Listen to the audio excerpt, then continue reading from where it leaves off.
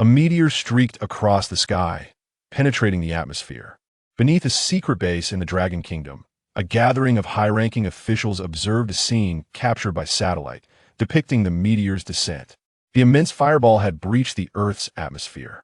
One of the officials inquired, "Have we calculated the landing site of this meteor?" An elderly man clad in a white coat, adorned with spectacles, responded while holding a tablet.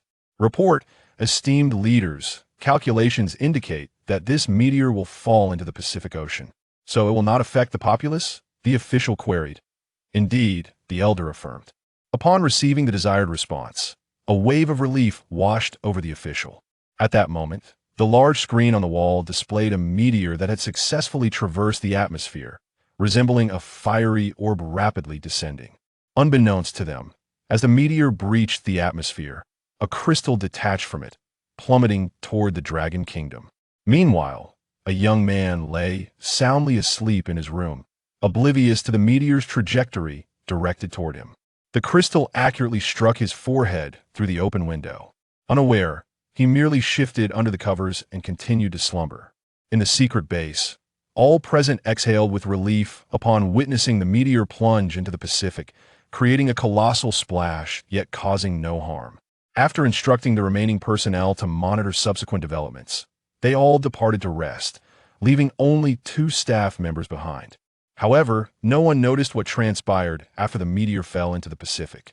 In the sea, a rapid dissolution occurred, causing the waters to begin boiling and releasing green gases into the atmosphere. At that moment, an observer noticed the site where the meteorite had fallen, bubbling like boiling water, and hurriedly inquired with his superior.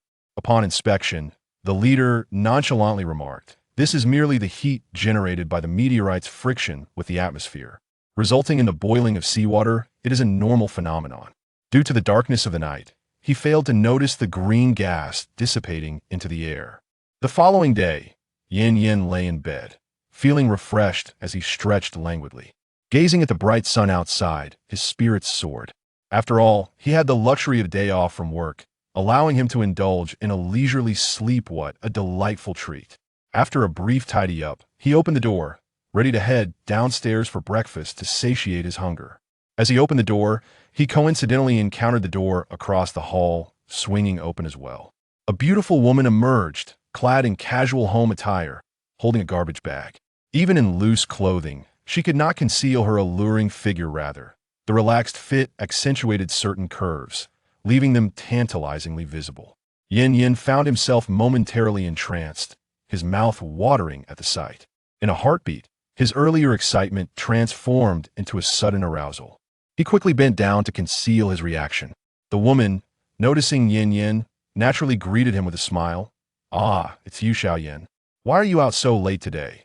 Yin, his face slightly flushed, remarked, "Today I have a day off and plan to go downstairs for breakfast." "Sister Qian, are you going to take out the trash?" "I'm heading downstairs as well. Allow me to assist you." Noticing the garbage bag in Song Qian's hand, Yin took the initiative to offer his help, as it was a simple task for a neighbor, especially since Song Qian usually took good care of him. Song Qian covered her mouth and chuckled softly. "That would be wonderful. Thank you." Taking the garbage bag from Song Qian, Yin bent down and prepared to head downstairs. At that moment, Song Qian noticed that Yin was hunched over and, thinking he might be unwell, quickly said, "Xiaoyan, are you feeling okay? You seem to be in pain. Did I have some medicine at home? Shall I get it for you?" Yin immediately waved his hand and hurriedly ran off with the trash bag. He continued his descent until he reached the ground floor, where, after an energetic sprint, he finally calmed down. Song Qian, witnessing Yan's hasty retreat, could not help but chuckle lightly. As if struck by a thought, her cheeks flushed, and she murmured, "Young men really are something, full of vitality." Her gaze lingered on the direction Yin had departed, and she turned thoughtfully back into her apartment. Meanwhile, Yin arrived at a small eatery on the ground floor, ordered a few buns and a bowl of congee, and settled down to enjoy his meal leisurely. On the wall of the establishment hung a television, which broadcast the news channel for the patrons to watch as they dined. At that moment, the news reported that overnight, a significant portion of residents in coastal areas had contracted the flu, urging everyone to take precautions. As he watched the footage showing crowded hospitals, Some individuals even sitting on the floor. He felt a sense of unease. The severity of the flu outbreak has indeed struck a chord with the staff at the store. Yin has come to the realization that he ought to stock up on provisions, for in light of such a grave pandemic, one can never be too prepared in case of a home quarantine reminiscent of previous crises. As this thought crossed his mind, all the employees shared the same concern. In a flurry of urgency, they hastily departed from the store. Yin managed to consume only a few bites before he too left, rushing towards the nearby supermarket. Upon his arrival, he found the supermarket teeming with people, so crowded that even the entrance was obstructed. Contemplating his options, he decided to head to the further Wanlong Mall. This mall is a national chain, offering an extensive array of products, from snacks to furniture and appliances. When he reached Wanlong Mall, it was similarly packed with patrons. However, being a large establishment, it accommodated the throngs of shoppers with ease. As he ventured into the food section, he was met with an overwhelming crowd. Both customers and staff scurried about, each individual pushing a shopping cart, indiscriminately loading it with items from the shelves. Meanwhile, the staff tirelessly restocked the shelves, only for the goods to be swiftly snatched away as soon as they emerged from the storeroom. Yin joined the fray, vying for supplies amidst the bustling crowd. Luckily, the management of Wanlong Mall recognized the escalating situation and deployed a substantial number of staff to restore order. Ultimately, Yin spent over 500 yuan, securing 2 large bags of instant food, returning home laden with provisions. As he approached his doorstep, he encountered Song Qian, impeccably dressed and just about to leave. She was taken aback upon seeing Yin burdened with 2 hefty bags and inquired, "Lil Yin, what on earth are you doing with all those purchases?" "Ah, Sister Qian, have you not seen the news? The coastal regions are currently experiencing an outbreak of influenza. There is scarcely any standing room in the hospitals." Yin inquired with a hint of concern. Song Qian replied, "I was unaware. I have been tidying up my house all day and haven't had the chance to watch television. Well, I must go purchase some food now, to stock up for any unforeseen circumstances." "Thank you, Xiao Yin. I will head out to buy some supplies now. We can chat later." Song Qian expressed her gratitude before hastily making her way downstairs, her phone already in hand. Yin surmised that she was likely calling her husband, who is a fitness instructor. He had met Wang Jinxiang, her husband, a few times and had not formed a favorable impression. In Yin's eyes, Wang was acerbic and petty.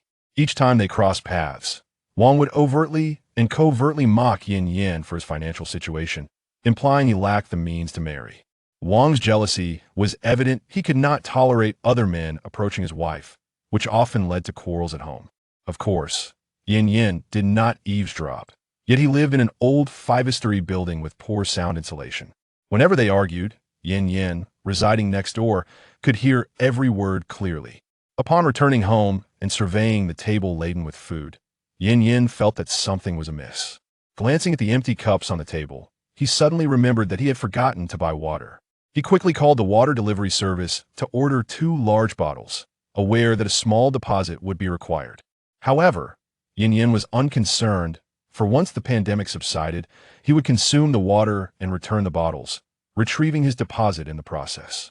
Thus, Yin busied himself throughout the day, indulging in a mere mouthful of instant noodles before reclining on his bed to engage with his mobile device. In the evening, he could still hear the muffled sounds of moans and sighs from the neighboring room, though they lasted only a few seconds, and Yin paid it no mind. Before long, he drifted off into slumber. Chapter 2. The discovery of the virus. The night sky was adorned with a myriad of stars.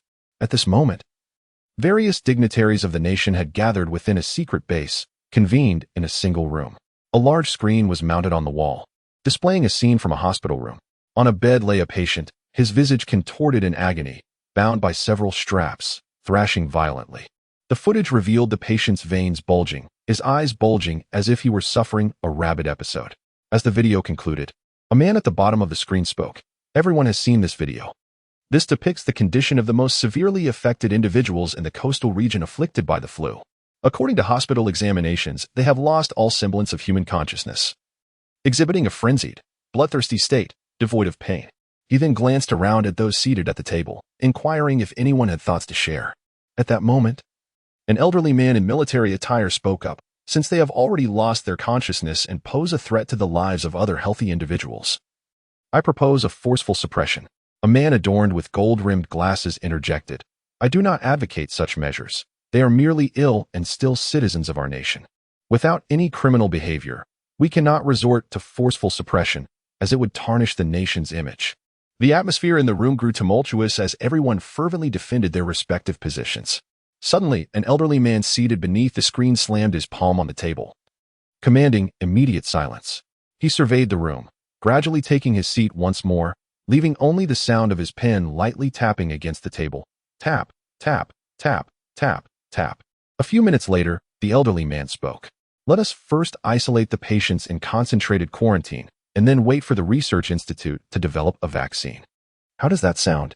The man in military uniform interjected. The plan is feasible, but there are far too many patients in the coastal regions. How can we enforce isolation? The bespectacled man shrugged nonchalantly, then let them stay at home. It would be best if the military patrolled the streets, should any patients venture out and harm others. They should be apprehended on the spot. As for those who resist, he gestured dramatically across his throat when mentioning the resistors. The elderly man in military attire pointed at him, stuttering, you, but ultimately fell silent, slumping into a chair, leaving the room in a heavy silence once more. This proposal was undeniably brutal. After all, the number of ailing residents was considerable, and the complications stemmed from the virus, not from any conscious intent of the populace. The elder on the screen inquired, "Does anyone have any further opinions?" The room fell utterly silent. "Very well. Since there are no objections, we shall proceed with Chairman Zhao's suggestion." "Good," everyone replied in unison, rising to their feet.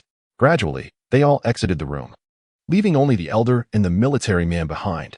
Once the others had departed, the military man approached the elder and said, "Chairman, have you truly acquiesced to Zhao's proposal?" The elder patted the military man's shoulder, urging him to take a seat.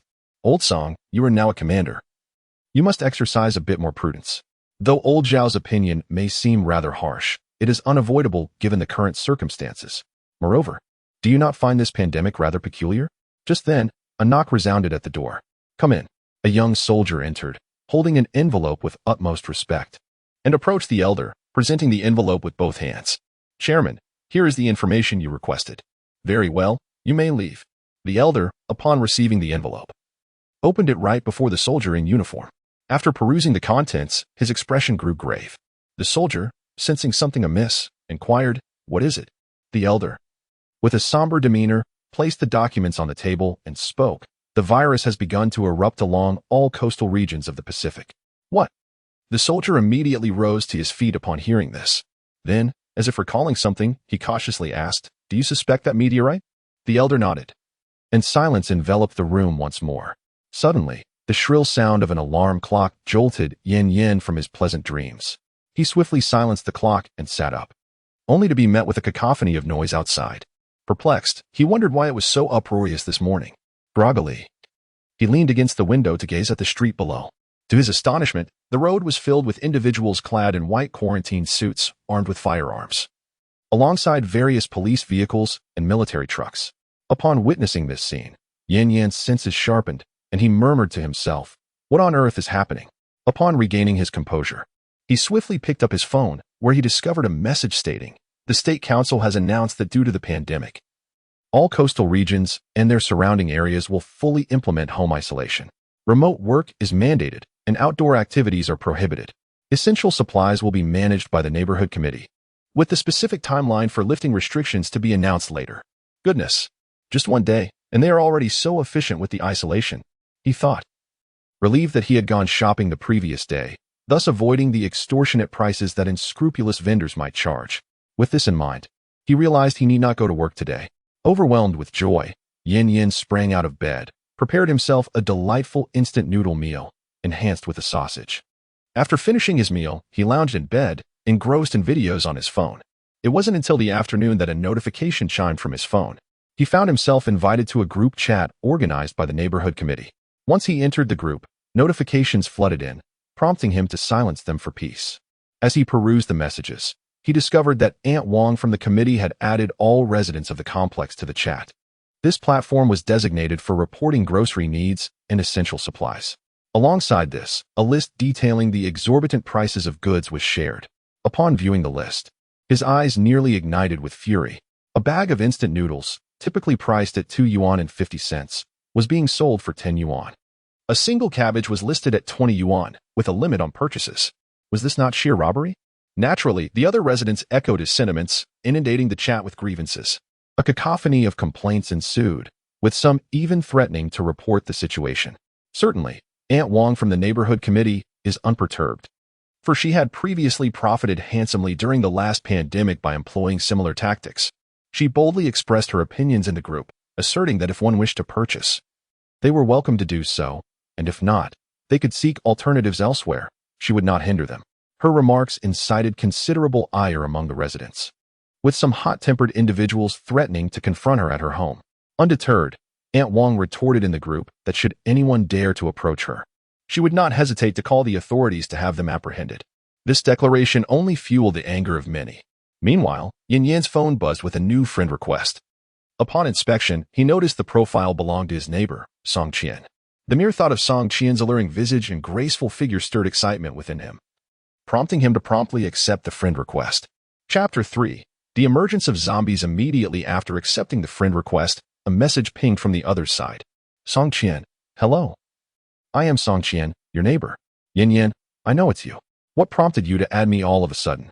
Song Qian, oh, it's nothing serious. I just wanted to thank you. If you hadn't informed me about the pandemic yesterday, I wouldn't have had the chance to procure essential supplies. Yin Yan, it's no trouble at all, Qianjie. After all, we are neighbors, and we should help each other. Song Qian, well then, you must come over sometime. Yin Yan, sure. The conversation concluded there. He did not take Song Qian's invitation seriously, recognizing it as mere politeness. He continued to recline on his bed, engrossed in his phone. Meanwhile, Song Qian, sitting beside her boyfriend Wang Jinxiang, glanced at him with a roll of her eyes upon noticing the chat had ended. With a playful pout, she exclaimed, see, I told you there's nothing between us. Why are you so petty? As Song Qian spoke, she playfully poked Wang Jinxiang's shoulder. Realizing his misunderstanding, Wang Jinxiang quickly began to soothe his girlfriend in gentle tones. Eventually, their playful banter escalated into a passionate embrace on the bed, though it lasted merely 2 minutes before they ceased. Song Qian looked at Wang Jinxiang with a dissatisfied expression. He chuckled awkwardly, got off the bed, and made his way to the living room. Watching him leave, Song Qian, in a fit of irritation, smacked the duvet and rolled back into bed, cocooning herself within the covers. Yin Yin remained blissfully unaware that a quarrel had nearly erupted next door between Song Qian and her boyfriend. After spending the day engrossed in his phone, he merely had a few bites of dinner before drifting off to sleep once more. The following morning, Yin Yin was awakened by the clamor outside his window. Curiously approaching the glass, he was met with the flashing lights of police cars and individuals clad in white protective suits scurrying about. His gaze soon fixed on a plainclothes officer pinning one of the suited individuals to the ground. An excitement surged within him as he wondered if a confrontation had erupted. However, his exhilaration quickly turned to horror as he witnessed a man armed with a rifle aiming at the plainclothes officer's head. A gunshot rang out, bang. Yin Yin froze in shock as blood erupted from the back of the man's head, realizing he had been shot. As he observed the lifeless body crumple to the ground, blood pooling beneath it, his face turned pale, and his stomach churned violently, prompting him to rush to the bathroom to vomit. However, having just risen from slumber with an empty stomach, I experienced a moment of dry heaving before finally regaining my composure. My mind lingered on the haunting scene I had just witnessed. Had the police truly taken a life? The act of murder, particularly one involving gunfire, seemed a distant reality to an ordinary person. Yet, there I was, confronted with such a grim tableau at the break of dawn, right beneath my own residence. Yin Yin felt as though his worldview had shattered. Why had that individual been slain? Was it merely for resisting? Just as he was engulfed in confusion, a mechanical voice suddenly resonated in his mind. Zombies detected in proximity to the host. The apocalypse has commenced. Successfully bound to the survival system. Who is speaking? In a state of panic, Yin Yin scanned his surroundings, yet found himself utterly alone in the room. It was then that a transparent screen materialized before him, displaying the message, "Congratulations on binding to the survival system. This system will assist you in navigating survival in this world." The panel vanished, replaced by several options: character, mission, shop. 3 distinct categories. Yin Yin endeavored to access the character panel with his thoughts, and the screen transformed, revealing information before him. Host. Yin Yin level. None strength, 6 constitution, 5 agility, 6 spirit, 8 skills, none note. The maximum limit for each attribute in humans is 10 points. Observing his attributes, he felt a sense of relief that, aside from his constitution, the others were satisfactory. After all, he had never been inclined to engage in physical training, so such attributes felt quite normal. He then opened the mission panel, which shifted once more, revealing only a novice task, marked as pending acceptance. With a single thought, Yin Yin clicked to accept the task, only to find the mission panel stating, "To enhance the host's survival in the apocalypse, please prepare a weapon and eliminate a zombie." Following this statement, the screen shifted once more.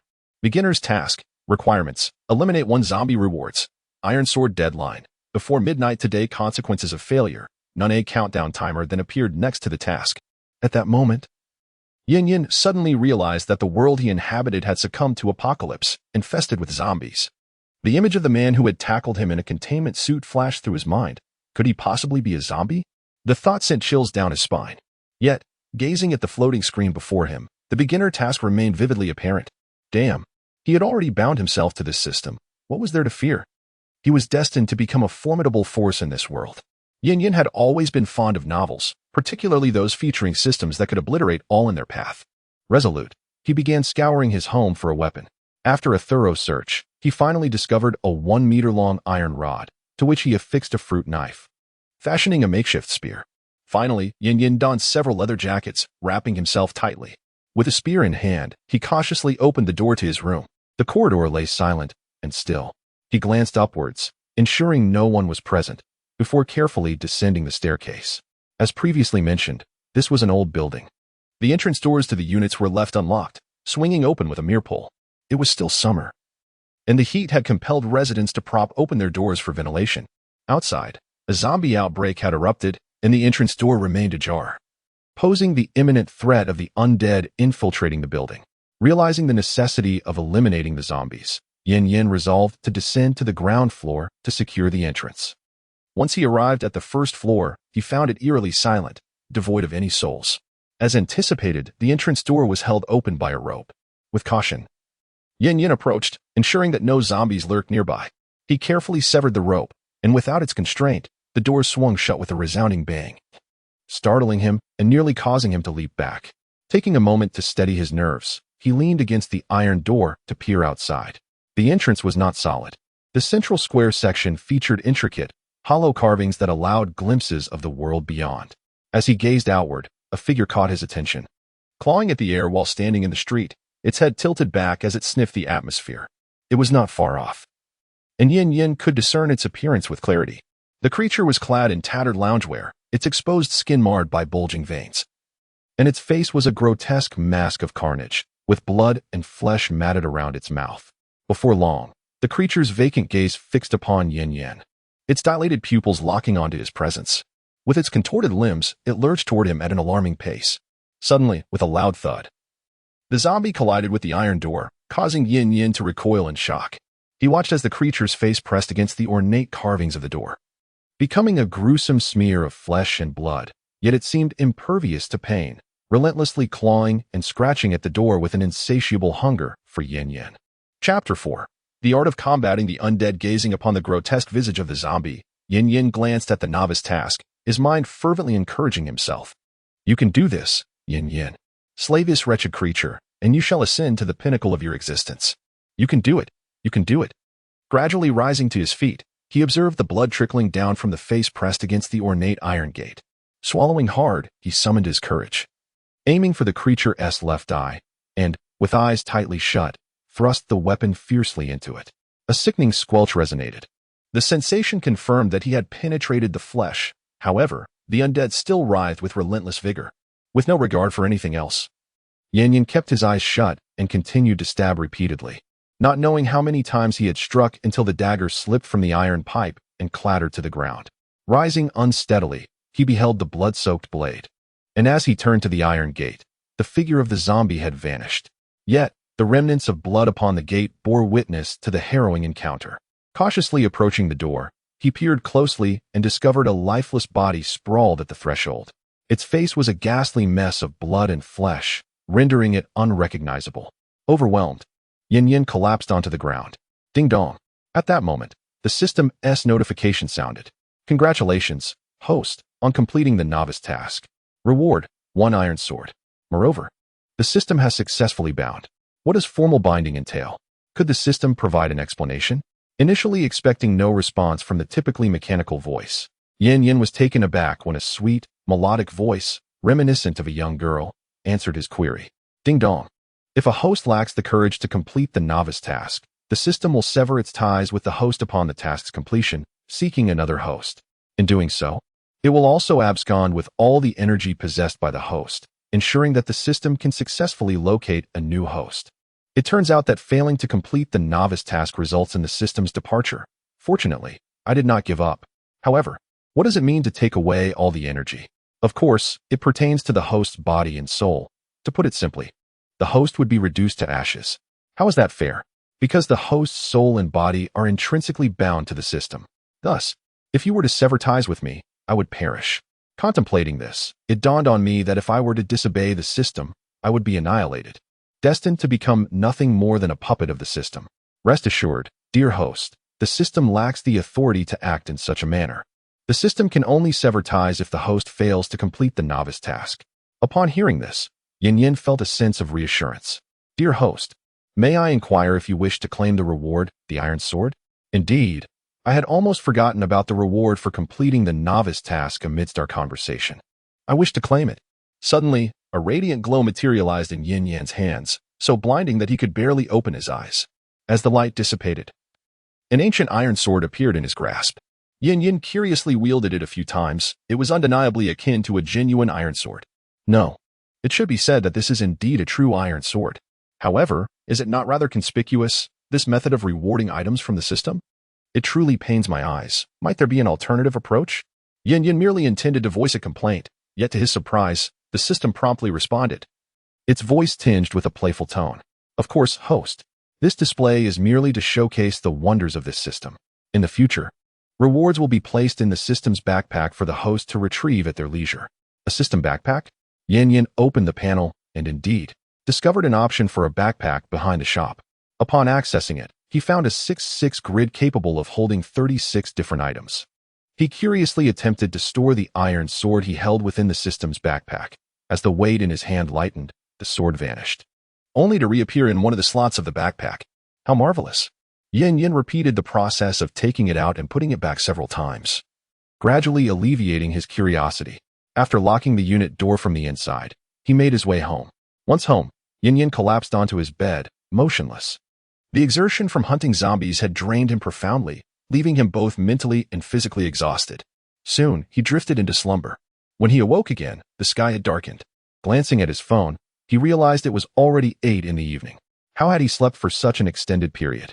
Looking out the window, he noticed several figures meandering beneath the streetlights. Under normal circumstances, Yin Yin would have assumed they were mere passers-by. However, he could now ascertain that they were zombies. How had such a transformation occurred in just a few days? Suddenly, his stomach growled. Unable to concern myself with others, I shall first attend to my own affairs. Yin Yin thought to himself as he rose to prepare a bowl of instant noodles. While enjoying his meal, he simultaneously delved into the intricacies of the system. Upon entering the marketplace page, he was instantly captivated by the dazzling array of items before him, igniting a fervent desire within. Treasures such as the Rui Jingu Bang, the mountain-cleaving axe, and the Xianyuan sword were all present, alongside an assortment of legendary weapons. Additionally, various martial arts techniques were available, including the 8-9 mysteries, the Touching Ascension technique, and the Immortal Divine skill. It could be said that there was nothing beyond one's imagination that could not be procured here. However, upon noticing the series of zeros that followed, Yin Yan's enthusiasm abruptly waned. His gaze fell upon his balance, which displayed a conspicuous 0. Frustrated, he exclaimed, "System, why does my balance show 0? I possess several thousand in savings." The system's languid voice responded, "That money is not recognized here. It must be exchanged for energy. Are you not aware of the law of conservation of energy? This system is not omnipotent. Then why show me these items if they are all so expensive? Of course, it is to encourage the host. I hope you strive for progress and accumulate energy to acquire fine goods in the future." Fuming with indignation, Yin Yin took a few deep breaths to regain his composure. He inquired, "So, how does one obtain energy?" "It is quite simple. By eliminating the type of creatures you encounter today, it is possible for energy bodies required by the system to form within your mind. Simply allow the system to assimilate, and you shall receive corresponding points. These points can be exchanged for whatever you desire. Well, the system is weary and requires rest. Any issues can be addressed tomorrow." Upon hearing this, Yin Yin could not help but scoff. "What is a system like you doing sleeping? Since you are so bored, allow me to assign you a task." The system, responding to Yin Yin's sarcasm, casually issued a task. The voice transformed once more into an emotionless system tone. "Ding. You have triggered a side quest. Swing the sword 1,000 times. Would you like to accept?" An option appeared before Yin Yin, who promptly nodded in affirmation. Task acceptance successful. Side quest. Swing the sword 1,000 times. Task requirements. Execute 1,000 standard sword swings. Task reward. Proficiency in basic swordsmanship. Task duration. 5 hours. Task failure. None upon accepting the task. A small figure appeared in Yin Yan's mind, wielding a wooden sword, demonstrating various sword techniques such as horizontal cuts, thrusts, and slices. Chapter 5. Slaying zombies. Again, after the small figure concluded its sword dance, Yin Yin, not paying much attention, casually picked up an iron sword and swung it aimlessly in the air a few times. However, when Yin Yin checked the system panel, he discovered that the task progress had not increased at all. It dawned on him what the small figure intended. He was to emulate the figure's swordplay to fulfill the requirement of swinging the sword 1,000 times. As Yin Yin recalled the small figure's movements, it appeared once again before him. Yin Yin was astonished. He had not expected this little figure to possess such intelligence, appearing merely by his thought. As the diminutive figure moved, Yin Yin diligently mirrored each action. Thus, for 5 arduous minutes, he wielded his sword, only to find himself drenched in sweat. Upon inspecting the system panel, he discovered he had only completed a mere 50 swings. The realization that he still had over 900 swings left filled him with despair. However, the thought of the reward awaiting him upon task completion, proficiency in the rudimentary swordsmanship, spurred him on. Gritting his teeth, Yin Yin rose once more to resume his practice.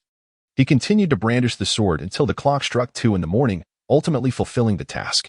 There was no time to claim his reward. He collapsed onto his bed and fell into a deep slumber. The following day, he awoke late, roused by the gnawing hunger in his stomach. He hastily rose to quench his thirst with a few sips of water, which slightly alleviated his hunger. He retrieved a sausage from his bag and began to eat. After consuming 5 or 6 sausages, his hunger finally began to subside. Turning his attention to the system, he accessed the task interface and claimed the reward for his sword practice from the previous day. The mechanical voice of the system echoed, "Task, 1,000 sword swings, has been completed. Would you like to claim your reward?" Yin Yin silently affirmed. Suddenly, he felt as though something had penetrated his mind, an influx of knowledge. Instinctively, his body began to wield the sword with movements mirroring those of the diminutive figure from yesterday, executed with remarkable precision. After completing a full set of sword techniques, Yin Yin was left puzzled. Is that it? Am I being deceived? Is this what proficiency in rudimentary swordsmanship entails? System, come forth and provide me with an explanation. The irritable voice of the young girl reemerged. Why call for the system? Did it not state that I would achieve proficiency in rudimentary swordsmanship? Yet I feel nothing. Did you not learn it? What did I learn? That was all my own practice. You offered me no reward. Yin Yin, feeling somewhat unconvinced, retorted, do not malign this system. It has provided you with the finest instructor and has just corrected your posture errors. You have only just mastered the fundamentals of swordsmanship. Do you truly believe that others can grasp it after merely 1,000 swings? That is sheer folly. Upon hearing the system's brazen defense, Yin Yin unexpectedly found some truth in its words, yet he could not shake the feeling that something was amiss. At that moment, the system interrupted his thoughts. You have also reaped other benefits. If you doubt it, take a look at your character panel. With a hint of skepticism, Yin Yin opened the character panel. Something peculiar caught his eye. Suddenly, he realized something was off. Previously, his physique was rated at 5 points. Now it had escalated to 6, surpassing the average. His attributes now read: Host, Yin Yin level, none strength, 6 physique, 6 agility, 6 spirit, 8 skill, proficient in basic swordsmanship. It seems that practicing swordsmanship has indeed been beneficial, Yin Yin suddenly realized. Wasn't this the result of his training from the previous day? Goodness, this system has duped me. Do not dwell on those trivialities. Now, let us proceed with today's task. Ding. Daily task initiated. You must eliminate 1 zombie each day. The system has forcibly accepted the task. No further prompts will be given. Task acquisition successful. Daily task: eliminate a zombie each day. Task requirement: vanquish a single zombie. Task reward: 1 point.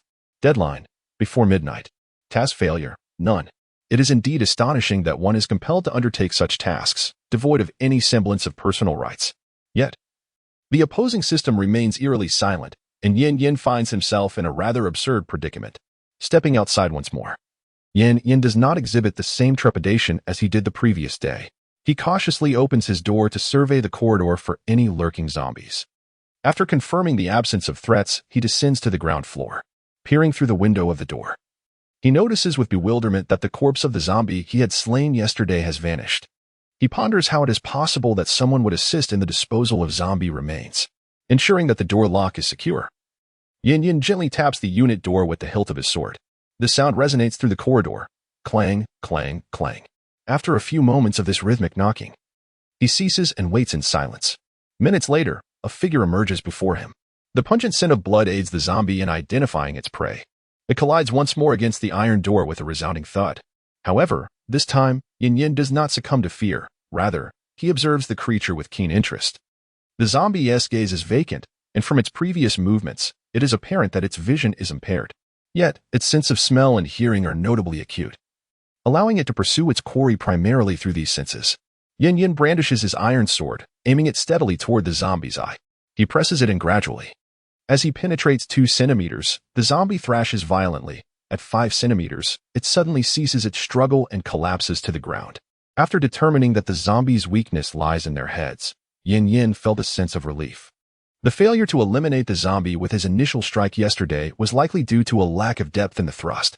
At that moment, Yin's complexion was quite pallid. As an ordinary person, adapting to these circumstances without systematic training was exceedingly challenging. The notification sound signaling the completion of the task echoed, but Yin paid it no mind. His thoughts lingered on the system's words from the previous day. There was a possibility of an energy entity residing within the zombie's cranial cavity. He wondered if this particular zombie harbored such a presence. The truth could only be unveiled through experience. Yin swallowed hard, and after confirming that no other zombies lurked outside, he cautiously pushed open the unit door. Grasping one of the zombie's legs, he swiftly dragged it inside, promptly shutting the door behind him. Once this was accomplished, he took a deep breath, striving to calm his racing heart. Gazing at the still bleeding zombie, he clenched his jaw and swung his blade towards its head. 1 strike, 2 strikes, 3 strikes. With 3 decisive blows, Yin successfully cleaved the zombie's skull in twain. He then probed the crimson and white fluid with the tip of his sword. Suddenly, he felt something hard against the blade. Quickly withdrawing it, an irregular crystalline shard materialized before him. Yin tore a piece of fabric from the zombie's clothing, wrapping the crystal and holding it up to his gaze. The crystal was translucent, with faint red veins coursing through it. He mused with a hint of mischief that the sight would surely enchant the girls. In his heart, he called out to the system. System, is this an energy entity? The system's languid voice responded once more. Indeed, host. Would you like to exchange points? Exchange successful. 1 point obtained. Just 1 point? How little? When will I ever be able to acquire those divine artifacts? Yin lamented weakly.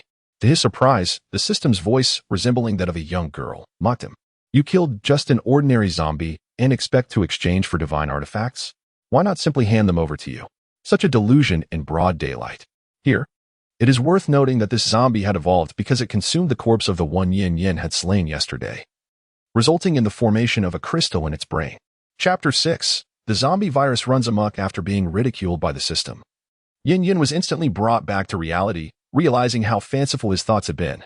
He opened the unit door and tossed the zombie's corpse outside to prevent it from decaying in the stairwell and filling the space with a foul stench. After all, he still possessed a sense of morality. He stowed his iron sword back into his backpack and cheerfully ascended the stairs. Upon reaching his doorstep, the door across from him swung open. Song Qian cautiously peered out, inquiring softly, Xiaoyan, where have you been going upstairs? I just heard some clattering sounds. I must tell you, it's not safe outside. Didn't you see the messages in the group? Those infected with the flu have turned into man-eating monsters. Feeling touched by Song Qian's concern, Yin appreciated her kindness, especially since it had been a long time since anyone had shown such care for him after leaving the orphanage. He smiled at her and replied, Don't worry, Sister Qian. I just want to check if the unit door was properly closed. Upon hearing Yin Yan's words, Song Qian immediately raised her voice, exclaiming, "Indeed. The entrance door downstairs is ajar."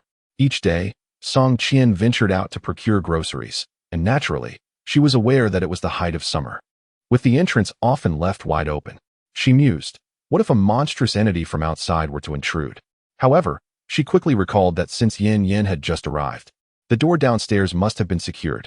Since you have come up, little Yin, you must have noticed that the door has been closed. You are quite astute. If those creatures were to enter, it would be a significant predicament. As she spoke, she playfully patted her chest, causing her ample bosom to sway. Yin Yan's gaze was instantly captivated. Dressed in a loose silk nightgown, the subtle movements rendered her figure tantalizingly visible, prompting an involuntary response from Yin Yan, who promptly turned his back, feigning to retrieve his keys. Before Song Qian could utter another word, the voice of her boyfriend, Wang Jinxiang, resonated from within. "Darling, what is happening? I thought I heard you calling." Emerging from the bedroom, he caught sight of Song Qian standing at the door, conversing with the impoverished young man from across the hall. He approached and wrapped his arms around Song Qian's waist, casting an irritated glance at Yin Yan. "What are you discussing with him, my dear?" His tone betrayed a hint of jealousy. Song Qian instantly discerned Wang Jinxiang's envy and pushed him away, retorting, "You always concern yourself with trivial matters. Look at little Yan. He is aware of the dangers outside and is simply checking to ensure the entrance is secured." She stood at the threshold, pointing an accusatory finger at him. Wang Jinxiang felt a flush of embarrassment and anger, standing speechless, as if his very dignity had been affronted. Without uttering a word, he turned and retreated to his bedroom. Upon witnessing his departure, Song Qian offered a contrite smile to Yin Yan, who responded with a dismissive wave, indicating all was well, before entering her own room. Once Yin Yan had closed the door behind her, Song Qian's smile faded, and she cast a disdainful glance at the now closed door before shutting it firmly. Inside her room, Yin Yan, longing for a connection with the outside world, picked up her phone to see if anything significant had transpired in recent days. Upon launching the video application, the first clip that appeared depicted a pedestrian suddenly collapsing on the street, convulsing violently. Several well-meaning bystanders rushed to assist, only to be met with horror as the convulsing individual erupted with a torrent of blood from their neck moments later. Yin Yan furrowed her brow in disbelief. How could such footage be circulating? Was there no oversight on this platform? But then she recalled that the government seemed preoccupied with its own crises. Scrolling further, she stumbled upon yet another disturbing video, this time showcasing a pedestrian being savagely attacked by a zombie.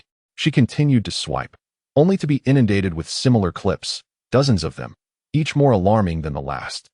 It dawned on her that something was gravely amiss. The entire world appeared to have succumbed to a zombie apocalypse.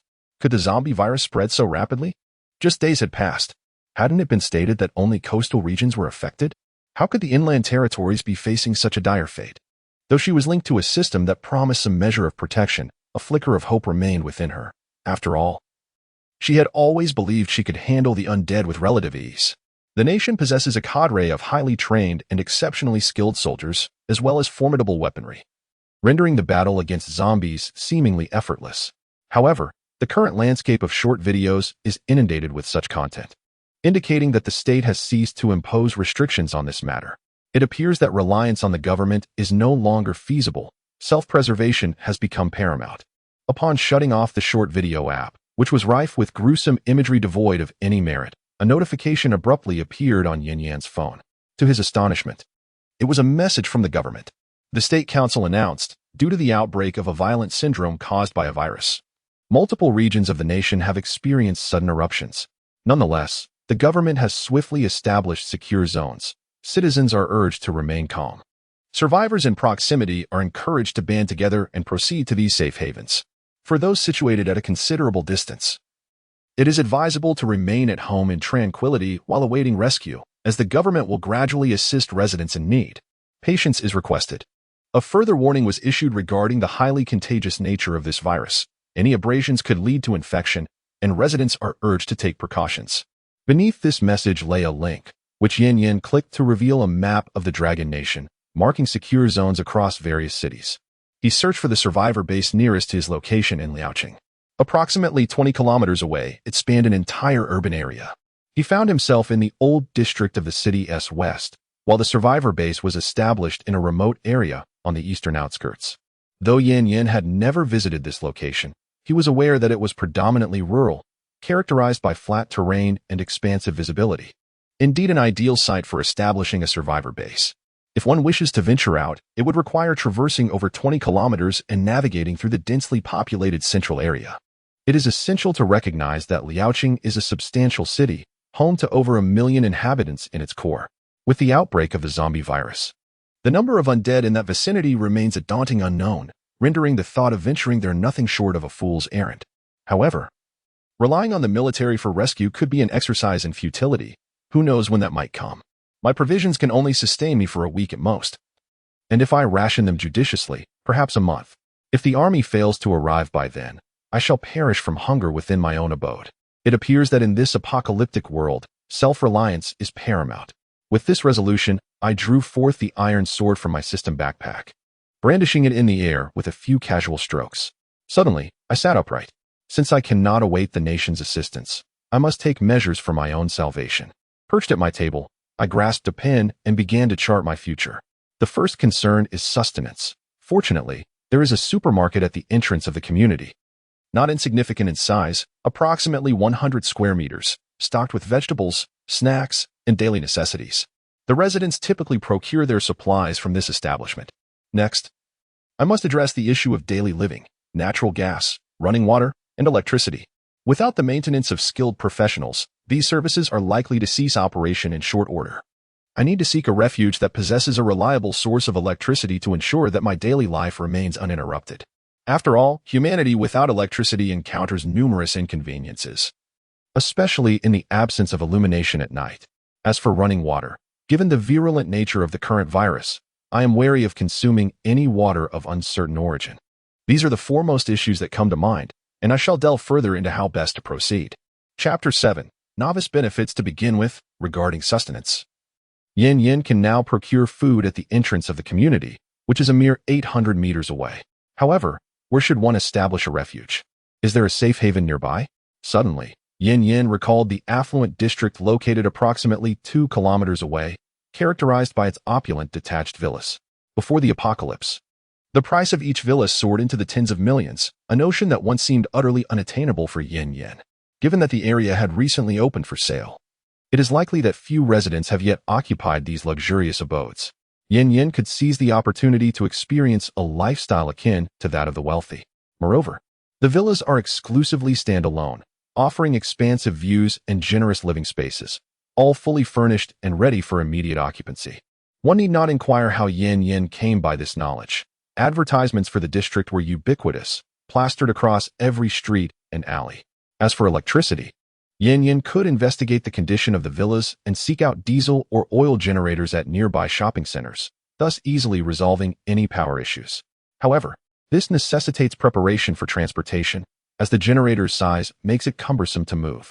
Moreover, traveling to the affluent district will require a vehicle for safety, given the inevitable presence of numerous zombies along the way. Additionally, more food supplies could be acquired at the nearby shopping centers. Having made this decision, Yin Yin resolved to first procure food at the community entrance, while simultaneously exploring ways to enhance his capabilities, ensuring a safer journey to the affluent district.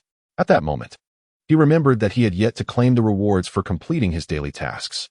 With this thought, Yin Yin accessed the system, located the task interface, and clicked to receive his rewards.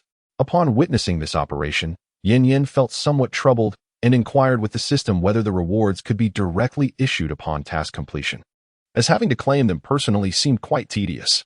Of course, host, would you like to set up automatic collection? Yes, no, naturally, he selected yes. Ding dong. Automatic collection has been successfully set up. Points will be automatically credited to your account, and physical rewards will be directly sent to the system's backpack. After resolving this matter, Yin Yin intended to browse the mall to see what he could acquire with his newfound wealth of 2 points. Upon opening the mall, he was greeted by a dazzling array of magnificent artifacts. Yin Yin couldn't help but exclaim in exasperation, "System, could you please remove these items that I cannot afford and present me with some that I can actually redeem?" It was quite disheartening to have such tantalizing treasures within reach, yet remain unattainable. At that moment, the system's lowly voice chimed in again. "All right, host, I will assist you in switching to the items available for your point balance. Additionally, I would like to remind you that there are beginner welfare items in the mall. Oh, is that so? The items in the system store transformed once more, and this time they were not as blindingly radiant as before. However, a few items at the forefront still gleamed with golden light, indicating they were on discount for beginners. Blue Blaster, 1.100 available. Tight Bulletproof Vest, 1.100 available. Solar-powered high-voltage baton, 1.100 available. Meteorite Longsword, 1.100 available. Primary Superpower Fruit, 10 points, 1,000 available. These were the tantalizing offerings. The numbers that follow denote their original prices, and indeed, the novice discount is substantial, providing a reduction by an astonishing 100-fold. However, what truly exhilarates Yin Yin is the final item, a primary ability fruit. Although it bears the highest price, it represents a dream for that man who lacks superpowers. Of course, a handgun is also a favored item among all men. Yet, acquiring a handgun necessitates purchasing ammunition. Yin Yin casually checked and discovered that one point only allows the purchase of 10 rounds. Lacking proficiency in firearms, after expending his 2 points, he remains uncertain about how many zombies he could potentially eliminate. The ability fruit, on the other hand, offers a tangible enhancement to one's capabilities. Its original price is 1,000 points, significantly more valuable than exchanging for other items. Yin Yin yearns for all these items. Yet the system has indicated that the discount is applicable only once, allowing the exchange of just one item. Weighing the pros and cons of the 5 items, he concludes that the primary ability fruit is the most pragmatic choice. Having made his decision, his foremost priority is now to accumulate 10 points. While zombies possess energy entities within their brains, the system has stated that such entities randomly manifest in lower-level zombies. Thus, undertaking system tasks proves to be the most reliable method. He hurriedly whispers to the system, "System, dear system, are you there?" The system's youthful voice responds once more. "What do you need? Is there any task available now? I wish to undertake a task to earn points. Since you desire it, I shall generously grant you a task." Ding. "Congratulations, host. You have triggered the side quest. I love killing zombies." Yes, no, Yin Yin quickly expressed gratitude to the system while silently contemplating acceptance. Task acceptance successful. Side quest. I love killing zombies. Task requirements. Eliminate 10 zombies. Task rewards. 5 points. Task duration. None. Task failure. None. Why only 5 points? Yin Yin lamented. The initial ability fruit he desired required 10 points. The system promptly retorted, "Do it if you wish. If not, so be it." Yin Yin quickly smiled and replied, "Of course, I must do it. After all, even a mosquito, though tiny, is still meat." It was a rare opportunity to earn points through a task. And slaying zombies should also yield energy. His frustration stemmed from the realization that the system appeared to possess its own intelligence, that playful, lowly-voiced system capable of engaging in dialogue with him. He hoped that by voicing his grievances, he might procure greater rewards. Even if he failed, there was little to lose. Meanwhile, in a different dimension, a girl no larger than a palm sat on a sofa, 2 pairs of wings sprouting from her back. Her skin was delicate, and her features were exquisitely charming, resembling a lovely doll. She gazed up at the luminous screen in midair, her face contorted with rage. The screen displayed Yin Yin, who wore a smile of obsequiousness.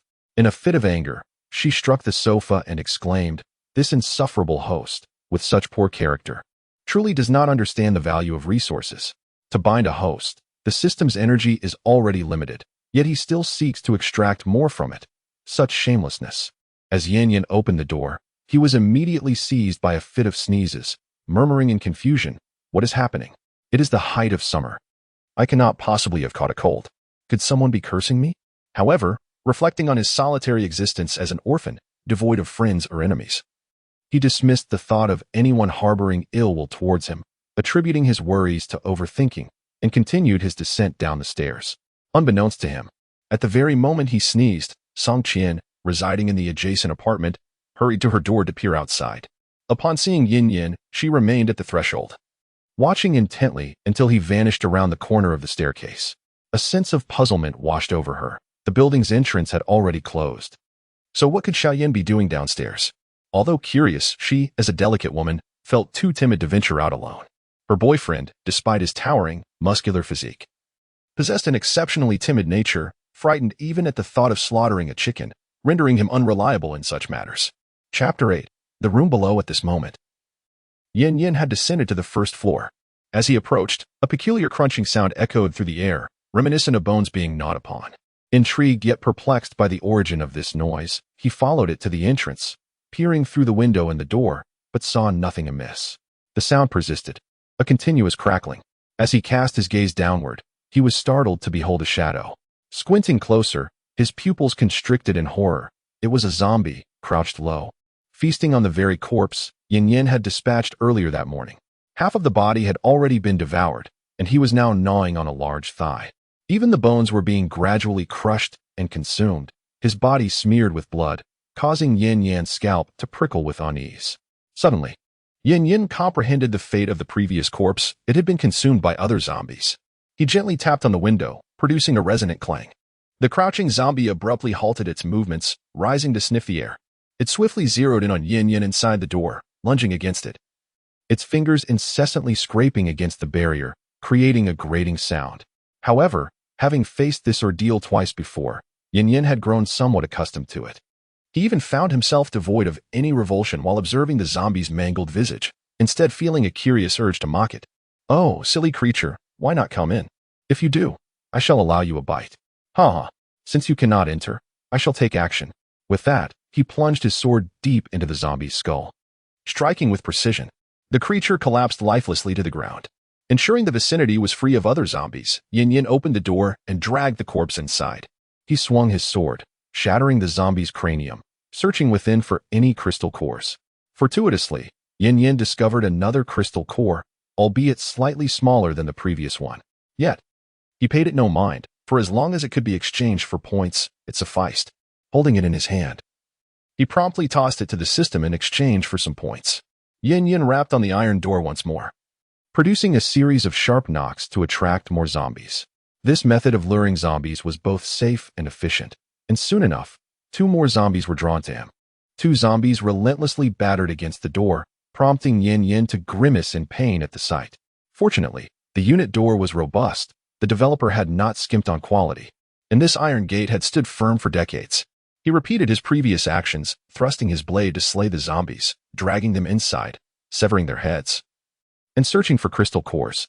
However, this time, fortune did not favor Yin Yin. Neither of the zombies yielded a single crystal core. In frustration, he kicked the corpses twice, cursing their lack of worth. What abysmal luck to find no crystal cores. Yin Yin resumed his knocking, yet this time, after 2 minutes, no zombies approached. Even the residents on the first floor were drawn to the commotion, peering through the door to observe Yin Yan's actions, though they did not recognize him. Perhaps they feared he was deranged and might inadvertently harm them. The scrutiny from those around him instilled a prickling sense of unease in Yin Yan. He realized he could not continue this way. What if he became a target? It was better to remain discreet, so he ceased his knocking and quietly returned upstairs. He did not wish to avoid slaying zombies, but being alone instilled a deep-seated fear within him. What if, upon venturing out, someone locked the door behind him, preventing his return? It seemed imperative to first seek out a companion, someone who could grant him access upon his return. Yet, as an orphan who had always been reclusive, he had no friends here. Who could he turn to? After much contemplation, he found no suitable candidates. By now, afternoon had waned, and in 2 to 3 hours, darkness would envelop the world. Perhaps it was best to leave matters be for today, observing whether the corpses at the door would attract any zombies by tomorrow. However, as he ascended to the 3rd floor, Yin Yin suddenly heard a faint crackling sound. Under ordinary circumstances, he would have paid it no mind. But this sound was eerily familiar. Was it not the sound of a zombie gnawing on bones? A flash of insight struck Yin Yin. Since he could not venture outside, he could first deal with the zombies within the building.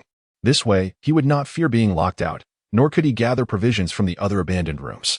It was indeed a fortuitous opportunity. He gently knocked on the door, and the gnawing sound abruptly ceased. This was followed by the low growl of a zombie. Yin Yin knocked again, and the zombie instantly locked onto his position, crashing against the door. The old wooden door trembled violently under the force of the impact. Continuing to knock, he aimed to attract the zombie further. Eventually, the relentless assault on the door resulted in a significant breach. The zombie's head emerged, and upon spotting Yin Yin, it became even more agitated, pushing forcefully to escape. Seeing this, Yin Yin could not help but smile. It was as if the zombie was offering its head to him. Without hesitation, he struck at the outstretched neck, and blood gushed forth in an instant, splattering onto him. Upon retrieving the zombie's head, fortune smiled upon him once more, for he discovered a crystal core within. He quickly collected it for the system to reclaim, earning himself additional points. Yin Yin now possessed 4 points in total. If he could extract just one crystal core from the next 6 zombies, he would accumulate enough points to purchase a basic ability crystal core. Reaching through the hole made by the zombie, Yin Yin managed to unlock the door from the inside. As I stepped into the room, I was immediately assaulted by the pungent stench of blood and decay. Frowning, I surveyed the surroundings. On the pristine white wall hung a family portrait, depicting a couple with a young girl, perhaps 5 or 6 years of age, standing in front of them. The man, Yin Yin, appeared to be the very zombie he had just vanquished. Noticing that the bedroom door was ajar, he cautiously approached. Observing bloodstains and signs of a struggle on the door. With care, he drew his sword and gently pushed open the door. A silhouette lay upon the bed, clad in a once white nightgown now soaked crimson with blood. The lower half of her body, including her legs, was entirely absent, leaving a void. As he stepped closer, he beheld the woman's grotesque visage, her skin marked by bulging veins. She was the woman from the family portrait. It seemed she had met her demise after transforming into a zombie, having been slain by her husband, who must have fought back valiantly. Yet, in doing so, he had also succumbed to the zombie virus after being scratched by her. As for the girl in the portrait, her absence went unnoticed by Yin Yin. It was entirely possible she had been devoured, having lost her humanity in the transformation. He, the most handsome youth from the orphanage, a model student in the 2nd grade, embodied the ideals of a virtuous young man. Moreover, the husband had offered a crystal core, and today, he was determined to reunite this couple. Reaching the doorway, Yin Yin dragged the man's lifeless body onto the bed, forcefully reattaching the severed head to the torso. He gazed upon the couple, now peacefully lying together in their eternal slumber. Yin Yin was greatly pleased with his masterpiece. Gently, he covered the 2 bodies with a sheet. Standing at the foot of the bed with his eyes closed, murmuring softly, "May you rest in peace in heaven." Finally, Yin Yin bowed deeply. In Chapter 9, the adoption of the little girl, while Yin Yin was conducting a memorial service for the deceased couple, he was suddenly startled by a rustling sound nearby. Gripping his iron sword tightly, he entered a state of heightened alert. He turned his gaze towards the source of the sound, which emanated from a white wardrobe adorned with intricate floral patterns, now stained with blood, resembling a blooming plum blossom. Gently, Yin Yin knocked on the wardrobe door, but no further sound emerged, leaving him perplexed. He was certain he had heard something. If it were a zombie, why had it not lunged out at the sound? Could it possibly be a new type of zombie? The moment this thought crossed his mind, Yin Yin dismissed it. Any mutated zombie would still yearn for flesh and blood, and it would be impossible for it not to attack upon seeing him. Therefore, only one possibility remained: the 3rd member of this household, the little girl. Understanding the situation, Yin Yin breathed a sigh of relief and, adopting the gentlest tone he could muster, said, "Hello, little one. Uncle is not a bad person. May I ask you to come out?" Although he had a strong suspicion that it was indeed the little girl inside, Yin Yin remained vigilant and did not approach. Even the slightest chance of danger was too great to ignore. After all, life is singular and precious. Perhaps Yin Yan's words touched the heart of the one inside. As the wardrobe door slowly creaked open, revealing a figure within, a small girl with a doll-like face curled up within. Her chubby cheeks were soiled, bearing traces of tears, indicative of her having cried numerous times. Her large eyes sparkled with a glimmer of fear as they gazed at Yin Yin. Upon seeing him, her body recoiled in terror, pressing deeper into the pile of clothes, yearning for a semblance of safety. Observing this sight, Yin Yin was exceedingly cautious. He quickly sheathed his sword, apprehensive that he might frighten the young girl further. He spoke gently, "Little one, do not be afraid. I am not a stranger. What is your name?" Yin Yin remained rooted in place, reluctant to move lest he startle her. As the girl noticed his stillness, she gradually relaxed her guard and replied, "My name is Nuan Nuan. My father and I were playing hide and seek, and he told me not to make a sound until he finds me." Her voice dwindled to a whisper, barely audible like the hum of a mosquito, while her eyes glistened with unshed tears. Witnessing Nuan Nuan's distress, Yin Yin was momentarily transported back to his own childhood, recalling the solitude and desolation of being an orphan without support. He fought back the sting of tears and gently reassured her, "You have been found by your uncle, so the game is over. You may come out now." "Really?" Nuan Nuan's tearful eyes searched Yin Yin's face for affirmation. Upon seeing his encouraging nod, she cautiously began to descend from the wardrobe. However, as her feet touched the ground, she collapsed onto the floor. Yin Yin hurried over to help her up, discovering that her little body was weak and devoid of strength, unable to support itself. In an instant, he comprehended that the little girl must have been deprived of food for an extended period. He promptly placed her on the ground and turned to leave the bedroom, making his way to the kitchen where he discovered the refrigerator. Upon opening it, he indeed found milk and some bread. He hurriedly brought the provisions back to the little girl, gesturing for her to eat. The child, gazing at the older boy and the food he offered, spoke up. "My mother forbids me from eating food given by strangers." Yin Yin gently replied, "My name is Yin Yin. You just told me your name is Nuan Nuan, and now we are friends, so I am no longer a stranger." Nuan Nuan looked at the food before her. At the age of 10, she understood that he perceived her as a mere child. The gnawing hunger in her stomach made her feel quite uncomfortable, yet she reached out to accept the food. While Nuan Nuan ate, Yin Yin began to meander through the house, casually searching for any necessities or food supplies. Fortunately, there was an abundance of food within the dwelling. It appeared that the household had stocked up on provisions just a day before the impending catastrophe. Moreover, Yin Yin stumbled upon several items belonging to women. Without a second thought, he packed everything into a bag. Although he had no use for them himself, he reasoned that they might be beneficial to others in the future. He found 3 large bags and filled them with all the supplies. Additionally, there was a bag and a half of rice and half a bag of flour set aside. Yin Yin, having never learned to cook, had not purchased these items. However, recognizing their value, he was determined not to let them go to waste. It was clear to him that he could not carry all these items in one trip. Upon returning to the bedroom, I found the little girl, Nuan Nuan, had already consumed an entire box of milk and several pieces of bread. Approaching her gently, I said, "Your parents have gone far away, and for now, you will stay with your brother. When they return, you can come back, all right?" As I gazed at the young girl, my heart ached with pity. It was tragic for one so young to have lost her parents. My own experience was different. I had never even met mine, leaving me devoid of such feelings. In a bid to comfort the little girl, I told her a benevolent lie. Fortunately, she had encountered me.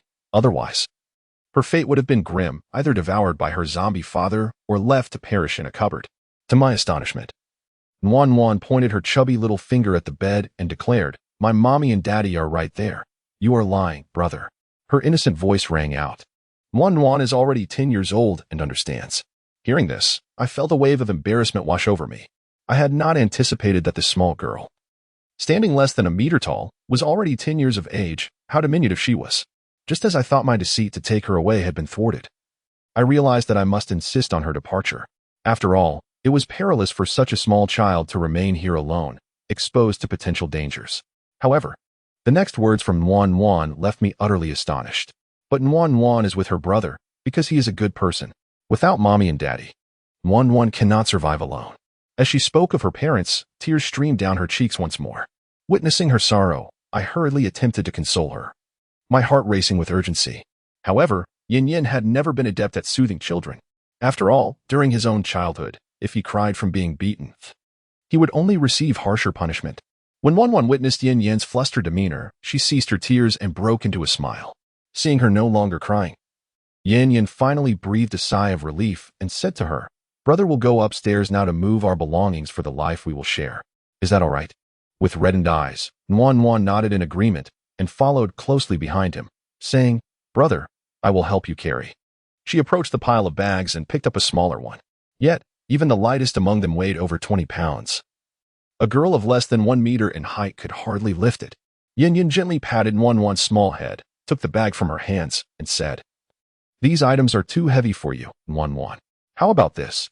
You stay here and keep an eye on them, ensuring that no one else takes them away. If anyone approaches, just call out for brother loudly. All right?" "Okay," Nuan Nuan replied with a firm nod. The load was not considerable, and the distance was short. Yin Yin managed to transport everything upstairs in merely 10 minutes. Upon returning, he found Nuan Nuan holding a picture frame containing a cherished family portrait of him with his parents. Yin Yin crouched down and spoke gently to her. "Everything is moved now. Let's go home with brother." "Brother, Nuan Nuan will be very obedient and won't cause any trouble," she declared, stretching her arms wide in a gesture of embrace. Yin Yin smiled and lifted Nuan Nuan into his arms. With her head resting on his shoulder, holding the frame, her gaze wandered over to the bed. Murmuring softly, she asked, "Brother, will you treat me well in the future?" Upon hearing these words, Yin Yin paused momentarily before continuing toward the door. He gently patted the girl on her back and assured her, "Of course, I will always treat you well." Chapter 10.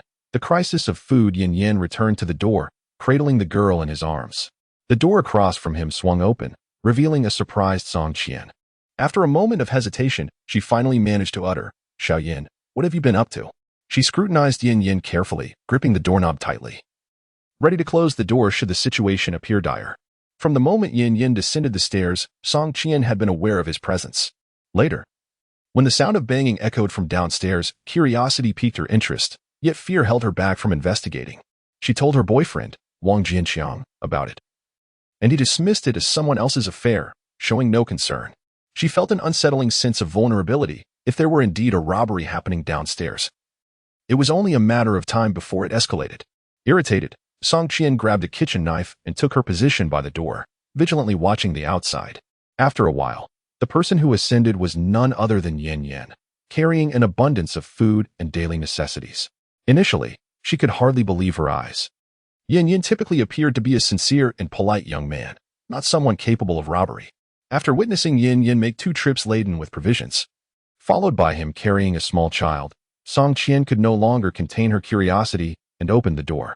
Yin Yin looked at Song Qian, then glanced down at the child in his arms, momentarily at a loss for words, stumbling over his explanations. Song Qian regarded Yin Yin with increasing suspicion, her hand poised to close the door at any moment. Suddenly, she noticed the bloodstains on Yin Yan's clothing, her shock evident as she exclaimed, "Xiao Yin, have you committed murder?" Yin Yin hastily set the little girl down, intending to clarify the situation. However, upon witnessing Yin Yan's actions, Song Qian firmly shut the door. Calling out from within, "Xiao Yin, we are neighbors. I have always treated you well. Haven't I done nothing to offend you?" Realizing that he was being misunderstood, Yin Yin quickly attempted to explain, "Please do not hastily accuse me of child trafficking. This girl has lost her parents, and I simply brought her home." Hearing this, Song Qian leaned closer to the peephole, scrutinizing Yin Yin and the little girl standing at the door. Observing the child grasping Yin Yan's clothing without fleeing or causing a scene, she began to trust his words. Moreover, the girl looked increasingly familiar. Suddenly, it dawned on her, and she exclaimed, "Isn't this the child from Lu Guo's family downstairs?" Upon seeing that Song Qian had recognized the child, Yin Yin sighed in relief and opened his door, allowing the little girl to enter first. He informed her that there were snacks in the bag on the floor that she could take as she pleased. Once the girl was safely inside, Yin Yin stood at Song Qian's door and said, "Sister Qian, please open the door. The situation is not as you think. Step back a bit." After Yin Yin distanced himself, Song Qian cautiously opened the door.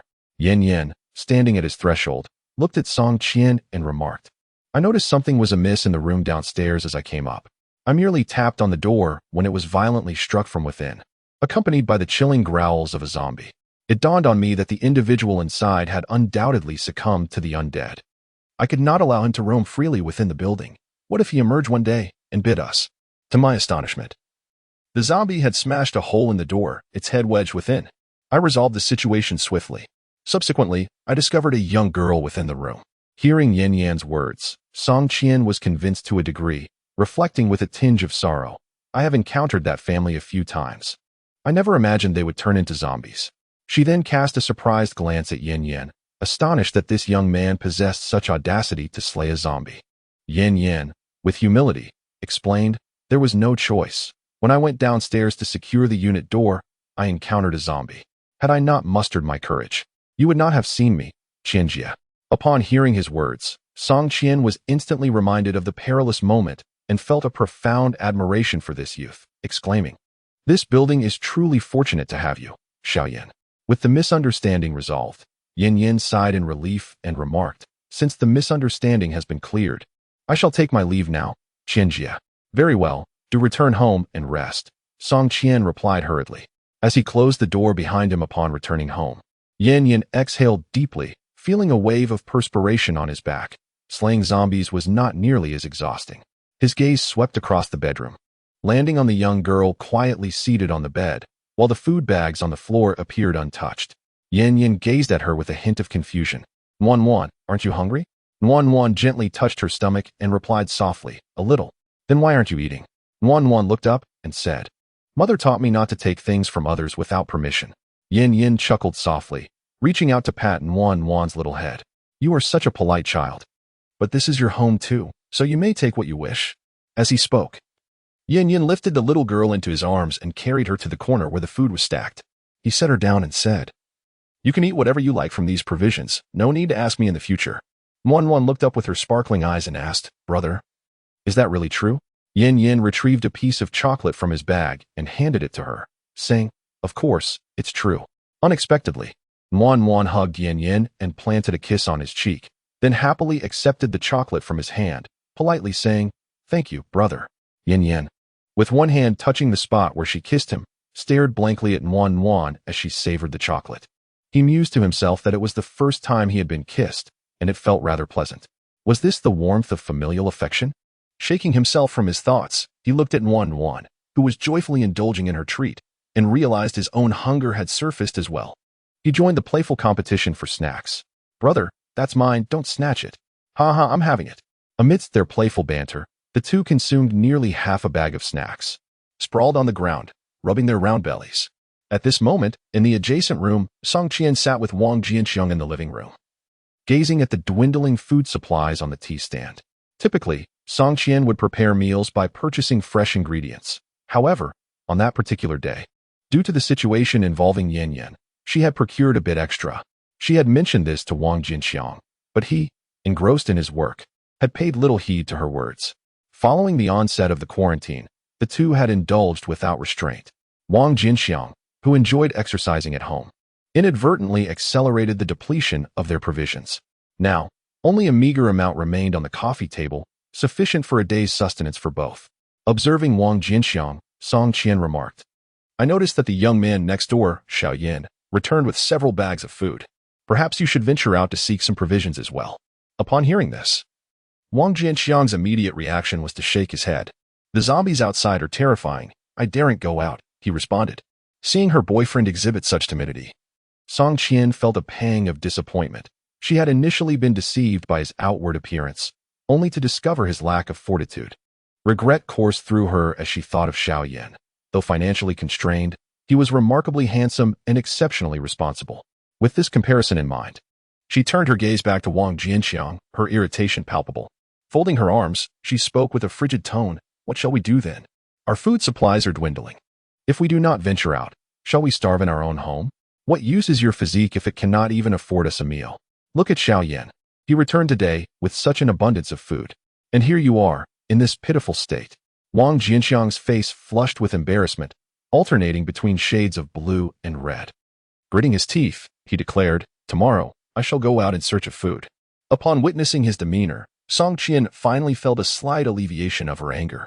Wang Jianxiang, noticing this scene, hurriedly approached to console her. Once Song Qian's ire had subsided, he swiftly lifted her and carried her into the bedroom. 2 minutes later, Wang Jianxiang emerged from the room, only to find Song Qian lying on the bed, gazing at him with a look of deep melancholy. Chapter 11. The evolution of the zombies. Having rested for a while on the ground, Yin was suddenly roused by a gentle sound of snoring nearby. Turning his head, he discovered that Nan had fallen asleep on the floor. Yin couldn't help but chuckle softly, understanding that after experiencing such immense turmoil, Nan had been emotionally overwhelmed and had now relaxed enough to drift off. He gently lifted her and placed her on the bed. Then, he sat alone by the window, observing the zombies wandering the streets, his mind racing with thoughts. The food supply at home was sufficient for two to last a week. His initial plan had been to wait a while before venturing into the affluent district. However, given the current circumstances, he realized he had to expedite his plans. Yet, Nan was still too young, making it rather inconvenient to take her along. Thus, he decided to venture into the affluent district alone, scouting for a suitable place before returning to fetch her. At that moment, Yin's attention was suddenly captivated by a zombie on the road. He watched in astonishment as the creature abruptly collapsed on the ground, convulsing uncontrollably. After 5 minutes, it ceased its spasms and stood up. Yin felt as though the zombie's limbs had elongated, though he couldn't be certain if it was merely an illusion. However, what transpired next left him utterly astounded.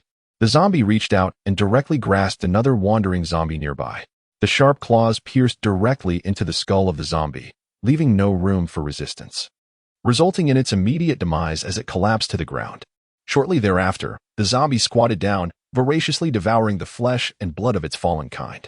Witnessing this scene, Yin was profoundly astonished. He had never anticipated that zombies would not only consume the remains of their own, but that certain zombies would even prey upon their brethren. Yet, he pondered the reason behind this behavior, as other zombies did not exhibit the same tendencies. Observing the altered form of the zombie, a sudden thought struck Yin.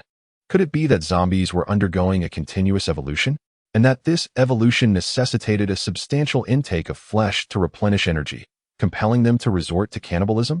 Little did Yin realize that this audacious conjecture was perilously close to uncovering the truth of the matter. Meanwhile, within a clandestine national laboratory, a group of researchers clad in white lab coats busily hurried about. In a conference room, an elderly man held a report, his expression grave as he scrutinized its contents. Beside him stood another elderly figure in a lab coat, who, observing the furrowed brow of his colleague, carefully ventured to speak. "Chairman, we have discovered a novel substance in the air and seawater, one that has never before existed. Our research indicates that the global outbreak of zombie incidents is attributable to this substance, which we have designated as the E-virus." The mention of this virus ignited a spark of excitement in the elderly researcher, akin to the discovery of a rare treasure. "Do we have any further findings regarding this E-virus?" Seated upon the chair, the chairman inquired with a grave tone. Upon hearing this, the elderly gentleman in the white coat became increasingly animated. This was precisely the pivotal matter he had come to discuss. "Through our research, we have discovered that all living beings across the globe, merely by drinking water or inhaling air, become susceptible to the E-virus. The transformation of humans into zombies is not solely due to infection. Rather, it is the result of the E-virus entering the human body, thereby completing the genetic chain. The disintegration of this genetic chain leads to the metamorphosis into bloodthirsty monsters. However, these individuals do not experience complete death. Their cellular structure retains a trace of vitality. Furthermore, research indicates that zombies possess the potential for evolution." The chairman interjected, asking, "What of those humans who have not succumbed to zombification? What advantages does the completion of the genetic chain confer?" At this juncture, the elderly gentleman's excitement was palpable as he gestured animatedly. "Indeed, there are remarkable changes. Once the genetic chain is completed, the human body undergoes a transformation that enables it to absorb the E-virus present in the air.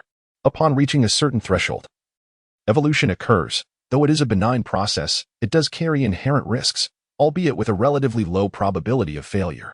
Upon successful evolution, the body may acquire capabilities that surpass the ordinary, with enhancements such as increased strength or speed. Some individuals may even develop extraordinary abilities, such as the ability to breathe fire, freeze objects, become invisible, or soar through the skies, manifesting various wondrous energies. This transformative phenomenon is not limited to humans. It encompasses all forms of life, including animals and plants. As he spoke, the elderly gentleman activated the computer on the table, showcasing cases within.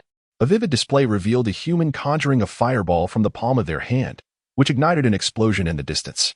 As the scene shifts, a majestic white tiger emerges, its powerful jaws parting to unleash a blade of azure wind that cleaves a car in two. Such instances abound, and the chairman observes each one in silence for a considerable time. The elderly man in the white coat stands beside him, silent and patient, awaiting the chairman's words. After a lengthy pause, the chairman speaks. "How many among our troops have undergone evolution? Can we consider aiding in this evolution?" He asserts that they have found their direction and anticipate significant breakthroughs in the near future. Although the number of evolved individuals within the military is fewer compared to the general populace, the energy harnessed by these evolved soldiers surpasses that of their civilian counterparts.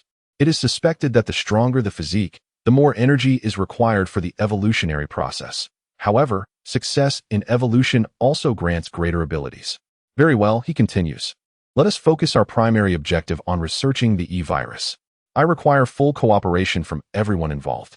Simultaneously, we must strive to recruit civilian evolved individuals, enabling them to form a combat force in conjunction with the military. Of course, we must also expedite the rescue of ordinary citizens, for they all possess the potential to become evolved beings, the seeds of our nation's future." "Understood," he affirms, rising to clasp the hands of the elderly scientist with genuine sincerity. "The future of the nation rests in your hands. Your hard work during this time is greatly appreciated." The elderly man replies resolutely, "Chairman, I do not find it arduous. I have devoted my life to research. This is all voluntary. Even in my old age, I am delighted to have the opportunity to contribute. Their eyes meet, and laughter fills the air. Chapter 12. Elementary Superpower Fruit. Nan Nan slept soundly until the following day. Had it not been for the steady rhythm of her breathing, Yin Yin would have been compelled to rouse her.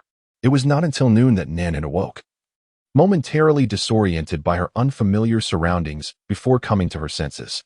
Upon exiting the bedroom, she immediately spotted Yin Yin seated by the window. Since the previous day, Yin Yin had taken to observing the zombies wandering the streets whenever time permitted. He noted that only a select few of these creatures would attack their own kind, and those particular zombies exhibited speed and strength far surpassing that of their peers. With 6 more zombies required to complete his task, Yin Yin felt an urgent need to acquire his superpower. He had refrained from venturing outside solely out of concern for the young girl, but with her now awake, it was time for him to depart. After imparting a few admonitions to Nan Nan about behaving while he was gone and not opening the door to anyone other than herself, Yin Yin opened the door and stepped out. Nan Nan remained silent, nodding in agreement as she watched Yin Yin leave the room. He made his way down to the first floor, immediately checking to see if the zombie corpses were still outside. Indeed, the bodies had vanished, but a few zombies could be seen wandering in the distance in total. Pleased with this discovery, Yin Yin realized that by eliminating these creatures, he would be only 2 away from completing his task. With a gentle knock on the door, the sound instantly drew the attention of the zombies, who charged toward Yin Yin with fervor. The once sturdy iron door was soon marred with large dents from the impact. Yin Yin quickly retreated a few steps, apprehensively observing the damage inflicted upon the door. A wave of shock washed over me as I realized how swiftly the zombies had evolved in just a few days. The once formidable iron door had sustained a significant dent from their relentless assault. If they continued this onslaught, the door would surely succumb. Observing the door teetering on the brink of collapse, I hastily brandished my iron rod, jabbing at the zombies lurking outside. Fortunately, their defenses had not markedly improved, allowing me to effortlessly pierce the skulls of the undead. In swift succession, I dispatched all of them. Upon opening the door, I proceeded to pry open the skulls of the fallen zombies. Among the 4, only a single crystal core emerged, prompting a silent curse of misfortune from me. After reclaiming the core, I scanned my surroundings, finding no further zombies in sight. As I traversed the path, the ground was stained with blood, yet no corpses remained. It seemed they had been consumed by their ravenous kin. I halted at the corner of a building, peering around to observe a throng of shadows wandering aimlessly in the plaza. This area, typically a gathering place for the elderly to exercise or engage in lively dances, was now occupied solely by aimless zombies. Confronting such a horde was out of the question. If they noticed me, my only recourse would be to flee. However, an idea sparked in my mind. Since these zombies were meandering without purpose, I merely needed to lure the closest one toward me. I stooped to collect a few scattered pebbles from the ground and hurled one toward the nearest zombie, watching as it landed nearby. The creature halted, turning its attention to the sound of the stone. A glimmer of hope ignited within me. This strategy might just work. Hastily, he continued to employ this tactic, gradually luring the zombies closer. When the undead were 5 meters away, they halted, lifting their heads to sniff the air, and in an instant, they spotted Yin Yin at the corner. With excitement, they raised their hands and charged towards him. Observing the bloodthirsty zombies racing towards him, Yin Yin clenched the sword in his grip.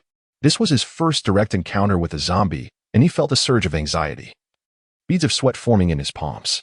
The zombies sprinted with remarkable speed, covering the distance of over 5 meters in merely 3 seconds. Yin Yin aimed for the creature's head and struck with his sword. Whoosh!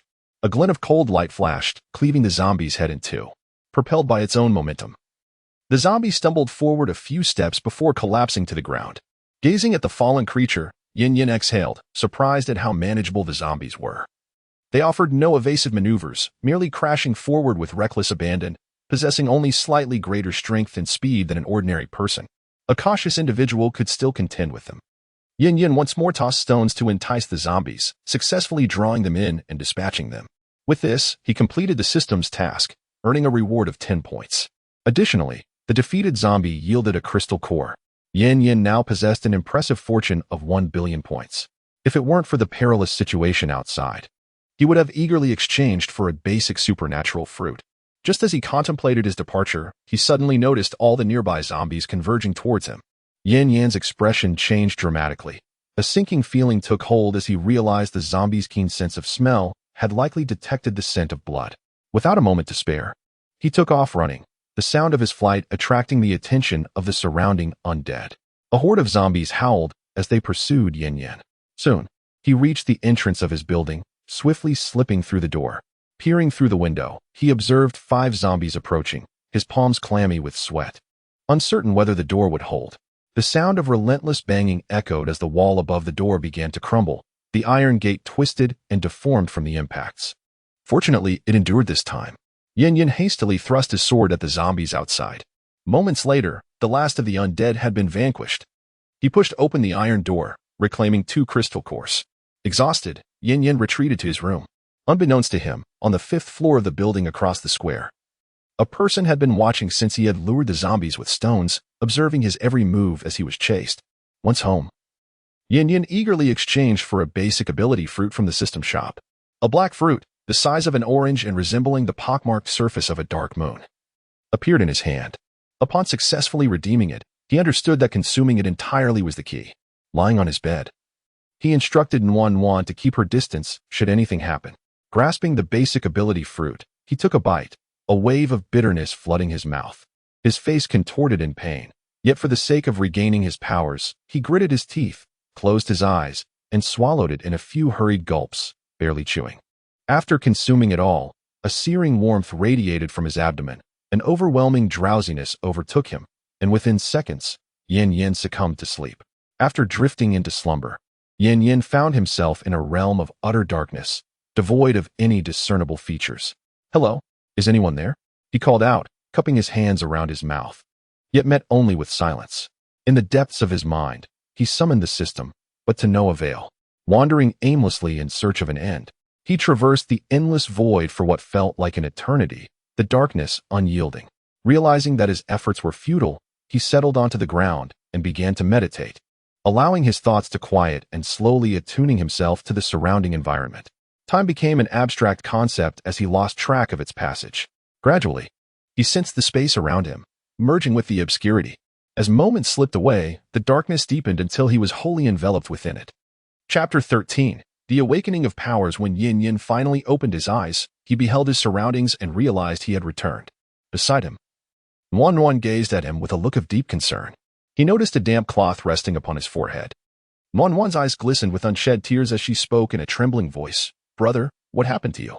You've been asleep for a whole day and night. And you have a fever."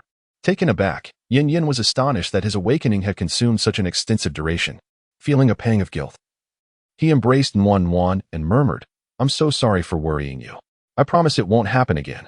With a playful tone, he added, "Shall I perform a magic trick for you?" "Yes, yes," Nuan eagerly replied. With a swift motion, Yin Yin lifted the cloth from his forehead, deftly flipping his palm, causing the towel to vanish into thin air. The young girl, with a face full of surprise, hurriedly searched through Yin Yan's belongings, but despite her thorough examination, she found nothing. "Haha, cannot find it, can you?" she teased. With a look of admiration, she gazed at Yin Yin and asked, "Brother, where did you hide it? Is it here?" At that moment, Yin Yin flipped his hand, and a towel reappeared. "Wow, brother, where did you hide it? That's so impressive," she exclaimed. "Haha, impressive, isn't it? This is a secret of mine, and I shall reveal it to you when you grow up, okay?" Yin Yin replied.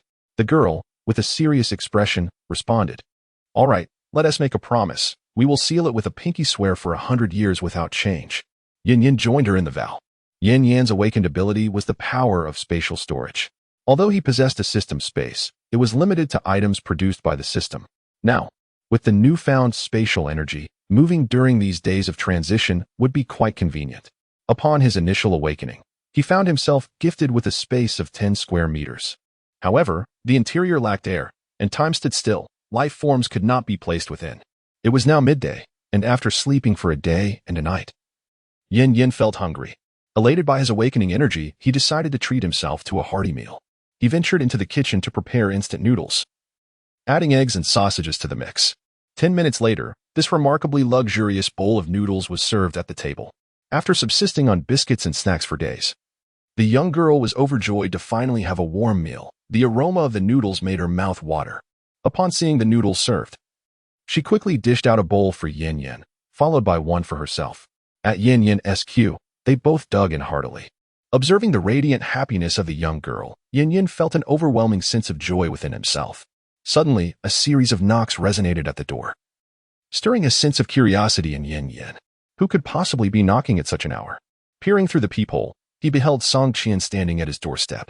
With a hint of perplexity, he opened the door, and upon catching sight of Song Qian, his eyes widened in astonishment. She was adorned in a snug black crop top that accentuated her figure, revealing an enticing glimpse of her décolletage. Below, she sported a black pleated skirt paired with dark stockings, embodying the allure of a professional young woman. Though only 26, she was 2 years Yan's senior.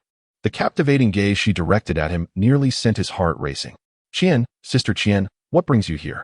he stammered, momentarily at a loss for words due to her striking appearance. Song Qian, nervously tucking a strand of hair behind her ear, looked at Yin with a hint of embarrassment. Little Yin, could you lend me some food?" As soon as the words escaped her lips, her ears flushed crimson.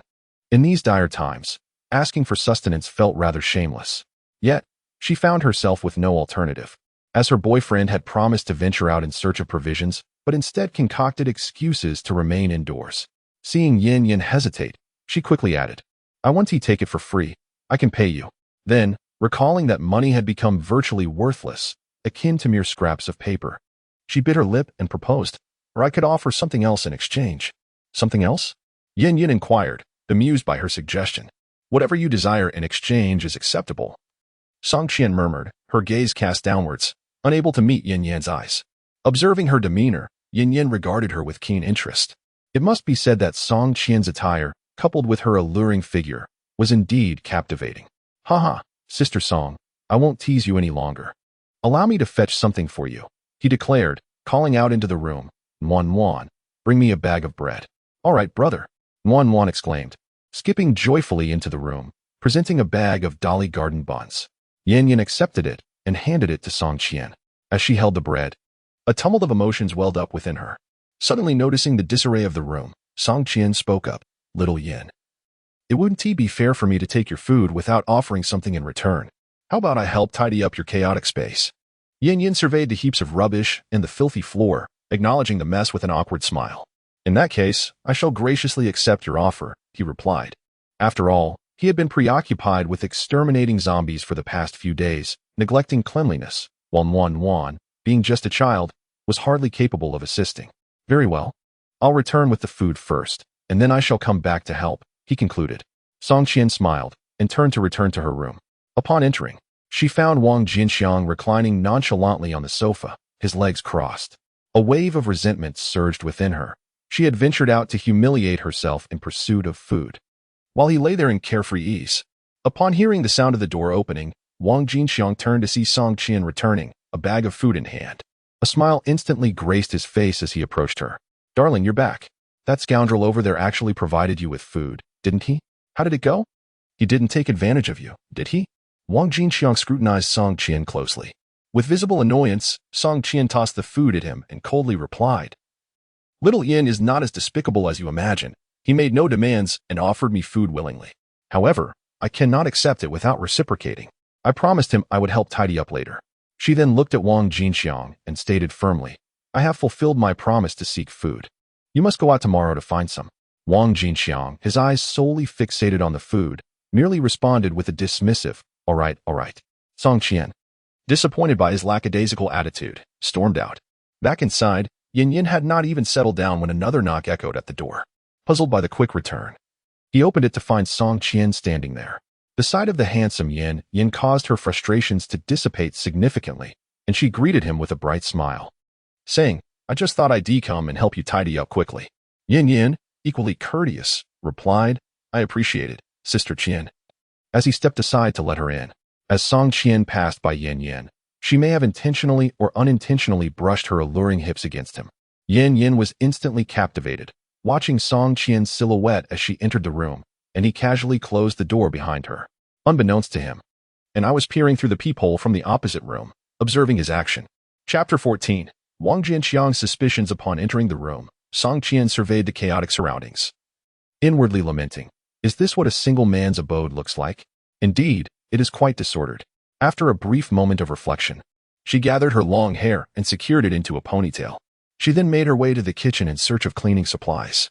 Equipped with her cleaning tools, Song Qian commenced tidying up the disarray. Meanwhile, Yin Yin stood by, discreetly admiring her graceful form as she bent to work, swallowing hard at the sight. Beside him, the little girl, Wan Wan, noticed Song Qian's efforts and joyfully exclaimed, "Sister, I'm here to help." Yin Yin, resembling a leisurely elder, settled onto the sofa, observing their bustling figures. Suddenly, he felt a profound sense of home envelop him. Song Qian worked efficiently, transforming the space into a pristine environment in just an hour. Noticing the beads of sweat forming on her forehead from exertion, Yin Yin tenderly suggested, "You seem to be sweating quite a bit. Perhaps you should take a shower." Song Qian paused, a hint of realization washing over her, her cheeks flushing as she nodded shyly before heading to the bathroom. Watching her retreat, Yin Yin pondered for a moment, then proceeded to the kitchen to prepare lunch. A little over 10 minutes later, Song Qian emerged from the bathroom, greeted by the enticing aroma of food wafting through the air. At that moment, Yin Yin appeared, carrying a pot of freshly cooked instant noodles, just in time to catch sight of the freshly bathed Song Qian. With damp hair and an alluring figure, her face flushed, she stood before Yin Yin. Observing this scene, Yin Yin felt a surge of primal desire. If not for the presence of a child at home, he might have lunged at her like a ravenous wolf. Yet, he restrained himself and said, "Since you've finished your bath, come over and join me for dinner." Song Qian glanced at the pot of food in Yin Yan's hands and obediently followed him to the dining table. Nan Nan, ever considerate, served her a bowl of instant noodles, topped with a poached egg. As Song Qian beheld this meal, the best she had had since the apocalypse, a wave of emotion surged within her, and she felt an overwhelming urge to cry. Yin Yin urged, "Hurry and eat, don't be polite. Consider it a reward for helping me with the cleaning." Starved and eager, Song Qian wasted no time digging into the food. After finishing the meal, she willingly took on the responsibility of washing the dishes. Watching her busy figure in the kitchen brought Yin Yin great joy. However, such moments of happiness are often fleeting. Once the dishes were clean, Song Qian announced her intention to return home. As she left, Yin Yin remarked, "If food runs low, you can always come back to clean in exchange for sustenance." Upon returning home, Song Qian was greeted by the sullen figure of Wang Jinxiang, who sat on the sofa with a dark expression. Noticing her return, he spoke with a menacing tone. "So, you've enjoyed yourself at that bastard's house. How was it? Was it delightful?" Taken aback by his words, Song Qian quickly retorted, "Wang Jinxiang, what do you mean by that?" "What do I mean? Don't you understand?" "Song Qian, do not feign ignorance. What have you been doing at his home for such an extended period? Are you not aware of your own actions?" Upon hearing Wang Jinxiang's words, Song Qian felt a wave of injustice wash over her. "What did I do at his house? I went to assist him with cleaning. Have I not already informed you?" Wang Jinxiang smirked coldly. "Cleaning? Does it truly take this long?" In a fit of anger, Song Qian retorted with a bitter laugh. "If that is your belief, then believe it or not as you wish." Wang Jinxiang's fury intensified upon hearing her response. With his strong arms, he seized Song Qian and flung her onto the sofa, roughly tearing at her clothes while straddling her. He shouted, "You filthy whore. Dare to act but not to admit it? Let me inspect you." Minutes later, Song Qian, with tattered clothing shielding her modesty, glared at Wang Jinxiang in a mix of shame and fury. Meanwhile, Wang Jinxiang sat at the edge of the sofa, his head bowed in remorse. Cradling his head in his hands, he murmured, "Darling, I am truly sorry. I did not mean to think this way. I care for you far too much." After examining Song Qian, he realized his misunderstanding and felt a profound sense of guilt. However, upon hearing his words, Song Qian's face twisted into a cold smile. Her tone frigid as she replied, "Apologies, do you think a mere I'm sorry can rectify this? I have humiliated myself to procure food for you, and what have you done? You sit at home, eating the food I obtained for you, utterly devoid of shame?" Indeed, Song Qian had noticed the empty bag of small buns on the coffee table, entirely consumed by Wang Jinxiang, who had left none for her. Upon hearing this, Wang Jinxiang hastily knelt before Song Qian, earnestly stating, "Darling, I did this solely to replenish my strength for the arduous task of seeking sustenance. You must trust me." Song Qian retorted, "Seeking sustenance? When do you intend to venture out for food?" Wang Jinxiang hesitated momentarily, then promptly replied, "I shall go out tomorrow. Indeed, I shall go out tomorrow." "Ah, tomorrow. Tomorrow is always tomorrow," Song Qian scoffed. "Wang Jinxiang, I can no longer place my trust in you. Let us part ways." With that declaration, she rose to leave. Upon hearing her words, Jian Xiang became increasingly frantic, clinging to one of Song Qian's legs, pleading, "Darling, please do not leave. I swear. I shall go out today. Right now. Can we not part ways? I cannot live without you." As Song Qian hesitated in her departure, she regarded Wang Jianxiang with skepticism and inquired, "Are you truly prepared to seek food at this very moment?" Seeing a glimmer of hope, Wang Jianxiang eagerly nodded in affirmation. Recognizing that this man had once treated her well, Song Qian decided to grant him another chance. "Very well, I shall give you another opportunity." Upon hearing her acquiescence, Jianxiang's face lit up with joy as he rose and embraced Song Qian, then turned to begin tidying up the room. Several minutes later, Wang Jianxiang, clad in a thick cotton coat, stood at the door with a comical appearance, wielding a kitchen knife in his right hand and a pot lid in his left.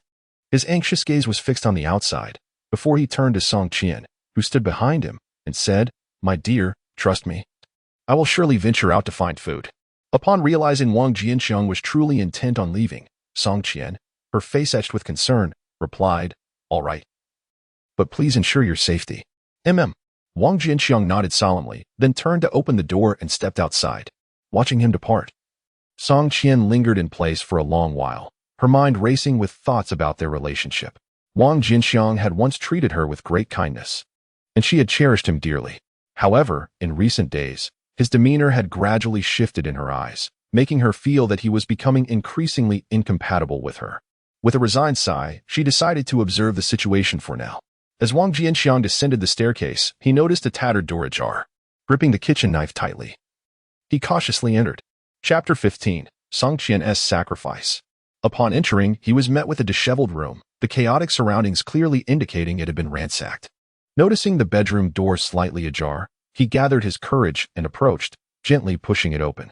Upon entering, he spotted a large bulge beneath the bed covers, unmistakably suggesting that something lay beneath. Carefully making his way to the bedside, he lifted the blanket, only to be met with a shocking sight. A loud gasp escaped his lips as he beheld the horrific scene. 2 decayed corpses lay sprawled on the bed, one of which had its head gruesomely severed in half. Wang Jianxiang was so frightened that he collapsed onto the ground, a stream of yellow liquid trickling from between his legs. Moments later, he leaned against the wall and managed to stand up, yet his trembling legs could not conceal the terror that gripped his heart. Suddenly, a cacophony of growls erupted from the zombies below, drawn by his anguished cries. Like a startled bird, Wang Jianxiang discarded his weapon and fled to his doorstep, pounding frantically on the door. "Open up. Please, open the door." Song Qian, who had just settled onto the sofa for a brief respite, was startled by the frantic knocking and Wang Jianxiang's urgent voice. She hurriedly opened the door, only to find him anxiously waiting at the threshold. Without hesitation, he dashed into the bedroom, with Song Qian trailing closely behind. Upon entering, they found Wang Jianxiang curled up in the blankets, trembling uncontrollably. Song Qian raised her hand as if to speak, but the thought of Yan Yan, who lived across the hall, silenced her. She cast a lingering glance at the quivering figure on the bed before turning to close the door behind her. The hours crept by until deep into the night when Wang Jianxiang finally emerged. "Is there anything to eat? I'm so hungry," he asked immediately upon seeing Song Qian seated on the sofa. Song Qian turned to him, her gaze falling upon his pale face and then drifting downward to the damp spot on his trousers. She remained silent, observing him quietly. Wang Jianxiang, feeling uncomfortable under her scrutiny, said nothing further and walked into the kitchen, gulping down several large swigs of water from the faucet before returning to the bedroom. Song Qian continued to watch him complete his routine before retreating back into the room. After a lengthy sigh, he rose and made his way to the guest bedroom. The following morning, Wang Jianxiang, appearing unperturbed, opened the door and beheld Song Qian standing on the balcony. "Darling, what shall we have to eat today?" he inquired. Xiao Qian turned to him with an expressionless face. "The food at home has long been depleted. You went out yesterday and found nothing. What do you expect to eat now?" Wang Jianxiang's countenance darkened. Approaching Song Qian, he embraced her and softly murmured, "How about you go next door to borrow some food? Rest assured, I shall undoubtedly procure something to eat today." Observing his earnest demeanor, Song Qian felt no shred of belief in his words. After so many instances of disappointment, her trust in him had completely evaporated. However, she indeed intended to visit Yan Yan's household today. "All right, I will borrow some food again," she replied, before turning back to the guest bedroom to prepare herself. Half an hour later, Song Qian emerged, looking radiant in a form-fitting qipao. Upon seeing her alluring figure, Wang Jinxiang was instantly stirred with excitement and rushed to embrace her. Yet, as he approached, she forcefully pushed him away, her face contorted with disdain. "I'm going to Yan's house to collect food. Do not bother me," she asserted, swaying her curvaceous hips as she exited the door. Wang Jinxiang stood rooted to the spot, entranced by her enticing silhouette, a surge of illicit desire igniting within him. Meanwhile, Yin, who was practicing swordplay inside, was suddenly interrupted by a series of knocks at the door. Approaching the entrance and peering through the peephole, he was taken aback to find Song Qian, who lived across the hall. A sense of confusion washed over him. Had he not just provided her with food yesterday? Why was she here again today? Did she finish it all and seek more? Your expression appears somewhat displeased, especially given the current scarcity of food. The provision of sustenance to her yesterday was merely a gesture of neighborly kindness. No matter how plentiful one's own supplies may be, one cannot afford to share daily. Upon opening the door, I was immediately captivated by a striking figure. Gu Qian's eyes shimmered like autumn waters, enchanting and alluring, fixed upon Yin. Her sensuous red lips slightly parted. "Little sister Yin, I feel a bit embarrassed to ask you for food again, but I truly have no alternative." Song Qian gently bit her lip, tears glistening in her eyes, presenting a pitiful visage that tugged at one's heartstrings. "If you could simply provide me with food, I would accept anything from you." After uttering these words, Song Qian lowered her flushed cheeks, gazing down at her pristine feet. Witnessing her bashful demeanor, Yin's mind raced with thoughts. Uncertainly, he inquired, "Are you unsure?" Song Qian's ears reddened. She dared not lift her gaze to meet his, merely nodding vigorously. A chuckle escaped Yin's lips. "Then please, come inside." He stepped aside to invite her in. However, Song Qian remained rooted to the spot, biting her lips softly as she murmured, "Could you perhaps give me the food first?" Her thoughts were elsewhere, indifferent to the triviality of the moment. With a swift motion, he hurriedly retrieved several packets of instant noodles from within the house and placed them into her arms. Song Qian, clutching the noodles, expressed her gratitude to Yin before returning to her home. Meanwhile, Wang Jinxiang remained crouched by the peephole, observing Song Qian. Though the dialogue between them was inaudible, he clearly saw Yin produce the food. As Song Qian turned back, he hurriedly sat on the sofa, feigning interest in the television, just as the door creaked open. Turning to face Song Qian, who returned with food in her arms, he feigned surprise and greeted her. "My dear, you are truly remarkable. That scoundrel didn't take advantage of you, did he? Did he make you go to his house to tidy up? Remember to bring back plenty to eat this time. I shall undoubtedly venture out tomorrow in search of sustenance." As she listened to her boyfriend's incessant chatter, an unfamiliar sense of estrangement washed over her. Struggling to muster a smile, she replied, "I'll go help and tidy up now," before turning away. Wang Jinxiang paid her little mind, his focus solely on the instant noodles in his hands. He even reminded Song Qian, "Don't forget to clean up thoroughly." Song Qian offered no response to his words, quietly shutting the door behind her. Upon stepping outside, she noticed the door across the hall had closed. Inside, Yin was crouched in front of Nan An, speaking softly. "Knock. Knock, knock." Song Qian gently rapped on the door, signaling her arrival. Upon hearing the sound and seeing Song Qian return, Yin quickly stood up to welcome her inside. Observing his eagerness, she playfully pushed him aside. "I'll go take a shower first," she said, then turned towards the bathroom. As she walked away, swaying her alluring hips, Yin swallowed hard, sitting on the sofa, unable to remain still. The sound of running water from the bathroom made his heart race, and his gaze frequently wandered towards the door. She was the goddess he had once deemed unattainable, and now she was within his reach. The thought filled him with exhilarating anticipation. As a virgin, today marked a momentous occasion for him. Chapter 16. Song Qian inside the room. Yin was restless on the sofa. The little girl sat on the floor, curiously fiddling with her doll while gazing at Yin, her eyes sparkling with innocence. Yin, noticing the inquisitive glimmer in her gaze, broke into a gentle smile. "Dear one," he said, "I will be in the room with your sister shortly. No matter what sounds you hear, please do not disturb us, all right?" The little girl nodded earnestly. "Don't worry, brother. I know you are going to have a little brother, right? Mother has told me." Seeing the serious smile on her face, Yin's expression froze in surprise. He hadn't expected this little one to comprehend so much. "You're remarkable, dear. Just remember not to interrupt us." He reached out to gently pat her small head. At that moment, the bathroom door swung open. A pair of long, slender legs appeared first, the contours barely concealed beneath a purple-fitted skirt, causing Yin to gulp.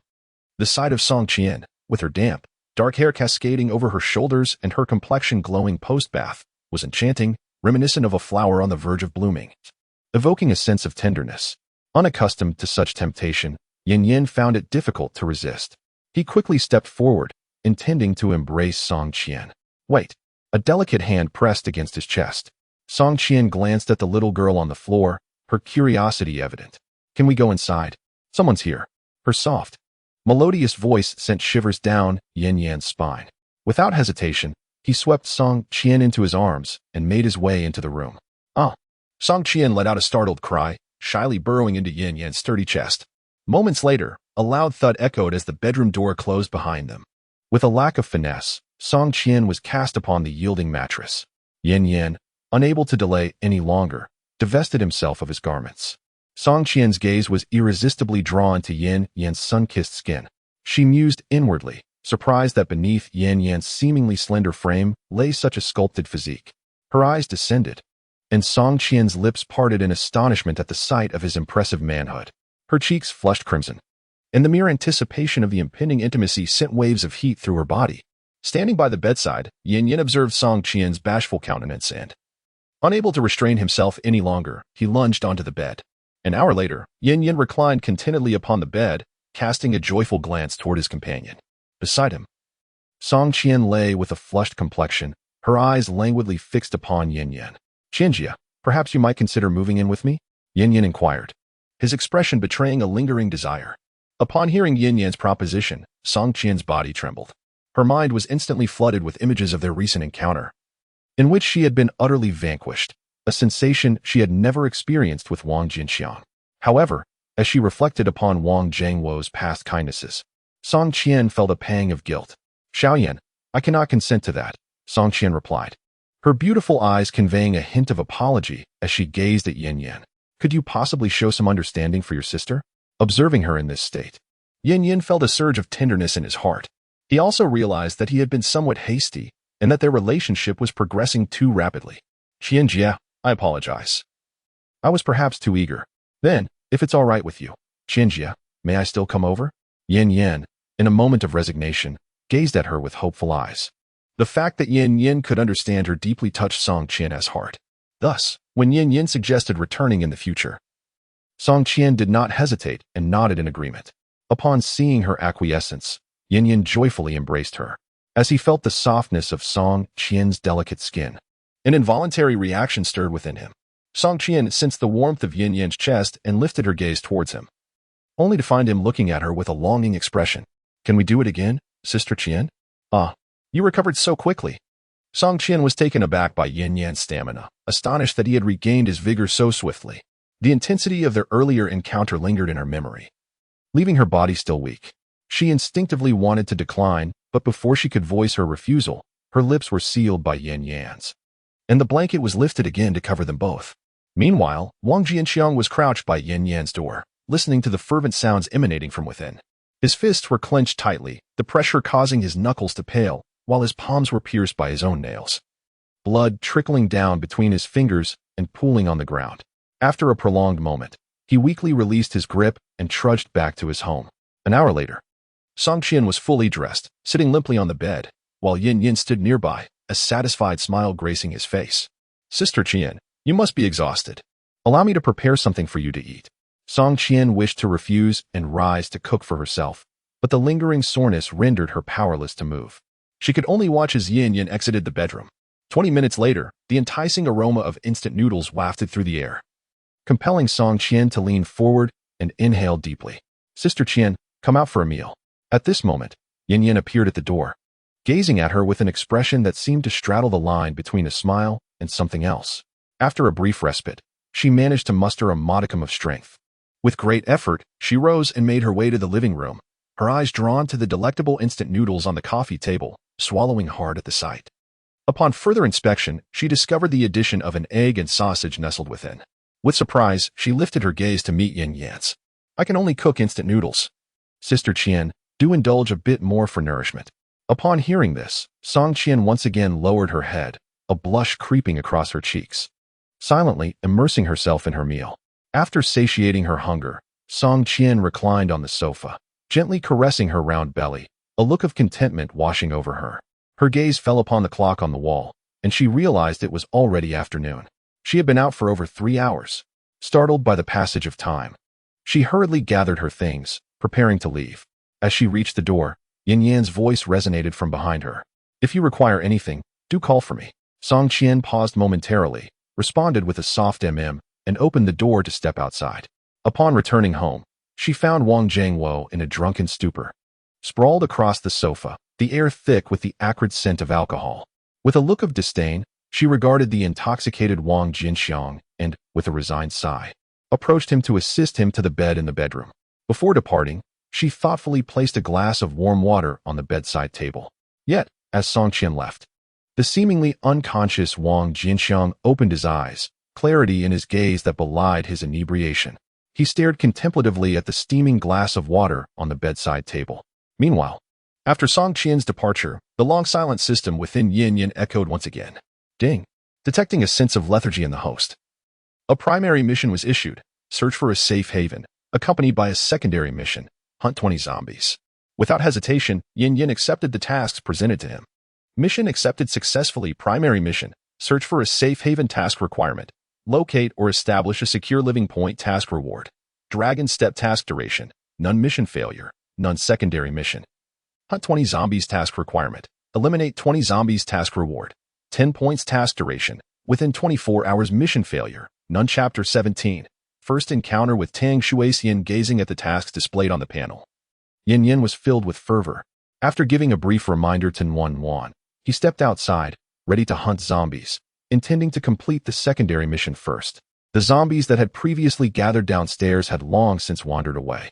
Yin Yin cautiously opened the door, spotting 2 emaciated zombies in the distance. The sound of the door creaking instantly drew their attention. The zombies, waving their withered hands, let out guttural roars and rushed towards him. Yin Yin drew the iron sword from his space, bracing himself for the encounter. As the first zombie approached, he delivered a swift kick to its abdomen, sending it sprawling backward.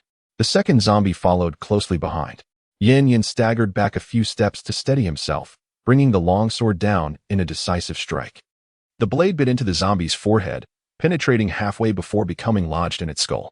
Struggling to pull it free, he realized it was stuck fast. At that moment, the previously kicked zombie had risen and was once again charging towards Yin Yin. As the situation grew dire, Yin Yin swiftly relinquished his grip on the sword and turned to flee back to the apartment building. Suddenly, a deafening gunshot rang out, and the zombie lunging towards him collapsed in response. In that fleeting moment, Yin Yin distinctly observed a spray of crimson erupt from the creature's head, quickly scanning his surroundings. His attention was captured by a figure less than 10 meters away, sprinting towards him. Clad in a green camouflage uniform and wielding a black pistol, the woman dashed forward. With each vigorous stride, her chest heaved, drawing Yin Yan's gaze irresistibly. In no time, the woman reached his side and seized his hand, urging him to run. Instinctively, Yin Yan followed her lead, albeit perplexed as to why they were fleeing. A glance back prompted him to break free from her grasp, and with rapid arm movements, he propelled himself forward, outpacing her. Behind them, a horde of zombies surged ominously within a distance of about 20 meters. In that critical moment, both exerted every ounce of strength to escape. After circling the complex twice, the woman abruptly pulled him into an apartment building at a corner.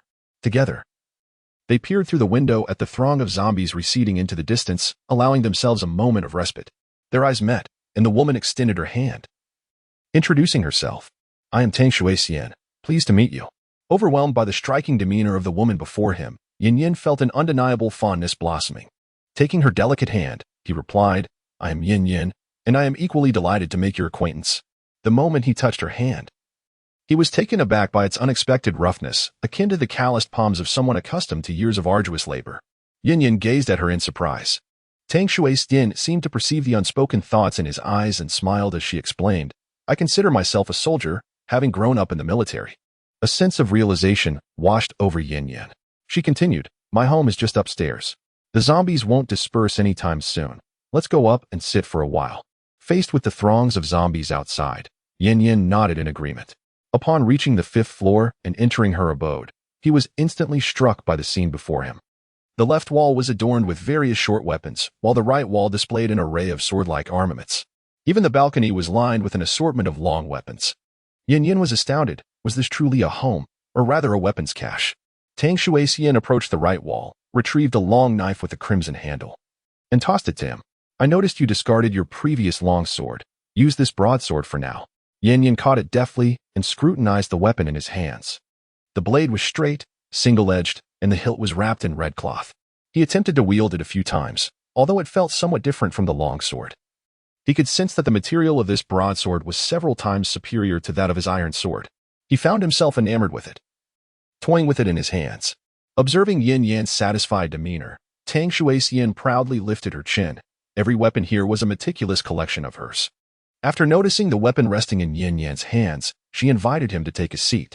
Tang Shuixian sat opposite, her fingers incessantly tapping on a nondescript notebook. Yin Yin remained silent, observing her intently. After a few minutes, Tang Shuixian raised her head apologetically. Yin Yin, what are your plans moving forward? Yin Yin, without any concealment, candidly shared his thoughts on the matter. Upon hearing his perspective, Tang Shuixian nodded in agreement, stating, your thoughts are indeed correct.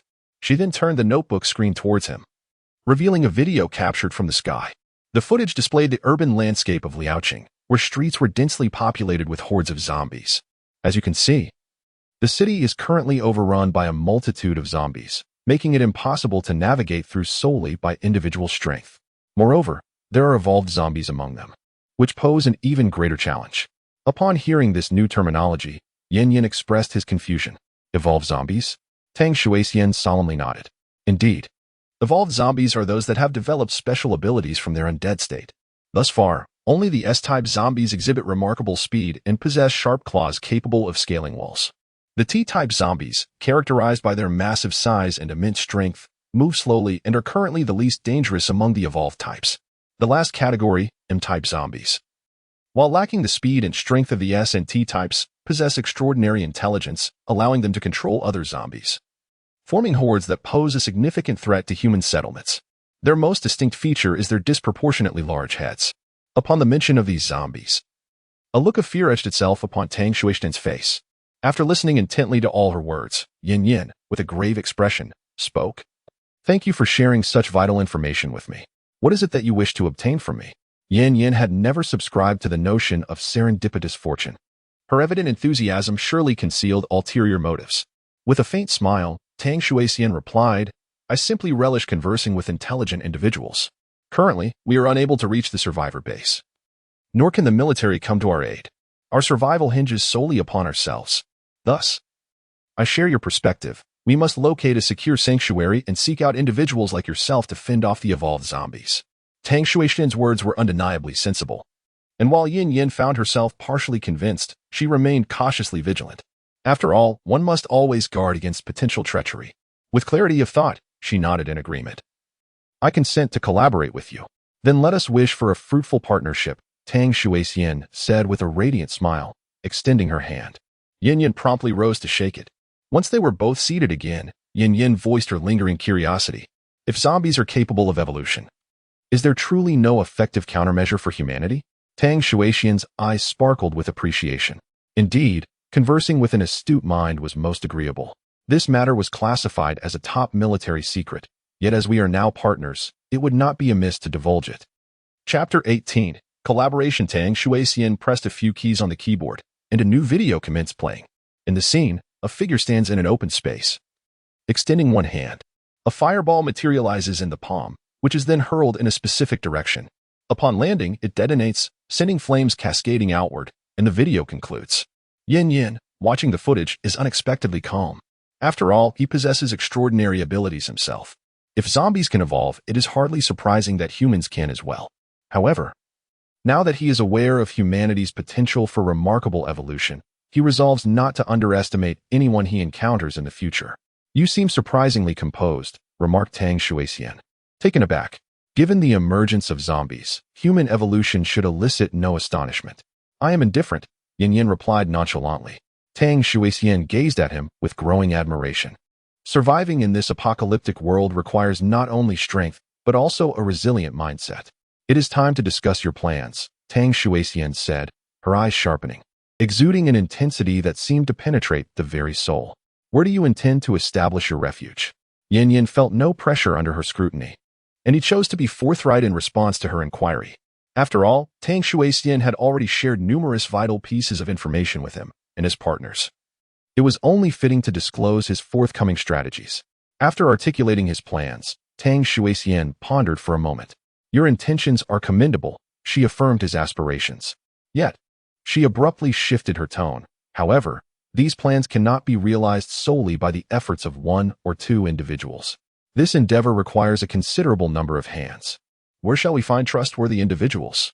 In response to Tang Shuixian's inquiry, Yin Yin realized that he could no longer conceal his abilities. He offered Tang Shuixian a mysterious smile. Observing this expression, Tang Shuixian felt a flicker of confusion. What could the seemingly composed young man mean? Suddenly, Yin Yin swept his hand across the sword lying on the table, and before her very eyes, it vanished without a trace. Where has the sword gone?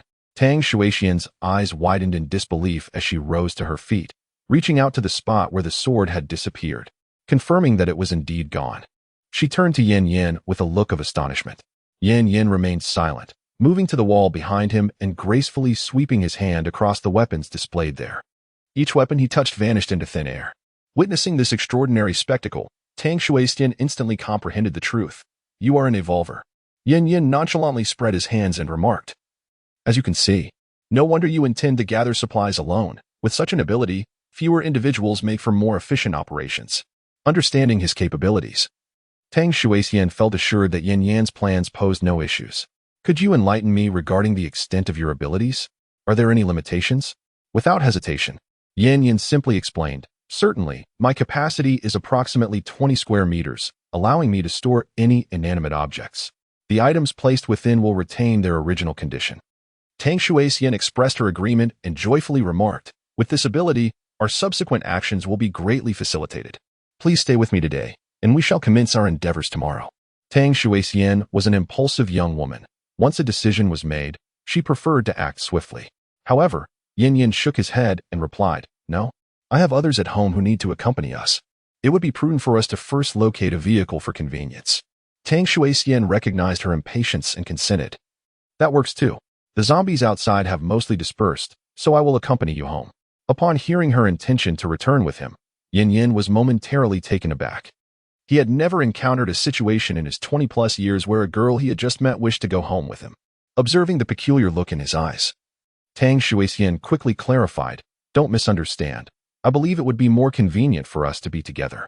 Besides, with your ability, I won't need to maintain my weapons regularly, which will save me a great deal of trouble. She then produced a car key, exclaiming, voila, I have a vehicle, a four-wheel drive with ample horsepower. She instructed Yin Yin to store all the weapons in the room into his spatial compartment. Following her lead, he placed everything she required into the space. When Tang Shuixian lifted the bed to reveal a row of firearms, Yin Yan's eyes widened in astonishment. This room was practically an armory. Under the triumphant gaze of Tang Shuixian, all the weapons were secured within the spatial compartment. The two emerged from the door and, upon descending the stairs, found only a few zombies lingering outside the building. Tang Shuixian gestured to Yin Yin, indicating a division of their efforts. Yin Yin nodded in agreement and swung the door open, rushing out with a newly acquired weapon, striking the nearest zombie. With a single stroke, the creature's head was cleaved in two. Truly, it was an exceptional weapon, remarkably sharp. The previous iron sword had also been quite sharp, adept at splitting zombies in half just days prior. However, as ordinary zombies grew stronger each day, the sword's edge had begun to dull. Yin Yin, adapting his technique, opted for more precise thrusts rather than broad swings, keen to avoid the embarrassing scenario of having his sword lodged in a zombie's bones. Yet, should such an incident recur, he was not overly concerned. After all, his space was filled with an abundance of weapons, ready for a quick replacement, a rather extravagant mindset. In just a few moments, the duo dispatched 5 or 6 zombies with ease. Tang Shuixian, having honed her skills through years of military training, proved to be exceptionally capable. Once all the zombies lay defeated, they shared an unspoken understanding and crouched down to slice open the creature's skulls in search of crystal cores. This time, the drop rate was remarkably high. Of the 5 zombies, 4 yielded cores, suggesting that the probability of finding cores within zombies increased over time. Yin Yin mused. As dusk approached, the two refrained from lingering outdoors any longer, striving to avoid further encounters with the undead on their way back. In less than half an hour, they arrived at their doorstep. Upon entering the house, They both let out a sigh of relief. Nuan sat on the sofa, gazing curiously at her sister, whom she had never seen before. Upon seeing the little girl seated on the sofa, resembling a delicate doll, Tang Shuixian was taken aback. Casting a bewildered glance at Yin Yin. Is she your daughter? Yin Yin slapped his forehead in exasperation, responding to her with a tone of disbelief. What are you thinking? She is the child I rescued. He then leaned closer, whispering softly in her ear. Her parents have turned into zombies. Understanding dawned on Tang Shuixian, her expression shifting to one of compassion as she regarded the girl with tenderness. She approached and embraced her, engaging in playful antics. Chapter 19. Night Raid to Heavens. Once shrouded in darkness, now sparkled with a myriad of stars, the radiant moonlight casting its glow upon the ground. Yin Yin and Tang Shuixian sat together on the sofa, meticulously planning their route to the villa district for the following day. Suddenly, a resounding crash echoed from downstairs, the sound of shattering glass jolting them upright. They exchanged anxious glances, understanding that the commotion originated from below. This is bad. Yin Yan's mind raced, conjuring images of the corpses that lay beneath. The foul stench from the decaying bodies must have drawn the zombies. Earlier, Tang Shuixian had mentioned that zombies required energy to evolve, and in their relentless pursuit of it, they would resort to any means necessary. He had instinctively overlooked the danger lurking below, and now, at this critical moment, the zombies had been attracted. This zombie must be dealt with today. Otherwise, it could very well catch the scent of humanity lingering in the air. They needed to take the initiative and eliminate the threat once and for all. As their gazes met, a silent agreement passed between Tang Shuixian and Yin Yin. Yin Yin reached for several handguns, tossing them to Tang Shuixian while drawing his own weapon. Together, they opened the door and cautiously descended the stairs, ready to confront the impending danger. The sound of shattering glass reverberated throughout the building, yet everyone chose to remain indoors, adopting a mindset of prudence. As they approached the door of room 302, they could hear the unmistakable sounds of gnawing within, solidifying their fears of the presence of a zombie. The fact that a zombie could breach the third floor through a window suggested it was likely an S-type zombie. Upon entering the room, the gnawing abruptly ceased. Yin Yin immediately halted, raising a hand to prevent Tang Shuixian from advancing further. They cautiously retreated to the doorway and switched on the light. The moment the illumination flooded the space, Yin Yin beheld a figure standing ominously at the threshold of the bedroom.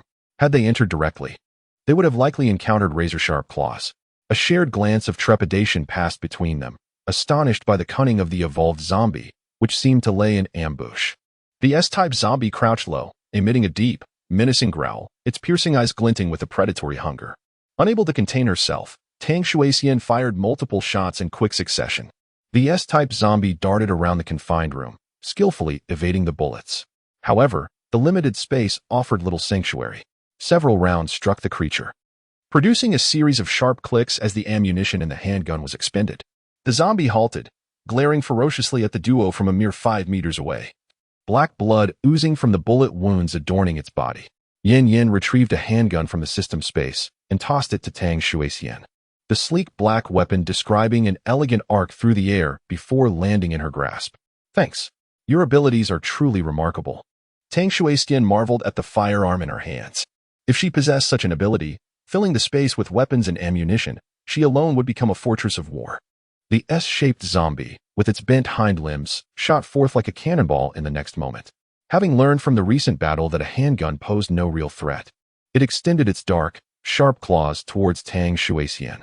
The speed was so great that she could hardly react, helplessly watching as a black claw reached for her.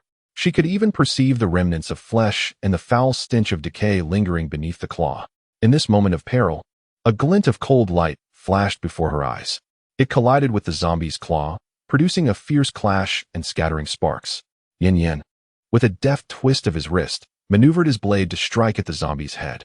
With remarkable reflexes, the S-shaped zombie raised its left hand to block the attack, causing a thin, greenish arm to fall to the ground. Seizing the opportunity, the zombie darted out of Yin Yan's range. Its bloodthirsty gaze fixated on him as if to etch his image into its memory. Just as Yin Yin anticipated a counterattack, the S-shaped zombie abruptly turned and shattered the window, making its escape. After witnessing the zombie flee, Yin Yin leaned against his sword for support, feeling somewhat drained. Meanwhile, Tang Shuixian collapsed onto the ground, having narrowly evaded death moments ago, her body trembling uncontrollably. It was then that a hand reached out before her. Looking up, she beheld Yin Yin, his sharp brows framing bright eyes, a prominent nose, and a face defined by strong, clean lines, now graced with a smile. "Are you all right?" he inquired. Tang Shuixian felt as though her heart was being struck by a heavy hammer, pounding wildly within her chest. Upon observing Tang Shuixian's dazed expression, Yin Yin initially feared she had sustained an injury. He hurriedly waved a hand before her eyes, anxiously inquiring, "Are you all right? Did you hurt yourself?" I'm fine," Tang Shuixian replied, snapping back to reality. She quickly brushed aside Yin Yan's hand and managed to rise to her feet. Seeing that she was unharmed, Yin Yin let out a sigh of relief. "Since you're all right, let us return home. We must prepare for our departure to the affluent district tomorrow. It poses even greater dangers, and we need to rest well tonight." As Tang Shuixian walked alongside Yin Yin, she couldn't help but admire his chiseled profile, which caused her cheeks to flush slightly. Meanwhile, Yin Yin, oblivious to her reaction, was preoccupied with thoughts of the S-shaped zombie's gaze as it departed. That creature possessed an alarming level of intelligence. Having severed one of its arms, it surely harbored a grudge against him. Caution would be imperative in the future. As the pair entered their home, a pair of eyes lurked behind the door across the way, contemplating the closed entrance. That night, both Yin Yin and Tang Shuixian struggled to find restful slumber, waking at the slightest sound, remaining vigilant against the return of the S-shaped zombie. It wasn't until the morning, when a knock resounded at the door, that Yin Yin could no longer remain asleep. Rising to answer the door, he was somewhat puzzled to find Song Qian standing there so early. Upon Yin Yan's opening of the door, Song Qian's gaze immediately darted inside, as if searching for something. Her pupils constricted in disbelief at the sight of Tang Shuixian emerging in camouflage attire. Noticing Song Qian's expression, Yin Yin turned to see Tang Shuixian, realizing the cause of her astonishment. "Let me introduce you," he said to Song Qian. "This is my partner, and we intend to leave here today. Sister Qian, would you care to join us?" Yin Yin gazed at Song Qian with hopeful eyes. Upon hearing this, Song Qian hesitated, despite their intimate encounter the previous day. She remained in a relationship with Wang Jinxiang. The thought of leaving with Yin Yin weighed heavily on her conscience. "Go with him." A man's voice suddenly emerged from behind Song Qian. It was Wang Jinxiang, still reeling from a 2-day hangover, his complexion flushed as he stood at the door.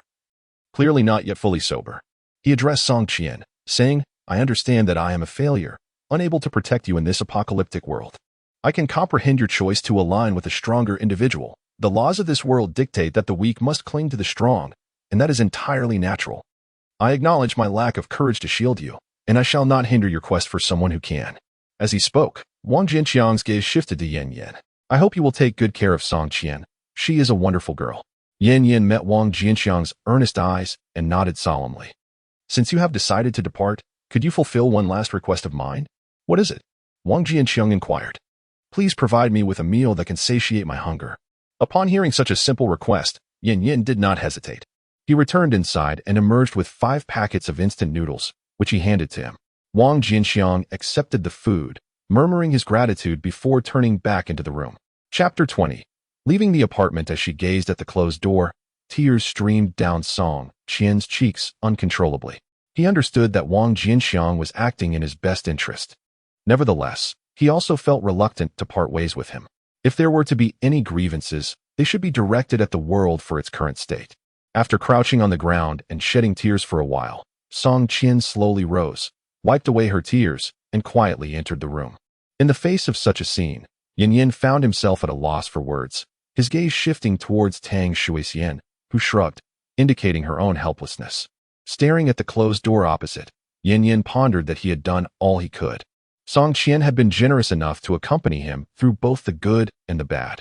If Wang Jiangwo were to request his assistance in bringing him along, he might consider it for Song Qian's sake, but he had already resolved to stay behind, leaving him with no other option. Possessing spatial abilities, Yin Yin meticulously cleared the supplies from the room. As the group gathered at the door, he assigned tasks. Song Qian would watch over Wan, while Yin Yin and Tang Shuixian would lead the way. Just as they were about to descend the stairs, the door opposite them swung open. "I no longer have use for this vehicle. It's yours now." A hand emerged from within, tossing out a set of car keys. Yin Yin caught them and shouted a grateful thank you. Towards the inside, an additional vehicle meant enhanced security. Yin Yin and Tang Shuixian could each drive one. In recent years, Wang Jinxiang had earned some money and purchased a new white SUV, parked downstairs. Once the four descended, they promptly entered the vehicles and followed Tang Shuixian's guidance towards her car. Behind a building, they halted before a vehicle concealed under a cover. Tang Shuixian exited her car and swiftly unveiled the cover, revealing a rugged, sharply contoured camouflage jeep that exuded a wild allure beneath the sunlight. Tang Shuixian leaped into the vehicle, and the roar of the engine erupted like a wild beast breaking free from its confines, surging onto the road. The car turned back, heading towards the entrance of the community, with the first destination being the supermarket at the gate. As Yin passed by the front of his own building, he glanced upward, catching sight of a figure sitting by the window, clutching a bottle of white liquor and pouring it down his throat. Noticing the vehicle below, Wang Jinxiang recognized it and shouted into the air, "Take good care of her for me." Yin responded with an okay gesture. Moments later, as they drove a few meters away, a loud bang echoed behind them. The group turned to see a pool of flesh on the ground. Wang Jinxiang had jumped to his death. Such occurrences had been frequent lately, with many unable to bear the pressure resorting to suicide. Yet it was shocking to witness such a tragedy so close to home. The atmosphere in the vehicle grew somber. Soon, the cars broke through the barriers at the entrance and arrived at the supermarket. The roll-up door was tightly shut, and through the windows, the interior appeared shrouded in darkness, obscuring the situation within. The two vehicles came to a halt, and Yin along with his companions swiftly exited to deal with the nearby zombies.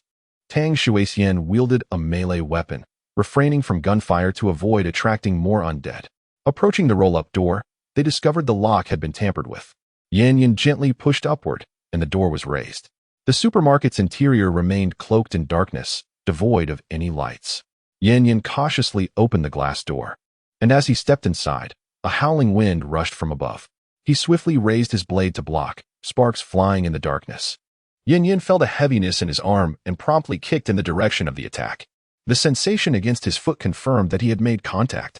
A muffled groan echoed in the darkness. Behind him, Tang Shuixian hurried to the counter and turned on the light, instantly illuminating the room. The occupants were revealed before Yin, a family of three, whom he recognized as the proprietors of the establishment. The one who had attacked him was the boss's son, now curled up on the ground, clutching his abdomen and moaning in agony. The father, wielding a bone saw, eyed Yin and Tang Shuixian warily. "Who are you? What are you doing here? This is my home, and you are not welcome. Leave at once." Yin turned his gaze towards Tang Shuixian, signaling her to approach. As she stepped forward and reached for her waist, producing a black pistol, the boss's expression turned to one of shock.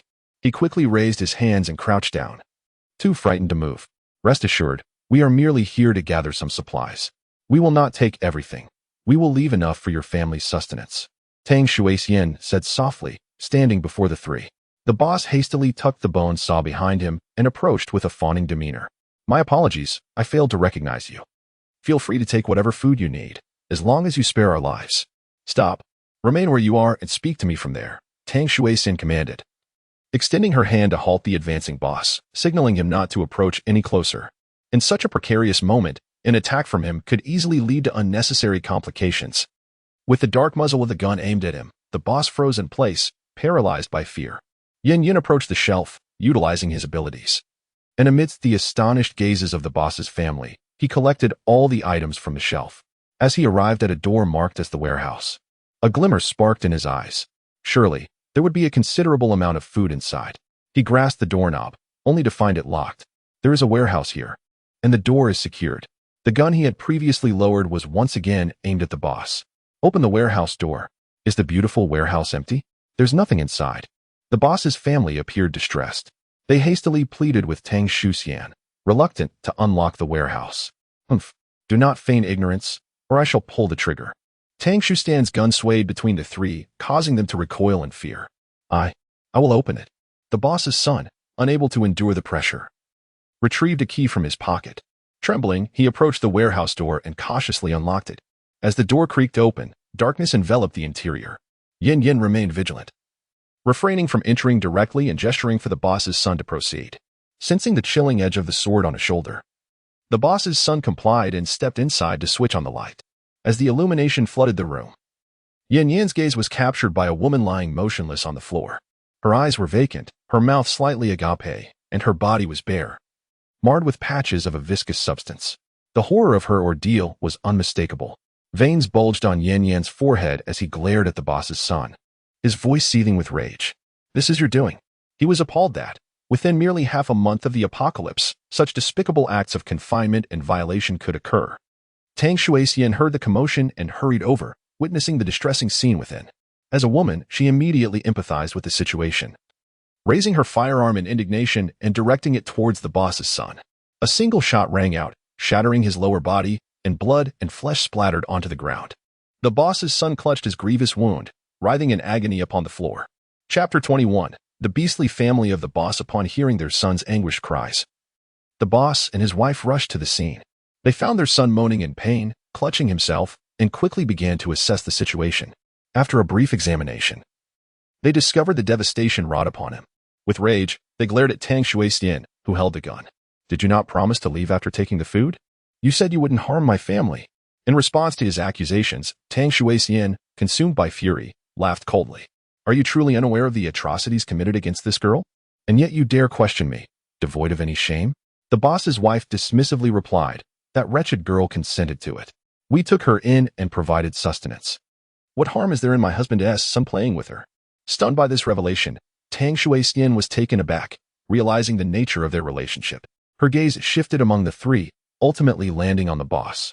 With a voice laced with disdain, she declared, "You are indeed a pack of beasts." Bang, bang, bang. 3 shots rang out, and the boss and his family collapsed to the ground, each with a gaping wound upon their foreheads.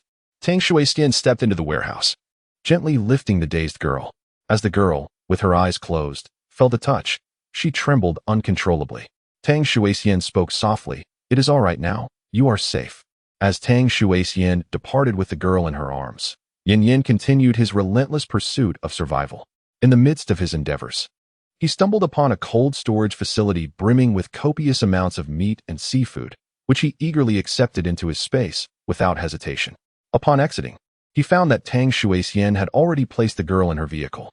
Noticing Yan Yan's emergence, she fell into a contemplative silence. "All done.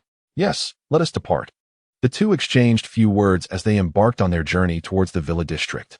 Given the area's location on the outer ring, the roads were relatively clear, allowing their vehicle to navigate safely, albeit hindered by the occasional zombie.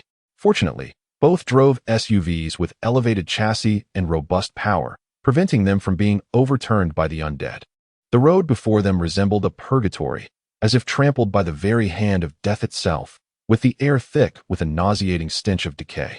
Vehicles lay abandoned at odd angles along the roadside, their bodies marred by numerous dents, while shattered glass scattered like glittering shards beneath the sunlight. Some car doors swung wide open, revealing seats stained with long-dried blood, with drag marks extending outside, as if the owners had left behind traces of their final, desperate struggles. The nearby telephone poles leaned precariously, their wires tangled like disheveled strands of silk, some dangling to the ground, emitting crackling sparks. Bloodstains littered the ground, testifying to the horrific events that had transpired in this desolate place. Zombies roamed aimlessly along the road, embodying the scene's pervasive decay and desolation, all of which Yan Yan observed with a heavy heart.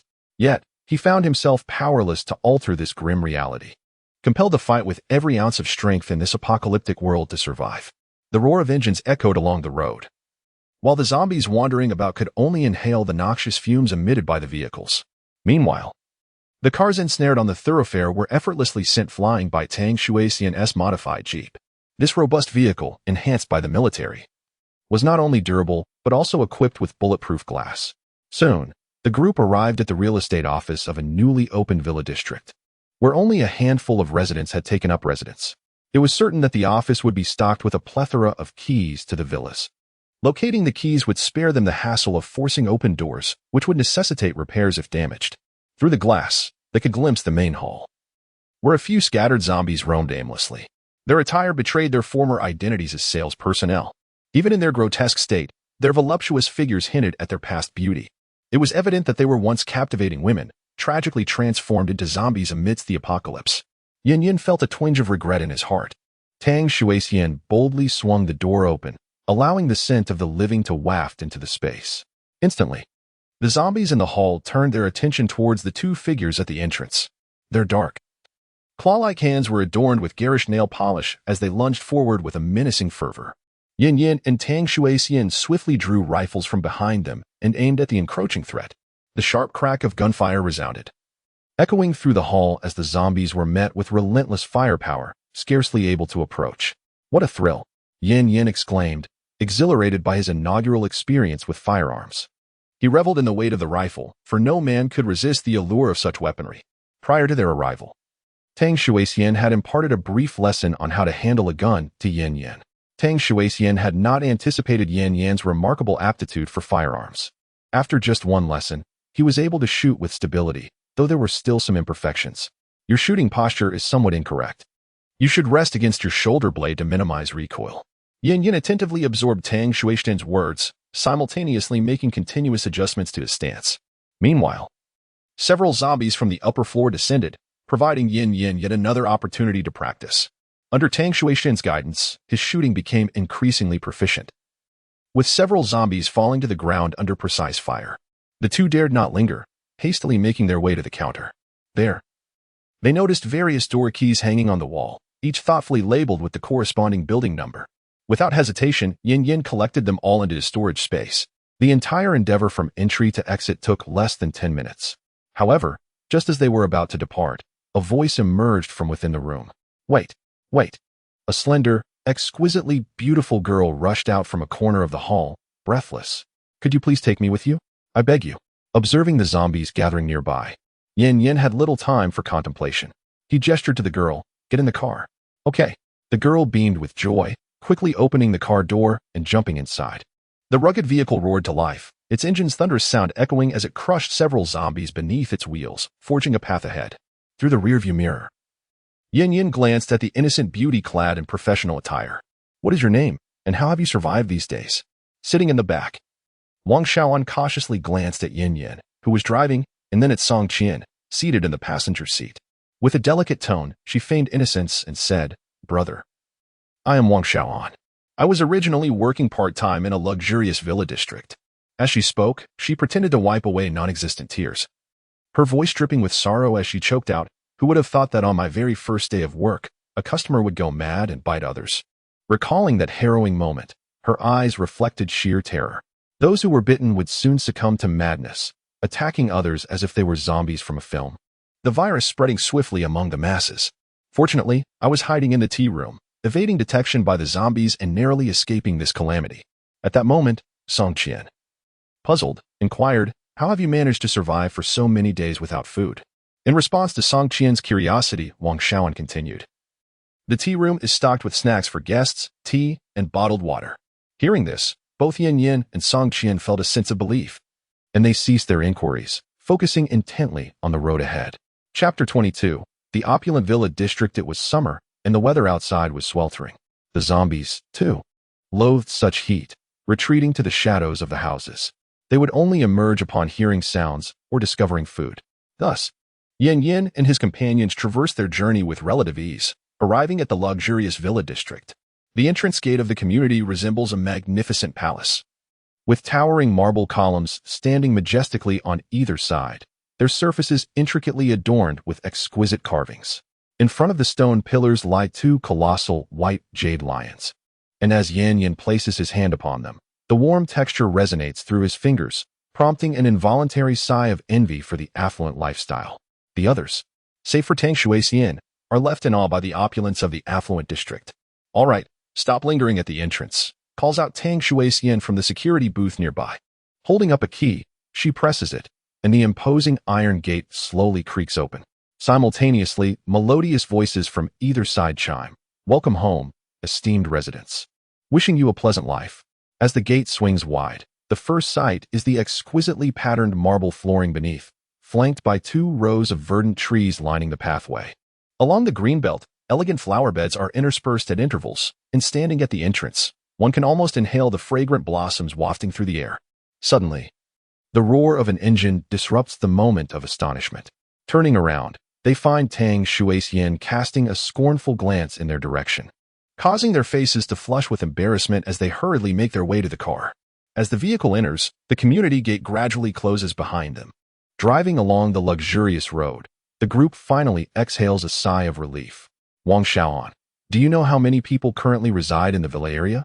Yan Yan suddenly recalls something and promptly inquires of Wang Xiaohan, seated in the back. After a moment's contemplation, Wang Xiaohan replies, to my knowledge, only 2 villas have been sold thus far. There are 2 villas, the first one perched atop the mountain, known as Villa Number 1, and the other, Villa Number 8, situated slightly lower. Is Villa Number 1 located there? Yan Yan pointed towards the summit. Following the direction of his finger, one could behold a resplendent edifice, reminiscent of a palace, standing majestically at the peak. Indeed, Villa Number 1 was extraordinarily conspicuous. It was nearly impossible to overlook. Yan Yan had been trailing behind Tang Shuixian's vehicle, and soon, he discerned that her destination appeared to be the illustrious Villa Number 1 at the summit. Before long, they arrived at the mountaintop, only to be confronted by an iron gate. Observing the padlock that secured it, Tang Shuixian, without hesitation, drew her handgun and aimed at the point where the chain was linked, firing a single shot. With a resounding crack, the chain fell to the ground. Turning back, Tang Shuixian lifted her chin arrogantly, casting a glance at Yan Yan. However, upon noticing him, her expression abruptly froze. In Yan Yan's hand dangled a large bunch of keys, one of which bore a tag inscribed with Villa Number 1. At that moment, Tang Shuixian reflected on her earlier actions and felt as though she had been reduced to a mere jester, her cheeks flushing with embarrassment. Yan Yan, too, observed her discomfort as he glanced at the fallen chain and the keys in his grasp. With a swift motion, he returned the keys to his pocket and, smiling, remarked, since the door is ajar, why do we linger? Let us proceed inside. He gestured for everyone to enter, while Tang Shuixian, her face still aflame, followed behind. To the right of the courtyard lay an expansive swimming pool, its crystalline waters revealing the blue tiles beneath. It is presently summer, and the weather is sweltering. Were it not for the presence of a few young women nearby, Yan Yan would undoubtedly have leapt into the refreshing waters. To the left of the courtyard lies an expansive lawn, and Yan Yan's first thought is that it would serve as an ideal spot for a picnic. However, this is not the moment for such considerations. He hastily surveys the area for any signs of life or the undead. Tang Shuixian and Yan Yan exchange glances, their unspoken understanding conveying their intentions. They swiftly approach the door. Holding the butt of her gun, Tang Shuixian gently taps on the door, producing a rhythmic duong, duong, duong sound. After several knocks, she notices Yan Yan regarding her with a peculiar expression. With a hint of confusion, she inquires, what are you looking at? Yan Yan remains silent, extending a hand to press a white button beside the door. With his action, a chime resonates from within. Witnessing this, Tang Shuixian's face flushes with embarrassment, and she glares at Yan Yan. After a few more attempts, there is no response from inside, nor any other sounds. It appears the dwelling is uninhabited. As Yan Yan's gaze shifts towards her, Tang Shuixian, in a fit of irritation, exclaims, what are you staring at? Since there is no one here, you ought to use the key to open the door. Yan Yan smiles and replies, I was merely assessing whether you possessed any additional skills. Get lost. Tang Shuixian retorts, kicking Yan Yan in exasperation. He deftly evades her strike, while retrieving a carefully prepared set of keys from his belongings. After experimenting with 3 or 4 keys, he successfully unlocks the door. Upon entering the living room, one is immediately captivated by the crystal chandelier that gracefully hangs from the ceiling, radiating a dazzling brilliance under the sunlight. The red staircase railing is intricately carved with exquisite patterns, leading gracefully to the second floor. Nearby, a genuine leather sofa is accompanied by a matching coffee table and carpet. Surrounding the area are porcelain vases, renowned paintings, and various artistic treasures. Ah, the life of the affluent is indeed splendid. Yan Yan remarked as he strolled through the living room, his admiration palpable. The others followed closely behind him, entering with a sense of curiosity. Wang Xiaohan and Song Qian supported a girl they had rescued from the supermarket. The girl, having endured prolonged abuse and starvation, was unable to walk and required a period of recuperation. Very well, everyone, feel free to select your own rooms. Yan Yan gestured grandly, inviting them to choose their accommodations. Meanwhile, Tang Shuixian and Yan Yan settled on the sofa to discuss their forthcoming plans. Given the recent emergence of numerous mutated zombies, it was imperative to bolster their defenses. Fortunately, the security in the affluent villa district was quite commendable, sufficient to deter ordinary zombies. However, the evolved variants demanded particular caution, as they could scale buildings several meters high, rendering them difficult to guard against. Additionally, there were concerns regarding their living environment. En route, They had observed numerous downed power lines, suggesting that a power outage was imminent. Thus, it was crucial to locate a generator promptly to ensure self-sufficiency in electricity, as possessing power was essential for a convenient lifestyle. Currently, there were 6 individuals, and their food supplies would not last much longer. Tang Shuixian presented the computer screen to Yin Yin, stating, "We are residing in the affluent district, and to the east lies a gas station, while to the west is a large department store." Yin Yin pondered for a moment and then pointed towards the location of the department store. "In that case, let us first head to the department store to procure a generator and some food, and then proceed to the gas station to acquire gasoline and diesel." "How does that sound?" Tang Shuixian shook her head and replied, "That won't work. The fuel in our vehicle is insufficient to complete a trip to the department store and then to the gas station. Then we must first visit the gas station, as they also possess a small convenience store where we can retrieve some food," Yin Yin concluded. "Agreed, it is decided." The two of them reached a consensus regarding their next course of action. Chapter 23. Selecting rooms while the two conversed. The others had also chosen their rooms and were making their way downstairs. Nuan joyfully bounced into Yin Yan's embrace. Brother, I've selected my room." Yin Yin gazed affectionately at Nuan. "Which room did you choose, dear Nuan?" Hee, my room is right next to brother's." Nuan pointed towards a room on the second floor, adjacent to the center.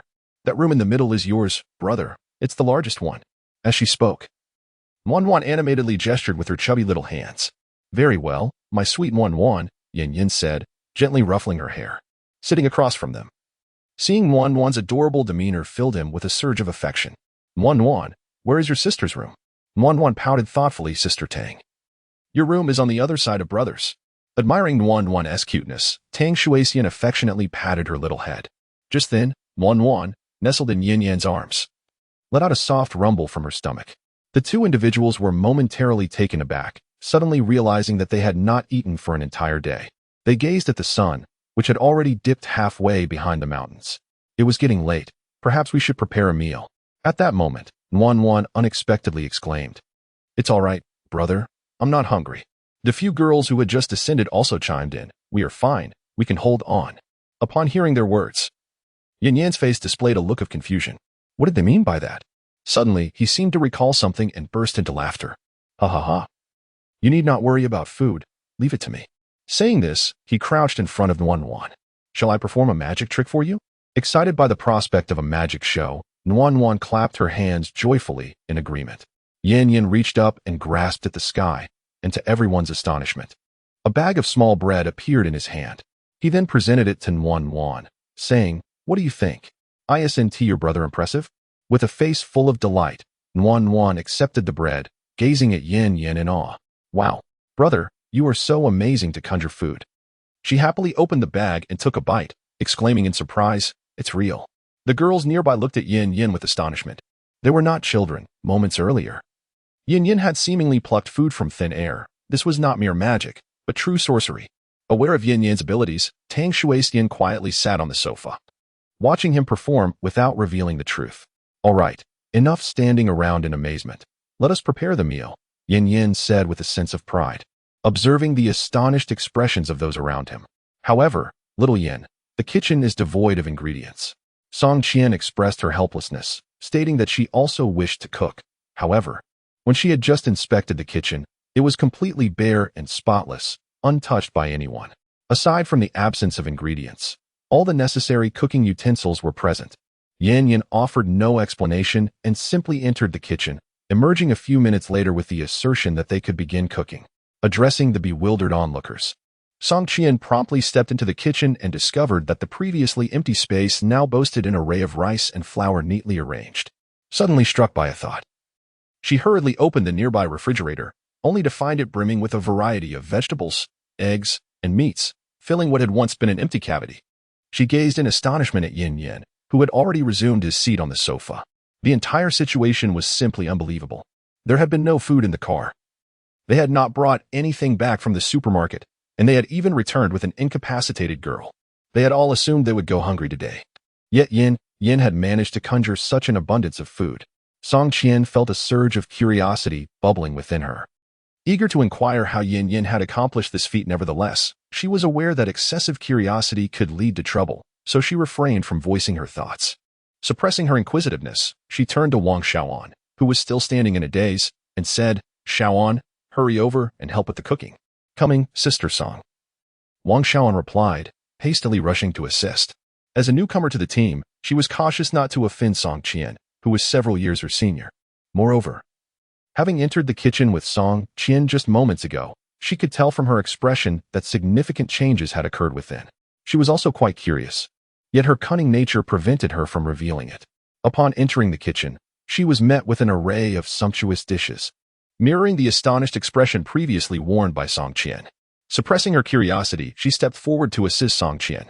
Half an hour later, everyone gathered around the dining table, captivated by the enticing aroma and vibrant colors of the 4 dishes and a soup, which stirred their appetites. Beneath the swirling winds, Yin Yin, clutching his round belly, reclined in his chair without a care for appearances. He turned to Song Qian and gave her a thumbs up, exclaiming, "Sister Qian, your cooking is truly delightful. Henceforth, the culinary duties shall rest upon your shoulders." Song Qian, elated by Yin Yan's praise, replied modestly, "Oh, it's merely ordinary home-cooked fare. I'm glad you enjoy it." Thus, it was decided that she would regularly stock the kitchen with food, and if he had any requests, he could simply express them, and she would do her utmost to accommodate. After a long day, Yin Yin rose to retire to his room. Before departing, he cast a knowing glance at Song Qian, who instantly understood its meaning, playfully shooting him a look in response. However, Yin Yin was confident she would undoubtedly visit him later that evening, and with satisfaction, he ascended the stairs. As for the used dishes, Wang Xiaohan and the others would naturally handle the cleanup. Following Yin Yan's exit, Tang Shuixian also stood to leave. After Song Qian tidied up, she took the leftover food to the room of the girl they had rescued from the supermarket. Everyone had forgotten her existence, but Song Qian had kept her in mind. However, just a few minutes after Song Qian entered the room, a sudden shriek pierced the air. "Ah!" Yin Yin swiftly burst through the hotel room door and stepped into the corridor, closely followed by Tang Shuixian, who also emerged from her room. Their eyes reflected a grave seriousness, as the tension from the zombie attack the previous night still clung to them. Upon hearing a sound, they rushed out and quickly identified its source, located at the far end of the corridor. At that moment, Wang Xiaohan had just ascended the staircase. "Xiaohan, where is Song Qian? Is there someone in the room at the end?" Yin Yin inquired. Wang Xiaohan promptly replied, "Sister Qian went to bring food to that girl who can't move. She is staying in that room." A sudden change swept across Yin Yan's face, and an ominous thought crossed his mind. He hastily dashed towards the room and forcefully kicked the door open. Upon entry, he found Song Qian standing on the floor, her expression one of sheer terror, with scattered food items strewn about. The girl from the supermarket lay on the bed, appearing seemingly unperturbed. However, Yin Yin remained cautious and gently questioned Song Qian. "What happened?" With trembling hands, Song Qian pointed at the scattered food, exclaiming, "They floated up," as he gazed at the disarray on the floor. Confusion gripped him. How could food simply levitate into the air? Suddenly, Tang Shuixian nudged Yin Yin, directing his attention to the girl quietly resting on the bed. In that instant, a single term resonated in his mind: ability user. With a serious demeanor, Yin Yin addressed Song Qian, "Sister Qian, you should return to your room." "All right." Hearing the suggestion to leave, she was still reeling from the recent supernatural incident that had nearly overwhelmed her with fear. After Song Qian departed, Tang Shuixian deftly closed the door behind her. Yin Yin cautiously approached the girl. "It was you who did that, wasn't it?" The girl, who had previously kept her eyes shut, suddenly opened them wide, and her formerly vacant gaze softened as it met Yin Yan's. She gently nodded in affirmation. Tang Shuixian, standing nearby, softly inquired, "Could you demonstrate it once more?" The girl remained silent, slowly raising her hand to point at a vase by the window. To their astonishment, the vase began to wobble and float into the air. As they exchanged glances, it became evident that this girl was indeed an evolver, likely having just undergone her transformation. "Can you speak? What is your name?" Tang Shuixian asked. The girl weakly responded, "My name is Zhao Qian." At the moment she spoke, both of them were suddenly struck by an unpleasant, fishy odor, intensifying their disdain for the supermarket owner. Observing her frail condition, they understood that further inquiries would yield no answers. They could only call for Song Qian to return, requesting her assistance in feeding and helping Zhao Qian with her personal hygiene, while also ensuring she stayed by her side. Other matters could be addressed the following day. Following this incident, Song Qian did not return that evening, remaining by Zhao Qian's side instead. However, in the later hours of the night, Yin Yan's door was pushed open. He had not yet fallen asleep, still savoring the rewards from his main quest in his mind. If it hadn't been so late, he would have eagerly descended the stairs to practice his newly acquired dragon step technique. However, upon acquiring the skill of the dragon step, Yin Yin realized that its execution required internal energy. Without it, relying solely on physical strength would render him incapable of demonstrating the intricacies of the technique. Over the past few days, he had amassed a total of 78 points and intended to visit the marketplace in search of suitable martial arts doctrines. While he was in the midst of selecting a technique, the door to his room was quietly opened. Initially, Yin Yin assumed it was Song Qian, who had stealthily come over out of boredom. However, as the moonlight illuminated the figure, he sensed something amiss. The silhouette was not that of Song Qian. He quickly sat up, a sword materializing in his hand, poised at the stranger's throat. With his other hand, he retrieved a powerful flashlight from his spatial storage, directing its beam towards the figure, revealing a visibly terrified Wang Xiaoan. Upon recognizing her, Yin Yin lowered his weapon, perplexed, and inquired, "What brings you here?" Wang Xiaoan, noting that Yin Yin had sheathed his weapon, patted her petite chest and, with her alluring willow-like brows fixed upon him, asked, "Brother, I'm frightened and cannot sleep. May I share your bed?" Observing her coy demeanor, Yin Yin understood her intentions all too well. With Song Qian unable to visit that evening, he had anticipated a rather uneventful night. Unexpectedly, someone had come to his door. Seeing that Yin Yin remained silent, Wang Xiaohan presumed he was declining and cautiously asked, "Is that a no, brother?" No sooner had she spoken than a large hand grasped her shoulder, pulling her onto the bed. "Of course, it is," he replied. Yin Yin, with a mischievous grin, lunged at Wang Xiaoan, forcefully tearing apart her clothing. In the midst of the struggle, he discovered, to his utter excitement, that she wore nothing beneath. Amidst the tumult, the atmosphere grew heavy, and even the moon seemed to shy away, retreating behind the shrouded clouds, as deep roars echoed around them. The following morning, the inhabitants were roused by a resounding explosion, accompanied by tremors that shook the ground beneath them. Yin Yin, clad only in oversized shorts, descended the stairs, with Wang Xiaoan trailing behind him in a loose-fitting shirt, unmistakably his. Yet, at that moment, no one had the luxury to ponder such trivialities. Their gazes were fixed upon the city, where a mushroom cloud billowed ominously into the sky. The previous explosion and tremors were clearly its harbingers. Tang Shuixian gazed gravely at the sight of the mushroom cloud, concern etching her features. "What is happening?" Yin Yin inquired, knowing that her military background would provide insight. "This is a heavy weapon from the army. It cannot be deployed without dire necessity." It appeared that the situation in the city had reached a critical juncture, perhaps signaling the emergence of a zombie king. "How powerful is such a weapon?" Yin Yin asked, a hint of apprehension in his voice. Tang Shuixian, her expression serious, replied, "It can level everything within a 2-kilometer radius." "So, does that mean the survivors there?" he began. "Indeed. This confirms that something significant has transpired in the heart of the city, necessitating the use of such weaponry. We must hasten to gather supplies. Our time is running short." "Understood." Upon returning indoors, Yin Yin found a beautifully arranged breakfast awaiting him on the dining table. He was somewhat taken aback to see her up so early.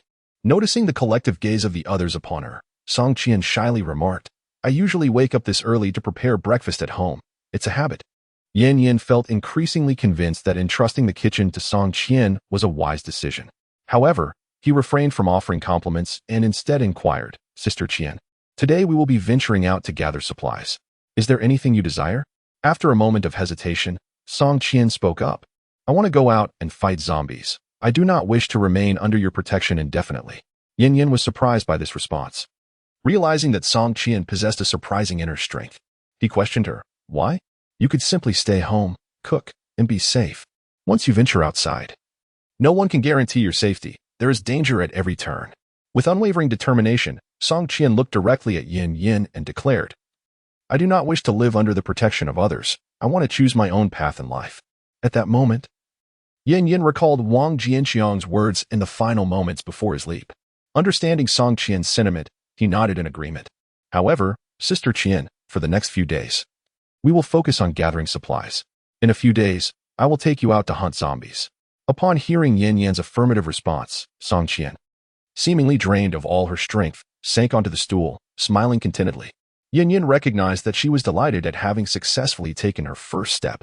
Chapter 25. Setting off in search of fuel, Tang Shuixian drove her military jeep along the road, with Yin Yin seated in the passenger seat, observing the surrounding landscape.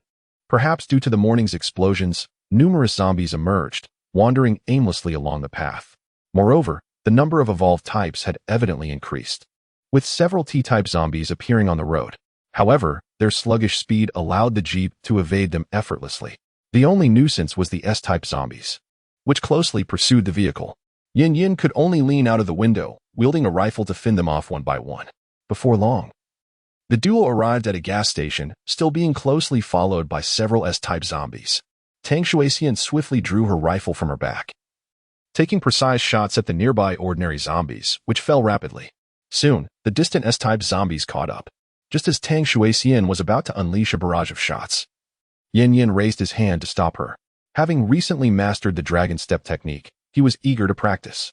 The S-type zombies, instead of lunging directly at them like the ordinary ones, spread out and encircled the two, preventing their escape. Yin Yin gripped his saber and boldly approached the nearest zombie. This time, his movements were graceful and elusive, weaving left and right like a swimming dragon, gliding swiftly. The S-type zombie, seeing its prey advance, let out an excited roar. With its dark claws striking towards Yin Yin, he remained unfazed. Employing the dragon step technique, he deftly evaded the strike, positioning himself beside the zombie, and swung his saber directly at its head. Having failed to apprehend Yin Yin, and with Yuli yet to return, there was simply no evading Yin Yan's lethal strike. A flash of cold light passed by. The S-type zombies that had posed a formidable challenge just days prior now fell effortlessly before Yin Yan's might, unable to withstand even a single blow. As she watched the severed head rolling on the ground, Tang Shuixian's initial concern transformed into sheer astonishment.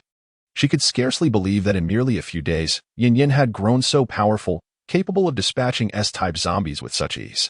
Naturally, she could not perceive the lightness of Yin Yin's movements, interpreting them merely as flamboyant displays of skill. His remarkable prowess stemmed fundamentally from the essence of being an evolved being. Unbeknownst to Tang Shuixian, aside from physical enhancements, other types of evolved beings did not experience significant augmentation in their physicality. Yin Yin, standing triumphantly atop a corpse, gazed at Tang Shuixian with a sense of pride.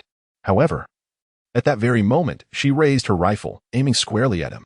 "This is no jest. Lower your weapon," Yin Yin exclaimed, a hint of trepidation creeping into his voice as he faced the ominous black muzzle directed at him.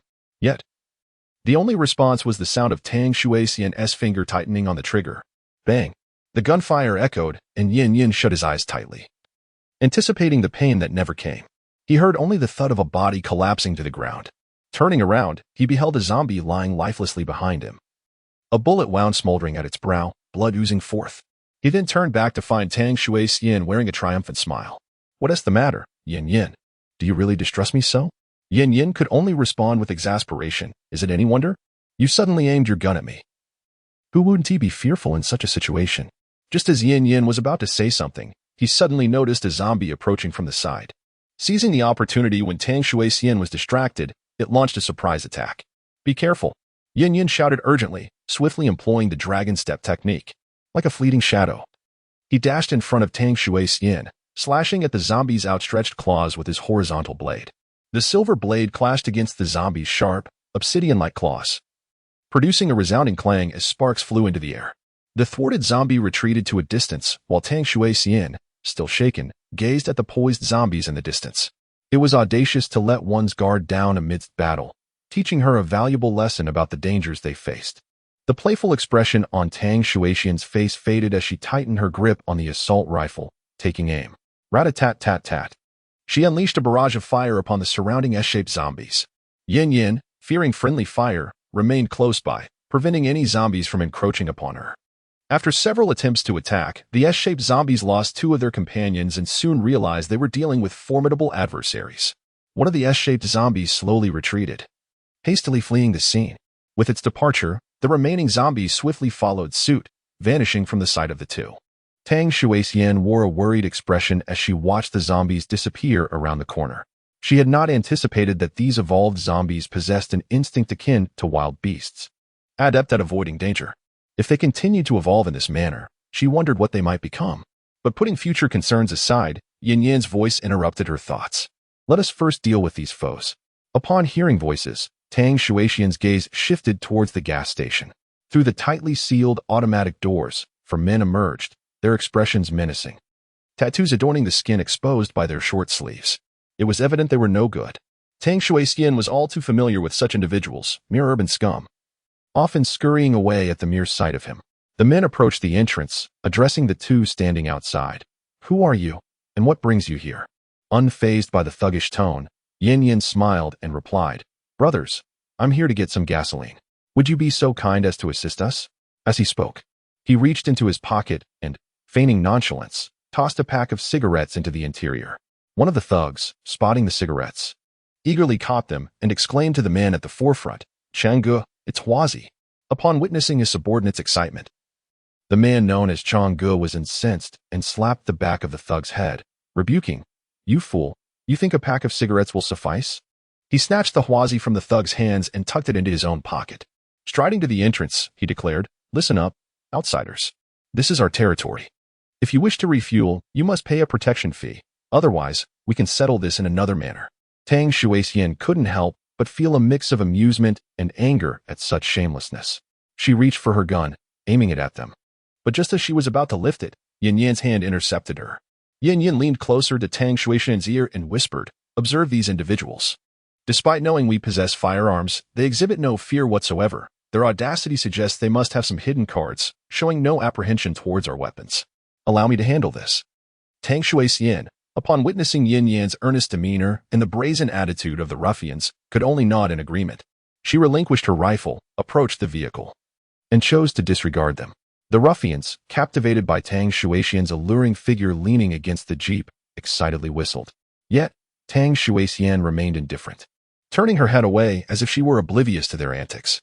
Chapter 26. Brother Chang's gang. Yin Yan approached the entrance and addressed Brother Chang and his gang. "What is it that you desire?" Brother Chang, however, did not respond to his inquiry. "Brother, I see you possess quite the skills. How about considering joining us? In due time, we can take down that young woman, and you shall be the first to have your way. What do you say, my friend? Sounds fair, does it not?" Yin Yan chose to ignore these propositions and continued, "Let us discuss the matter of gasoline." Brother Chang burst into hearty laughter. "Very well. The zombies at the gas station were a burden we painstakingly cleared, costing me several brothers in the process. If you wish for gasoline, we require food in return." At this juncture, Brother Chang fixed his gaze intently on Yin Yan. "How much food can you offer us?" He pondered momentarily, then looked back at Yin Yan and glanced at Tang Shuexian. "Please come in." As Brother Chang spoke, a nearby lackey quickly produced a key and unlocked the iron gate.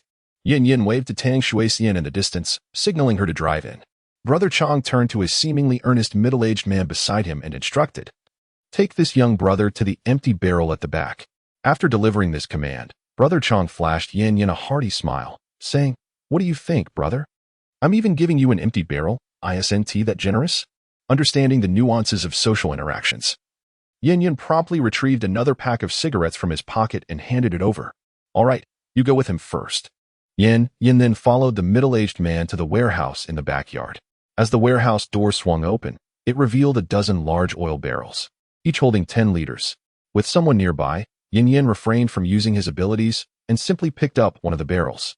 Just as he passed the middle-aged man, the latter reached out and grasped Yin Yan's arm. Surprised, Yin Yan looked at him, and the man cautiously whispered, "Fill up quickly and leave. Don't come back. Brother Chang is not a good person." With that, he turned and walked away, as if he had never spoken. Yin Yan regarded him with a knowing expression, realizing that not everyone in Brother Chang's crew was united in purpose. Suddenly, a gunshot echoed from the front yard, startling Yin Yan. He quickly stored the oil barrel in his space and rushed towards the front yard. Upon emerging, he saw Tang Shuexian aiming a rifle at Brother Chang and his group. Upon noticing Yin Yan's return, she exclaimed, "These people just attacked me, and that Brother Chang is an ability user." At present, Chang Ji's skin has transformed into a silvery gray hue, shimmering with a metallic luster under the sun, unmistakably marking him as a body-type superhuman. Yin Yan gazes at Changgu with a brooding expression, remarking on the unprincipled nature of his actions. Unexpectedly, Chang Ji's previous smile vanishes, replaced by a fierce glare as he retorts, "You dare question my integrity? When I was out navigating the world, you were still at home sipping milk." With that, he draws the sword at his waist. Employing the intricate steps of the dragon's dance, Yin Yin swiftly approaches. Chang'e brandishes a steel pipe, swinging it at Yin Yin. Yet all his attempts are deftly evaded by Yin Yan's agile movements. Yin Yin then strikes towards Chang Ji's throat, producing a sharp sound as the blade makes contact, causing a numbing shock to reverberate through his hand. Upon retreating, Yin Yin observes a shallow wound upon Chang Ji's throat. Chang'e reaches for the injury, somewhat astonished as he looks at Yin Yin. I didn't expect you to possess such prowess, capable of injuring me. How about this? I offer you another chance to join me. You shall enjoy a life of luxury and plenty, surrounded by beautiful women. Yin Yin, noticing the nick on Chang Ji's blade, is equally surprised. He had not anticipated Chang Ji's abilities to be so formidable that even his full-force assault could only inflict a minor cut. Nevertheless, this does not deter Yin Yin. He approaches Tang Shuixian, who is currently disarmed, her rifle lying on the ground, her right hand gripping a pistol while her left hangs limply. Yin Yin immediately senses something amiss. How are you injured? I'm all right, just temporarily unable to move. However, upon observing Tang Shuixian's pallid complexion and the cold sweat beading on her forehead, it was evident that she was in excruciating pain. These scoundrels would pay dearly for this. Just wait, I shall swiftly conclude this battle. Yin Yin cast a fierce gaze towards Chang'e in the distance. Chang Ji's audacity to attack them was evidently calculated. The only threat he posed, a rifle, had already been dispatched. What he had not anticipated was that this enchanting young lady possessed a small handgun. Fortunately, his formidable defense had spared him from injury. As for Yin Yin, the broadsword in his hand posed no risk to him. However, the subsequent actions of Yin Yin left him utterly astounded. Before him, a sniper rifle materialized seemingly from thin air. Its elongated body, with sleek and simple lines, and the dark barrel resembled a ferocious beast poised to pounce, instilling a sense of dread within him. Upon witnessing this weapon, Chang'e was momentarily paralyzed with shock. How had this rifle manifested? While he might have resisted a standard handgun, the formidable power of a sniper rifle was beyond his capability to withstand. Realizing the dire situation, he hastily retreated, intent on fleeing. Yet, as he turned to escape, the ominous black muzzle was already trained upon him. Bang! The thunderous gunfire echoed, and Chang'e stared in disbelief at the gaping hole in his abdomen. Overwhelmed by intense pain, his abilities faltered, and his skin reverted to its original hue. He knelt on the ground, howling in agony. But what awaited him was yet another gunshot. This time, however, the sound was less thunderous, resulting in a bloodied hole appearing on his forehead. It was none other than the pale-faced Tang Shuixian, who had fired the weapon in her hand. Damn you for ambushing me! Tang Shuixian exclaimed vehemently. Yin Yin, still reeling from the powerful recoil of the sniper rifle he had just fired, felt a lingering pain in his shoulder. Observing Tang Shuixian's expression, he noted to himself that women have long memories for grievances. He would need to tread carefully in the future. The remaining few, witnessing the demise of their leader, hastily contemplated their escape. Yin Yin and his companion did not intervene. With zombies surrounding them, where could they possibly flee? The priority now was to attend to Tang Shuixian's injuries. With great caution, Yin Yin removed her outer garment, revealing a white sleeveless shirt underneath. A dark purple bruise marred her shoulder, causing him to feel a pang of sorrow. The injury appeared quite severe. Although he felt anxious upon seeing her condition, he was utterly devoid of medical knowledge. It's all right. Once we return, I can apply some essential oil to it, Tang Shuixian said, forcing a smile despite her pain as she observed Yin Yin's worried demeanor. Let us fill up the tank first, then we can head back. Yin Yin understood that he could do little to assist in this moment, so he hurried to the back and gathered all the oil barrels from the storage into his space. After filling them with fuel using the pump, he ushered Tang Shuixian into the passenger seat and drove swiftly towards home. In his haste, he even forgot to collect food from the convenience store at the gas station. Meanwhile, a middle-aged man, watching the distant vehicle, approached the spot where it had halted. There, a black rifle lay abandoned on the ground, left behind in the rush. He picked it up, eyeing the fleeing ruffians with a watchful gaze. Chapter 27. Tang Shuixian is injured. Yin Yin drove, his expression marred by Tang Shuixian's pain, anxiously inquiring. Hold on, we're almost home. It's nothing, just a minor injury. Yin Yin did not respond, fully engrossed in driving. The Jeep's formidable performance allowed them to navigate the road with reckless abandon. They soon arrived at the Villa District. A massive figure loomed at the entrance, violently colliding against the iron gate with its body, a T-type zombie. Damn! Yin Yin pounded the steering wheel in frustration. He never anticipated encountering a T-type zombie blocking their way at such a crucial moment. Glancing at Tang Shuixian, who sat in the passenger seat, he resolved. Stay in the car. I will return shortly. With that, Yin Yin opened the car door and stepped out, brandishing a rifle aimed at the T-type zombie at the gate. Firing repeatedly, bullets struck the creature, leaving a series of bloody holes, yet they seemed negligible against its massive form. Nevertheless, the pain from the bullets drew its attention. Realizing the rifle was ineffective, he swiftly retrieved a sniper rifle. Bang! The sound reverberated as a fist-sized hole appeared in the T-type zombie's body. Enraged by the assault, the T-type zombie let out a furious roar and charged towards Yin Yin, its colossal frame resembling that of a charging rhinoceros, causing the ground to tremble with each step. Yin Yin shook his sore shoulder. With the sniper rifle, he could only manage a single shot in quick succession, as the tremendous recoil risked shattering his shoulder bone. Holstering the sniper rifle, he drew a blade instead. Facing the oncoming zombie, he felt no fear within, employing the dragon step technique. He swiftly advanced to meet the charging behemoth. As he approached, his steps shifted sideways, and with nimble agility, he evaded the oncoming charge. Due to his towering stature, Yin Yin could only aim for the waist of the zombie, thrusting his weapon forward. With a squelching sound, the sharp blade pierced the creature's body. Seizing the opportunity, Yin Yin swept horizontally, carving a massive gash across the abdomen of the T-shaped zombie. The already putrefied entrails spilled forth, dangling grotesquely from the wound. Observing this gruesome sight, the dim-witted zombie, in a moment of panic, reached down to grasp its own innards, attempting to shove them back inside. The zombie's lowered head unwittingly granted Yin Yin a perfect chance. He swiftly maneuvered behind the creature, placing a foot upon its back, and leaped high into the air. Gripping the hilt of his blade tightly, he descended with lethal intent. With a fierce roar, the tip of his sword plunged into the zombie's skull. The creature, caught in its futile attempt to regain its insides, abruptly ceased its movements and slowly collapsed to the ground, its massive form stirring up a thick cloud of dust. Yin Yin emerged from the haze, a smile gracing his lips as he turned to Tang Shuixian, who occupied the passenger seat.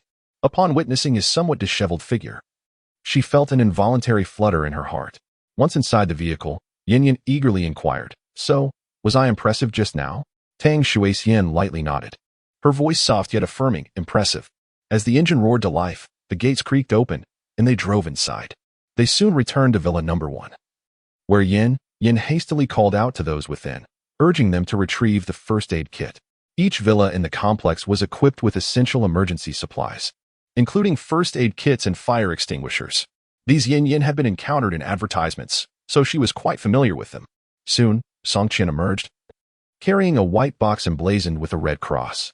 Approaching Yin Yin, she anxiously inquired, "What happened? Who was injured?"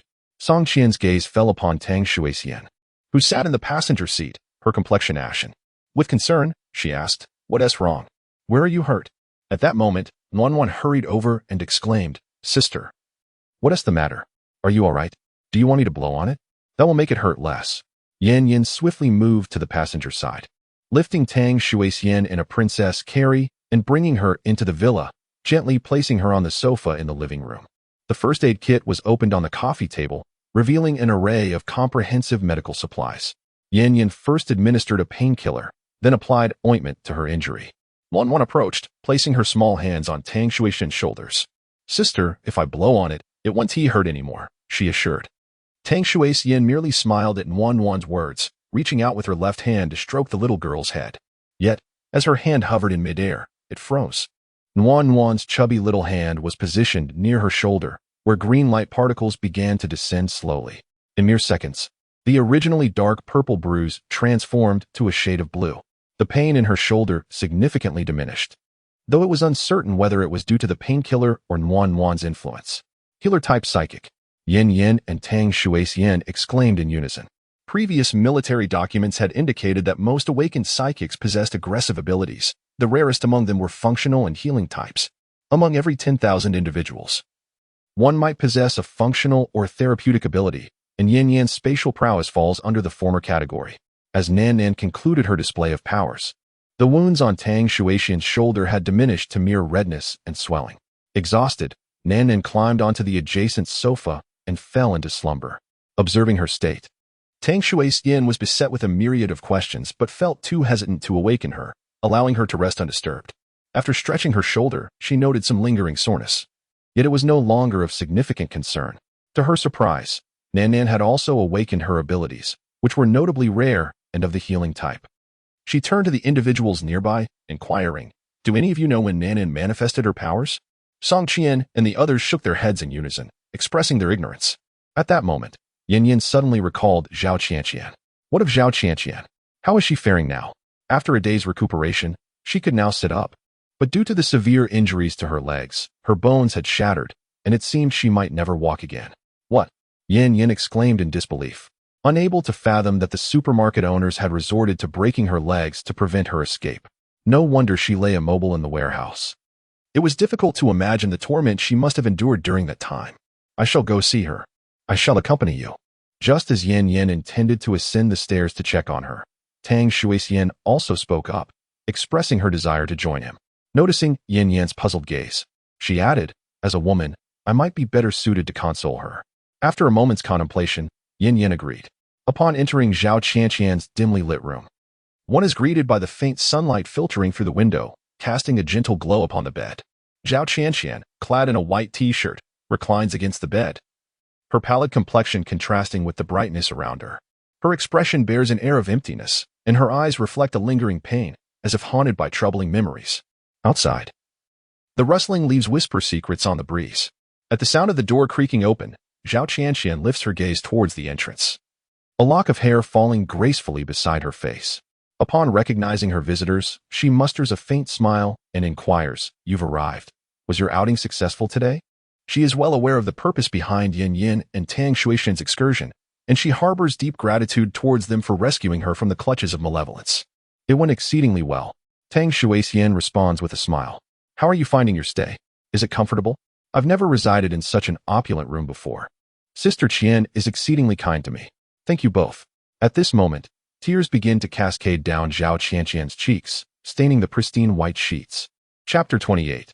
The exchange of skills. Witnessing Zhao Qianqian's sudden tears, her companions are momentarily at a loss, unsure of how to offer comfort. Suddenly, she raises her head, her eyes glistening with determination, as if she has reached a pivotal decision. She gazes out at the swaying leaves, her voice husky as she speaks, seemingly addressing Yin Yin and Tang Shuixian while also engaging in self-reflection. "During my time at the supermarket, I contemplated ending my life. However, I lacked the courage to follow through. Those days were steeped in despair until you both came to my rescue. The memories still torment my mind incessantly. I am perpetually besieged by thoughts of self-destruction until last night when I awakened to newfound powers." As she spoke, Zhao Qianqian pointed towards the window, which gradually swung open. The house sparrow perched on the branch seemed to be ensnared by an invisible hand, slowly drifting towards her. The little creature struggled in midair, yet could not escape its bindings, eventually settling gently in Zhao Qianqian's palm. She held the sparrow aloft, presenting it to the two onlookers. "You have rescued me from the depths of despair. My life is a gift from you. Thus, I shall forever follow you. My abilities and my very being belong to you. Please command me as you wish, allowing me a semblance of purpose in this world." With those heartfelt words, Zhao Qianqian bowed her head in silence. Yin Yin and Tang Shuixian exchanged glances, taken aback by the unexpected turn of events. However, it was a positive development that this girl had found hope for survival. As for other matters, they could be addressed in due course. With that thought, Yin Yin stepped forward to assist her in straightening her posture. "We have no demands of you. All we ask is that you live well." Zhao Qianqian looked at Yin Yin, then turned her gaze to Tang Shuixian, both of whom offered her a warm smile. Her lips parted slightly as a hoarse voice emerged. "All right, then, please rest well. We shall take our leave for now." The atmosphere had grown somewhat awkward, prompting the two to hastily exit. Once they were gone, Zhao Qianqian gazed at the sparrow cradled in her hands and gently released it through the window. "I will follow you with my very life." In recent days, an overwhelming series of events has unfolded, and it is astonishing that more than half of the individuals brought back have awakened their abilities. Such occurrences were never mentioned in the documents provided by the military. Consequently, Tang Shuixian feels a sense of urgency to return to her room and connect with her father to inquire about the current status of the virus. Meanwhile, Yin Yin descends to the lower floor to check on Wan Wan. He is somewhat surprised that this young girl has awakened healing abilities, as such awakenings are notoriously challenging, as per the information given by Tang Shuixian. Now, More than half of the people around him have manifested their powers. Upon arriving downstairs, he finds Nuan fast asleep with one hand resting on her mouth, prompting him to pause.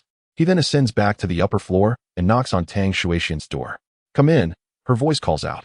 Upon entering, Yin observes her engrossed in her computer, typing away with great intensity, appearing quite busy. Upon noticing Yin, she inquires with a hint of confusion, "Is there something you need?" "It's nothing important.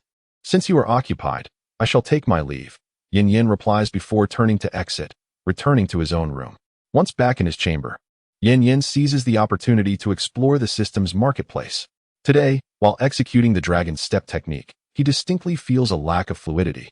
Far from the agility described in the introduction, this is likely due to the absence of internal energy. As he gazes at the multitude of dazzling items, he finds himself momentarily overwhelmed, silently pondering whether the system is present. What can I do for you, host?" The long-awaited lowly voice resonates once more. "I wish to select a technique to perform the dragon step," he states. The system's voice expressed a hint of confusion. "Choosing to practice the dragon step? Is there a problem?" Indeed, there was a problem. Purchasing an ordinary internal martial arts technique would be less advantageous than acquiring an immortal cultivation method. An immortal cultivation method? How had he not considered this? The energy from such a method would surely be richer than mere internal force, and its potential would be far greater. Suddenly, the previously excited Yan's expression soured as a thought struck him. "System, are you jesting with me? Immortal cultivation methods cost tens of thousands of points. How am I to redeem one?" "Of course, there is a way," the system replied. As it spoke, the interface of the system store transformed, revealing a technique titled Qi Cultivation Method at the top, marked with a price of 1,000 points. "But I can't afford that either," Yin lamented, glancing at his meager 120 points. The system's voice carried a tone of exasperation, clearly taken aback by such a dim-witted host. "Fool, did you not notice the introduction stating that the techniques are divided into 3 parts, body refinement, Qi refinement, and spirit refinement? They cost 100, 300, and 600 points, respectively. You can redeem the first part right away. Moreover, once you master this technique, you can unconditionally exchange it for others without any side effects." As Yin pondered this, the system's voice once again lured him in. Gritting his teeth, he made the exchange. A blue-covered book inscribed with Qi cultivation method materialized in his mind. The pages slowly turned, and the characters imprinted themselves into Yan's consciousness. His body instinctively settled into a cross-legged position, holding his breath and concentrating to absorb the spiritual energy from the heavens and the earth. Yin found himself amidst a vast expanse of starry skies, surrounded by countless glimmering points of light, gradually being absorbed into his very being. When Yin awoke once more, daylight had broken, and he was astonished to realize that he had practiced throughout the entire night. He promptly accessed his character panel. Host, Yin rank, none strength, 7 constitution, 7 agility, 6 spirit, 8 technique, Qi refinement technique ability, spatial power skill, beginner swordsmanship mastery. Dragon step. A new attribute appeared on the character panel, indicating that after a single night of cultivation, both his strength and constitution had slightly increased. "Brother, it's time for breakfast," came the cheerful voice of Nuan from outside the door. "Okay," he replied simply, rising to step outside.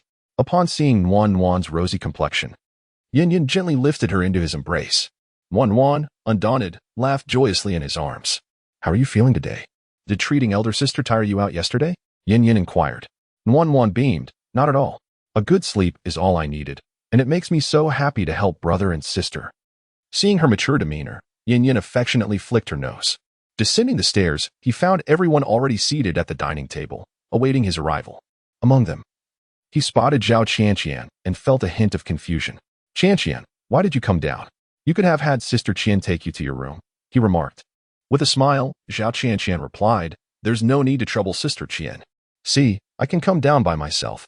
No sooner had she spoken than she began to float effortlessly from her chair. What on earth? Yin widened her eyes in surprise, realizing that merely within 2 days, her extraordinary abilities had reached such a level. At that moment, Tang Shuexian spoke up, urging her to come and eat, as she had something important to discuss afterward. Noticing Tang Shuexian's serious demeanor, Yin understood that what was to be shared was undoubtedly significant. Chapter 29. Military Intelligence. After everyone finished their meal, the 2 women moved to the sofa in the living room. Tang Shuexian powered on her laptop, displaying the screen for Yin Yin to see. The screen revealed a video of a colossal zombie, towering 3 stories high, hovering above a city. Several figures stood atop a building, observing the zombie below. With a mere wave of their hands, bolts of lightning or fireballs materialized, striking the creature, which howled in agony. The video culminated in the appearance of a middle-aged man clad in ancient white robes, wielding a long white sword as he leaped from the rooftop. Defying the laws of gravity, he executed agile maneuvers in midair before landing on the zombie, his sword flashing with such speed that it could barely be captured on film, leaving only fleeting afterimages. The zombie sustained multiple sword wounds before succumbing to its injuries and collapsing to the ground. Yin Yan's expression turned grave as she observed the formidable powers displayed by the extraordinary individuals among humanity. Even a 4-meter-tall zombie was being relentlessly pushed back. As for the middle-aged man, his true capabilities remained elusive. He did not appear to be an extraordinary being, yet his techniques clearly demonstrated a solid foundation in swordsmanship. At this moment, Tang Shuixian spoke up. "Did you see the superhuman in the video?" In the military, individuals of such caliber are classified as Tier 3 superhumans, with Tier 4 and Tier 5 beings existing above them, even more formidable entities as one ascends the ranks. As for the middle-aged man at the end, he is not a superhuman but a member of a swordsmanship family. Following the outbreak of the apocalypse, mysterious abilities have emerged in the air, revitalizing ancient legacies to their former glory. Some historically incredible events have led experts to believe in their authenticity, as families with ancient heritages have begun to exhibit extraordinary combat prowess. Is this not a positive development? Surely, it would hasten the resolution of this apocalyptic crisis. Yin Yin interjected at this point. Tang Shuixian shook her head and replied, "Do you recall the explosion from yesterday?" Yin Yin nodded. "I do. That explosion was caused by an entity beyond human resolution. Humanity deduced it to be the most powerful Tier 5 zombie. Currently, the most formidable Tier 4 superhuman in Liaoqing, alongside several members of swordsmanship families, was effortlessly defeated by that zombie in a single move, leaving them no choice but to resort to heavy weaponry. Yet, even with such armament, they could not prevent that zombie from escaping." Yin was somewhat taken aback. Has the strength of zombies escalated to such a degree? What then of the S-type zombies we encountered? Those are merely the most ordinary Tier 1 evolved beings.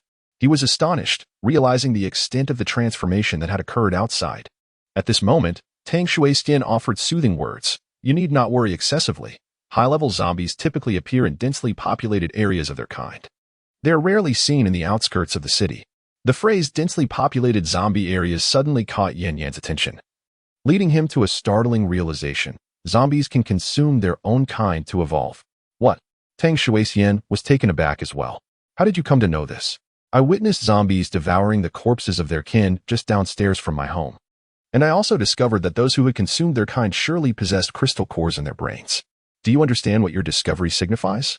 Tang Shuixian gazed intently at Yin Yin. Yin Yin shook his head, indicating his lack of comprehension. "It signifies that humanity can mass-produce crystal cores, thereby accelerating human evolution at an astonishing pace." Upon hearing this, Yin Yin appeared somewhat perplexed. What connection does human evolution have with crystal cores? Tang Shuixian, surprised by his ignorance, replied, "You are unaware of the function of crystal cores? What purpose do you intend to serve with them?" Faced with Tang Shuixian's skepticism, Yin Yin found himself momentarily speechless. After all, the matter concerning the system was his greatest secret, one he could not divulge to anyone. Observing the difficulty etched on Yin Yan's face, Tang Shuixian chose not to press further, patiently explaining. Once humans evolve to possess supernatural abilities, they can enhance these powers by absorbing crystal cores. When one's physique surpasses human limits, they become a first-level supernatural being, with each stage of evolution yielding distinct transformations. You will come to understand this during your own evolution. Observing Yin Yan's bewildered expression, Tang Shuixian continued her explanation. As for how humans absorb crystal nuclei, one simply needs to hold the nucleus in their hand and enter a meditative state to feel and absorb the energy within. As she spoke, she retrieved a crystal nucleus from her bosom and handed it to Yin Yin. "You may give it a try." Yin Yin took the crystal nucleus and attempted to enter a meditative state. As a foundational practice for cultivating his qi, he quickly settled into the state and was able to distinctly sense the energy emanating from the crystal in his hand. This energy bore a resemblance to that which he had encountered in the starry sky the previous night, yet it was particularly easy to absorb. In merely 10 minutes, the entire nucleus was consumed. Upon opening his eyes and inspecting the crystal in his hand, he found it had transformed into fine powder. At that moment, Tang Shuixian aptly explained, once the energy of the crystal nucleus is fully absorbed, it will disintegrate into powder. How do you feel? She was somewhat surprised that Yin Yin had absorbed the energy of the crystal nucleus in such a short span, considering that the human body typically absorbs the energy at a considerably slower rate. On average, it would take her over half an hour to fully absorb a nucleus. Yin Yin closed his eyes once more to carefully reflect and replied, I feel more invigorated, and the expanse of my consciousness seems to have broadened slightly. He had more to convey. While the cultivation of the Qi technique could enhance his physical strength, the energy from the crystal nucleus primarily fortified his mental faculties. This is all I know for now. Let us set off. I noticed this morning that the power in the villa area has vanished. If we cannot locate a generator today, we shall be left without electricity tonight. Anticipating the presence of ghouls, Tang Shuixian and Yin Yin were not taken aback. They soon set off once more, departing from the villa area, this time heading east toward a large supermarket. The number of zombies they encountered along the way had markedly diminished, likely drawn away by the explosion from the previous day. As they sat in the vehicle, Tang Shuixian observed the scattered undead outside and suddenly remarked, There's one more thing I haven't mentioned. Advanced zombies possess a territorial instinct. Unless under exceptional circumstances, they will not abandon their domain. So, while there may seem to be fewer zombies outside now, those higher-level ones will not leave their territory merely due to some noise. Yin Yin nodded solemnly, understanding the gravity of this knowledge, which he surmised had been gleaned from the sacrifices of many in the military. The journey proceeded remarkably smoothly, without any encounters with advanced zombies, only ordinary ones that posed no challenge to the powerful military jeep. Upon arriving at the supermarket parking lot, they beheld the once bustling entrance now desolate and devoid of life, save for a few aimless zombies wandering about. Chapter 30. Entering the mall, the pair disembarked and swiftly dealt with the zombies attracted by their noise. Approaching the entrance of the mall, they peered through the transparent glass to assess the situation within. The sight of a dense mass of heads in the lobby sent shivers down their spines. From just a glance, it was evident that there were at least several hundred zombies inside. What shall we do about so many zombies? Tang Shuixian inquired. Yin Yin, lost in thought, realized that even if the zombies were to remain stationary, it would be impossible for him to eliminate them all. Gazing at the distant small door, Yin Yan's mind sparked with an idea as he suggested, Let us take the staff passage. Very well, came the reply. The staff passage was typically traversed by employees, leaving little chance for any lurking threats within. As for the food zone located on the second floor, they could circumvent the zombies on the ground level by accessing it directly via the staff passage. Following the passage, the two encountered no zombies and reached the second floor without incident. However, the door to the second floor appeared to be blocked, resisting all efforts to push it open. In a fit of urgency, Yin Yin delivered a kick to the door, which resonated with a resounding thud. Noticing a slight opening, he seized the moment and kicked with even greater fervor. After a few attempts, a sound of a heavy object falling echoed from within. The door could now be opened smoothly, revealing a shelf toppled before it. It seemed there were survivors on the second floor. Soon, a young man clad in security attire emerged, appearing to be in his 20s, with a slender build and a security baton in hand, sauntering towards Yin Yin and his companion with an air of nonchalance. However, after a few steps, he suddenly noticed them, halted, and hastily retreated. Yin Yin, puzzled yet eager to encounter another person, swiftly followed.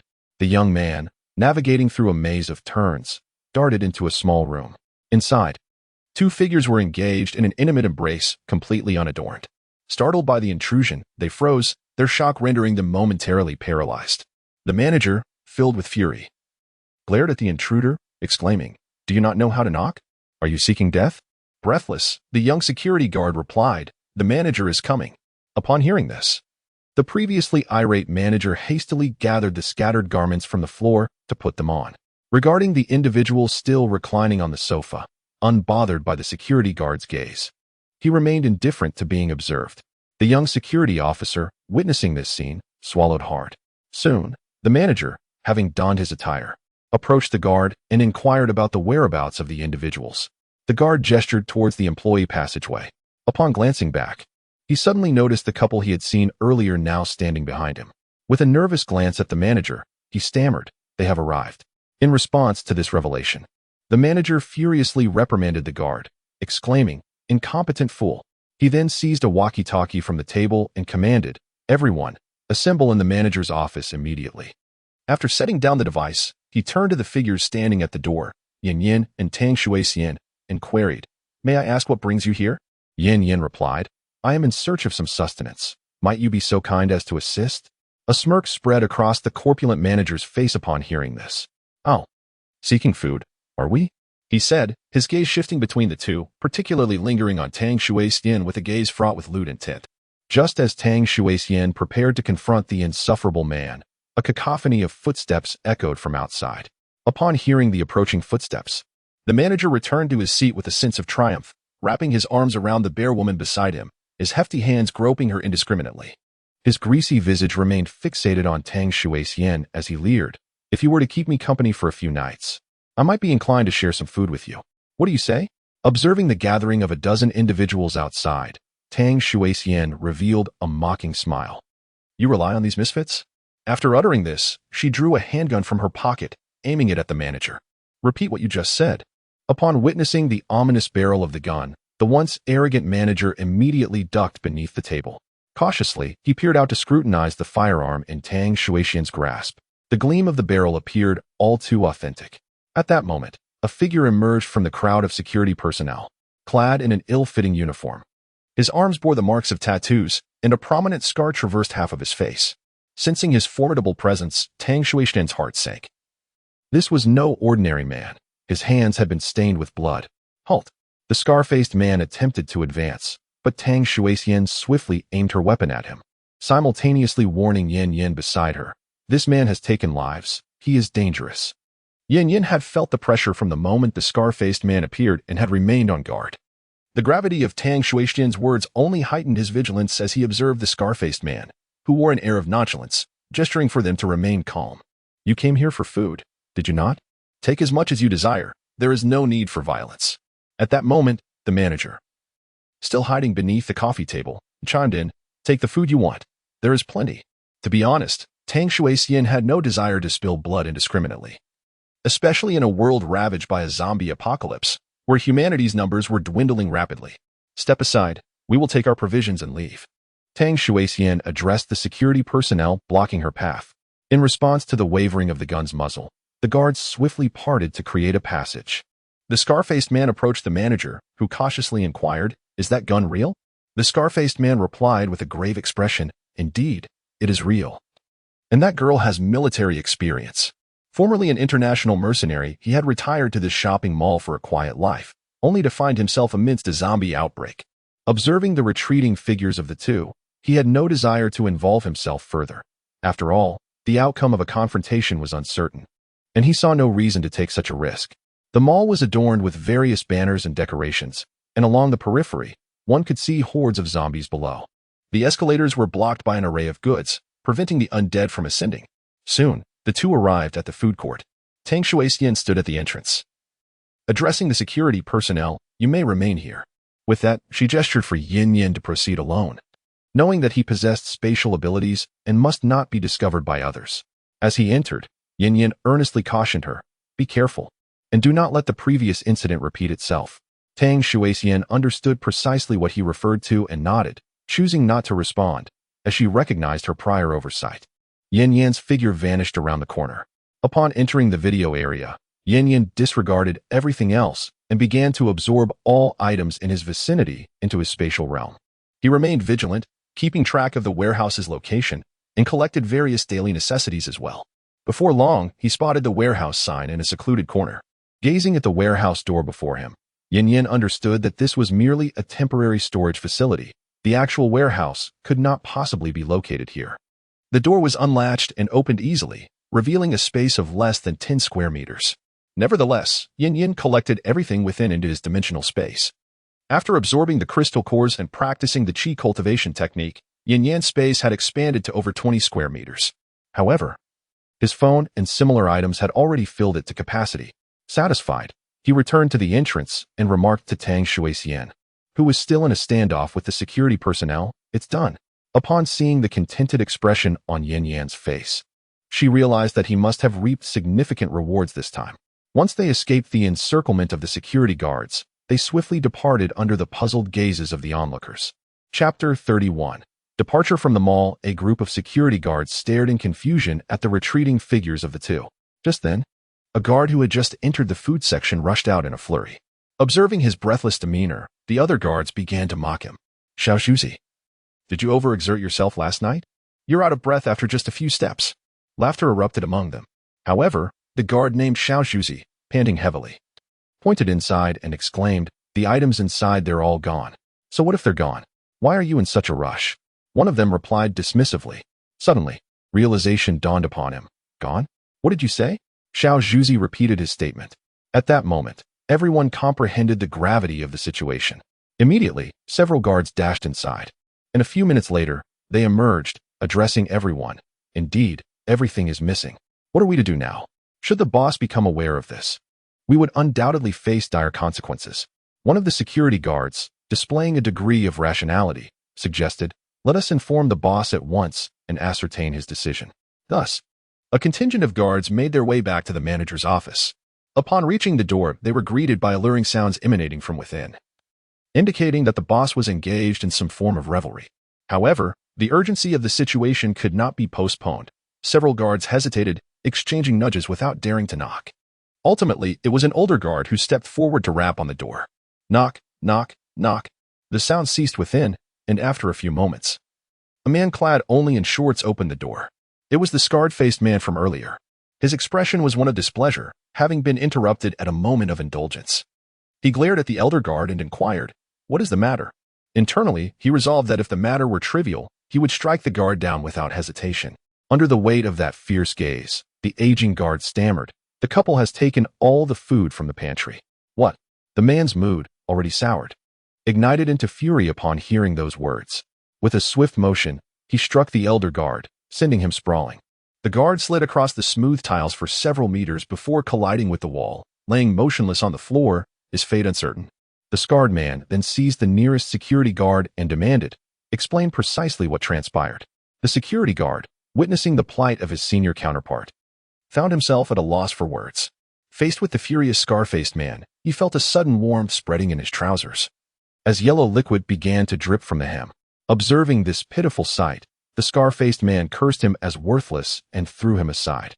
Turning to the nearby security personnel, he commanded, hurry over and clarify the situation, or we shall all meet our demise today. Upon hearing this, the other guards hastily approached, clamoring to voice their accounts.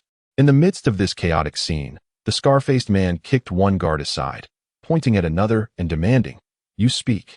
Witnessing the fate of his predecessors, the chosen guard quickly stammered out the details of the unfolding events. After listening intently, the scar-faced man pondered for a moment, contemplating, could these individuals possess extraordinary abilities? No wonder they dared to venture here amidst a horde of zombies. As for how the scar-faced man came to know of such abilities, it was simply because he himself was an extraordinary being. The greasy manager, too, was endowed with similar powers, which explained how he managed to retain his position even during the apocalypse, a secret known only to the two of them. Meanwhile, Yin Yin and his companion had already exited the mall and were engaged in eliminating the nearby wandering zombies.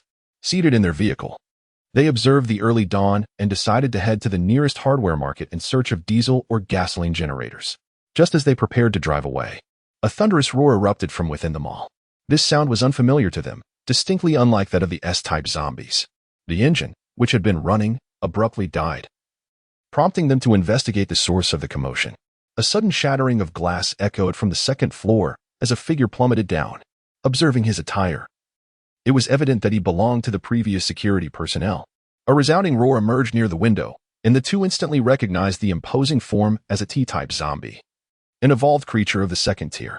Their expressions turned grave, and Tang Shuisin inquired, shall we leave? Yin Yin replied, I do not wish for you to be harmed. At that moment, a man's furious shout resonated from the second floor. The scarred-faced man, clad in silver skin, confronted the T-type zombie. It was the steel transformation ability witnessed earlier at the gas station, yet this individual exhibited far greater strength than the previous user. With iron fists, the scarred man unleashed a relentless barrage upon the zombie, forcing the massive T-type creature to retreat. The T-type zombie swung its colossal fists towards him, but just as it was about to strike, its movements began to slow. Look there, Tang Shuixian pointed to a corner on the second floor. where stood the greasy middle-aged man from the manager's office. He raised his hands towards the zombie, visibly straining, beads of sweat forming on his brow. It became clear that he too possessed supernatural abilities, seemingly of a supportive nature, explaining the coexistence of the two. However, their powers were merely at the most basic level, rendering them incapable of resisting the T-type zombie. Within mere seconds, the T-type zombie broke free from its restraints and charged violently at the scarred man, sending him crashing into the wall. The zombie's gaze then shifted towards the manager. A hand swiftly seized him and delivered him to its maw, where he was chewed upon. "Let us depart. This zombie is beyond our capability to handle," Yin Yin remarked, his tone laden with gravity. Once reveling in their conquest of the Villa district, he now felt akin to a frog ensconced in a well, realizing that all was merely a narrow perspective. Should he remain stagnant, he too would inevitably meet the same fate as the loathsome men, devoured by the undead sooner or later. The desire to augment his strength surged within him with unprecedented fervor. The hardware market lay adjacent to the mall, merely a turn away. Observing the throngs of zombies crowding the streets of the hardware market, they finally comprehended the whereabouts of the undead on the road. Yet, Yin Yin pondered the reason behind their congregation in this spot. To locate the generator, they would need to eliminate these zombies. With this thought, he turned his gaze to Tang Shuixian. "Come, we shall embark on a grand endeavor today." "No problem." The duo promptly opened the door and exited the vehicle. Yin Yin emitted a sharp whistle, instantly capturing the attention of the zombies in the street, who surged towards them en masse. They beheld the grotesque figures of the decayed undead, their surfaces teeming with writhing maggots. The two readied themselves, raising their rifles to target the horde, unleashing a rapid barrage. Precision was no longer necessary, mere alignment with the front sufficed. Rat-a-tat-tat-tat-tat-tat-tat-tat. Chapter 32. The Eerie Zombies. Thousands of rounds were discharged, depleting Tang Shuixuan's ammunition reserves. Only a handful of pistol rounds remained. Undoubtedly, these bullets had proven their worth. At this juncture, no zombies were left standing on the street. The ground lay strewn with corpses and blood, a ghastly tableau reminiscent of hell itself. The two individuals wielded knives as they dispatched the remaining undead amidst the horde, simultaneously collecting the crystalline cores nestled within the zombies' brains. After 2 arduous hours, they had amassed over 100 cores, though all were of the ordinary variety, devoid of any evolved specimens. Nonetheless, this bounty filled them with a sense of triumph. These cores were sufficient for 3 individuals to ascend to the first stage of evolution. They made their way to the largest hardware store within the market, gazing at a plethora of tools within. At this juncture, Yin Yan's storage was brimming to capacity, and their singular objective remained, the generator. After scouring the first floor without success, they ascended the escalator to the second level. Upon reaching the second floor, they beheld a solitary figure seated in the middle of the aisle. Clad in a crimson nightgown, she possessed long, lustrous black hair, suggesting she was a woman. However, the eerie aspect of the scene was the pool of blood surrounding her, along with severed limbs and dismembered parts. Under any circumstances, one would not deem this an ordinary woman. Yet, to discover the generator, they had no choice but to pass through this unsettling sight. Yin Yin inhaled deeply, gripping his weapon with caution as he advanced. Just 2 meters behind the woman, she began to tremble violently. A sense of foreboding surged within Yin Yin, prompting him to halt and observe her warily. Suddenly, the woman's head twisted at an unnatural angle, performing a complete 180. Her face was ensnared with crimson veins resembling spider webs, and she abruptly opened her blood-red eyes, gazing intently at Yin Yin, her mouth agape, revealing sharp teeth as she let out a spine-chilling scream. A piercing scream echoed, causing Yin Yin to feel as though his eardrums had shattered. His vision swam momentarily, yet his bodily senses remained intact. Though his head spun with dizziness, a faint stinging on his skin and an overwhelming sense of imminent danger compelled him to roll aside. Within moments, clarity returned, and the blood on his palm confirmed the unfortunate reality that his eardrum had indeed ruptured. The woman, resembling a feral beast, crouched on all fours in the spot where Yin Yin had just been, her crimson eyes fixed upon him, exuding a ferocity akin to that of a lion starved for half a month, filled with insatiable hunger and brutality. This was undoubtedly a new breed of zombie, and from her recent speed, it was apparent that her swiftness was not extraordinary. Before Yin Yin could catch his breath, she charged at him once more. With the broadsword he had seized in hand, Yin Yin braced himself against her claws. Feeling the force of her assault, he exhaled in relief. This zombie's speed and strength were merely slightly superior to that of the ordinary undead. The only true complication was her voice. After having failed in her first attack, The female zombie opened her mouth once more, poised to unleash another roar. Having learned from his previous encounter, Yin was determined not to allow her to scream again. He swiftly retrieved a dagger from his storage and hurled it at the approaching zombie. The black dagger struck true, piercing her throat and silencing her impending roar. Although it did not deal a fatal blow, the dagger lodged in her throat prevented her from closing her mouth. Her blood-red eyes locked onto Yin. And after a tense standoff lasting several minutes, the female zombie abruptly turned to flee. She leaped toward the ceiling, attempting to escape. Bang! At that moment, the sound of a gunshot echoed, and the figure of a female zombie plummeted from the ceiling. Yin turned to see Tang Shuixian holding a pistol in one hand. Wisps of smoke curling from the barrel, while the other hand vigorously rubbed her ear. She gave him a thumbs up and approached the fallen zombie, deftly extracting the crystal core from its brain. A crimson crystal core materialized in her hand. Intrigued, Yin examined the core. Typically, such cores were transparent with traces of blood, yet this one resembled a ruby, a sight he had never encountered before. At that moment, Tang Shuixian approached and spoke a few words. However, due to the recent sonic assault from the zombie, his hearing was impaired. What did you say? Speak louder.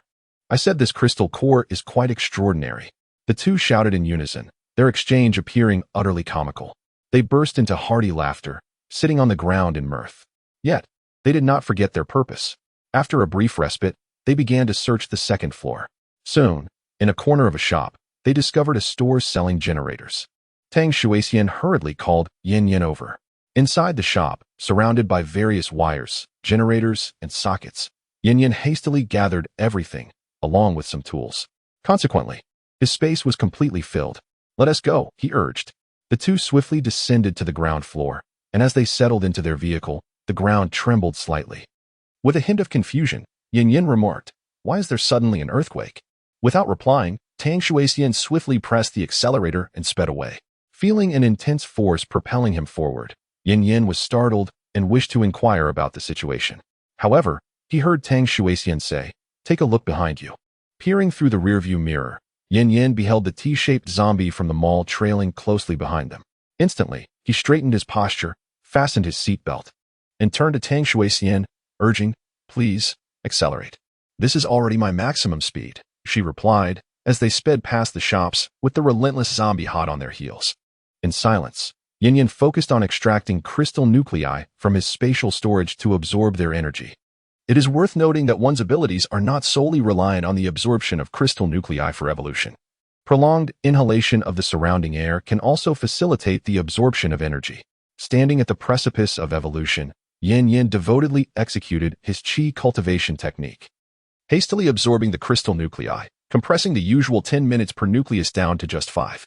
After consuming 3 nuclei, he finally broke through with a resonant wave of energy.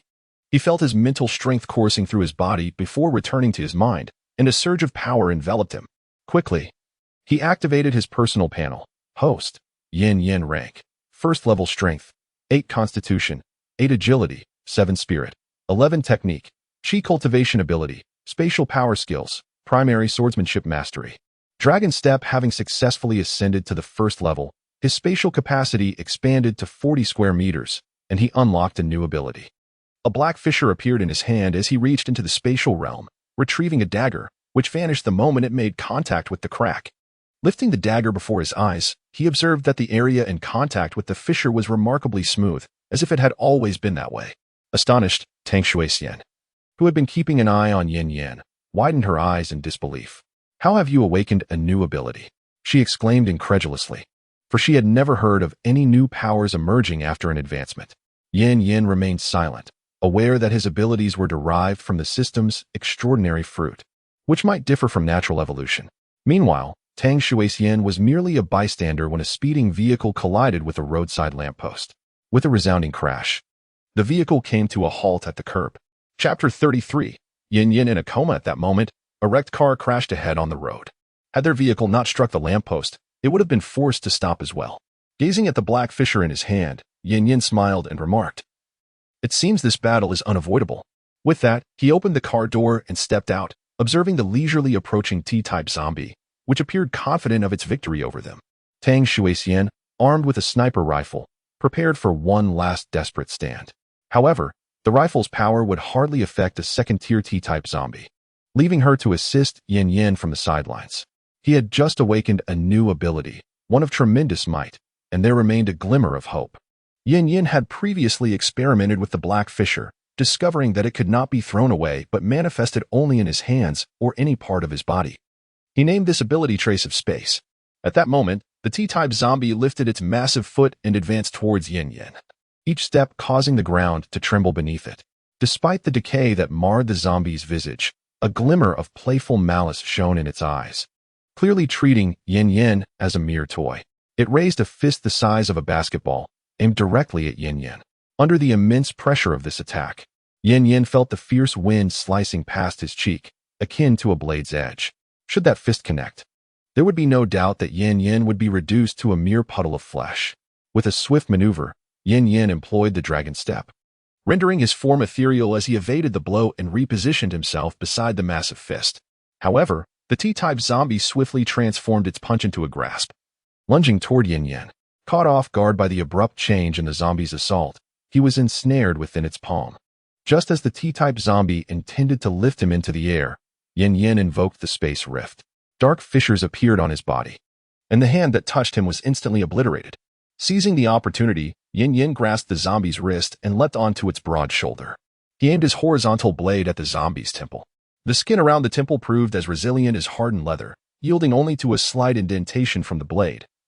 Yet failing to penetrate, the sword bent under the strain of his efforts. At that moment, the zombie's enormous hand descended, forcing Yin Yin to evade. The hand struck his shoulder with a resounding clap, causing the T-type zombie to stumble back from its own force. Sitting on the ground, Yin Yin stared in astonishment at the horizontal blade in his hand. How could the zombie's skin be so tough? The blade could not breach its defenses. It seemed he would have to rely on his supernatural abilities. Suddenly, an idea struck Yin Yin as he looked at the blade. He activated the dragon step once more and swiftly approached the zombie's feet. With a swift motion, the horizontal blade struck at the ankle of the zombie. And in that fleeting moment of contact, the skin of the blade seemed to vanish. Upon closer inspection, one could discern black specks of light appearing upon it. It turned out that Yin Yin had applied the space blade to the horizontal blade in his grasp, transforming what was once an impenetrable defense into an extraordinarily sharp artifact. The wounded zombie emitted a furious roar, lowering its gaze to discover that this insignificant ant had dared to injure it, raising its foot to crush the assailant. Yet, Yin Yin would not allow such an opportunity. He executed the dragon's dance, swiftly evading the zombie's attack range. The zombie's hand followed closely, but having already suffered once, it could not afford to be careless again. The horizontal blade lunged toward the palm, piercing through it with ease. After the blade penetrated the hand, Yin Yin retracted the space blade affixed to his weapon. The zombie, in agony, instinctively withdrew its hand, and seizing this moment, Yin Yin tightened his grip on the horizontal blade and leapt into the air. Below him, the T-shaped zombie's bald head awaited. The blade, now shimmering with black light, plunged forcefully into the zombie's cranium. The 3-foot-long blade fully embedded itself within. In that instant, the T-shaped zombie ceased its movements, slowly toppling backward. Meanwhile, Yin Yin, having exerted all his strength, felt as if he had lost all vitality and fell to the ground with a resounding crash, stirring up clouds of dust. Yin Yin, Tang Shuixian, witnessing the precarious situation above, sensed the impending danger and rushed into the haze to search for him. When the dust finally settled, she discovered Yin Yin trapped beneath a pile of stones. At that moment, he had already succumbed to unconsciousness. With great effort, Tang Shuixian managed to pull him from the rubble. As she gazed at the unconscious Yin Yin, his faint breaths twisted Tang Shuixian's heart in anguish. Yin Yin, wake up. Please wake up. Yet, Yin Yin remained completely oblivious, ensnared in his deep slumber, unable to hear her pleas. In that moment, a thought struck Tang Shuixian, Nan Nan. Yes, Nan Nan. If they could just return, she would be able to save him. Hastily, she placed Yin Yin in the back seat and drove the jeep with fervor along the road. One must commend the sturdiness of military jeeps. The previous collision with a lamppost had merely dented the front, leaving the vehicle itself unscathed. However, the tumultuous clash with the T-type zombies had generated a cacophony that attracted several S-type zombies, now trailing closely behind the jeep. Yet, in her frantic concern for Yin Yan's condition, she remained oblivious to this peril until she entered the villa district. As the great gate opened slowly, revealing a few figures, she finally noticed the S-type zombies. A wave of dread washed over her, and she inwardly chastised herself for her negligence, lamenting her failure to check for pursuing zombies. Nevertheless, there was no time to dwell on her oversight. She could only make haste toward the mountain summit. With a forceful push, she swung open the iron gate and drove into the courtyard. The gathered individuals were momentarily startled, but their tension dissipated upon recognizing Tang Shuixian's jeep. At that moment, Song Qian stepped forward, intent on understanding the situation. Without hesitation, Tang Shuixian leaped from the vehicle, yanked open the back door, and lifted Yin Yin into Song Qian's arms. "Quickly, take him to Nan for treatment," she urged, before addressing the others in the courtyard. "Zombies are in pursuit. Prepare for battle at once." Song Qian swiftly carried Yin Yin into the house. Wang Xiaohan, upon hearing that zombies had invaded, hastily followed Song Qian into the house to take refuge. Meanwhile, Zhao Qianqian was basking in the sun in the yard when she caught wind of the impending danger. She swiftly levitated, conjuring several blades behind her, a collection of kitchen and fruit knives. Tang Shuixian, wielding 2 handguns, observed this scene and promptly retrieved the broadsword used by Yin Yin from the car, tossing it to Zhao Qianqian. "Can you control this? It is far sharper than those kitchen utensils." Zhao Qianqian nodded, her mind focusing as she commanded the broadsword to soar into the air, performing acrobatic maneuvers. At that moment, several figures emerged on the road, the S-shaped zombies trailing closely behind. The dark figures, mere 100 meters away, approached swiftly, closing the distance in less than 10 seconds. As the zombies neared, Tang Shuixian took the initiative, aiming her handgun at the advancing creatures. However, the handgun's power was insufficient to inflict damage on the S-shaped zombies unless a headshot was achieved. Just then, a glint of cold light flashed as the broadsword sliced through the air, severing a head from its body. One zombie fell lifelessly. Observing the decapitated zombie suspended in midair, Tang Shuixian gave Zhao Qianqian a thumbs up. "I didn't expect your ability to be so formidable, capable of slaying an S-shaped zombie with just one strike." Chapter 34. Wang Xiaoan comes to terms with reality. In response to Tang Shuixian's praise, Zhao Qianqian remained silent. Yet her flushed cheeks and glimmering eyes betrayed her elation. The broadsword descended rapidly towards another zombie, but following the previous attack, all the zombies had grown wary, effortlessly swatting away the descending blade with a claw. Upon witnessing this scene, Tang Shuixian felt a sense of foreboding. The S-type zombies possessed a degree of intelligence and an extraordinary capacity for learning, making it unlikely they would fall for the same ambush twice. However, while Tang Shuixian was preoccupied with the horizontal blade aimed at the airborne zombies, her handgun swiftly discharged, targeting the head of one of the zombies. Before it could react, it was shot in the head, and another zombie fell. Currently, there remained 5 S-type zombies, but they had grown cautious, realizing the difficulty of dealing with their adversaries, and retreated beyond the reach of the horizontal blade S attack. Both sides found themselves in a stalemate, each searching for a flaw in the other S defenses. After a few minutes, the zombies, losing patience, began to howl. The foremost zombie let out an enraged roar, and soon all the zombies joined in, as if communicating among themselves. Their howling ceased abruptly, and the 5 S-type zombies dispersed in an instant, charging towards the 2 individuals from all directions. Zhao Qianqian, utilizing her abilities, swiftly ascended into the air, evading the zombies' assault. However, Tang Shuixian remained on the ground, instantly becoming the target of all the zombies. The horizontal blade in the air lunged toward the zombies, but was swatted away by those who were already on guard. As the encircling zombies closed in, Tang Shuixian tightened her grip on her firearm, resigned to the grim reality that survival seemed improbable. Just as she prepared to fight to the death, she suddenly felt a surge of power lifting her, and she found herself landing on the balcony of the 2nd floor. Glancing at Zhao Qianqian, who had also landed beside her, she realized that she had been saved by her companion. However, upon noticing Zhao Qianqian's pale complexion, an unsettling feeling washed over her. "What's wrong, Qianqian? Are you feeling unwell?" Zhao Qianqian weakly waved her hand in response. "There is nothing much. It is merely that the extraordinary abilities have become somewhat overloaded." The unsuccessful zombies, filled with rage, gazed at the 2 individuals on the 2nd floor, preparing to advance once more. They leaped high into the air, ready to pounce upon the fresh flesh before them. From these 2, they could sense an overwhelming energy. Consuming them would facilitate their evolution to the next stage. The zombies' grotesque faces, with sharp teeth bared, opened their gaping maws in midair, their menacing claws extended. As the zombies lunged forward, Tang Shuixian raised her handgun, bracing for a desperate struggle. Click, click, click. The crisp sound of the trigger indicated that the chamber was devoid of ammunition. The two of them, having exhausted their resources, resigned themselves to fate, closing their eyes in preparation for death. At that moment, the villa's front door burst open with a resounding crash. A figure dashed through the air amidst the zombies, finally landing on the ground. With a flick of a silver longsword, dark blood traced a line upon the earth. The S-shaped zombie, suspended in midair, seemed to lose all its strength and fell to the ground.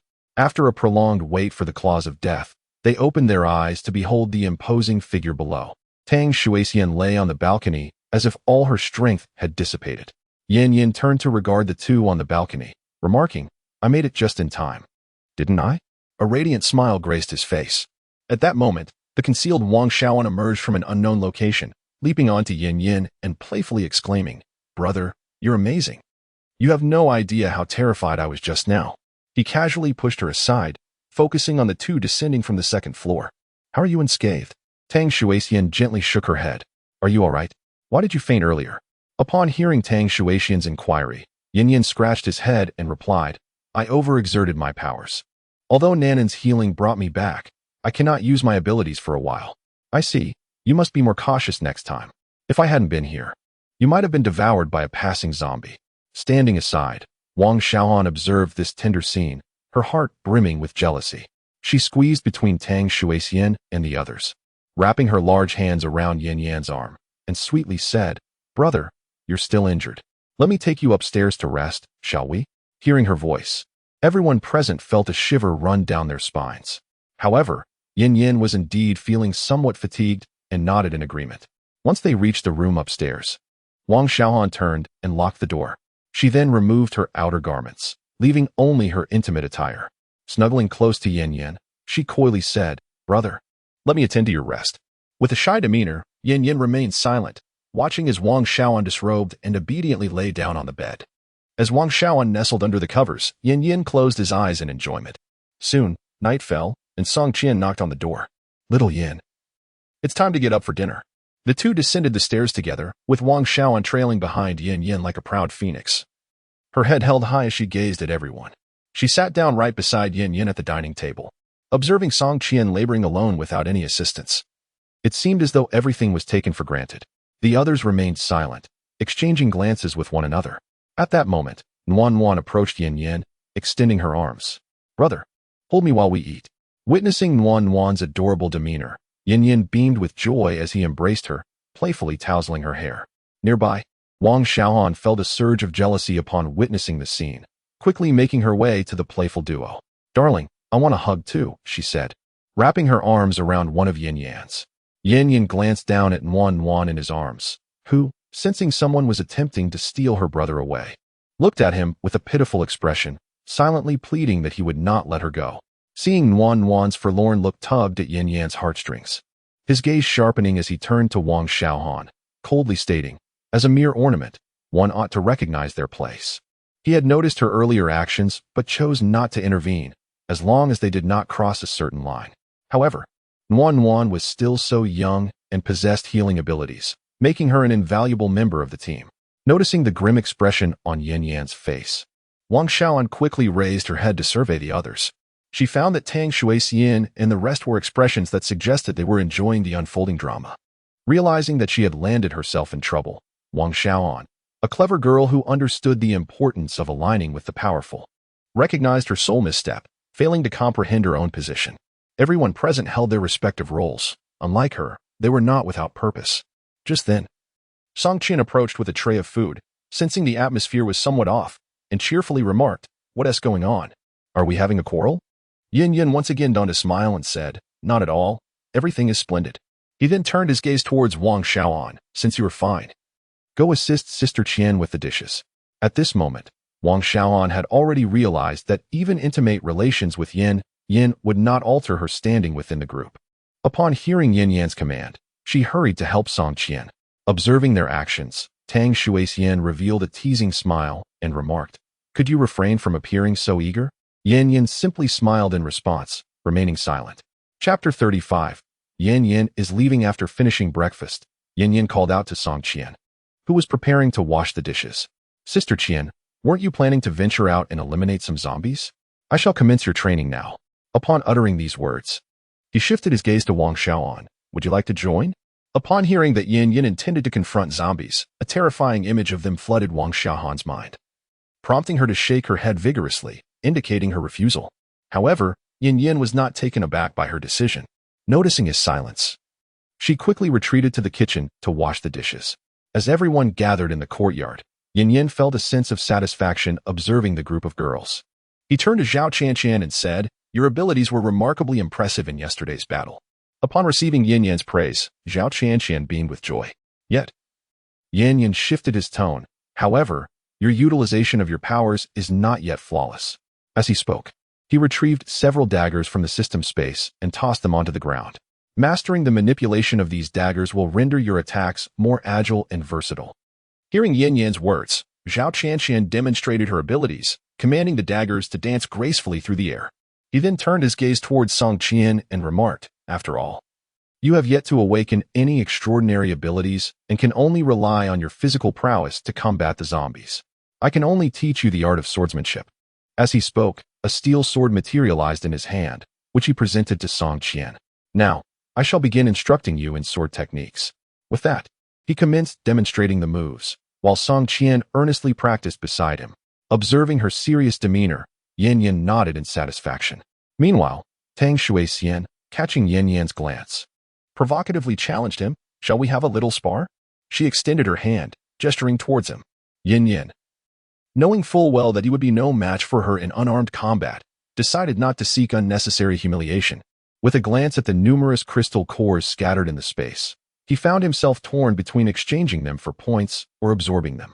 The second tier of the Qi cultivation technique required 600 points, yet he was currently in possession of only a little over 100. Each crystal core obtained from slaying a level 1 zombie could be exchanged for 10 points. It seemed more prudent to hunt higher-tier zombies. Regrettably, he lamented the loss of the crystal core from the level 3 zombie he had failed to acquire. At that moment, he suddenly recalled the red crystal core he had obtained from the hardware store. Holding it in his hand, he silently invoked the system, inquiring, "What is the purpose of this crystal core?" Ding. This is a special crystal core. Absorbing it may grant you a chance to acquire new abilities. However, there exists a corresponding risk of transforming into a mindless monster driven solely by the urge to kill. It is advisable for the host to surrender it to the system, as this crystal core is valued at 200 points. What? Upon hearing the value of the crystal core, Yin Yin was taken aback. He had not anticipated that it would be worth 200 points, equivalent to the worth of 20 level 1 zombies. With over 300 points now at his disposal, he resolved to venture out and hunt zombies. In the realm of system space transactions, Yin Yin pondered for a moment before summoning Tang Shuixian to the basement. This place had been discovered by Song Qian, who later informed Yin Yin about it. At that time, he had merely regarded it as a storage area for the generator. Now, however, it seemed plausible to also store some food here, thereby alleviating the need for him to regularly visit the kitchen for supplies. With a grand gesture, the spacious basement was instantaneously filled with provisions. In one corner stood a safe. Yin Yin approached it, inputting a password before placing all the weapons from his space within. Throughout these actions, he did not conceal his intentions from Tang Shuixian, who observed him with a hint of perplexity. "Are you planning to leave?" she inquired. "Of course not. I simply cannot accommodate all these items in my space. I need to create some room for future necessities. Additionally, I intend to venture out to hunt zombies and enhance my strength. The evolution rate of the zombies outside is alarmingly rapid. If I remain stagnant, I will inevitably be eliminated." Tang Shuixian was well aware of the current evolutionary state of the zombies outside. She internally supported Yin Yan's decision. Yet it was evident that he did not intend to include her in his plans. "Are you going alone? Will you not take me with you?" "No. I prefer to operate solo. It allows for greater agility." Yin Yin had clearly considered this approach, knowing that with his dragon step technique, even if he could not defeat an enemy, he could still escape. "Very well, since you have made your decision, I shall not hinder you," she replied. I will rely on you to take care of the home and look after Nuan." Among all the individuals present, the one thing that he could not let go of was the little girl. Soon, the two arrived in the courtyard. Standing at the entrance while gazing at the distant city, everywhere lay remnants of destruction. Within just a few days, the once vibrant streets had succumbed to desolation. Now adorned with moss, Yin Yin refrained from bidding farewell to the others, for farewells are invariably melancholic. Moreover, one must ponder positively, what if he could return tomorrow? As he stepped through the gates of the villa, he cast a glance back at those still exercising atop the hill. Yin Yin had already set his sights on a destination, the nearby prestigious school. There, thousands of students resided, following the apocalypse. It was bound to be teeming with zombies and evolved beings. Walking alone along the path, Yin Yin casually dealt with any foolish zombies that crossed his path. Furthermore, during his excavation of crystal cores, Yin Yin discovered that these cores possessed a certain resistance to his abilities. His spatial power would be thwarted upon contact with the cores, although it would ultimately dissipate under full force. Nevertheless, this peculiar interaction facilitated the collection of crystal cores. He could conveniently utilize his spatial blade to touch the cores and draw them into his space. Presently, zombies below the first tier posed no threat to Yin Yin, and even second-tier zombies could be confronted. However, should he encounter a third-tier zombie again, he would likely flee in haste. As his previous victory over the third-tier T-type zombie had been a stroke of luck, after a morning's journey, Yin Yin finally arrived at the prestigious school. He beheld the grand gilded characters and the expansive iron gates, above which hung a banner reading, "We warmly welcome all esteemed guardians to the school." It appeared that a parent-teacher meeting had been taking place here. Observing the wandering zombies on the school playground, one could discern their attire, tailored suits, and exquisite garments that clearly did not belong to students. A lone zombie, meandering by the entrance, caught the scent of Yin Yin and lunged at the iron gate, its hands outstretched in an attempt to grasp him. The decayed visage of the creature pressed against the gate, flesh gradually sloughing off onto the ground, revealing the underlying bone. With a soft chuckle, Yin Yin slowly approached, extending a finger to touch the zombie's forehead. The force of spatial hatred manifested at his fingertip effortlessly penetrated the zombie's skull, reaching the crystalline core within its brain. As Yin Yin absorbed the core into his spatial realm, the zombie seemed to lose all semblance of vitality, collapsing to the ground and becoming nothing more than a lifeless corpse. Beside the iron gate stood a smaller door, which Yin Yin pushed, only to discover it was locked. Inserting his finger into the keyhole, his ability activated, instantly dismantling the lock mechanism. With a gentle push, the door swung open. As he surveyed the horde of zombies on the playground, an iron sword materialized in Yin Yan's hand. Faced with the throngs of undead, excitement sparkled in his eyes. Since his last bout of unconsciousness, he had sensed a slight enhancement in his attributes, now nearing the limits of an ordinary human. Chapter 36. The students within the school. As Yin Yin engaged in battle, the scent of blood permeated the playground, drawing an increasing number of zombies. This scene did not go unnoticed by the survivors in the classroom. A girl clad in a school uniform, her hair styled in twin ponytails, exclaimed with delight, "Look, there's a formidable individual at the school entrance." Others hurried to the window and beheld Yin Yin standing boldly before a horde of over 100 zombies. Unflinching as he felled one after another with each decisive movement, one man inquired, "Who is this remarkable individual? Could he be affiliated with the government?" A well-dressed middle-aged gentleman adjusted his gold-rimmed glasses and remarked, "He appears to be no more than 20. He likely does not belong to any governmental agency." The onlookers continued, "Nevertheless, he is formidable. He slays zombies as effortlessly as one would cut through vegetables. Surely, he can lead us to safety." However, the bespectacled gentleman wore a contemplative expression. In no time, Yin Yin had vanquished all the zombies on the playground, creating a veritable mountain of corpses before him. After collecting all the crystal cores, he gazed at the nearly 500 points he had amassed, feeling a deep sense of satisfaction. At this rate, he would be able to return home by tomorrow. Suddenly, he heard shouts rising nearby. Upon glancing up, he noticed a group of students leaning out from the windows of the teaching building, calling out. Yet, they were swiftly pulled back inside, and the windows were shut tight. Witnessing this scene, Yin Yin felt a pang of confusion. These students had been holed up in the building for half a month, yet still exuded such vitality.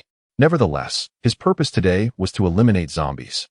And if he could rescue them in the process, it would be a fortunate coincidence. He strolled leisurely towards the teaching building. Meanwhile, within the classroom, the students' earlier cries had drawn a considerable number of zombies to the doorway, which now shook violently from their relentless assaults. Mr. Huang, wearing gold-rimmed glasses, glared furiously at the students. "Your disobedience will have consequences. Next time, it will be you at the forefront." The students, upon hearing his words, trembled in fear. However, outside, the relentless assault of the zombies continued, and the classroom door trembled as if it would soon succumb. Mr. Huang seized a few students and urged them to the window, instructing the others, quickly help them out. Otherwise, if the zombies breach our defenses, we shall all perish.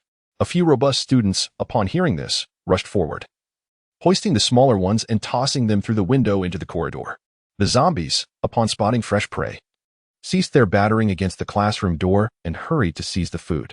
Meanwhile, the trembling students huddled in the corner, still filled with fear.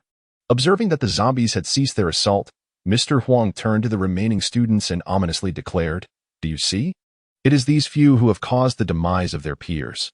Thus, they are our hope for survival." Encouragement rippled through the others, especially among the stronger students, whose eyes gleamed with excitement as they regarded those cowering in the corner. Satisfied with their compliance, Mr. Huang nodded approvingly and ushered a striking female student into a secluded room furnished with a chair. Soon, enticing sounds emanated from within, causing the waiting students outside to gulp in anticipation. After a brief interval, Mr. Huang emerged, adjusting his belt and surveying the eager faces of the students outside. He waved dismissively, stating, "You may go, but remember not to play recklessly." He was certainly inclined to reward these capable students, for their strength and obedience were invaluable.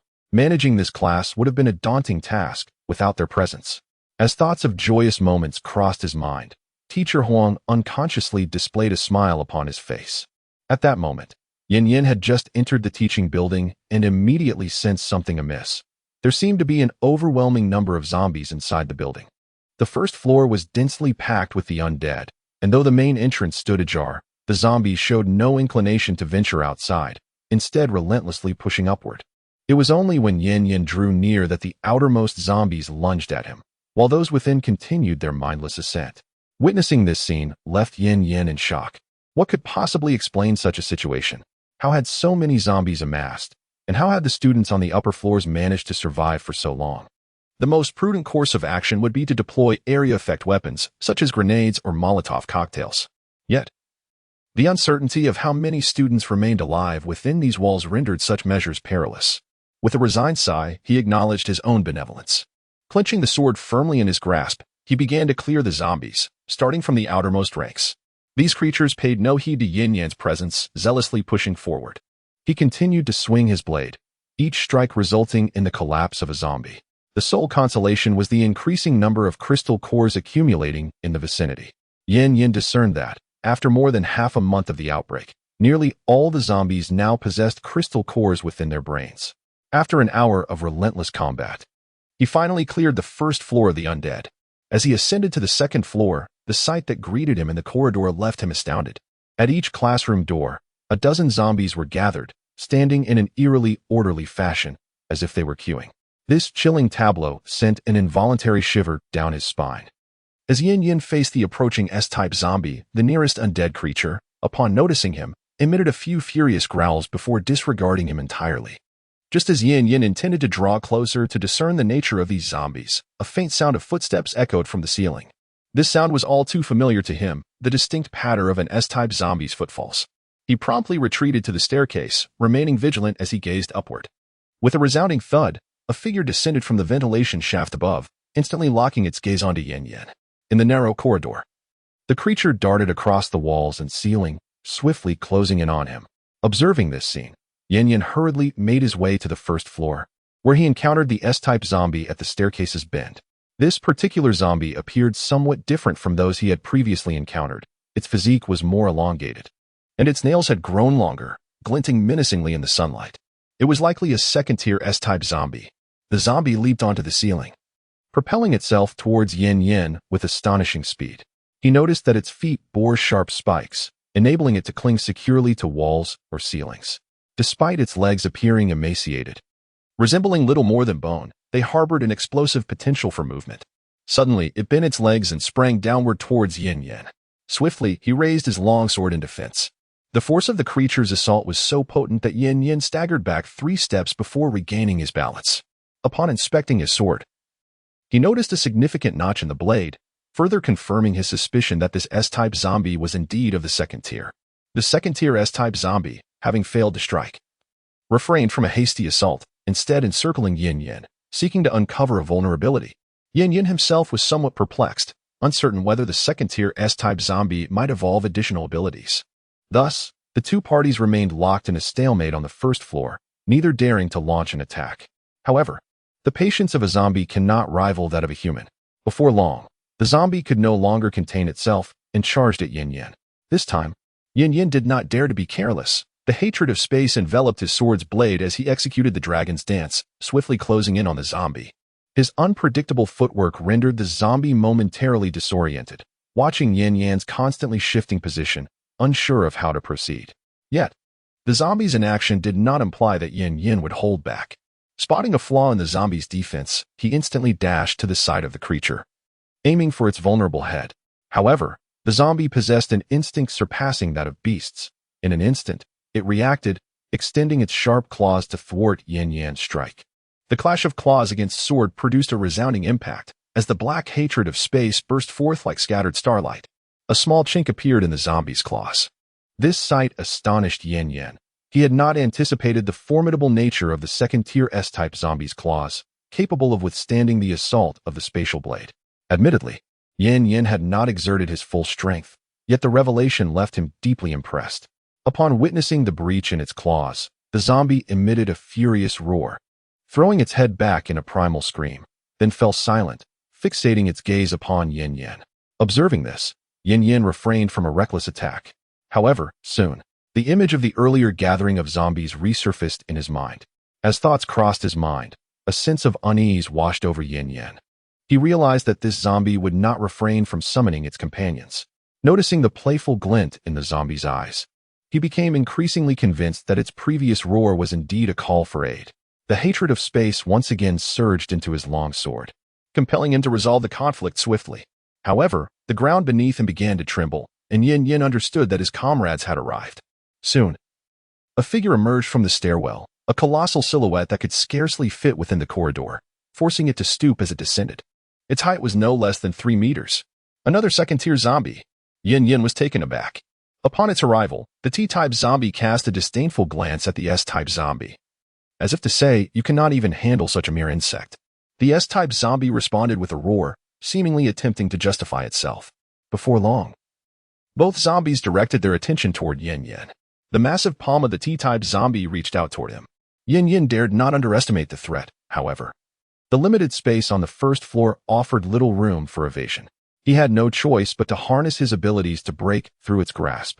As the blade made contact with the T-type zombie's palm, relief washed over him.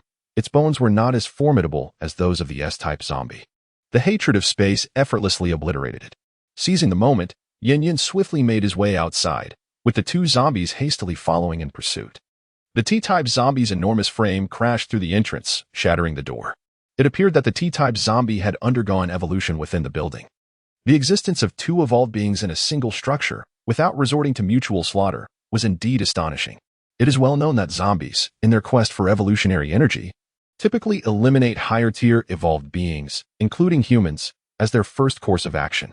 Hence, it is inherently impossible for more than one evolutionary entity to coexist within the same vicinity, unless the two entities are evenly matched, rendering them incapable of overpowering one another.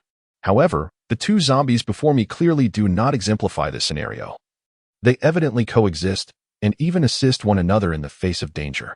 Yet, this is not the moment for contemplation.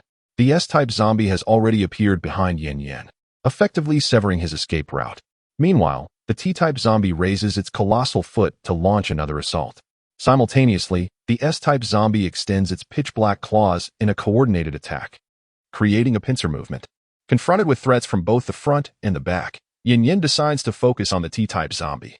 After all, the S-type zombie S-claws, despite their tenacity, cannot be subdued in the short term. Thus, he aims to engage the T-type zombie, which possesses slightly weaker defenses.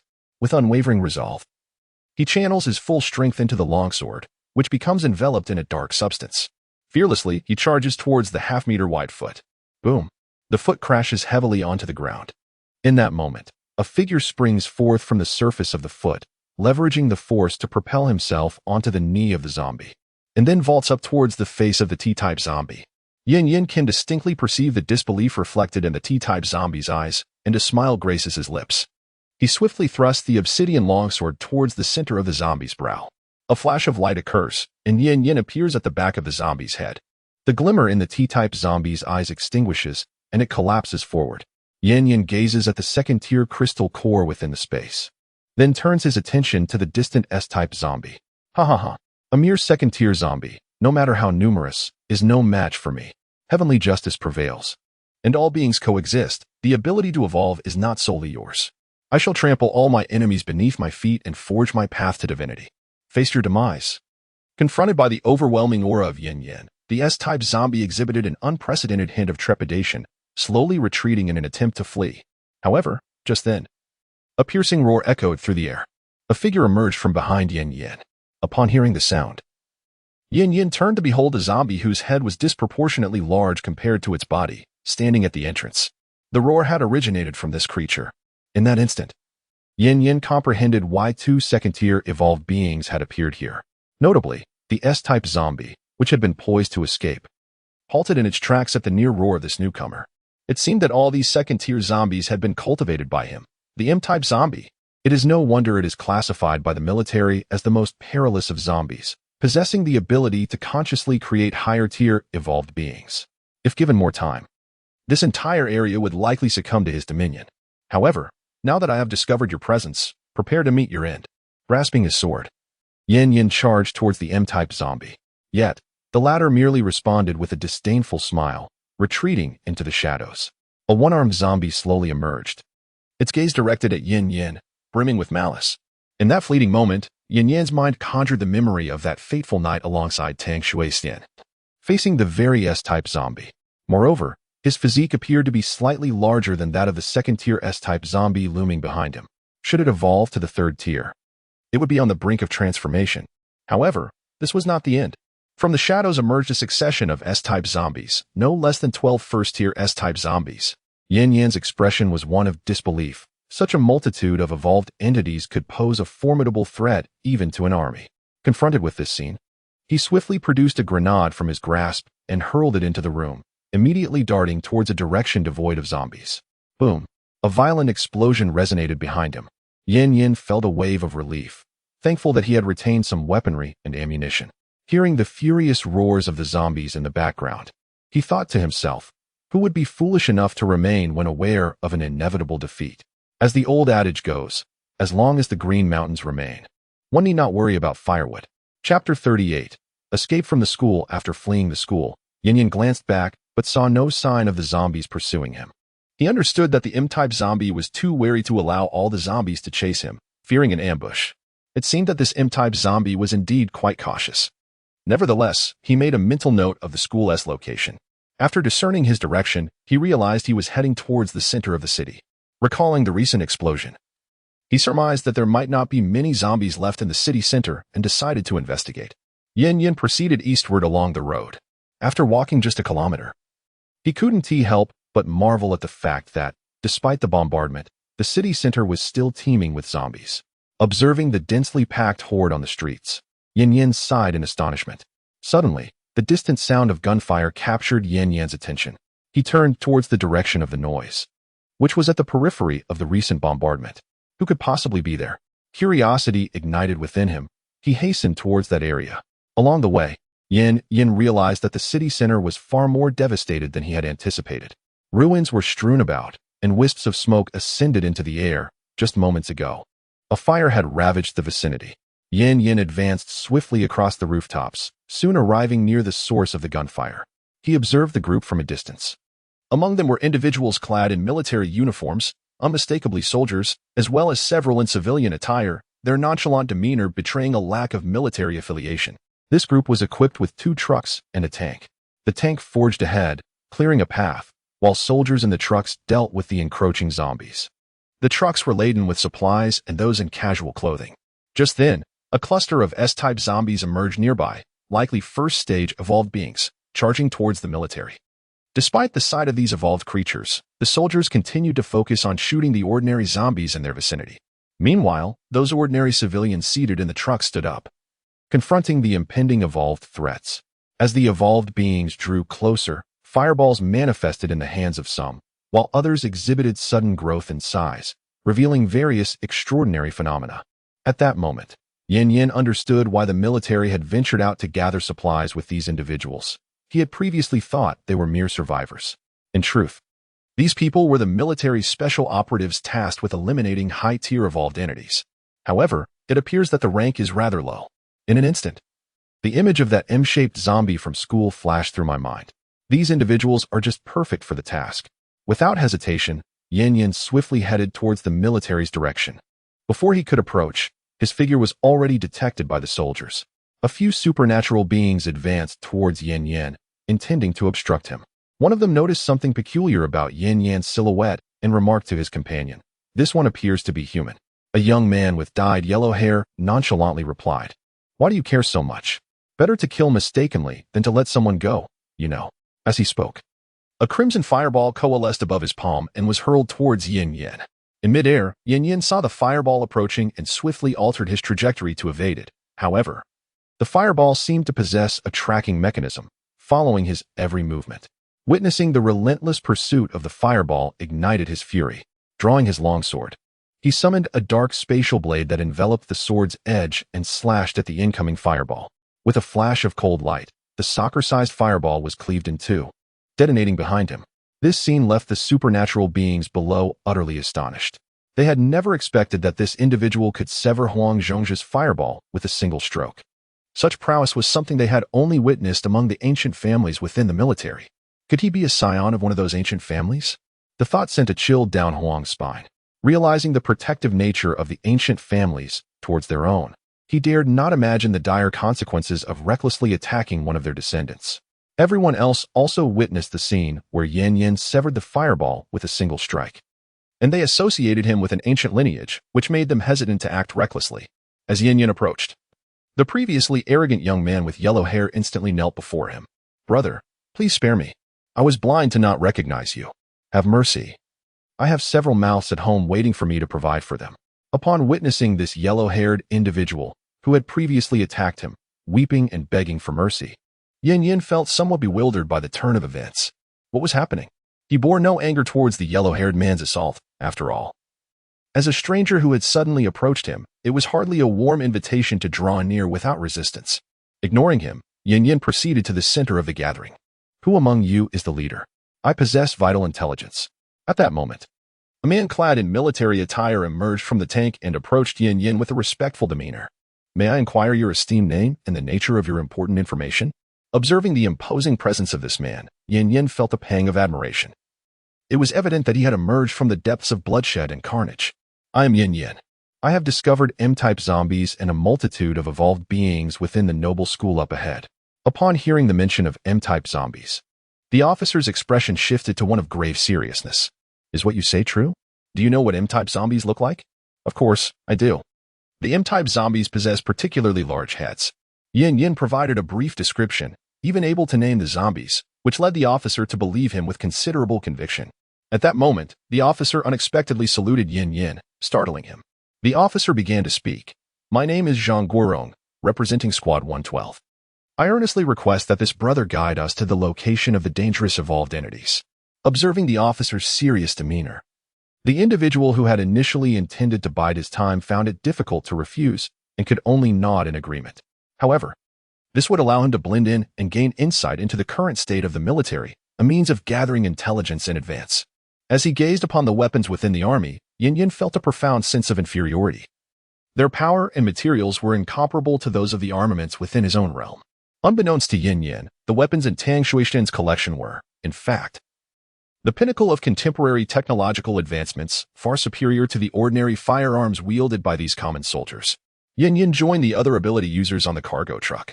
Once aboard, everyone eagerly gathered around him, engaging in casual conversation while attempting to probe his background. Yet, Yin Yin had no noteworthy background to share. He was merely an orphan, with his only trump card being the system. Such matters were far too sensitive to disclose to others, so he remained tight-lipped. His reticent demeanor only served to enhance the perception that he was a master of sorts, further convincing the others that he was a scion of an ancient lineage. Chapter 39. Returned to school with the tank clearing the path, they swiftly arrived at the school's entrance. The first sight that greeted them was a mountain of corpses piled at the threshold. Zhang Guorong cast a grave glance at Yin Yin, inquiring, "Comrade, How did you know there were special evolved entities inside? At that moment, Zhang Guorong felt a deep sense of trepidation. For a piece of information from the Research Institute had stated as much. Any corporeal form serves as a source of energy for the undead. The only circumstance under which a zombie relinquishes its physicality is when it evolves to a higher state, rendering it independent of such primitive energy. Initially, he regarded this statement with skepticism, yet now it appears to be quite plausible. However, as Yin Yin gazes upon the mountain of corpses, his expression turns somber. He has astonishingly neglected to dispose of this mound, inadvertently providing the zombies with a substantial reservoir of energy. It is evident that the pile has diminished significantly compared to before. These zombies fell to my hand. I had come here seeking an opportunity for breakthrough, only to encounter M-class evolved beings and a multitude of lesser evolved entities. What? You claim that you were responsible for the demise of these evolved beings? Upon hearing that the seemingly harmless young man before him had dispatched such formidable foes, Yin Yan's perception of him shifted dramatically. After all, one who possesses the capability to slay over 100 zombies is a force to be reckoned with, and to offend such a powerful individual could very well lead to one's own demise here. The gazes directed at Yin Yin now carried a hint of reverence. As Yin Yin observed the astonished expressions of those around him, he remained unfazed. Instead, he remarked, the number of bodies has significantly decreased.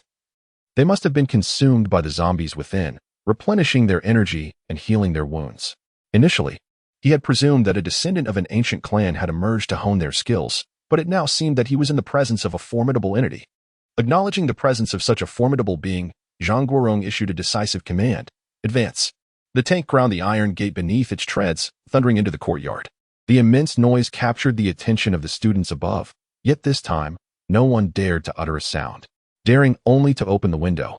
They cast paper balls down towards the crowd below. This was a strategy conceived by the students following the incident involving Yin Yin. They inscribed desperate messages for help within the paper balls and hurled them into the throng, a method that promised to neither attract the zombies nor create a commotion. However, they were unprepared for the swift arrival of a second wave of people. To their astonishment, many among this new crowd donned military uniforms. Among them, a girl suddenly spotted a familiar figure. It was that handsome young man. Who, you ask? The very same ruthless individual who had previously vanquished all the zombies on the playground. What? He had come as well. The students quickly located Yin Yin amid the throng, realizing that these individuals must have accompanied him. When Yin Yin had been driven away, hope had begun to dissipate. After all, if such a formidable person could be chased off by zombies, who could possibly save them? Yet now, Yin Yin had returned, this time with soldiers at his side. Observing the tank ahead, the students, aware of the potency of modern weaponry, felt their confidence swell. However, the noise inevitably drew the attention of the zombies. And soon an evolved S-type creature emerged, the very one that had clashed with Yin Yin. With a substantial influx of energy, it had grown significantly in size. If given further time, it might very well evolve into a third-tier entity. It had also noticed Yin Yin and, recognizing the threat he posed, let out a fierce howl. That sound was eerily familiar to Yin Yin. It was the call for backup he had heard before. As anticipated, the shadow at the entrance began to reveal the form of the evolved creature. Moreover, Yin Yin noticed the emergence of several T-type zombies among the evolved entities. This must have been the result of the M-type zombies cultivating these corpses over the past half-day, gazing at the throngs of evolved beings. Everyone widened their eyes in astonishment. Even the team of evolvers displayed expressions of fear, slowly retreating. Humph!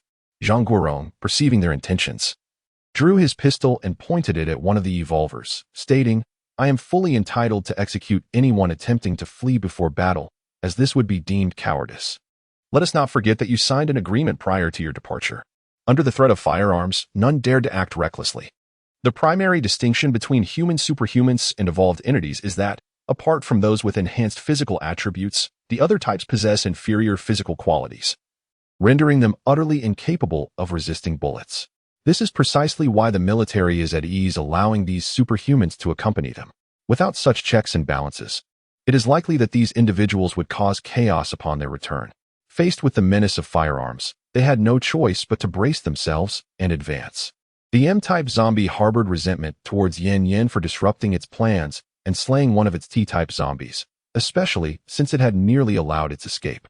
It resolved to utilize these corpses to generate a multitude of evolved beings, seeking vengeance against Yin Yin. Little did it anticipate that within a mere half-day, Yin would return, accompanied by such a multitude. The M-type zombie could distinctly sense the presence of numerous high-level energy entities among them. If it could consume these energy forms, it would achieve further evolution. Hell, this time, none shall escape.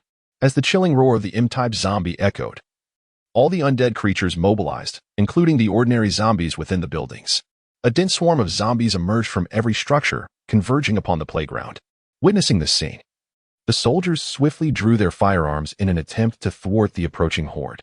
However, the evolved beings among the undead could only be halted by these extraordinary individuals.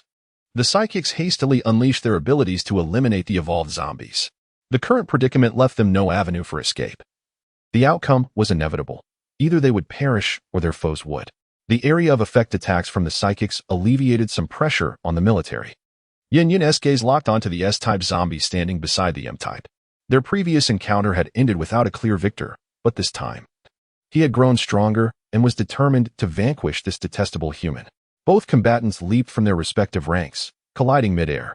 The long sword in Yin's hand was enveloped in a dark glow, while the S-type zombie's claws elongated and sharpened. A fierce clash erupted in the air, sparks flying in every direction.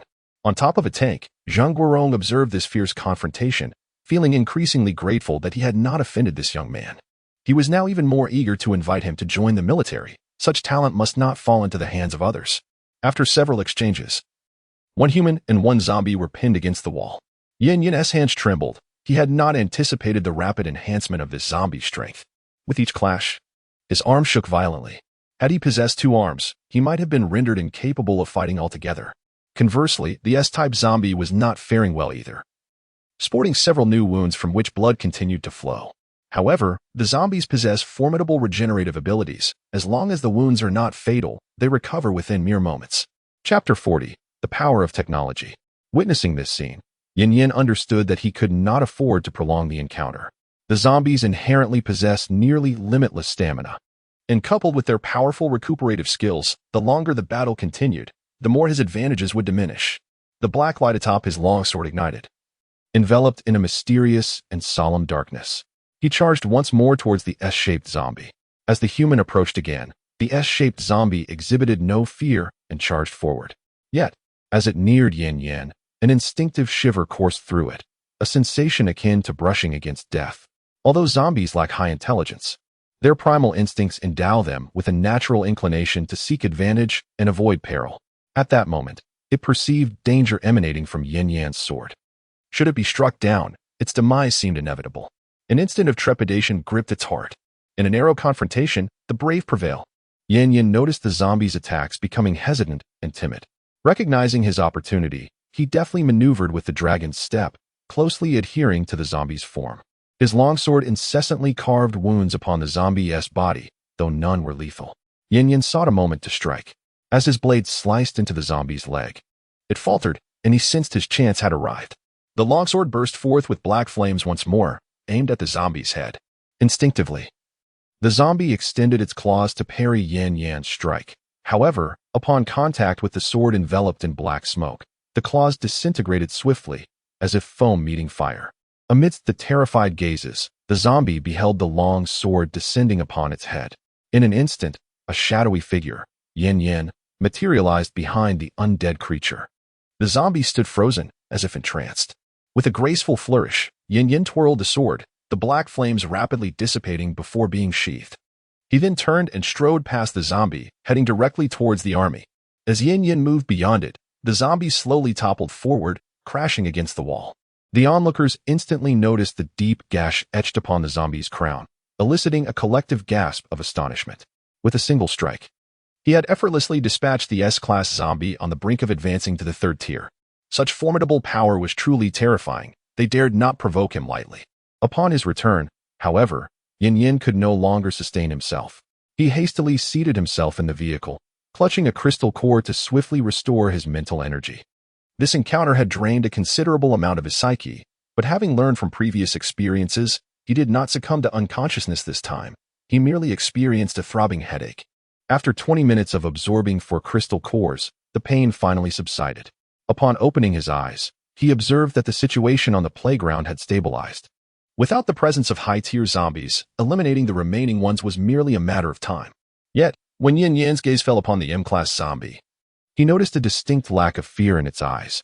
Despite the evident inability of the zombies to withstand their assault, this unusually intelligent creature, possessing a cognitive ability comparable to that of humans, remained unflinching, standing its ground instead of fleeing.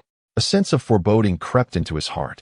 Suddenly, the ground began to tremble, and Yin Yan quickly steadied himself.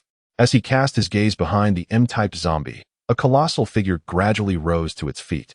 It approached the M-type zombie, bent down, and extended a hand to the ground. The M-type zombie ascended onto the palm like a sovereign taking its rightful place.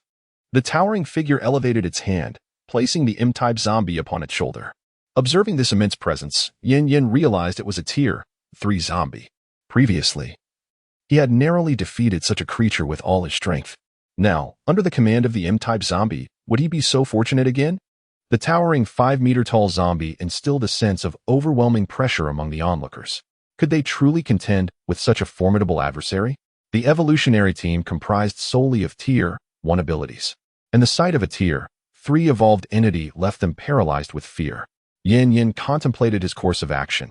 If the situation became dire, he would flee. For with his dragon step, even a Tier 3 T-type zombie could not hinder his escape. At that moment, Zhang Guorong spoke up. "Fear not, everyone. Let us not forget the electromagnetic particle cannon we brought with us. Bring it forth." At his command, 3 individuals carried in a weapon brimming with technological sophistication.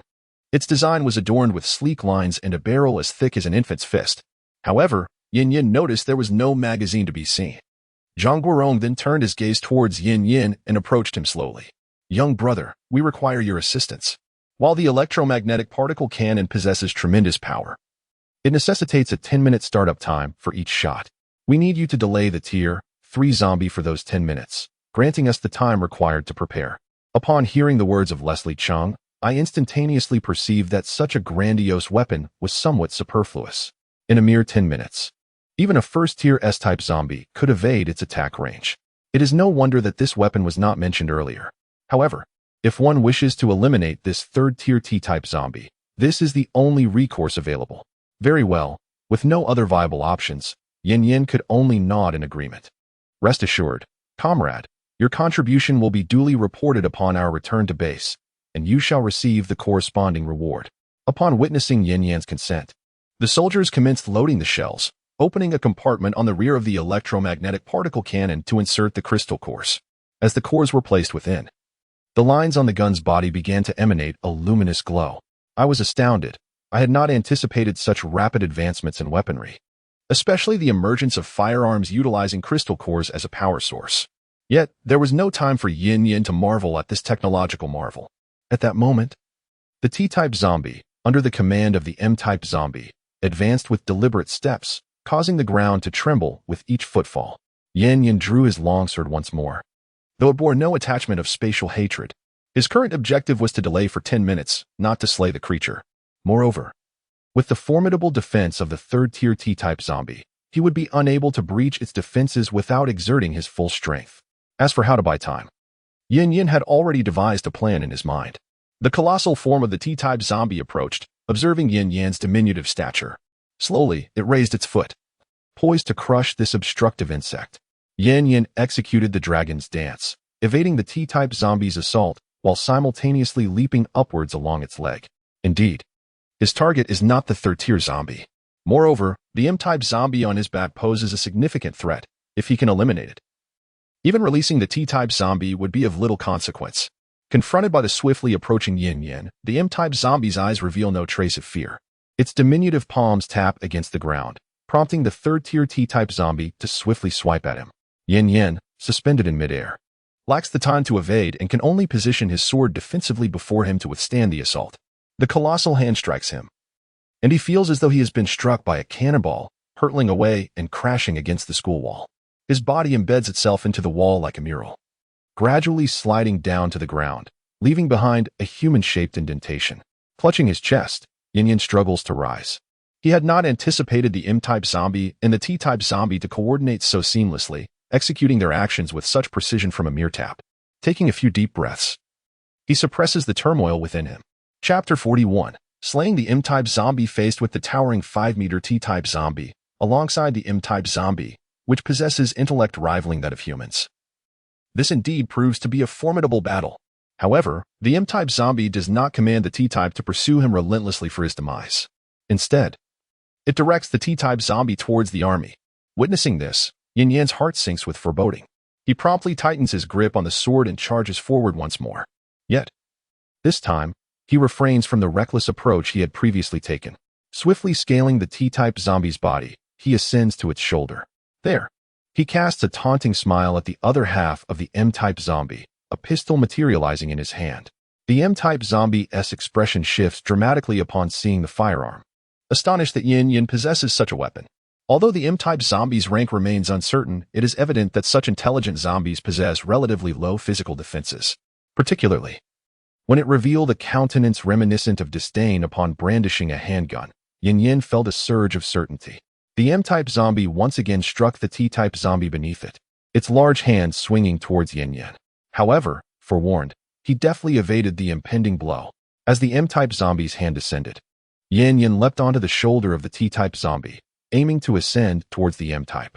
Yet, just as he was about to reach the M-type zombie, he noticed the absence of fear etched upon its face, which sent a shiver of dread through him, prompting an immediate alteration of his trajectory. The M-type zombie gaped wide, revealing its sharp teeth, and the air around them shimmered with shock waves. Yin Yan swiftly dodged, retreating to the shoulder he had previously occupied. The shock waves collided with the palm of the T-type zombie, creating a visible indentation as if struck by a heavy object. Yin Yan's eyes widened in astonishment. The M-type zombie not only possessed remarkable intelligence and the ability to control other zombies, but also exhibited formidable offensive capabilities. This creature appeared far beyond the realm of human resistance. Fortunately, its low defense offered a glimmer of hope for humanity. Nonetheless, as close combat was ill-advised, Yin Yan swiftly withdrew his handgun, unleashing a flurry of bullets towards the M-type zombie. The sound of gunfire echoed bang, bang, bang as the bullets raced towards their target, emptying the magazine within mere seconds, effectively sealing off all escape routes. Yet, before he could close the distance, a massive hand emerged between them, intercepting the airborne projectiles with ease. The bullet struck the palm of the T-type zombie, leaving merely a small white mark, causing it no pain or discomfort. The T-type zombie's hand lunged forward once more, compelling Yin Yan to evade its attack while simultaneously guarding against the M-type zombie's sonic assault. Fortunately, with his agile dragon step, he deftly dodged every strike, each near miss sending tremors through the onlookers below. After several attempts at sonic attacks, the M-type zombie, realizing its efforts were futile against Yin Yan and only resulted in striking the T-type zombie, ceased its use of the skill, reserving it for moments when Yin Yan drew near to drive him away. Thus, Yin Yan danced around the T-type zombie, skillfully avoiding its swipes while occasionally teasing the M-type zombie. Suddenly, several grenades appeared in Yin Yan's hands, which he hurled toward the M-type zombie. At a command, the M-type zombie retreated into the T-type zombie's grasp. Once the explosions subsided, Yin Yan had vanished. Upon closer inspection, he had returned to the side of the tank. Grinning at it, the M-type zombie, sensing it had been toyed with, emitted a furious roar. Yet, the muzzle of the electromagnetic particle cannon beside Yin Yan began to coalesce a brilliant white light. Yin Yan gestured dismissively at the M-type zombie, and before it could react, a colossal beam of white light struck the T-type zombie's head, creating a gaping hole. The beam's potency did not wane as it continued to strike the educational building behind, leaving a massive black void before fading into the horizon. In the astonished gaze of the M-type zombie, the third-tier T-type zombie slowly collapsed to the ground, incredulously witnessing the scene unfold before it. With a single shot, he effortlessly dispatched the meticulously cultivated zombie. However, the M-type zombie quickly reacted, attempting to flee, only to find Yin Yan's figure had already materialized beside him. The zombie hastily opened its mouth to unleash its skills, but in that very instant, Yin Yan's obsidian sword sliced through the air with remarkable swiftness. The M-type zombie, even in its final moments, could not comprehend the reasons for its defeat. Yin Yan nonchalantly extracted the crystalline core from the zombie's brain, holding it aloft. As he observed the core in his hand, he noted its distinction from ordinary ones, as it radiated a faint darkness from within. With the battle concluded, all soldiers hastened to scour the battlefield. Zhang Guorong approached Yin Yan, cradling a crystalline core in his hand. This core, belonging to a third-tier T-type zombie, was rightfully his, as it was only through Yan Yan's efforts that the creature was defeated. Upon seeing the egg-sized core, Yan Yan accepted it without hesitation, declaring, "Then I shall graciously accept it." The others looked on with envy, yet dared not voice their thoughts. For it was indeed Yan Yan's timely intervention that afforded them the opportunity to vanquish the third-tier T-type zombie. Had it not been for his presence, they might have all perished here today. At that moment, Yan Yan suddenly noticed that not only were they collecting the crystalline cores from the zombies, but some soldiers were also dismembering the bodies of the evolved entities. "Commander Zhang, why are we dismantling the bodies of the evolved entities?" Yan Yan inquired, voicing his inner curiosity. In response to Yan Yan's question, Zhang Guorong offered a subtle smile and drew the sword from his waist. Upon seeing the blade, Yan Yan was taken aback, for it was not forged from steel. The white sword's blade radiated a dark gleam, and having engaged in combat with the evolved beings multiple times, he could hardly be mistaken. This was the claw of an evolved entity. Yan Yan exclaimed in disbelief. "Your discerning eye is remarkable." Instantly recognizing the origin of this sword, Zhang Guorong boasted as he gracefully wielded the bone sword a few times. This very blade was forged from the claws of an evolved being. Similarly, the skeletal remains of T-type zombies are remarkably resilient, capable of being fashioned into a plethora of items. Of course, should one find themselves in the wilderness without weapons, the nails of S-type evolved beings could serve as formidable armaments. Upon hearing Zhang Guorong's introduction, Yan Yan was struck with the realization that he had squandered a fortune, having previously discarded such treasures. Noting the pained expression on Yan Yan's face, Zhang Guorong chuckled and patted him on the shoulder, saying, "Fear not, my brother. Once we return, I shall request the crafting of a weapon from this second-tier S-type evolved claw for you, though you will need to cover a modest fee." "I am most grateful, elder brother," Yan Yan replied, his face lighting up with joy at the prospect of being included, affectionately addressing Zhang Guorong as elder brother. Little did Yan Yan know, the right to loot the spoils belonged to the slayer of high-level zombies in the wild. Thus, Zhang Guorong's offer was merely a gesture of goodwill. Chapter 42. Tang Shuixian's Reflections. Meanwhile, in the opulent villa district, Tang Shuixian watched as the sun slowly descended beyond the horizon. Acutely aware that Yan Yan would not be returning today, she pondered when he might come back.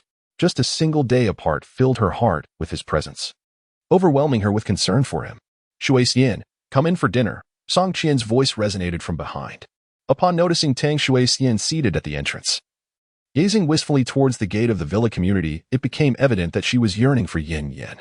Responding to Song Qian's call, Tang Shuixian rose and made her way indoors.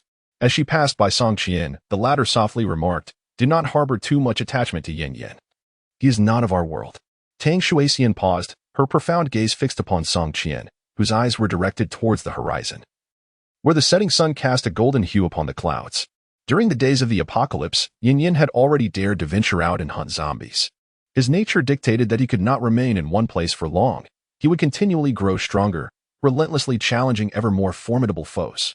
To confront such powerful adversaries, one must perpetually advance, while we, mere mortals, possess no extraordinary abilities and are thus fated to lag behind Yan Yan.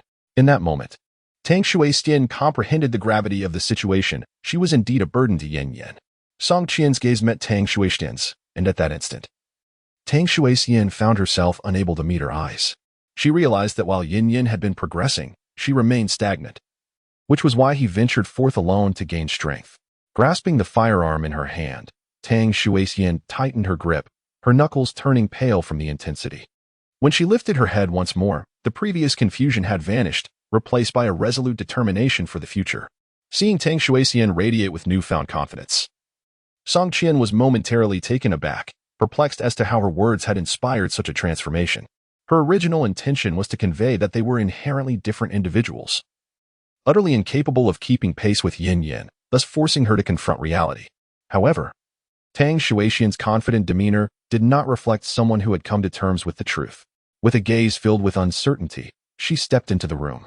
At that moment, Yan Yan was resting in a chamber with the troops. Vehicles were congested at the entrance, preventing zombies from entering, and soldiers stood guard around the perimeter. The ability user team, along with Leslie Chung and his assistant, were all gathered in the room with Yan Yan. They sat in a circle, and in the center was a hot pot, with flames licking the wooden sticks beneath it. The meat within the pot was bubbling vigorously, and the aroma of the hot pot wafted through the air, inciting an insatiable appetite.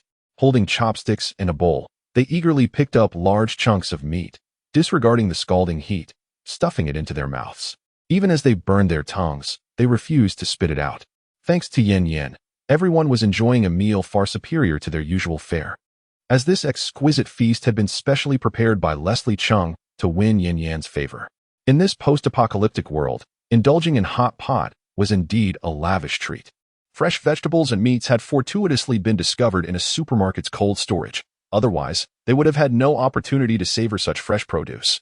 After relishing a delightful meal, they patted their full bellies with satisfaction. "Commander Zhang, how many days until we can return to base?" Yin Yin casually inquired by the hot pot. "Aha. We can head back tomorrow," Leslie Chung replied with a mysterious smile. "What?" Hearing that they could return the very next day, Yin Yan's expression was one of disbelief. After all, they were still situated in the western part of the city, with a straight distance of 20 to 30 kilometers to the eastern side. Within the ranks, there remained sluggish tanks. The notion of returning within a day seemed utterly implausible. The group exchanged knowing glances before erupting into hearty laughter. Leslie Chung gently patted Yin Yan's shoulder. "Do not overthink it. Tomorrow will reveal all, and I assure you, you shall be greatly astonished." As dawn broke on the following day, the group boarded their vehicles and commenced their journey back to the base. They navigated through the dilapidated streets, where the occasional zombie would emerge, yet the soldiers dispatched them effortlessly. Surprisingly, the number of zombies encountered was far fewer than anticipated. Unable to contain his curiosity, Yin Yin inquired about the situation, reasoning that with the vast population of Liao City, it was improbable that so many zombies could be contained. However, Leslie's subsequent explanation illuminated Yin Yin's understanding. It appeared that once zombies evolved to the third stage, they developed a sense of territory and would seldom venture beyond it unless compelled by extraordinary circumstances. Within these territories, numerous lower-tier zombies would congregate. Yet they lacked the coordination exhibited by the M-type zombies. No wonder the streets were so devoid of their presence. It seemed the zombies had indeed begun to band together. Before long, the group arrived at the location where Yin Yin had encountered the others the previous day. Upon reaching this spot, the soldiers disembarked and commenced vigilance over their surroundings. Once the nearby soldiers completed their reports, Leslie issued a command. Suddenly, a fissure appeared in the asphalt before them, resembling a gaping maw of a profound abyss. A chasm, approximately 3 meters wide, emerged before their eyes, and with a swift flick, the lights illuminated the path leading underground. "After you," Leslie gestured, inviting Yin Yin to descend. The crowd continued down the path until they reached the bottom, where an iron gate loomed before them, towering at least 2 men high. The aura emanating from the gate suggested it was not fashioned from ordinary steel. Each steel plate exuded a palpable weight. Under the dim light, it glimmered with a cold, hard sheen, resembling a slumbering beast. Yin Yin reached out, gently caressing its surface, the frigid sensation transmitting through his palm. With a thunderous rumble, the iron gate began to slowly creak open. A glimpse through the crack revealed shadows darting within. As the gate gradually swung ajar, a magnificent chamber unfolded, its white tiles radiating a blinding brilliance under the bright lights. Inside, personnel clad in white coats bustled about, alongside soldiers in military uniforms and various support staff, each fulfilling their respective duties with urgency. This was indeed a secret base. Without a doubt, Zhang Guorong stepped ahead of Yin Yin to lead the way. This facility had been constructed as a refuge prior to the cataclysm, boasting comprehensive amenities and a fully operational ecological system, allowing inhabitants to survive comfortably for 30 to 50 years without issue. As he spoke, a hint of melancholy crossed Zhang Guorong's face. Originally, this shelter had been built as a precautionary measure, yet it had been put to use far sooner than anticipated. He guided Yin Yin to an area reminiscent of a subway station. The crowd boarded the train, which started moving slowly. Outside, darkness enveloped everything, but the howling winds indicated the train was traveling at a swift pace. Within merely 20 minutes, the train gradually came to a halt. As the doors opened, the familiar sight of pristine tiles and a bustling throng greeted them once more. However, unlike before, a group of individuals stood at the entrance, seemingly awaiting their arrival. An elderly man clad in military attire led the way. Upon the doors opening, he approached warmly. "Old Zhang, I am aware of all your deeds along the way. You have resolved a concealed crisis for the base. Shortly, you shall receive your reward at the supply office." Chapter 43. First arrival at Liao City Base in the face of the elders' enthusiastic embrace. Zhang Guorong appeared somewhat flustered, performing a standard salute. "Greetings, Commander. This is merely my duty. For the nation, I shall not hesitate." The commander chuckled, patting Zhang Guorong on the shoulder, then turned his gaze towards Yin Yin. "Is this the young man mentioned in the documents? He certainly appears to be exceptionally talented at such a young age. Would you be interested in joining our base? Rest assured, our conditions here are quite favorable for someone of your caliber." Faced with the elder's cordial invitation, Yin Yin did not respond immediately. "This is all part of my duty. I am Yin Yin. You may call me Little Yin." "Ha ha ha, what a modest young lad you are," the commander exclaimed. "You must be weary from your journey. Please, take some time to rest." With a wave of his hand, he directed everyone to relax. After passing through several checkpoints alongside Zhang Guorong and Yin Yin, they arrived at a room. Along the way, Yin Yin noted the numerous soldiers guarding the area, creating an atmosphere of stern vigilance. Inside the small room, he discovered it resembled a conference chamber. In the center of the room stood a large rectangular table, surrounded by 8 stools. On the innermost wall hung a display screen, which currently showcased the location where they had disembarked from their vehicle. Beneath the screen, an elderly man turned upon hearing the sound of the door opening. Upon seeing the newcomers, he rose and approached the 3 with warmth, extending a hand towards Yin Yin, saying, "You must be Yin Yin, as mentioned in the documents." He scrutinized Yin Yin carefully, exclaiming, "Truly impressive for one so young. Allow me to introduce myself. I am the head of this base, Tang Shogua. This gentleman beside you is Wang Qianming, the deputy head of the base. You should be familiar with each other. Let us take a seat and converse." The group settled around the table, and Tang Shogua initiated the dialogue. "May I inquire as to where you have honed your swordsmanship, young brother Yin Yin?" Upon hearing this, images from the military documents shown to him by Tang Shuixian flashed in Yin Yan's mind, which included a renowned swordsman. It seemed that he had mistakenly assumed Yin Yin was from a family of swordsmanship practitioners.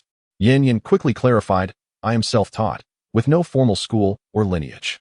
"I see," Tang Shogua replied with a slight nod, yet internally, he remained skeptical, believing Yin Yin was merely concealing the truth.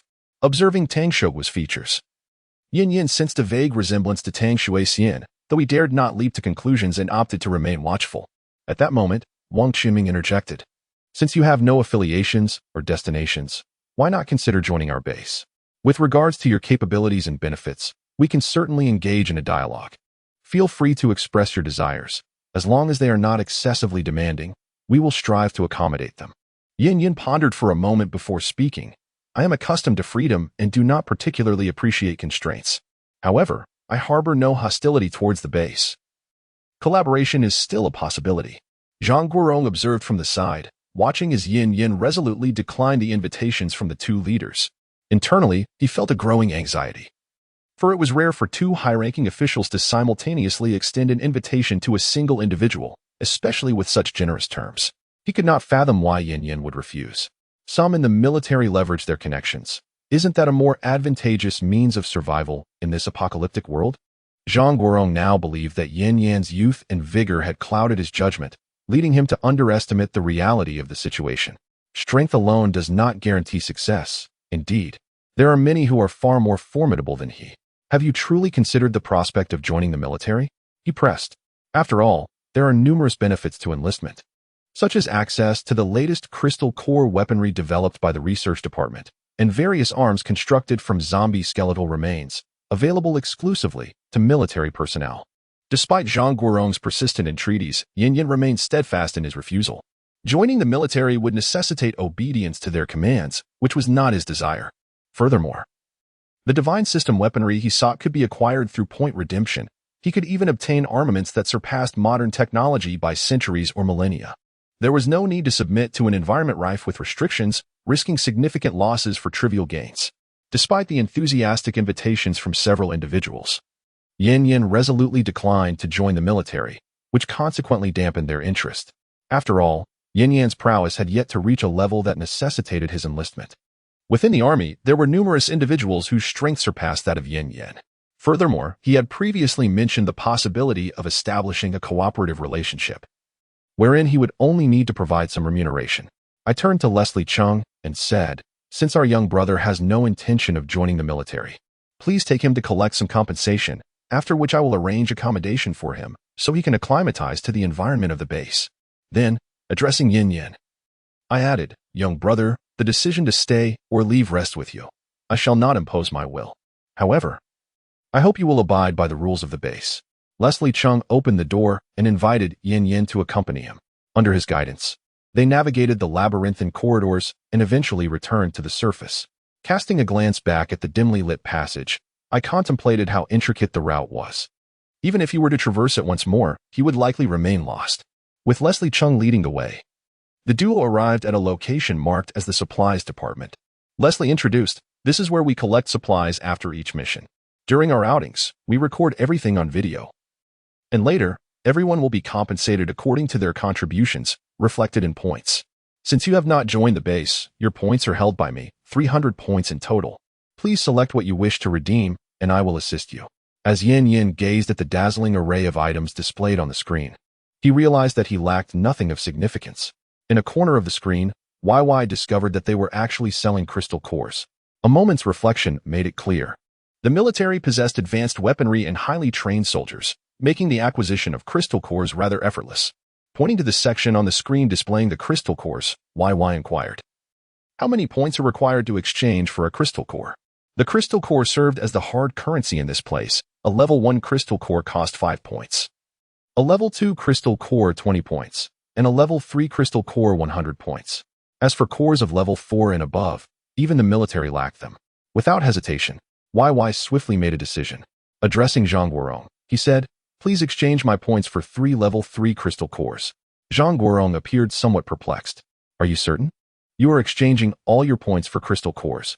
There are many other items available here, such as food and lodging, which also require points." Yin Yin shook his head and replied, "I have decided to exchange all my points for crystal cores." "Very well, since you have made up your mind.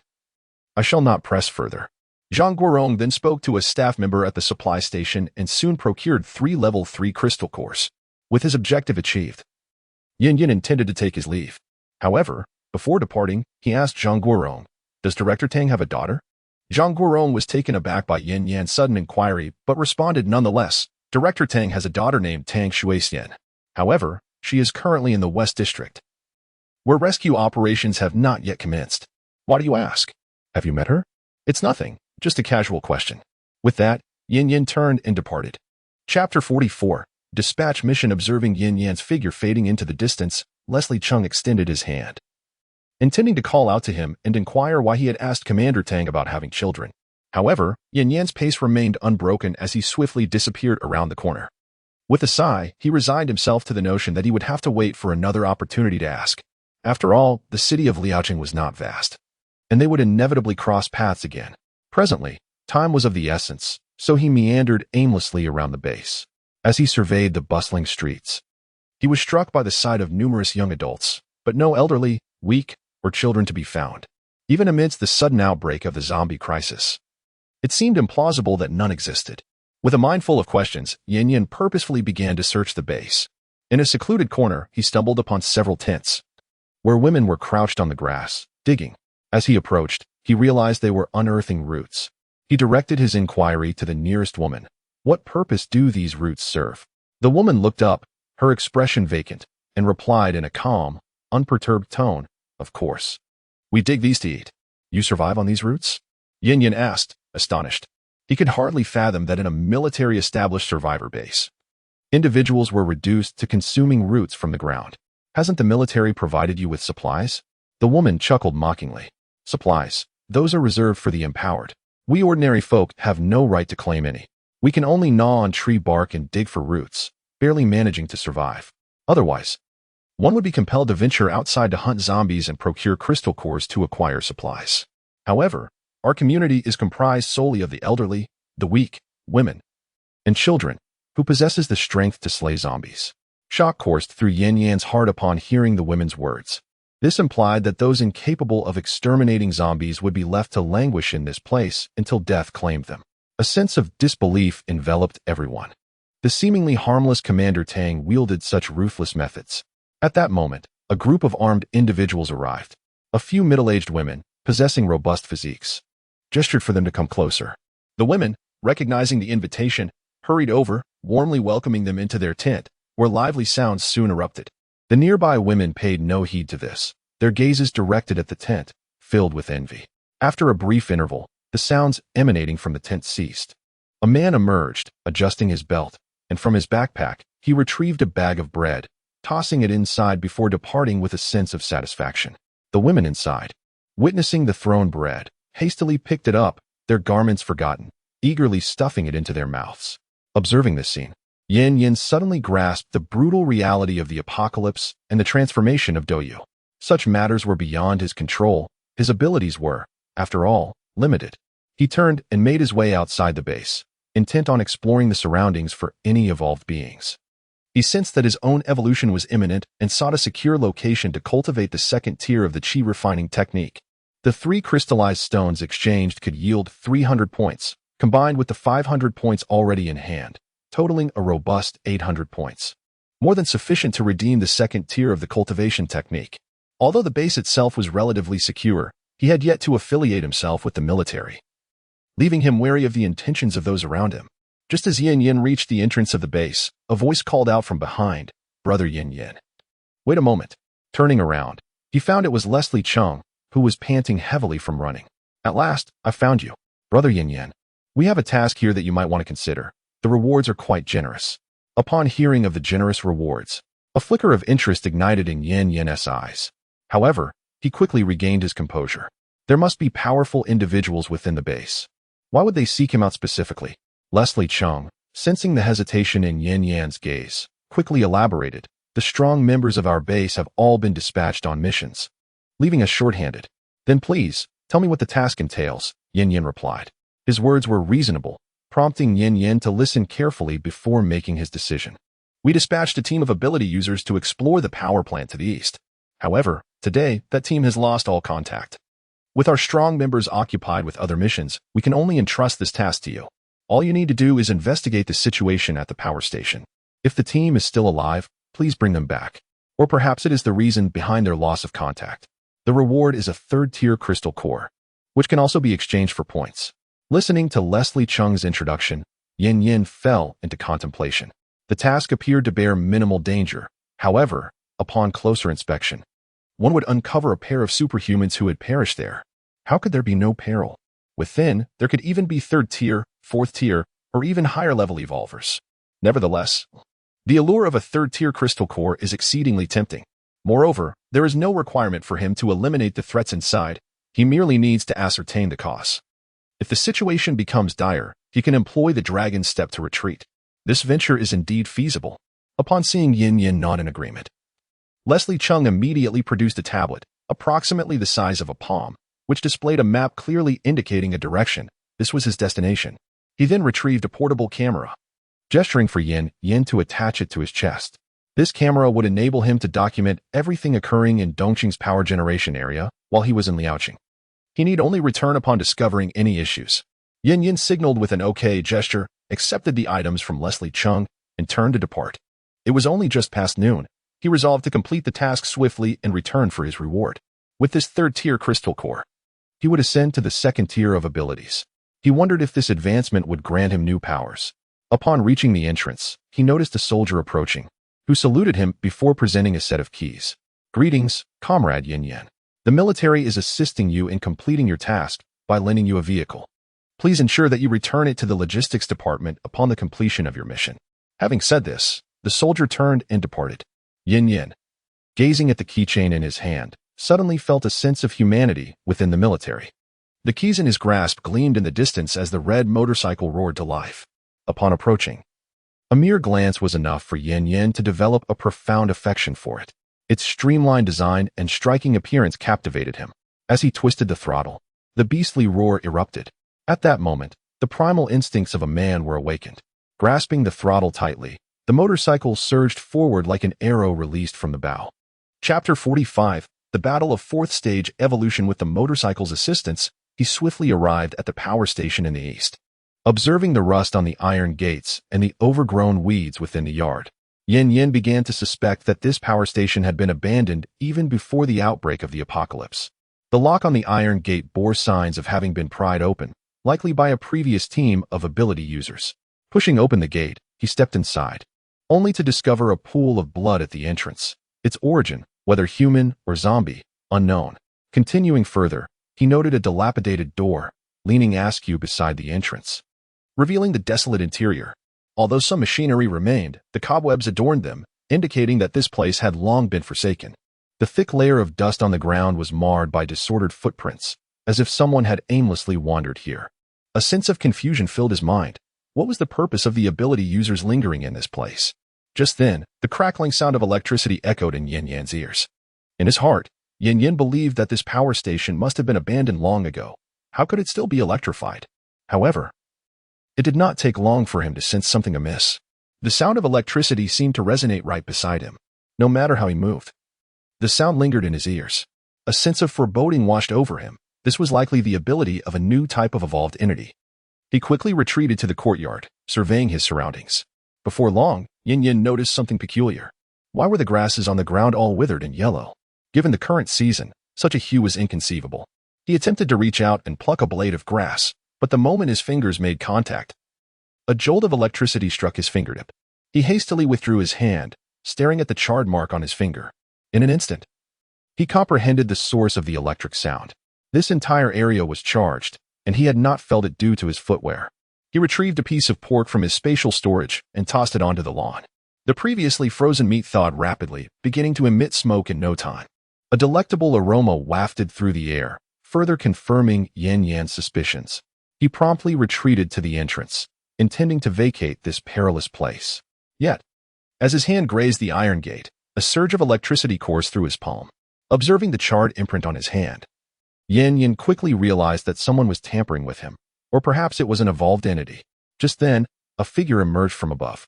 On the rooftop, a zombie lay sprawled, its emaciated form intermittently sparking with arcs of electricity.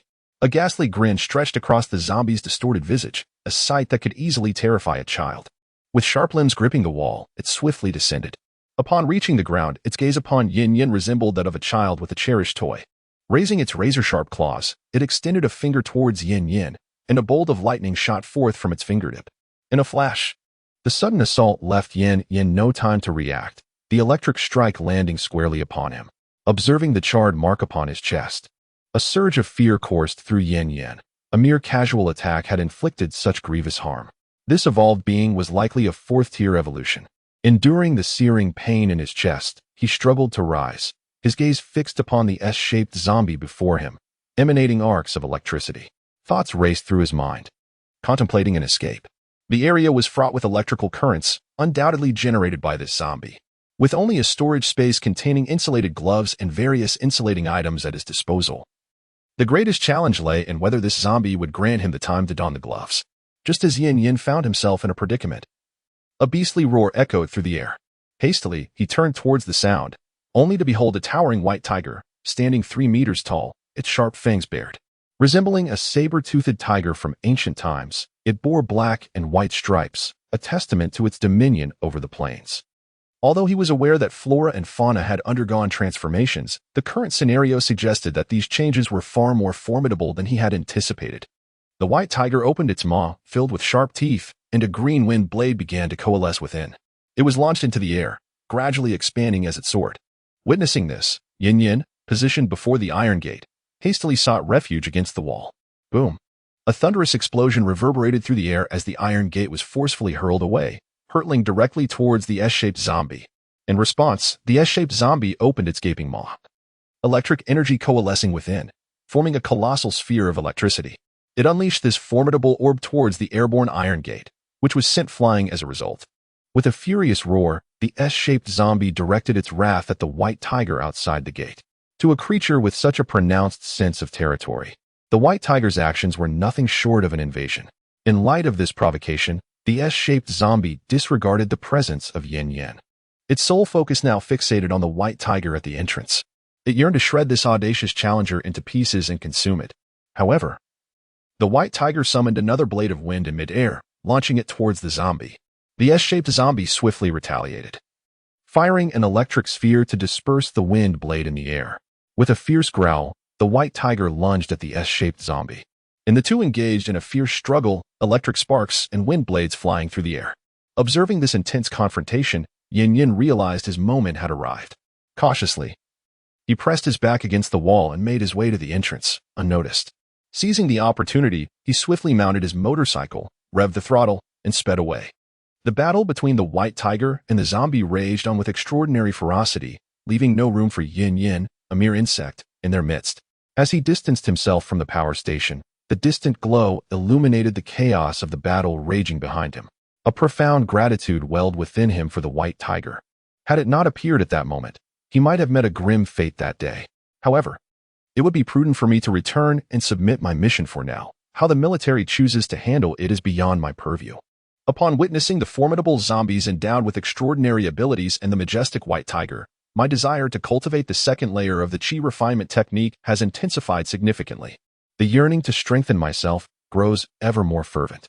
Upon returning to the base, I hastily made my way to the supply station, where I surrendered my motorcycle and camera. I quickly sought out Brother Zhang Guorong, requesting his assistance in securing a place to reside. I must devote myself to my training during this period, otherwise encountering a mere fourth-tier zombie could spell my doom. As for the points, the reward for this mission amounts to 100 points, which is more than sufficient for an accommodation. Thanks to Zhang Guorong's personal arrangements, I soon arrived at a serene dwelling. Surrounded by lush green pathways and impeccably clean tiles underfoot, it is difficult for me to fathom such a scene amidst the apocalypse.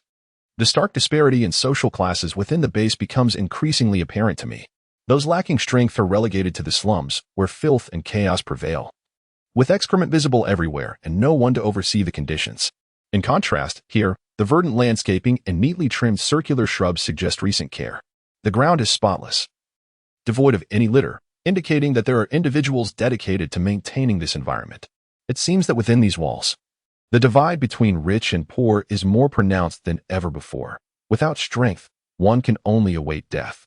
Chapter 46, Evolution, Awakening New Skills. Upon entering the dwelling, I found it equipped with a refrigerator, television, and water heater. Opening the drawer beneath the television revealed an array of discs for various shows. All appliances appeared to be operational, suggesting the presence of a private power generation facility. The extent to which this power generation facility operates remains unknown. After securely locking all the doors and windows, Yin Yin settled onto the sofa, sitting cross-legged as he practiced the second level of the Qi cultivation technique. With the aid of the system, his mind swiftly descended into tranquility, allowing him to perceive the sea of consciousness within his mind, where various shapes continuously morphed at his will. Ultimately, it transformed into a miniature version of himself, navigating freely within the realm of mental energy. Keenly attuned to the fluctuations of his spiritual power, every frequency, every rhythm. Soon, Yin Yin felt as though he could perceive his surroundings, not through his eyes, but with an awareness that encompassed everything around him, even the dust upon his garments. At that moment, an unsettling sensation washed over him. He felt as though he were being watched. He promptly opened his eyes, his gaze piercing like a sword, directed toward the source of his unease. Meanwhile, within the underground base, Director Tang, accompanied by several individuals, sat at a table observing Yin Yan's practice. Suddenly, as Yin Yin opened his eyes and looked toward the camera, he rose and approached it, seizing the device, after which the screen went dark. The atmosphere fell into silence. After a considerable pause, Vice Director Wang Qianming broke the stillness, remarking, "I did not anticipate Yin Yan's perceptiveness to be so acute." They had merely observed him through the camera, yet he had already sensed their presence. It seemed his abilities were far more complex than he had portrayed. With a serious expression, he turned his gaze to Director Tang and said, "If we cannot subdue this individual, I propose." At this point, Wang Qianming gestured across his neck, implying that if necessary, one must eliminate the threat entirely, leaving no room for future complications. To prevent any potential future confrontations with the military, Tang Shoubo pondered for a moment before speaking. "We must deliberate on this matter with great care. After all, he has yet to commit any acts that would jeopardize the base, and he has also successfully completed a perilous mission for us." The others, witnessing this exchange, hastily attempted to persuade the commander. However, he did not afford them the opportunity to voice their opinions, promptly dissolving the meeting and exiting the room. The others felt a twinge of dissatisfaction with the commander's unilateral decision, yet, constrained by the public setting, they refrained from expressing their discontent. Meanwhile, upon leaving the conference room and returning to his own quarters, Commander Tang eagerly powered on his computer. In the meantime, Yin Yin, upon discovering the surveillance, felt no surprise. Casually shattering the camera, he returned to the sofa to continue his cultivation. Remarkably, After only an hour of practice, Yin perceived a significant enhancement in his senses. Otherwise, he would not have been able to detect the camera's location so swiftly. Settling back into a meditative posture, he found it more challenging to achieve a focused state than during his initial session, feeling a sense of impatience. He recalled that his first experience had been facilitated by the system, enabling him to attain a deep state of meditation rapidly.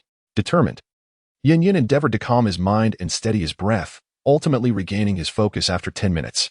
As he attuned himself to the fluctuations of his mental energy, he meticulously observed the transformations within his body. Time slipped by unnoticed, and when Yin finally opened his eyes, it was already deep into the night.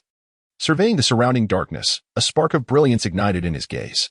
Surrounding him, the environment was crystal clear, untouched by the encroaching darkness. He had now embarked upon the second tier, with only the continuous honing of his mental prowess remaining. Furthermore, due to his cultivation of the second tier, Yin's control over the essence of spatial resentment had become remarkably intricate. In his hand, a pitch-black longsword materialized. Albeit measuring merely half a meter in length, this being the utmost limit of his mental projection. However, such a manifestation demanded considerable mental energy. It would be more advantageous to imbue the essence of spatial resentment upon the sword for utilization. Nevertheless, Yin was now capable of precisely channeling this essence onto the blade, concentrating all its might into one focal point. With his current strength, he could effortlessly shatter the claws of a third-tier S-class zombie upon collision. Moreover, during his training, Yin had advanced to the second tier and unlocked a new ability. The air before him rippled like the surface of a lake as he stepped into it, instantly reappearing in his bedroom. This was his newfound ability, spatial teleportation, a skill of divine caliber. However, due to his relatively low rank, he could only teleport within a 10-meter radius and could utilize it only once within a short span of time. Feeling the changes in his body, he drew forth the longsword and practiced his swordsmanship within the confines of his room. Soon, Yin realized that the longsword felt somewhat light and ill-suited for him. With his enhanced attributes, the sword forged from fine iron seemed inadequate. The weapons within the realm of the spatial essence were remnants from the pre-apocalypse era. It seemed that only weapons crafted from the claws of zombies would be worthy of his prowess. However, such craftsmanship was unlikely to be bestowed upon an outsider like him in the military, especially when it came to the most advanced weaponry. However, there remained a reluctance within him to fully engage. It seemed that he was left with no choice but to redeem his points in the system marketplace. Soon, Yin discovered a longsword in his search, a yellow rank, first-grade Qi Feng sword, well-suited for a novice cultivator like himself. Accompanying it was a corresponding sword technique. Yet, the price was steep, requiring 800 points. Currently, Yin possessed only 400 points. Moreover, he had yet to redeem the final layer of the Qi cultivation technique, which also cost 800 points. Yin found himself in a quandary. While exchanging for the Qi Feng sword would bolster his strength in the short term, the Qi cultivation technique was essential for gradual accumulation. The sooner he redeemed it, the better. Gazing at his meager points, Yin felt increasingly beleaguered by their insufficiency. Dismissing these thoughts, he resolved to sleep promptly, intending to venture out the next day to hunt zombies and earn more points. On the following day, Yin set out early. Arriving at the edge of the city, he surveyed the charred earth and aftermath of missile bombardments. After several days of cleansing, some zombies and plants had re-emerged in the area. Green vines clung to the rocks, and tender blades of grass sprouted from the darkened soil. A handful of zombies roamed among the ruins. Placing his fingers to his mouth, Yin let out a sharp whistle. The sound resonated, instantly attracting the nearby zombies, who surged toward him with alarming speed. For ordinary zombies, Yin found them easy to dispatch. Faced with dozens of the undead, he felt no trepidation. Drawing his long sword, he plunged into the throng of zombies, sweeping through them and leaving a grim tableau of dismembered limbs in his wake. Each zombie bore a small hole in its skull. Utilizing his extraordinary abilities, Yin effortlessly collected the crystal cores into his spatial realm. As he progressed to the second level of the Qi refining technique, Yin's mastery over his mental powers became increasingly refined. Meanwhile, a group of figures arrived in the eastern district via subway. Tang Shogua, the commander of the base, greeted them with warmth upon their arrival. Chapter 47. Tang Shuai-Xian returns to the base. Tang Shogua observed the descending figures and embraced them enthusiastically. "Daughter, you have finally come. I have missed you dearly during this time." Grasping Tang Shuai-Xian's arms and holding her before him, he remarked, "Let me see if my daughter has lost weight." Noticing Tang Shuixian's radiant appearance, Tang Shogwa nodded in satisfaction. As expected, you remain unchanged, not a bit thinner. Truly my daughter. Capable of taking good care of herself even amidst the apocalypse. His gaze then shifted to those standing behind Tang Shuixian. And these are your friends? Upon hearing his father mention the group, they quickly turned to introduce themselves. Indeed, these are all my friends. Tang Shuixian nudged a girl named Nuan forward to introduce her to her father. This is Nuan. She is 12 years old. Leaning closer to Tang Shogwa, Tang Shuixian whispered, "You must not underestimate her. She is a healer." What? Tang Shogwa exclaimed in astonishment upon learning of the girl's healing abilities. It was known that despite the military's vast resources, they had searched for a healer for an entire fortnight without success. When his daughter returned with a young girl, claiming she was a healer with extraordinary abilities, it was nothing short of astonishing. Carefully leaning closer to his daughter, he inquired, "Are you certain?" Tang Shuixian, with her hair dyed, proudly responded, "Of course." Tang Shogwa, patting his daughter's shoulder, laughed heartily. "Wonderful, wonderful. Truly my daughter." As for the others, Tang Shogwa had little desire to inquire further. After all, the presence of a healer was sufficient to leave him in awe. He intended to lead everyone to rest when, just as he was about to depart, Tang Shuixian halted him with a hand. "Father, aren't you curious about the other circumstances?" Observing the triumphant gleam in Tang Shuixian's eyes, Tang Shogwa questioned, "Are the others also endowed with special abilities?" "Absolutely," she replied, ushering Zhao Qianqian forward with a gentle push. "This young lady is a first-tier telekinetic." Zhao Qianqian smiled and nodded at Tang Shogwa. Given the abundance of first-tier abilities within the base, Tang Shogwa did not display much astonishment, though he reflected on how his daughter seemed to be assembling her own team, filling him with pride.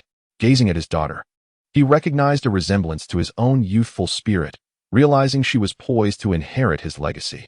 At that moment, Nanan tugged at Tang Shuixian's sleeve from behind, asking, "Sister, didn't you say you brought me here to find brother?" Tang Shuixian knelt down, affectionately stroking Nanan's little head, and replied, "Indeed. We are here to help you find your brother." Standing beside him, Tang Shogwa inquired with curiosity, "What does your brother look like?" "With the capabilities of our base. As long as he is alive, we can locate anyone." Upon hearing this, Nuan joyfully dashed to Tang Shogwa, gazing up at him as she exclaimed, "Really?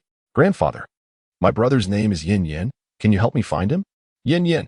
The mention of this name resonated thunderously in Tang Song's mind. He gestured to a soldier behind him, who promptly emerged holding a tablet.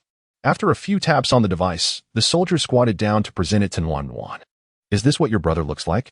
Upon seeing the photograph on the screen, Nuan bounced with excitement, pointing at the image. "Yes, this is my brother." Tang Shogwa erupted into hearty laughter. "Ha ha ha. The brother you seek is right here in our base.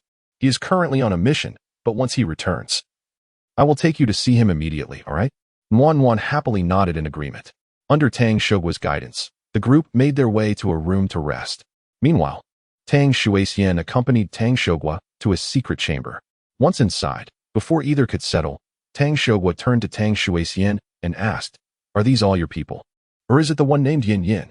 At this question, the previously cheerful expression of Tang Shuixian instantly turned somber. He understood the weight of his father's words.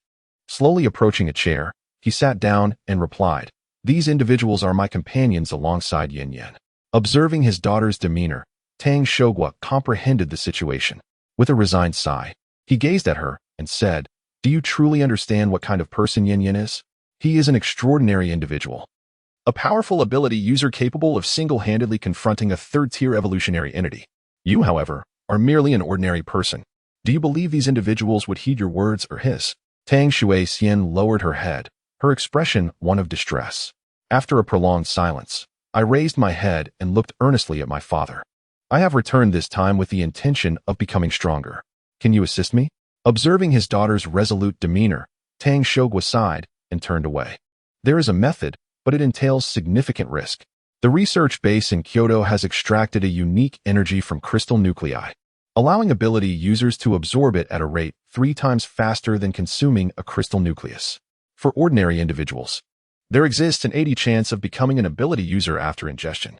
However, failure could result in becoming a zombie." Tang Shogwa fixed his gaze intently upon his daughter, solemnly inquiring, "Are you certain you wish to attempt this?" Yet Tang Shuixian, met with her father's penetrating gaze, showed no signs of retreat. With a firm nod, She declared, I wish to try. I aspire to become powerful. Tang Shogwa stepped back, his demeanor shifting to one of seriousness. Yet a smile returned to his face as he looked at his daughter with increasing satisfaction. He burst into hearty laughter, exclaiming, You truly are my daughter, Tang Shogwa. You possess remarkable courage. I shall arrange this matter for you tomorrow. Just as Tang Shuai-hsien was about to leave, she suddenly turned back. Is he truly out on a mission? Tang Shogwa smiled and nodded. However, once the door closed, his expression darkened abruptly. Upon realizing that my daughter's heart has been ensnared by that insufferable boy, I swiftly grasped the telephone resting on the table and dialed a number. Please assist me in tracking the whereabouts of Yin Yin, I instructed. Mere moments after concluding the call, the phone rang again. Report to the leader. Yin Yin ventured out this morning to the central area to hunt zombies and has yet to return. Understood, I replied.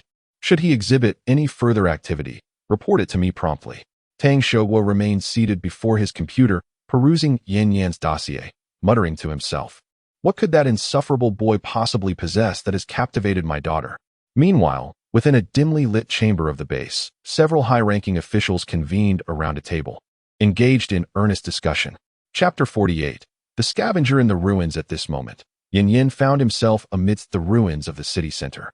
Encircled by a pack of zombie dogs, the once lustrous fur of the creatures now lay in tatters, exposing decayed skin marred by rot. With bared, menacing teeth, they emitted low, guttural growls directed at Yin Yin, their filthy saliva dripping onto the ground. Indeed, the city is rife with domesticated cats and dogs.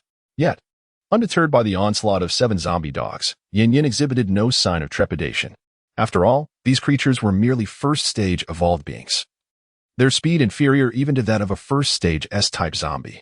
Their only advantage lay in their pack mentality, which remained unchanged despite their infection. With his sword, Dark Flame aglow, he executed a horizontal slash. A wave of black sword energy surged forth toward the zombie dogs, obliterating their skin and bones upon contact. 3 zombie hounds were swiftly severed in twain. Seizing the moment, the remaining zombie hounds lunged at Yin Yin. Employing the dragon's dance technique, he deftly evaded their assault. Once more, he unleashed a wave of sword energy towards the 4 encroaching hounds, resulting in the demise of all 7. Yin Yin approached each fallen beast to extract the crystalline cores from their brains. The dark substance within these cores was slightly more abundant than that found in the zombies. The purpose of this peculiar black matter remained a mystery to him. At that moment, a faint sound of footsteps captured his attention. He turned his gaze towards the battered wall behind him, where a figure gradually emerged.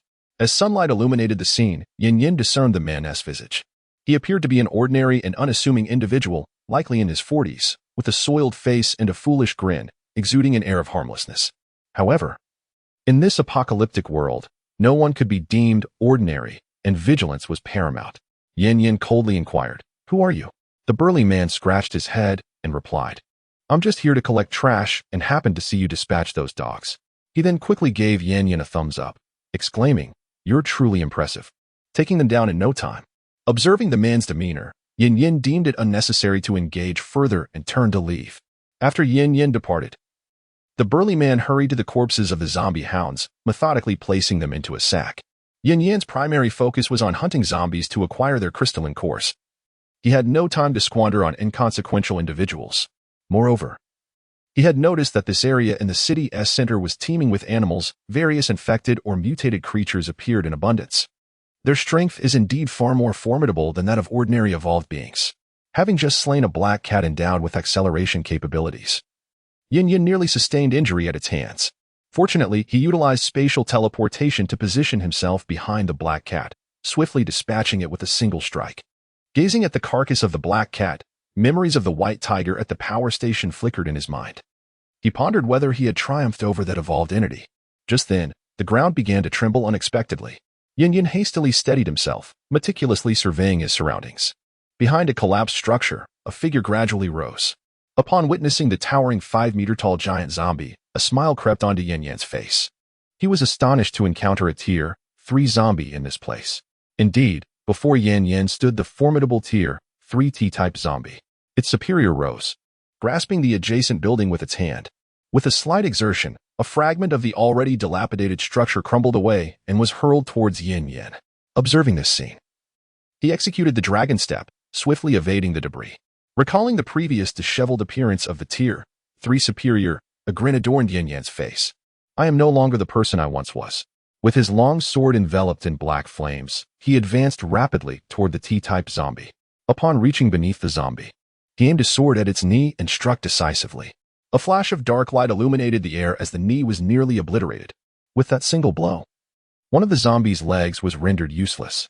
The Tier 3 T-type zombie, unable to support its massive frame, collapsed to its knees. Observing the fallen creature, Yin Yin utilized spatial teleportation to appear above the zombie. He gazed down at its bald head, devoid of any covering.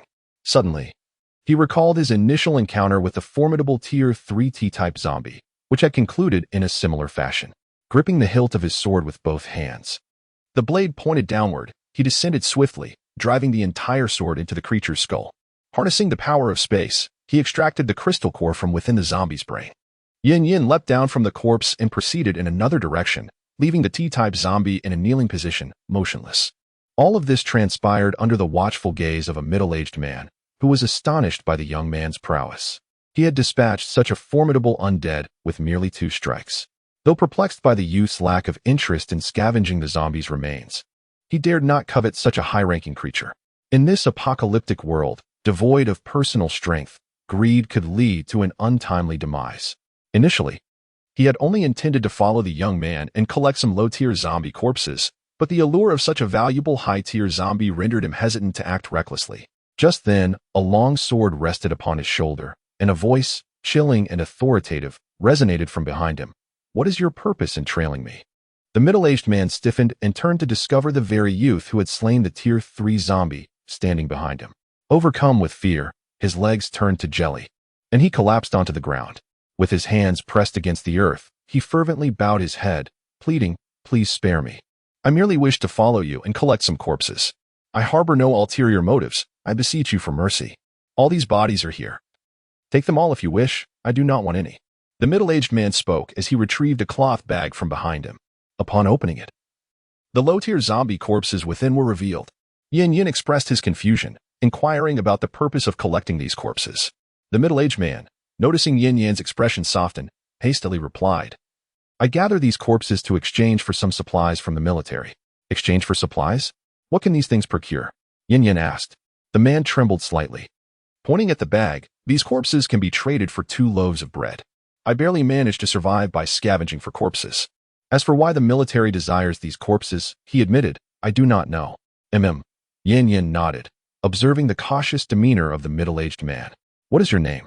The man quickly responded, "I am Zhao Baowei. Is there anything you require, my lord?" "Nothing of concern. You may go." Yin Yin sheathed his sword and dismissed him. After walking a few meters, he turned back to call out, "I advise you not to linger here. The corpses of Tier 3 zombies will soon attract higher-tier zombies." Chapter 49. The squad's invitation. After leaving the city district, Yin Yin made his way directly back to the base. Upon his arrival at the entrance, he encountered a man clad in last year's military uniform standing at the gate, flanked by a group of followers. Approaching Yin Yin, the leading man arrogantly questioned, "Are you Yin Yin? You don't seem all that impressive." The followers erupted into laughter at their leader's mockery. Confronted by the suddenly approaching lunatic, Yin Yin felt a reluctance to engage. Nevertheless, he intended to evade and depart. Yet, the man obstinately obstructed his path. "Don't rush off. I heard you encountered a 4th-tier zombie at the power station and returned alive. Is that true?" The man's face intruded upon Yin Yan's space. He then turned to his subordinate behind him, questioning whether it was merely a fabrication by certain individuals. Throughout his speech, his gaze incessantly darted towards Yin Yin. Initially inclined to disregard this individual, Yin Yin found himself unable to remain indifferent to the man's persistent provocations. Even a figure of clay would not remain still under such circumstances. He cast a frigid glance at the man and inquired, "Who are you?" The man, witnessing Yin Yin finally engage in conversation, displayed a look of surprise. "You truly do not recognize me? Well, well." With a broad smile, he clapped his hands and pointed to a subordinate behind him. "You tell him who I am." Immediately, a subordinate clad in body armor stepped forward, arms outstretched, declaring, "I am the illustrious Major Wang Zhongping, renowned in the military, possessing S-class abilities, known as the Crimson Fist. You dare to claim ignorance of him? Such narrow-mindedness."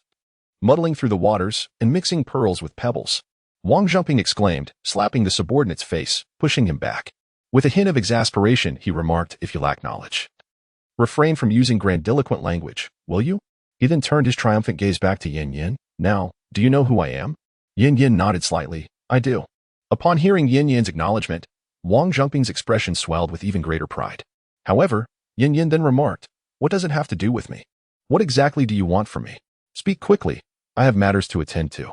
Faced with Yin Yin's nonchalant demeanor, the flames of fury were poised to erupt from Wang Zhongping's eyes as he glared at Yin Yin and declared, "I merely observed your successful completion of a task and thought you possess some merit. Hence, I wish to invite you to join my ranks. Yet, seeing you in this state, I doubt even your pleading would persuade me to accept you into my team." With that, Wang Zhongping turned away, gesturing for his subordinates to follow him, leaving Yin Yin in a state of disarray amidst the wind.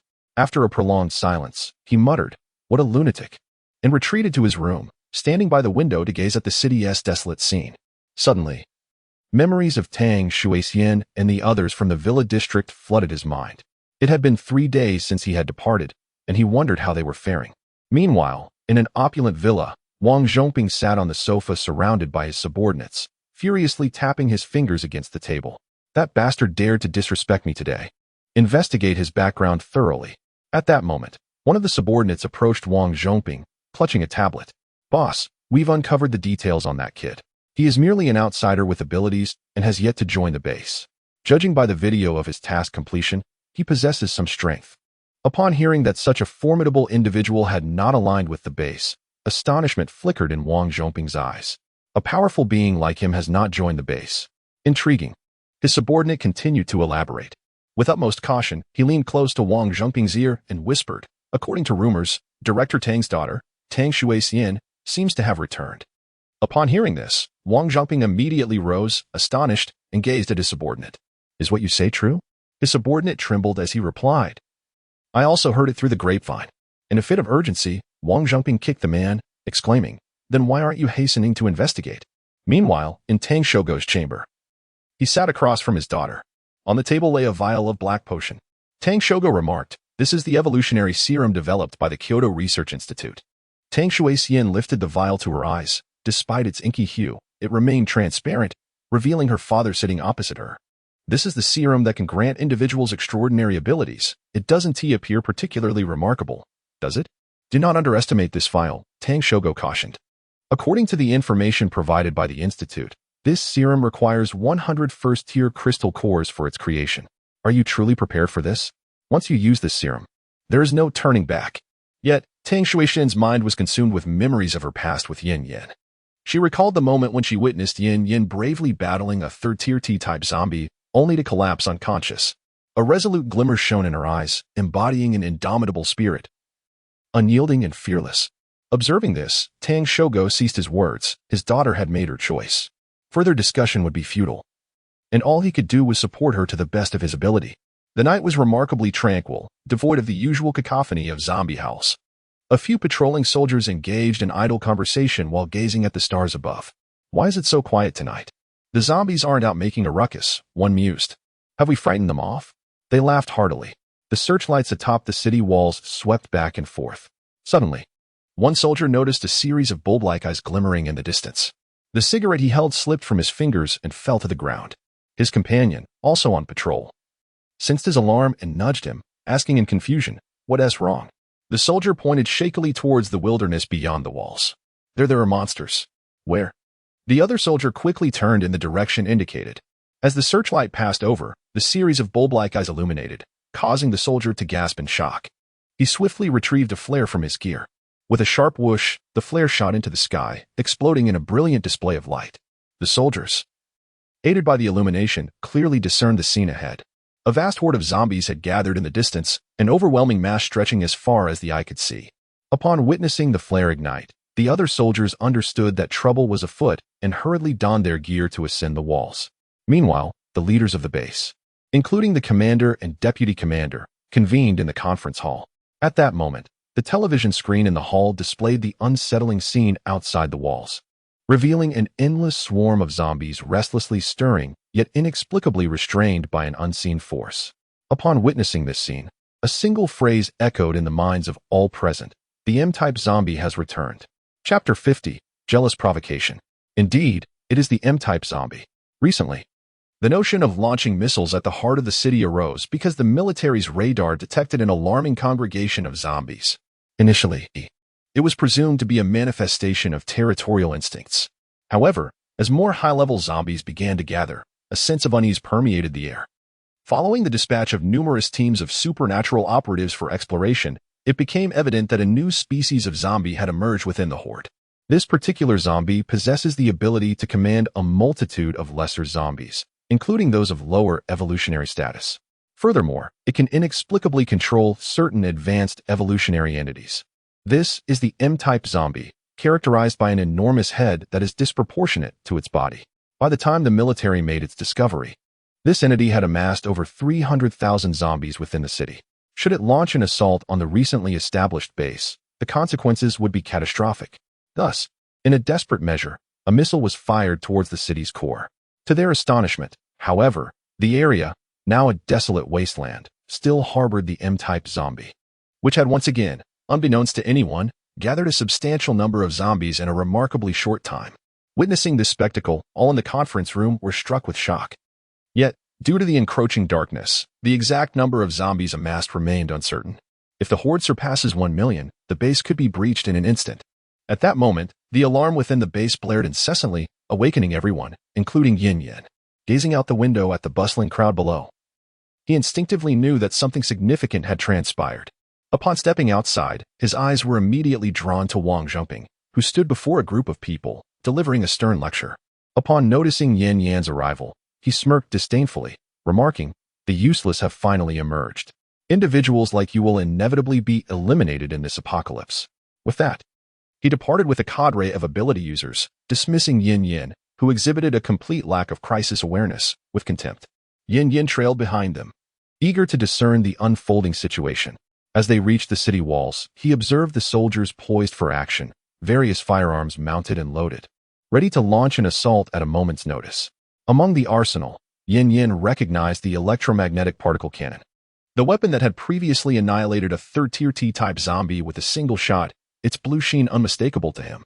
His gaze shifted toward the exterior of the walls. Illuminated by the searchlights, he could discern countless zombies, his second-tier physique granting him the ability to see the overwhelming horde. A sense of shock coursed through him as he pondered the gravity of the situation. The city was besieged by zombies. The sight of the innumerable undead, poised in the distance akin to a meticulously trained army, waiting for their general's command to charge forward, evoked a sense of impending doom, a storm brewing. Dark clouds looming ominously over the city. At that moment, a team of ability users congregated atop the city walls, their gazes towards one another brimming with hostility. It was then that a burly, scarred middle-aged man approached Yin Yan's side. "You have indeed completed the exploration mission at the power station, haven't you?" His gaze traversed over him, reflecting a sense of youthful promise. Yin Yin remained silent, observing him quietly, curious about the intentions of the man before him. Noticing Yin Yan's lack of response, he continued speaking to himself. "I wonder if you'd be interested in joining my team. Rest assured, our rewards are distributed based on contributions." Yin Yin replied coolly, "Not interested." At this moment, he did not wish to join any team of supernatural beings. He could not afford to lower his guard around these strangers he had just met. Just then, a figure caught his attention. It was Tang Shuixian, clad in camouflage military attire. The fitted green uniform accentuated her exquisite curves, drawing the gaze of all the men present. Following closely behind her was a girl seated in a floating wheelchair, clearly another supernatural being. Yin Yin recognized her instantly. It was Zhao Qianqian, the girl he had rescued from the convenience store. The two approached Yin Yin amidst the crowd's scrutiny. Filled with astonishment, Yin Yin exclaimed, "How did you both end up here?" Tang Shuixian smiled and replied, "Why is it permissible for you to go out while we are not allowed?" Understanding the concern reflected in Yin Yan's expression, she reassured him, "Don't worry, everyone else has come along as well, and they are all fine. And look over there." She pointed out a slightly petite figure standing at a distance. Yin Yan focused his gaze and recognized it was Song Qian. Upon noticing Yin Yan's gaze, Song Qian waved her rifle and greeted him. Yin Yan forced a bitter smile, as he had just been contemplating the gathering of people from the villa area, now all appearing before him. At that moment, Wang Zhongping stepped forward, ingratiatingly addressing Tang Shuixian. "When did you return, Shuixian? Why didn't you inform me? You have no idea how much I have missed you during your absence." The nauseating flattery from Wang Zhongping caused an involuntary shiver to run down the spines of all present. Tang Shuixian shot him a disdainful glance. Why should my return concern you? Keep your distance. Her eyes, filled with affection for Yin Yin, ignited Wang Zhongping's fury. Kid, I advise you to stay away from Shuixian. She is not someone you can entangle with. With that, Wang Zhongping showcased his prowess for the first time in front of Yin Yin. Suddenly, flames erupted from his palm, casting a radiant glow in the darkness. Those nearby, including Yin Yin, could distinctly feel the heat emanating from it. Yin Yin could not help but marvel at Wang Zhongping's status as an S-class ability wielder. The intensity of the flames indeed matched such a caliber. However, as a 3S level ability wielder himself, Yin Yin felt no fear. Just then, Tang Shuixian positioned herself protectively in front of Yin Yin, her eyes blazing with anger as she confronted Wang Zhongping. What do you intend to do? With zombies besieging the city outside, do you wish to incite discord among us now? Wang Zhongping, upon hearing Tang Shuixian's words, suddenly regained his composure.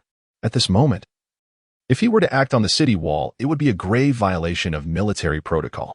He hastily extinguished the flames in his hand and smiled as he addressed Tang Shuixian, saying, "Not at all.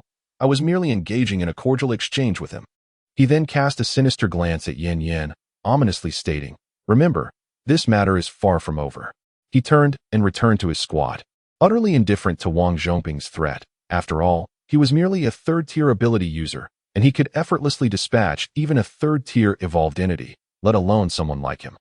Tang Shuixian, standing by Yin Yan's side, looked at him with a hint of remorse and said, "I'm sorry. It's my fault for bringing you into this trouble." Yin Yin, with a dismissive gaze, replied, "Him? He is nothing more than a stepping stone." Chapter 51. The Assault of the Zombie Horde. Meanwhile, the zombie horde had assembled in full force.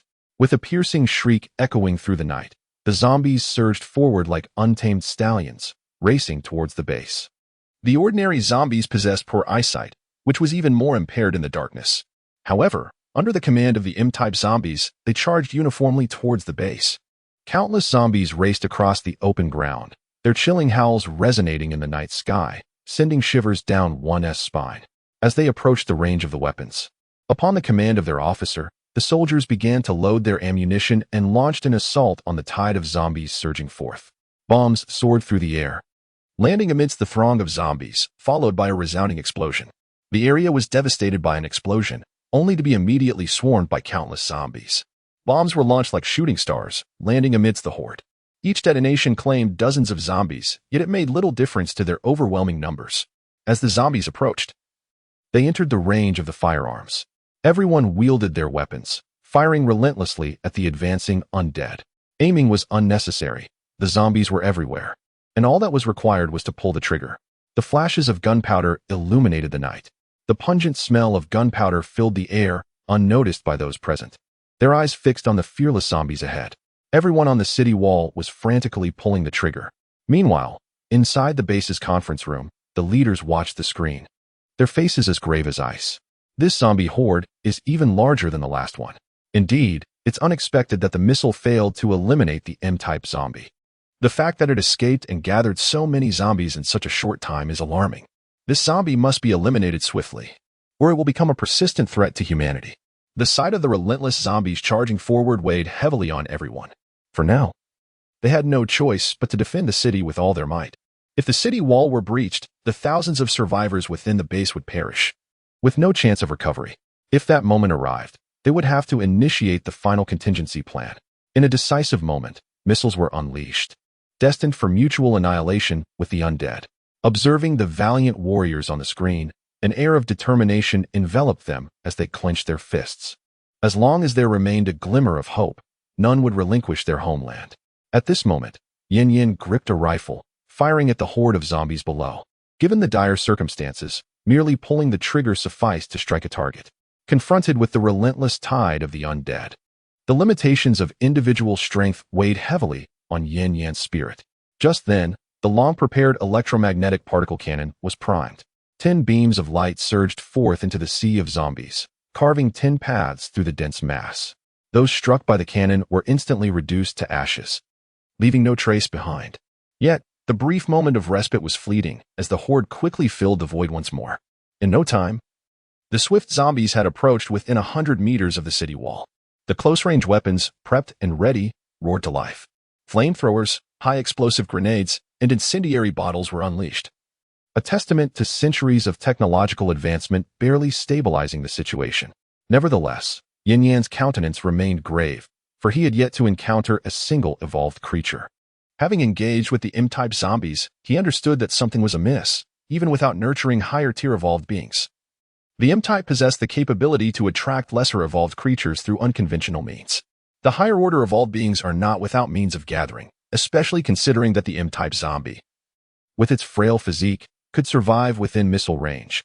It is inconceivable that it would do so without at least one third-order evolved being by its side. Thus, a larger conspiracy must undoubtedly lie beneath the surface.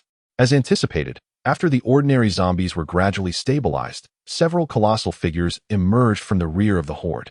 Yin Yan's pupils constricted in astonishment.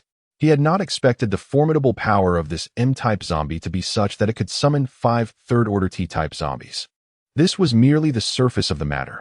The true number of S-type evolved beings lurking below remained uncertain.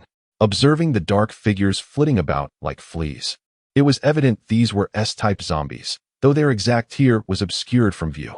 Nevertheless, their sheer numbers were overwhelming. A chill crept up Yin Yan's spine, and a sense of dread surged within him. Under the current circumstances, these evolved beings were fully capable of obliterating the base's defenses. This M-type zombie had clearly come prepared. Now, only one solution remained to avert this crisis. At that moment, the leaders from the upper echelons of the base gathered upon the city wall. Convening all the ability users, Tang Shoshan, the commander of the base, spoke solemnly. We have detected a substantial number of evolved beings behind the zombie tide. Should they approach, our defenses will be utterly inadequate. His gaze swept over everyone present. Therefore, it falls upon us to confront these evolved beings to safeguard the existence of the base. Is there anyone who wishes to withdraw? Rest assured, anyone may step back without reproach. This matter is entirely voluntary. Several individuals in the crowd were restless. Yet upon meeting the unwavering gazes of their comrades and the faces of their family members within the base, they sat back down. Tang Shoubo observed that no one had left and nodded in satisfaction. You are the hope of the base, the future it relies upon. I do not wish for you to venture into danger, but we have reached a critical juncture for the survival of our home. I implore you to set aside your differences, to collaborate and advance together, united in spirit to overcome this formidable challenge. In response to Tang Shouguo's impassioned address, the hearts of all present were ignited with fervor. I have arranged a route for you. If you adhere to it, you will bypass the horde of zombies and strike directly at the heart of the evolving creatures behind them. An assistant appeared before the crowd, cradling a computer that displayed the path to circumvent the zombie tide, the advancing routes of the evolved beings, and an approximate count of their numbers. Upon seeing the tally of the evolved creatures, a collective gasp escaped the lips of those present. Over 100 S-type evolved beings and 7 T-type evolved beings. This was undoubtedly a greater number than they had ever encountered. Chapter 52. Striking at the zombies' rear upon witnessing the staggering count of evolved creatures, the previously fervent youth were instantaneously deflated.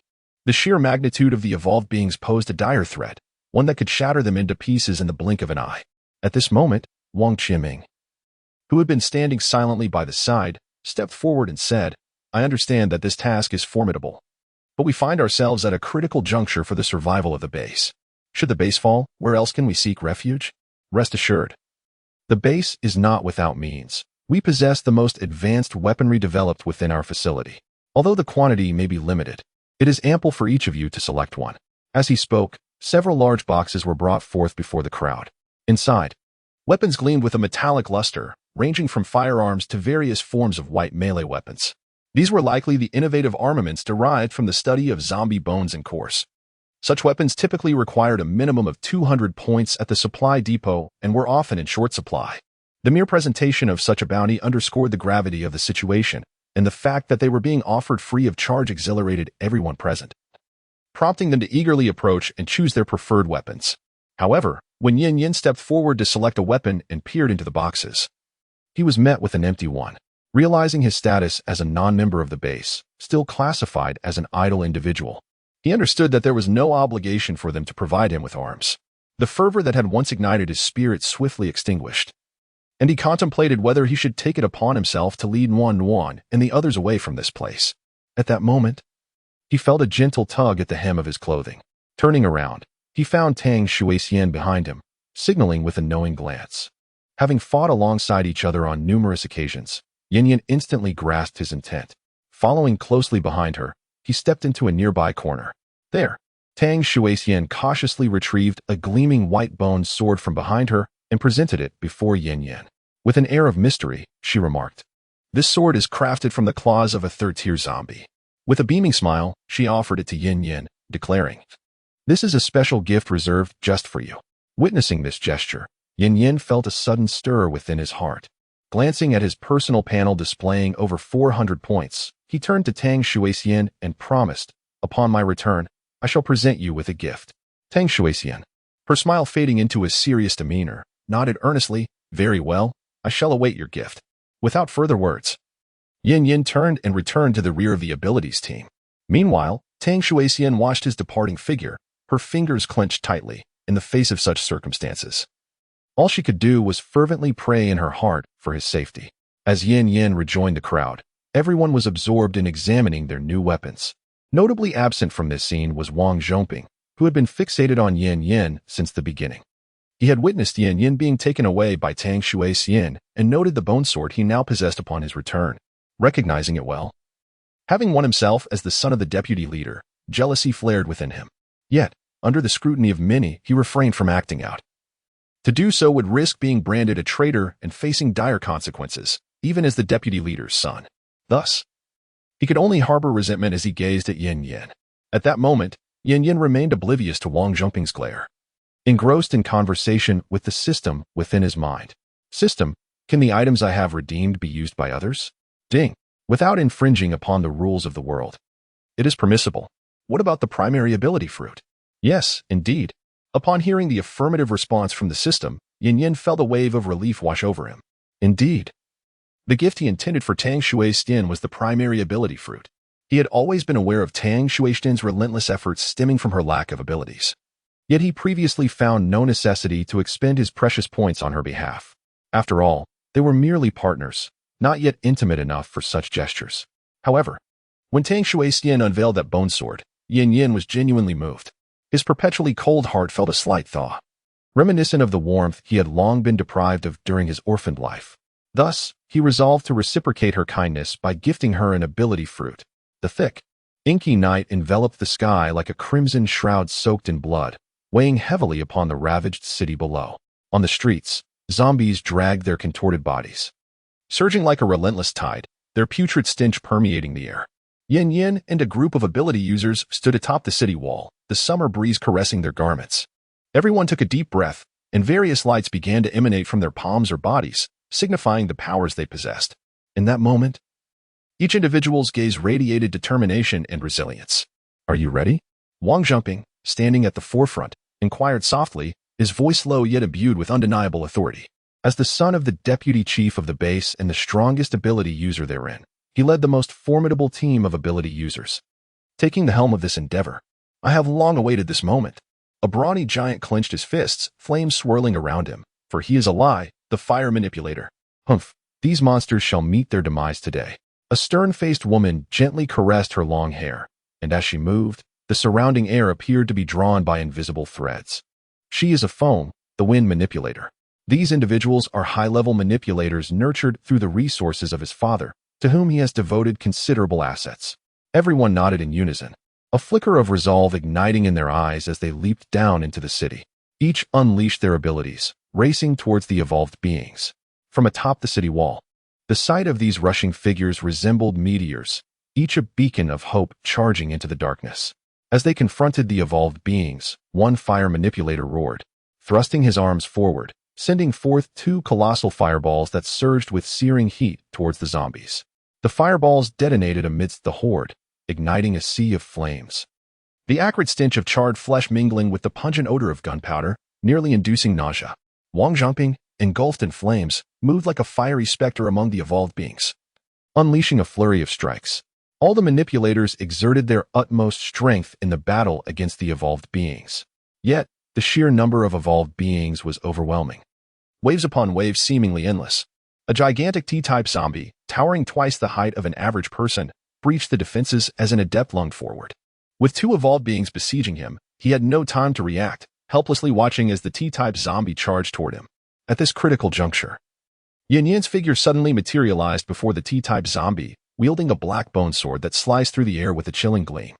The T-type zombie staggered forward a few steps before collapsing lifelessly to the ground. The man under siege was none other than the scarred individual who had previously invited Yin Yan to join the team. At this moment, his gaze towards Yin Yan was filled with profound gratitude, and amidst the chaos of repelling the zombie assault, he nodded appreciatively at Yin Yan. Chapter 53. Wang Zhongping's target. The battle escalated in intensity, and the special abilities users gradually found themselves fatigued. Yin Yan gritted his teeth, internally calculating the number of zombies. He understood that prolonging the conflict was not a viable strategy. A swift resolution was imperative. Everyone, concentrate your strength and heed my command, Yin Yan proclaimed loudly. Upon hearing his words, the crowd quickly gathered around him. The other special abilities users, already wearied by the overwhelming number of evolved beings, hastened to comply with Yin Yan's call. Meanwhile, Wang Zhongping's team, relying on their formidable prowess, continued to carve their way through the horde with impunity. With the others at his back, Yin Yan felt the black smoke billowing from his bone sword, as if doused in gasoline. With a fierce roar, he swung the sword, unleashing a jet of black flame that tore through the void toward the evolved creatures. The sword's energy moved slowly, yet the evolved beings realized they could not evade it. They could only watch helplessly as the energy struck them, obliterating their forms. After executing this powerful maneuver, Yin Yan felt his mental strength deplete significantly, and he immediately knelt weakly on one knee. Observing this, his companions, who had been sheltering behind him, rushed forward to shield him. With a single strike, Yin Yan vanquished dozens of evolved beings. The onlookers within the base were profoundly astonished, unable to fathom the sheer strength of this Yin Yan. To eliminate so many evolved beings with but one sword was a feat that even a third-tier evolved being could scarcely withstand. Wang Zhongping, the strongest among them, could only contend with 3 to 5 zombies simultaneously, a limit reached only through the vast resources of the base that had nurtured his growth. In contrast, Yin Yan had ascended solely through personal prowess, highlighting the stark disparity between them. At that moment, Wang Zhongping observed Yin Yan, weakened and seated amidst the crowd as he absorbed crystal cores, and surmised that the formidable move he had just unleashed had drained a significant amount of mental energy, leaving him in a state of vulnerability. An idea sparked in his mind, and he turned to his companions, a lie and a phone, and instructed, "Let us regroup and withdraw." Upon hearing their leader's command, the two did not hesitate, promptly following Wang Zhongping as they retreated to the rear of the battlefield. As the trio exited, the burden of over 50 evolved beings fell squarely upon the remaining supernatural powers. The pressure on the more than 20 remaining supernatural beings surged instantly. In battles against evolved beings of equal rank, the latter often held an advantage due to their formidable physical strength. Typically, it would require 2 supernatural beings of the same tier to dispatch an evolved being without injury. Now, with 20 supernatural beings facing over 50 evolved entities, including several high-tier evolved beings, the weight of the situation was palpable. Wang Hu, a scar-faced man with bulging eyes, glared furiously at Wang Zhongping and his companions as they retreated to the rear, his anger evident. Wang Zhongping is a third-tier ability user, while a Feng and a Li are second-tier ability users who have withstood the majority of the onslaught from the evolved beings on the battlefield. However, now that they have withdrawn, all the evolved beings are directing their aggression toward the remaining 20 individuals. Among these 20 evolvers, the highest ranking is Wang Hu, also a second-tier ability user, with only 2 or 3 others of the same caliber. Conversely, there are at least 5 third-tier evolved beings among the adversaries. Wang Zhongping, what are you doing at the rear of the battlefield? Wang Hu exclaimed loudly. Surrounded by his companions, Wang Zhongping nonchalantly remarked to Yin Yan, "We are weary from battle. Is it not permissible for us to step back and rest for a moment?" He then shifted his gaze toward Yin Yan, who was meditating in place. Who is this? Why is he sitting here motionless? Has he been overwhelmed by the previous commotion and is now pretending to be dead? In response to Wang Zhongping's taunting words, Yin Yan remained unfazed, focusing intently on replenishing his energy. However, Wang Zhongping's irritation grew with Yin Yan's disregard. Suddenly, he cast his gaze upon the crystal core in his hand, signaling a lie to seize it from him. The astute ally immediately understood Wang Zhongping's intent. As his chief enforcer, he was no stranger to such tasks. Approaching Yin Yan, he extended his large palm, poised to snatch the crystal core from Yin Yan's grasp. Bang! At that moment, a gunshot rang out. A hole appeared in Ali's outstretched palm. Ah! Ali cried out in pain, clutching his injured hand as blood seeped through his fingers. The remaining two quickly turned their attention toward the source of the gunfire. Tang Shuixian was seen driving a jeep, her body leaning out of the window with a handgun firmly grasped in her hand. It was she who had fired the weapon. The jeep executed a graceful drift, halting elegantly before the crowd. Clad in a striking green military uniform, Tang Shuixian descended from the vehicle with an air of authority, confronting Wang Zhongping and his companions. Do you comprehend the gravity of your actions? You are betraying your own on the battlefield, colluding with the evolved entities to harm your compatriots. It is astonishing that the strongest esper of the base could resort to such treachery. As the weight of her words sank in, Wang Zhongping recognized the seriousness of the situation and attempted to retort. Shuixian, allow me to explain. Things are not as you perceive. Yet, Tang Shuixian interrupted with a wave of her hand, asserting, the reality of the situation is evident. I trust only my own eyes. I witnessed you commanding your subordinates to seize the crystal cores from our recovering allies. Furthermore, you recklessly abandoned the majority of your comrades on the battlefield, leaving others to bear the immense burden. At that moment, another figure emerged from the vehicle. A small girl, approximately 1.3 meters tall, stepped down, ignoring the others. She walked directly towards Yan Yan, extending her hands as green luminescent orbs gently floated down to envelop him. Feeling a wave of comfort wash over him, Yan Yan sensed something amiss. Upon opening his eyes, he was surprised to find Wan squatting before him. A sense of bewilderment crossed his mind. Wan, what brings you to the battlefield? He then shifted his gaze back to Tang Shuixian, who remained locked in confrontation with Wang Zhongping. Sensing Yan Yan's gaze, Tang Shuixian shrugged and explained, you cannot blame me. It was he who insisted on coming over upon seeing you kneeling on the ground. No matter how I tried to stop him, it was futile. You should discuss it with him. The little girl's face flushed crimson, and she dared not meet Yan Yan's eyes. Yet, at that moment, Yan Yan sensed something was amiss. He felt his mental energy rapidly rejuvenating, an ability that was previously beyond the little girl. A thought sprang to his mind. The little girl had advanced to a second-tier ability user, and her powers had undergone a new transformation. She could directly restore expended mental energy, akin to a mobile power bank. Yan Yan's gaze towards her brimmed with astonishment. However, this was not the time for such reflections, as the more than 20 ability users on the battlefield were beginning to falter. Once again rejuvenated, he rose to his feet, disregarding Wang Zhongping and his companions beside him, and rejoined the fray at the side of the other ability users. Chapter 54. Wang Zhongping's deadly intentions. Wang Hu and the others looked at the over 50 evolved entities, their hearts steeled with the resolve of impending doom. They had contemplated fleeing. However, given the current circumstances, escape was futile against the speed of the evolved entities. Turning their backs to the enemy would only hasten their demise. At least by fighting with all their might, they might seize a sliver of hope, and even in death, they would take a piece of the zombie with them. With such determination, their gazes firm, they plunged into battle against the evolved entities. At that moment, a flash of black light streaked by, severing the third-tier evolved entity that was besieged by 3 to 5 individuals. A few gazes sharpened as they turned to look behind them, where Yan Yan stood, a smile gracing his face, clutching a bone sword that flickered with black flames. They were astonished that the young man, who had just moments ago collapsed in weakness, had recovered so swiftly. A spark of hope ignited in their hearts, and he bellowed, brothers, the Black Flame War God has returned. Upon hearing this proclamation, the crowd momentarily diverted their attention, and upon recognizing Yan Yan, their eyes shimmered with renewed hope. The weapons they had thought they could no longer grip were once again clenched tightly, their resolve strengthened as they faced the advancing evolved beings. Kill, they shouted in unison.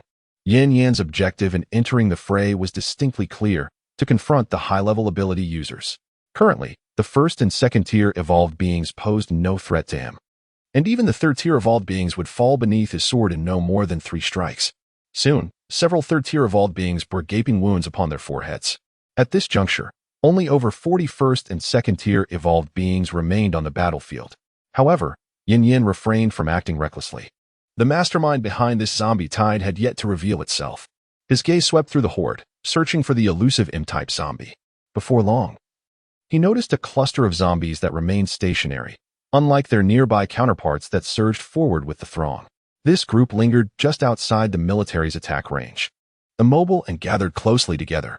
Had Yan Yan not observed meticulously, he would have easily overlooked them. He speculated that the M-type zombie was likely concealed within that group. Observing the ability users behind him, he noted that they had gained the upper hand against the evolved beings. Eliminating the remaining evolved entities is merely a matter of time. Regarding the M-type zombies, he possesses prior combat experience. A single strike must be decisive, for otherwise, the myriad of tactics employed by the M-type zombies renders one utterly defenseless. Spatial transportation. Waves of distortion rippled before Yin Yin as he stepped forward, and in the next instant, his figure materialized above the horde of zombies. The black flames ignited once more upon the bone sword in his hand. Yet this time, Yin Yin exerted only 60% of his strength. The obsidian blade descended upon the mass of corpses. Boom, boom, boom. Clouds of dust erupted, just as Yin Yin believed he had slain the M-type zombie within. A figure burst forth from the smoke. Upon closer inspection, he discerned a third-tier S-type evolved entity leaping into view, cradling a figure the size of an infant. The enormous head belonged to the M-type evolved entity. Regret washed over Yin Yin in an instant. He had not anticipated the cunning of this M-type evolved entity, which not only concealed itself amidst the ordinary zombies, but was also accompanied by a third-tier evolved entity for protection. Had he exerted all his strength, they would have had no chance of escape. Currently, the S-type zombie bore only a few additional scars, which posed no significant hindrance to its movements. Upon breaking free, the M-type zombie merely cast a glance at Yin Yin before retreating against the tide of zombies.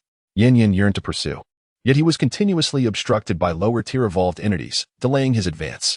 He could only watch helplessly as the zombies vanished from his line of sight. With a sense of resignation, he realized that allowing this one to escape meant it would undoubtedly return, more prepared than before, seeking vengeance. The M-type's desire for retribution is profoundly potent. Having failed this time, it would surely come back even more resolute in its next assault. By that time, the situation would undoubtedly become even more troublesome. However, at present, there was little one could do. As the M-type zombies fled, the formation of the undead began to descend into chaos. Those fearless evolved beings also began to exhibit signs of trepidation and retreat. Witnessing this scene, everyone collectively exhaled in relief. With the zombies in full retreat, joyous cheers erupted among the crowd, though this did not extend to Wang Zhongping's team. The expressions on their faces were a portrait of despair. In the battlefield, their attempts to harm their compatriots branded them as traitors, and their actions had not gone unnoticed. Should news of their betrayal reach the base, the repercussions would be severe. They had initially believed that under such circumstances, they would not survive to return. They had planned to orchestrate a scheme to ensure that all would perish on the battlefield, thereby positioning themselves as the heroes of this conflict. Yet, unexpectedly, a girl had appeared and restored Yan Yan's psychic energy, swiftly entering the fray to resolve the battle, which allowed the majority of the superpowered individuals to survive. They could not blame anyone but themselves. Why had they not complied and succumbed to the jaws of the zombies? Why had they survived? Why had the zombie tide receded? Why? A fierce glint flickered in Wang Zhongping's eyes. Flames ignited around his fists as he launched a devastating punch towards Wang Hu, who stood amidst the jubilant crowd. In their moment of triumph, no one anticipated that a compatriot would attack. Caught off guard, they bore the brunt of the assault. As an S-level superpowered individual, the force behind Wang Zhongping's strike was formidable, and his rank was even higher than that of Wang Hu. In an instant, Wang Hu was sent sprawling, blood spilling from his mouth as he was flung backward. Others were momentarily taken aback by this sudden scene, but quickly regained their composure, casting furious glares at Wang Zhongping. "You scoundrel, you did not assist during the battle, and now you dare to harm your fellow countrymen. You shall await your punishment upon our return." A sinister grin spread across Wang Zhongping's face. "Punishment? Ha ha ha, what punishment? You all are merely victims of the zombies. What concern is that of mine?" "What did you say?" The abilities users on the scene stared at him in shock. Those with quick wits soon realized the implication, exclaiming in horror, "This Wang Zhongping intends to silence us. Run." The others immediately reacted to this revelation. However, at that moment, Alai and Afeng had already encircled them, unleashing their abilities upon the abilities users in the center. Yet, the majority of those present were merely first-tier abilities users, unable to withstand the onslaught of second-tier abilities users. One by one, they fell. Seeing this, Tang Shuixian hastily interjected, "Wang Zhongping, do you even comprehend what you are doing? You have crossed a point of no return. From this moment forth, there will be no refuge for you in the base. Ha ha ha. Once I eliminate you, who will know what transpired here?" Hearing Wang Zhongping's shameless declaration, Tang Shuixian scoffed, "You are truly naive. Everything we do is under surveillance. Do you believe your actions go unseen by the base? Upon hearing this, Wang Zhongping's expression shifted, suddenly noticing a camera embedded in the chest of Nan Nan. The object was strikingly familiar to him, having been worn frequently during missions. At this moment, the camera was flickering with a bright light, signifying that it was indeed live streaming. In that instant, his heart sank completely. There was no turning back now. Chapter 55. Yin Yin arrives just in time. Wang Zhongping lowered his head, and the atmosphere fell into a sudden silence. After a few seconds of stillness, he erupted into laughter. Since there's no going back, then let us not return. His laughter echoed, "Kill them." Upon hearing the captain's command, Alai and Defeng strengthened their powers once more. Amidst the tempest of wind and fire, numerous ability users succumbed and fell. With a sinister expression, Wang Zhongping declared, "Since there's no return, why should I? As a Tier 3 ability user, I am not bound to such limitations. Ha ha ha. And as for you, don't think you can escape. I have long coveted you." His lecherous gaze roamed over Tang Shuixian. "You would do well to cooperate with me, or I shall impart some lessons upon you, leaving you at the mercy of countless others." Wang Zhongping laughed heartily. Just then, a voice resonated. "Oh, what has brought you such joy?"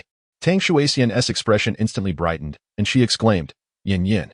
Upon hearing that name, Wang Zhongping's eyes widened in disbelief. "What? Isn't he gone? How has he returned?" His gaze swiftly scanned the surroundings, and in the distance, he caught sight of Yin Yan's figure. He emerged slowly from the cadaver of a zombie, his body stained with the black ichor of the undead. Upon seeing him, the formidable aura emanating from Yin Yin caused Wang Zhongping's legs to weaken. Memories of that previous strike, the overwhelming black sword energy that blotted out the sun, flooded his mind. With a single sword, he had swept away more than 33rd tier evolved beings. The terror of his power lingered vividly in Wang Zhongping's recollection. At that moment, his subordinates, Alai and Defeng, ceased their assault, turning to Wang Zhongping for further instructions. The ability users on the battlefield were granted a brief respite. Yin Yin, observing the situation, had already surmised the unfolding events. With a cold smile directed at Wang Zhongping, he remarked, "You are truly remarkable, Wang Zhongping. For your own gain, you would use everyone else as mere stepping stones. Does your conscience not ache?" As he spoke, Yin Yan's gaze was imbued with a chilling intensity. "Or perhaps, you possess no heart at all." This declaration resonated with a weighty finality, striking Wang Zhongping like a hammer, causing him to stagger backward, his eyes filled with hatred, malice, and trepidation. At that moment, Tang Shuixian interjected, "Yin Yin, you must apprehend him. He intended to kill everyone and betray the base." Hearing this, Yin Yin couldn't help but regard him with newfound respect, astonished by the man's merciless nature. Meanwhile, as Wang Zhongping recognized the deteriorating situation, he frantically sought an escape route. Seizing the moment of shock, Yin Yin noticed an opportunity and swiftly dashed in the opposite direction. As for his two subordinates, there was no time to spare. Upon witnessing their captain's flight, they too realized that remaining behind was no longer an option. However, this time, they remained cautious, refraining from following Wang Zhongping's escape route. After all, Wang Zhongping had chosen to flee alone, leaving them behind, and they had participated in numerous nefarious deeds on his behalf, fostering a growing discontent within them. With no chance of returning to the base, they decided it was wiser to venture into the unknown and seek new opportunities. Meanwhile, Yin Yin observed Wang Zhongping's retreat with a cold smile. "How foolish to think he could escape in my presence." Suddenly, the space before Yin Yin began to ripple. He stepped into it, and, in the next instant, appeared directly in Wang Zhongping's path. Upon noticing Yin Yan's abrupt appearance, Wang Zhongping felt a chill wash over him, realizing escape was no longer an option. Yet he was acutely aware that betrayal on the battlefield and the slaughter of compatriots would seal his fate, even as the son of the deputy commander. If that were the case, he might as well fight back. "Alai, Defeng, join me in killing him, and then we shall flee," Wang Zhongping shouted. But his call was met with an unsettling silence. Turning to look behind him, he discovered that both of his companions had vanished from the scene. Panic surged within him as he wondered if they had fled upon seeing him escape. Cursing under his breath, Wang Zhongping realized the tide of the battle had turned increasingly against him. Since death awaited him whether he fought or not, he resolved to engage in a fierce battle. Wang Zhongping unleashed his extraordinary powers, igniting his body with crimson flames. His fiery fist surged toward Yin Yin. Observing the approaching inferno, a smirk of disdain appeared on Yin Yan's face. He extended a finger, upon which black flames ignited, and gently touched Wang Zhongping's blazing fists. Upon contact with the black flames, the crimson fire hissed and sizzled, gradually dissolving away as if a mouse had encountered a cat. Witnessing this scene, Wang Zhongping's eyes widened in astonishment. His once invincible fiery fists now seemed like mere toys, easily manipulated by another. The black flames surged beyond his own, making contact with his finger. In an instant, flesh was consumed, revealing the white bone beneath. A sharp pain surged through him, causing beads of cold sweat to form on his forehead. As the black flames drew nearer, he could no longer bear the terror within him. He fell to his knees, bowing heavily to Yin Yin. "Please spare me. I realize my mistakes. I beg you." Yet, Yin Yin harbored no sympathy in his heart. Even the sight of Wang Zhongping weeping and pleading was merely crocodile tears to him. However, Yin Yin was willing to grant him a modicum of mercy. He unsheathed a bone sword from his waist, which instantly ignited with black flames. He could offer him a swift and merciful death. Upon seeing the bone sword drawn, Wang Zhongping understood that Yin Yin had no intention of sparing him. With a look of deep resentment, he glared at Yin Yin. "You bastard, even as a ghost. I will not let you go." Yin Yin's expression remained impassive, his silence unwavering as he slowly lifted the bone sword. Amidst Wang Zhongping's venomous curses, the bone sword was raised to its zenith, glinting ominously. "Halt." At that moment, a voice resonated. The bone sword, emanating dark flames, hovered above his head, singeing a furrow through Wang Zhongping's hair, revealing the scalp beneath. Had the voice arrived a mere 1 second later, Yin Yan's sword would have descended. Turning back, Yin Yin beheld several jeeps racing across the terrain. An elderly man leaned out of one vehicle, his expression fraught with tension as he gazed in their direction. This man was none other than Wang Qianming, the deputy commander of the base, and Wang Zhongping's father. Upon seeing him, the dark flames surrounding Yin Yan's bone sword dissipated, and he sheathed the weapon. Meanwhile, upon hearing the voice and spotting the arrival, hope rekindled in Wang Zhongping's eyes. "Dad, you've come." Chapter 56. The death of Wang Zhongping. Soon, Wang Qianming's vehicle came to a halt before them. In a flurry, Wang Qianming leaped out of the car. Before he could utter a word, Wang Zhongping rushed forward, embracing his father's legs, weeping profusely. "Dad, you're finally here. You must save me."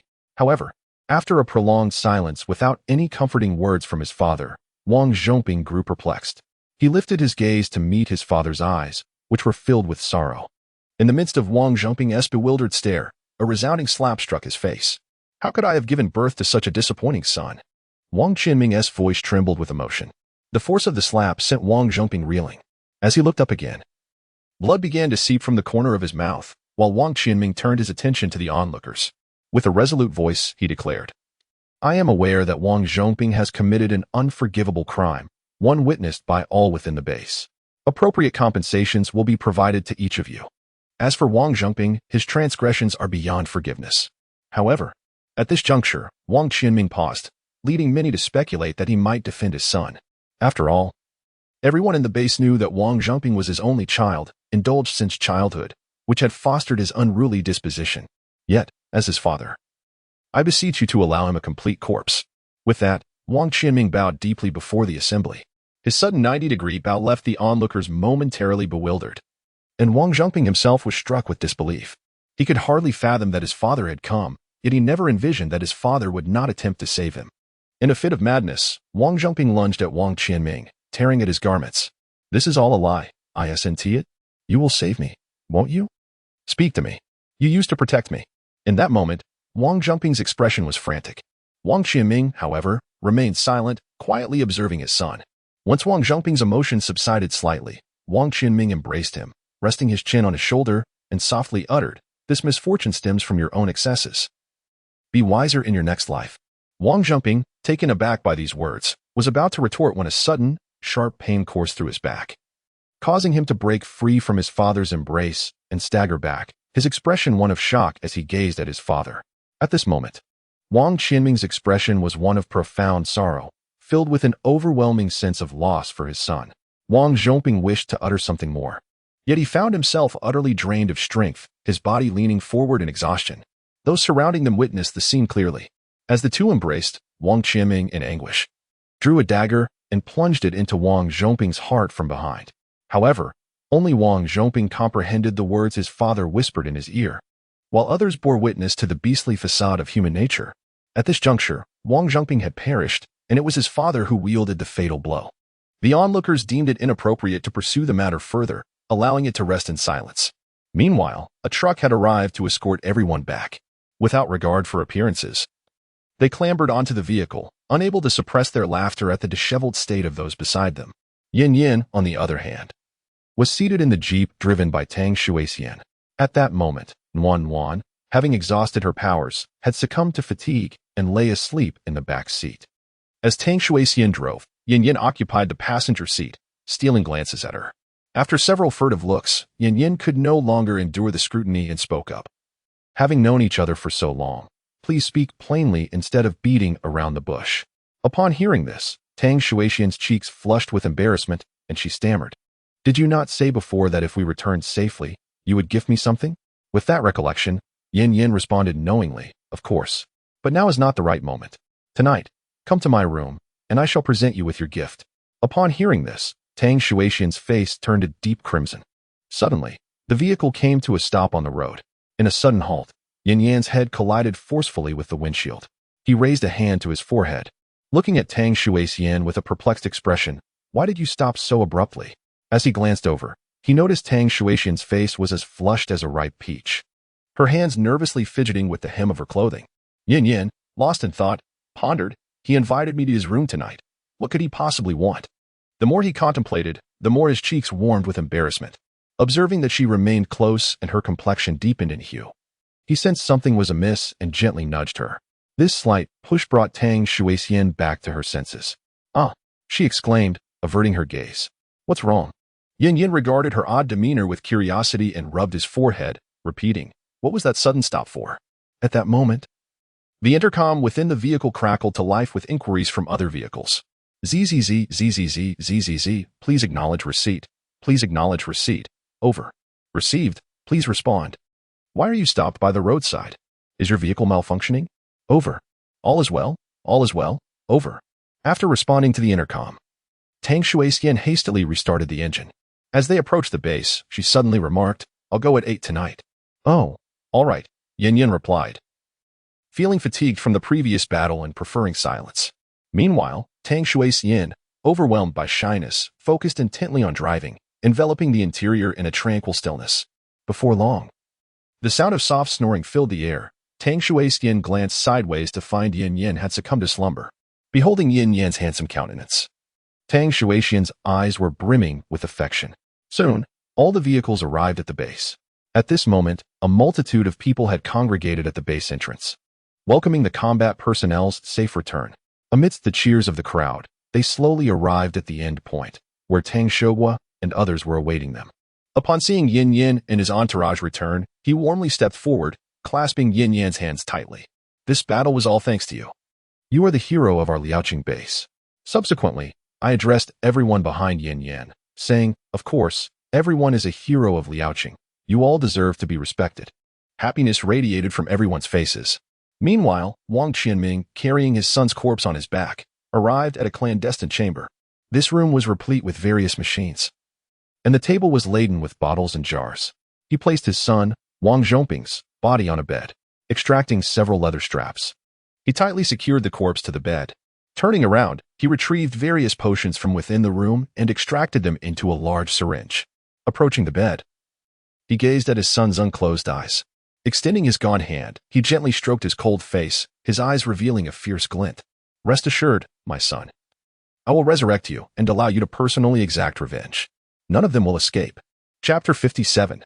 Tang Shuixian's Awakening in the Inky Blackness of the Night. The base's lights offered a glimmer of illumination. The pallid moonlight cast its glow upon the ground. A figure cautiously trod along the path, their entire being shrouded in a black cloak, obscuring their features. Suddenly, a patrol team's lights swept over in this direction. The figure in the black robe swiftly evaded, yet still caught a glimpse of the light at the edge. The patrol members exchanged uncertain glances. Daming, did you just see a shadow pass by? One of them exclaimed. Don't scare me, I'm timid. The man called Daming quickly grabbed his companion's arm. Daliang, witnessing Daming's demeanor, gave him a sharp slap on the back of his head, exclaiming in frustration, Look at you, such a coward. They approached the direction of the black-robed figure with their flashlights in hand. When they were 5 meters away, the figure stepped forward. Startled, Daming and Daliang immediately drew their guns. Who goes there?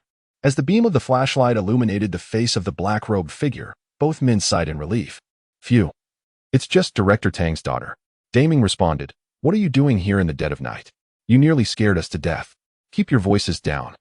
I'm currently on a secret mission for Director Tang, Tang Shuixian replied earnestly. Upon hearing secret mission, the two men quickly crouched down, with curiosity etched on his face. Daming whispered, What mission? Daliang smacked the back of Daming's head once more. You fool. It's a secret mission. How could she possibly tell you? Daming, rubbing the back of his head, conceded that Daliang had a point. Observing their antics, Tang Shuixian couldn't help but chuckle. However, contemplating the urgency of her task that night, she urged, I have important matters to attend to. You two should get back to your patrol. Having spoken, she passed by the two and departed. After walking a few meters, she suddenly turned back, gazing intently at Daming and Liang, and instructed, Remember, this matter must not be disclosed to anyone else. Otherwise, you shall face military consequences. Upon hearing her words, the two hastily nodded, assuring her of their silence. Satisfied with their response, Tang Shuixian left with a sense of fulfillment. Meanwhile, Yin Yin sat inside the room, holding a peculiar fruit. Its surface uneven and shimmering with an array of colors, unmistakably extraordinary. A series of crisp knocks resonated at the door, prompting Yin Yin to rise promptly. Upon opening the door, he beheld a figure cloaked entirely in black, shrouded in mystery, which piqued his curiosity about the stranger's identity. At that moment, the figure unveiled their face, revealing none other than Tang Shuixian. Why are you dressed like this? Yin Yin inquired, his brow furrowing with intrigue. Tang Shuixian's cheeks flushed with embarrassment, and she retorted, Why do you ask so many questions? Hurry and let me inside. Ah, yes. Yin Yin quickly stepped aside, ushering her into the room. Once inside, he remarked upon her tightly wrapped attire. Aren't you hot, bundled up like that? Tang Shuixian's already rosy cheeks deepened in hue as she gradually shed her black cloak. As the garment fell away, Yin Yan's eyes widened in astonishment, fixated upon her. Feeling the weight of his gaze, Tang Shuixian shyly turned away. Don't stare at me like that. It makes me blush, she murmured, clad in a snug purple qipao that accentuated her exquisite figure, revealing her flawless beauty. The slender waist above bore ample fruits that captivated Yin Yan's attention. Coupled with Tang Shuixian's coy expression of reluctant allure, Yin Yan's body instinctively reacted, stirring a burgeoning desire within him. Yet, he remained mindful of the day's affairs. With a swift gesture, he retrieved a peculiar fruit from his storage space. Upon witnessing the sudden appearance of the fruit, Tang Shuixian was taken aback, hastening to observe it closely. This was a fruit he had never encountered before, and its appearance was far from appetizing. However, Yin Yan's presentation suggested it possessed unique qualities. He lifted his gaze to meet Tang Shuixian's, his eyes brimming with an inquisitive intent. Yin Yin refrained from providing a direct answer, instead posing a question. Shuixian, do you wish to possess extraordinary abilities? Without hesitation, Tang Shuixian replied, Certainly. A knowing smile graced Yin Yan's lips. Then this fruit can grant you such powers. Tang Shuixian's eyes widened in disbelief as she regarded the strange fruit in Yin Yan's hand. You mean this fruit can endow me with extraordinary abilities? Yin Yan nodded affirmatively. Indeed, I have no reason to deceive you regarding this matter. So, how should this fruit be consumed? Tang Shuixian, undeterred by the fruit's potential, felt assured by the fact that it was a gift from Yin Yan, which was enough for her trust. She believed he would never harm her. Yin Yan, with a serious demeanor, stated, Simply consume it directly. However, the taste may be rather difficult for you to accept. Tang Shuixian fell silent, seizing the fruit and promptly placing it into her mouth. The juice flowed onto her tongue, an indescribable flavor swirling within her oral cavity. However, recalling Yin Yan's earlier words, she suppressed her revulsion and swallowed it mouthful by mouthful. If she could indeed acquire extraordinary powers, she was determined to endure even the most repugnant taste. After several bites, the fruit was swiftly consumed. Tang Shuixian lifted her gaze towards the fragrant smoke, and just as she was about to utter something, a sudden, excruciating pain pierced her mind, causing the world to spin uncontrollably. Yin Yin instinctively stepped forward, supporting Tang Shuixian and gently guiding her to sit on the sofa. Upon seeing her unconscious form, he understood that she had entered the state of awakening her powers, and all that remained was to wait patiently. When Tang Shuixian next opened her eyes, she found herself adrift in a vast ocean, akin to a solitary boat bobbing upon the waves. The previously tranquil sea suddenly transformed, the The sky darkened, and a tempest erupted. The water churned violently, as if a colossal hand were striking her fiercely. She struggled to maintain her balance upon the tumultuous surface. Time became an enigma, and she lost track of how long she had been there. Eventually, the wind ceased, and sunlight broke through the clouds, warming her. Around her, droplets of water danced in the air, swirling in tandem with her thoughts. Suddenly, they exploded in midair, forming a resplendent rainbow. As the scene shifted, she opened her eyes once more to find herself back in Yan Yan's dormitory. He was diligently practicing nearby, and as soon as Tang Shuixian regained consciousness, he sensed her awakening. Observing her sit up, Yan Yan inquired with genuine concern, "How do you feel? What powers have you awakened?" Tang Shuixian remained in a state of bewilderment. In response to Yin Yan's inquiry, she raised a palm, sensing the spiritual energy within her. A sphere of water materialized above her hand, and with a vigorous motion, it splashed violently against the wall, leaving behind a substantial puddle. Yin Yan nodded in satisfaction, remarking that she had awakened her water-based abilities. Chapter 58. Tang Shuixian awakens her power. 2. Gazing at the water stain on the wall, Tang Shuixian looked at her hands in disbelief. She had truly awakened her abilities. While others yearned for such a gift, she had merely consumed a fruit to attain it. No one would believe her if she shared this revelation, yet the reality lay before her. She hurriedly closed her eyes once more, attuning herself to her newfound powers. Yan Yan remained silent, standing still as he observed her. Moments later, Tang Shuixian suddenly opened her eyes wide, extending her arms outward. Instantly, a water sphere enveloped the two of them. Yan Yan gazed in astonishment at the surrounding water barrier, reaching out to touch it, only to find it impenetrable, akin to a solid wall. He regarded Tang Shuixian with surprise, acknowledging the formidable defensive capabilities of her powers. Tang Shuixian, equally elated, responded, "Indeed. And I can also transform into many different shapes." Before them, a water sphere appeared in her hand, which, under her command, morphed from a spherical form to a rod-like shape, ultimately enveloping her entire body. Observing this spectacle, Yan Yan could not help but reflect on the vast utility of her abilities, feeling a sense of joy for her. However, amidst the transformations, the water sphere suddenly fell from Tang Shuixian's hand, as if it had lost control, crashing to the ground.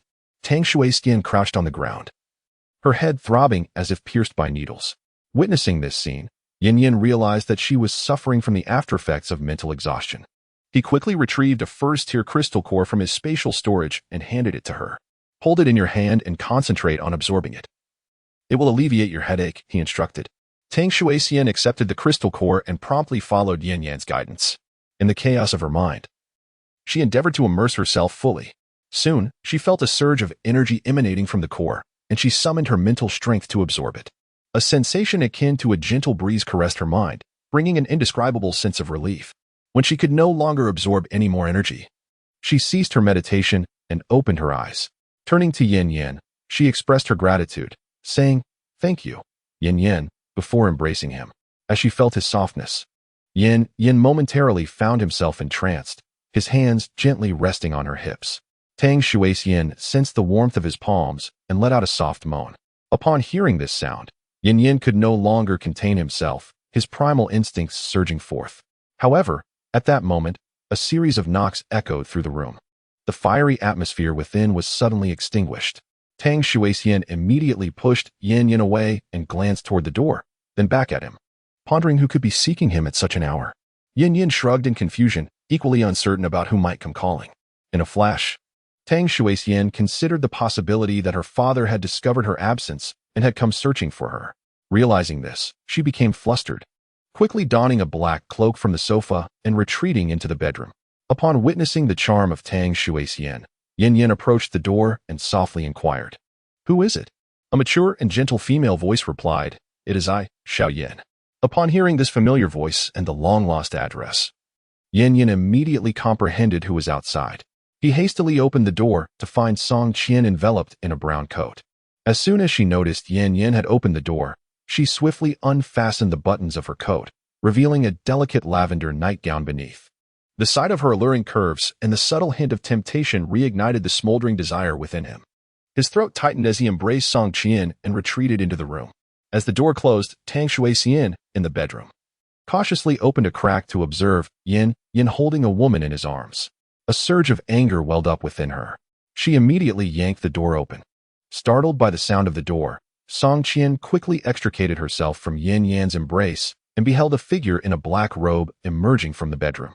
As the figure drew closer, their gazes locked, and upon recognizing each other's faces, they were momentarily stunned. Song Qian, Shui Xian, what are you doing here? They exclaimed in unison. In their astonishment, both women simultaneously revealed the alluring garments they wore beneath their coats. With a teasing glint in her eye, Song Qian looked at Tang Shuixian and remarked, "You came to find Xiao Yan as well. Your secret rendezvous with him has been well concealed." Tang Shuixian's cheeks flushed a deep crimson upon hearing this. She quickly retorted, "I did not. I came to find Yin Yin for an important matter. Sister Qian, since you have business with Yin Yin, I'll take my leave." As soon as the words left her lips, Tang Shuixian dashed out the door. Song Qian reached out, intending to stop her, but before she could utter another word, Tang Shuixian had vanished from sight. Witnessing this scene, Song Qian could only sigh in resignation, muttering softly, "She didn't say we couldn't play together. Why rush off so hastily?" She then turned her gaze toward Yin Yin, gracefully approaching him step by step.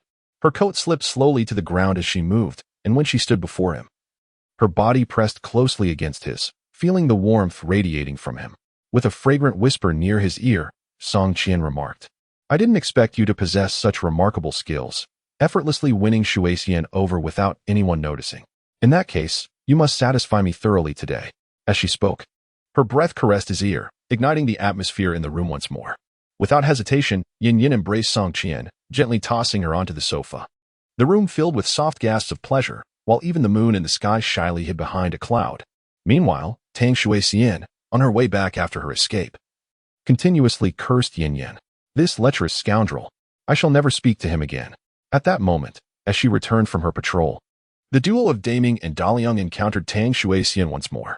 Upon seeing them, she felt a surge of frustration. Why is my luck so wretched? Once again, those two individuals encountered each other.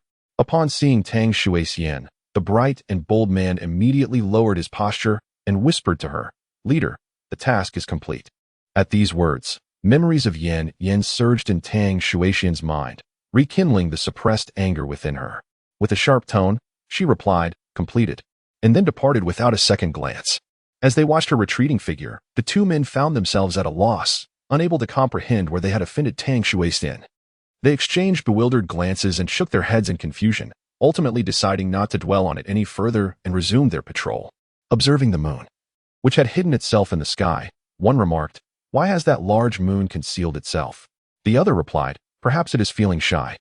Chapter 59. Yin Yin leaves the base the following morning. Sunlight streamed through the window, illuminating every corner of the room. Yin Yin gazed at the figure by the bedside, feeling a sense of resignation and letting out a sigh. After all, this was not a place for him to linger. He resolved to depart that very day, as he had already lingered here far too long, although he had recently broken through to the second tier. Having witnessed the fourth-tier wind system White Tiger and the fourth-tier electric system Evolved Entity, he realized how insignificant he remained in this world. Only by striving to grow stronger could he earn the right to stand his ground here. Thus, he planned to continue exploring further afield in search of opportunities for breakthroughs, all the while intending to keep his plans to himself. Once properly attired, he glanced at Song Qian, still lost in slumber on the bed, and without any lingering attachment. He opened the door and stepped out. As Song Qian lay peacefully asleep in her bed, she slowly opened her eyes, gazing at the ajar bedroom door. A flicker of nostalgia and reluctance shimmered in her eyes, for she understood that Yin Yin would not linger here for long on her account. She merely yearned for a fragment of warmth. At that moment, Tang Shuixian was summoned by his father. Upon entering the room, he was greeted by the sight of his father, whose hair had turned white, sitting at the table with a furrowed brow. As soon as he noticed Tang Zixian's arrival, he quickly beckoned him to take a seat. "Shuixian, I wonder what your thoughts are regarding the current development of the base?" Tang Shouguo inquired, seeking insight into Shuixian's perspective on the future of the base. As Shuixian settled into her chair, she found herself momentarily at a loss for words. Observing his daughter in this state, Tang Shouguo let out a resigned sigh and continued, "Currently, there are numerous survivors within the base, yet food is in short supply, and outside, the M-type zombies are lurking. I do not know how much longer we can endure." Hearing her father's words, Shuixian was taken aback. She had not anticipated that the base had reached such a critical juncture. "Father, why did you summon me?" she asked, recognizing that her father's call was not without purpose. Tang Shogwa rubbed his hands together anxiously on the table.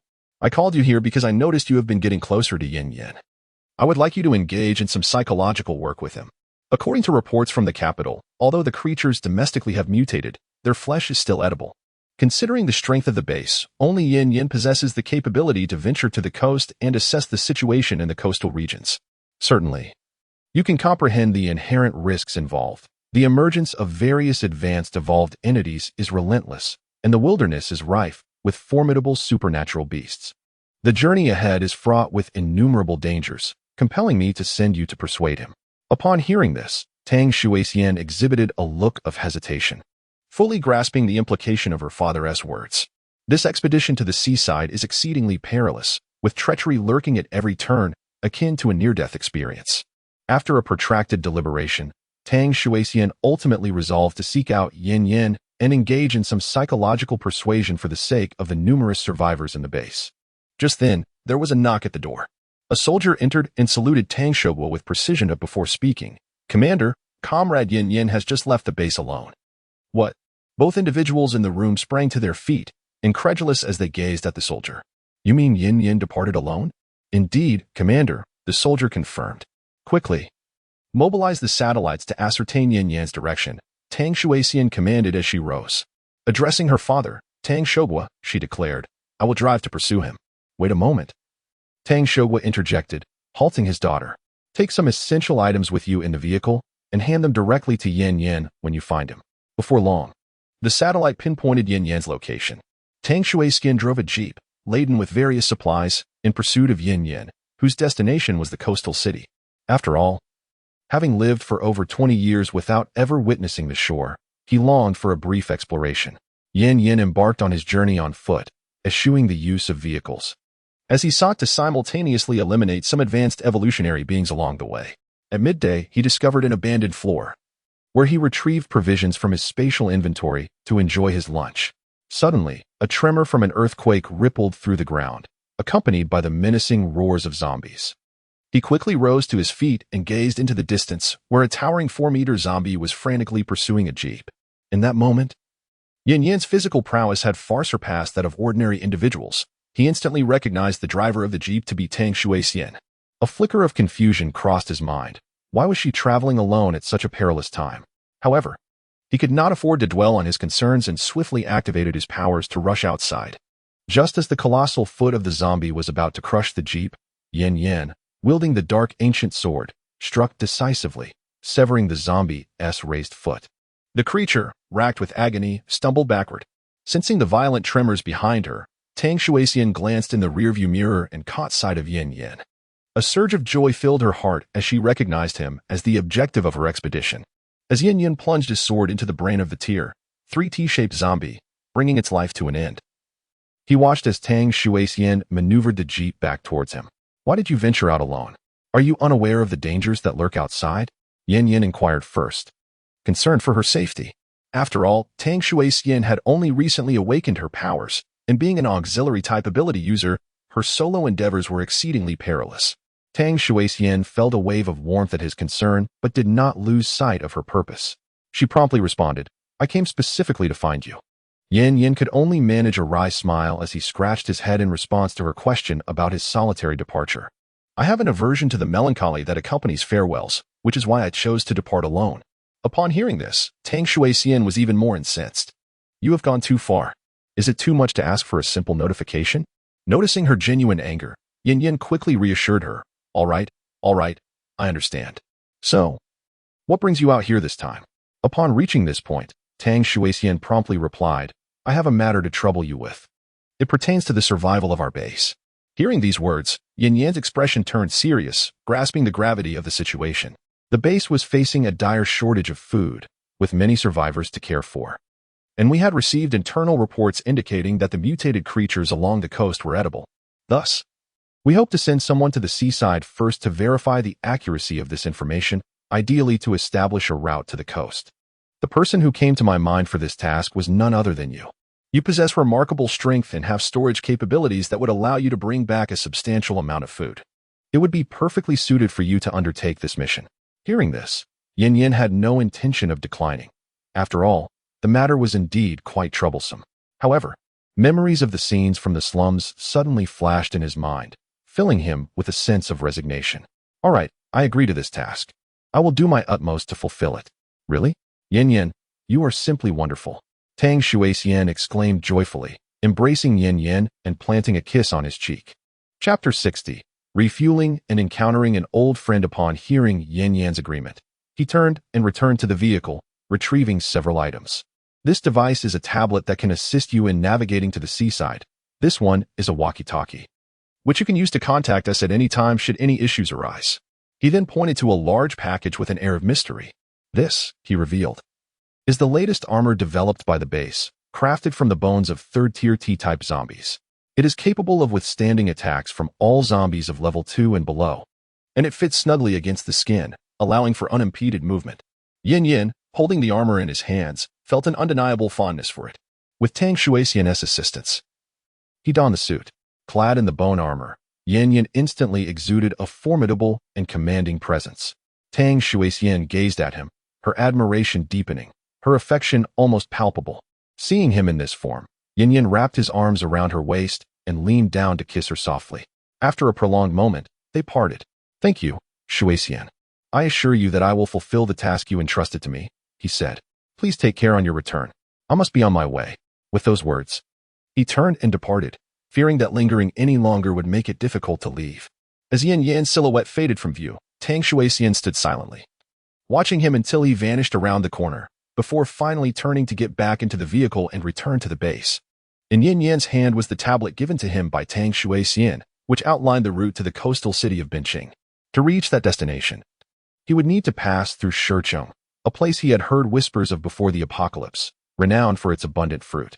After walking for half an hour, Yin Yin observed that the cursor on the map had scarcely moved. Suddenly, a tinge of regret washed over him for not having driven out.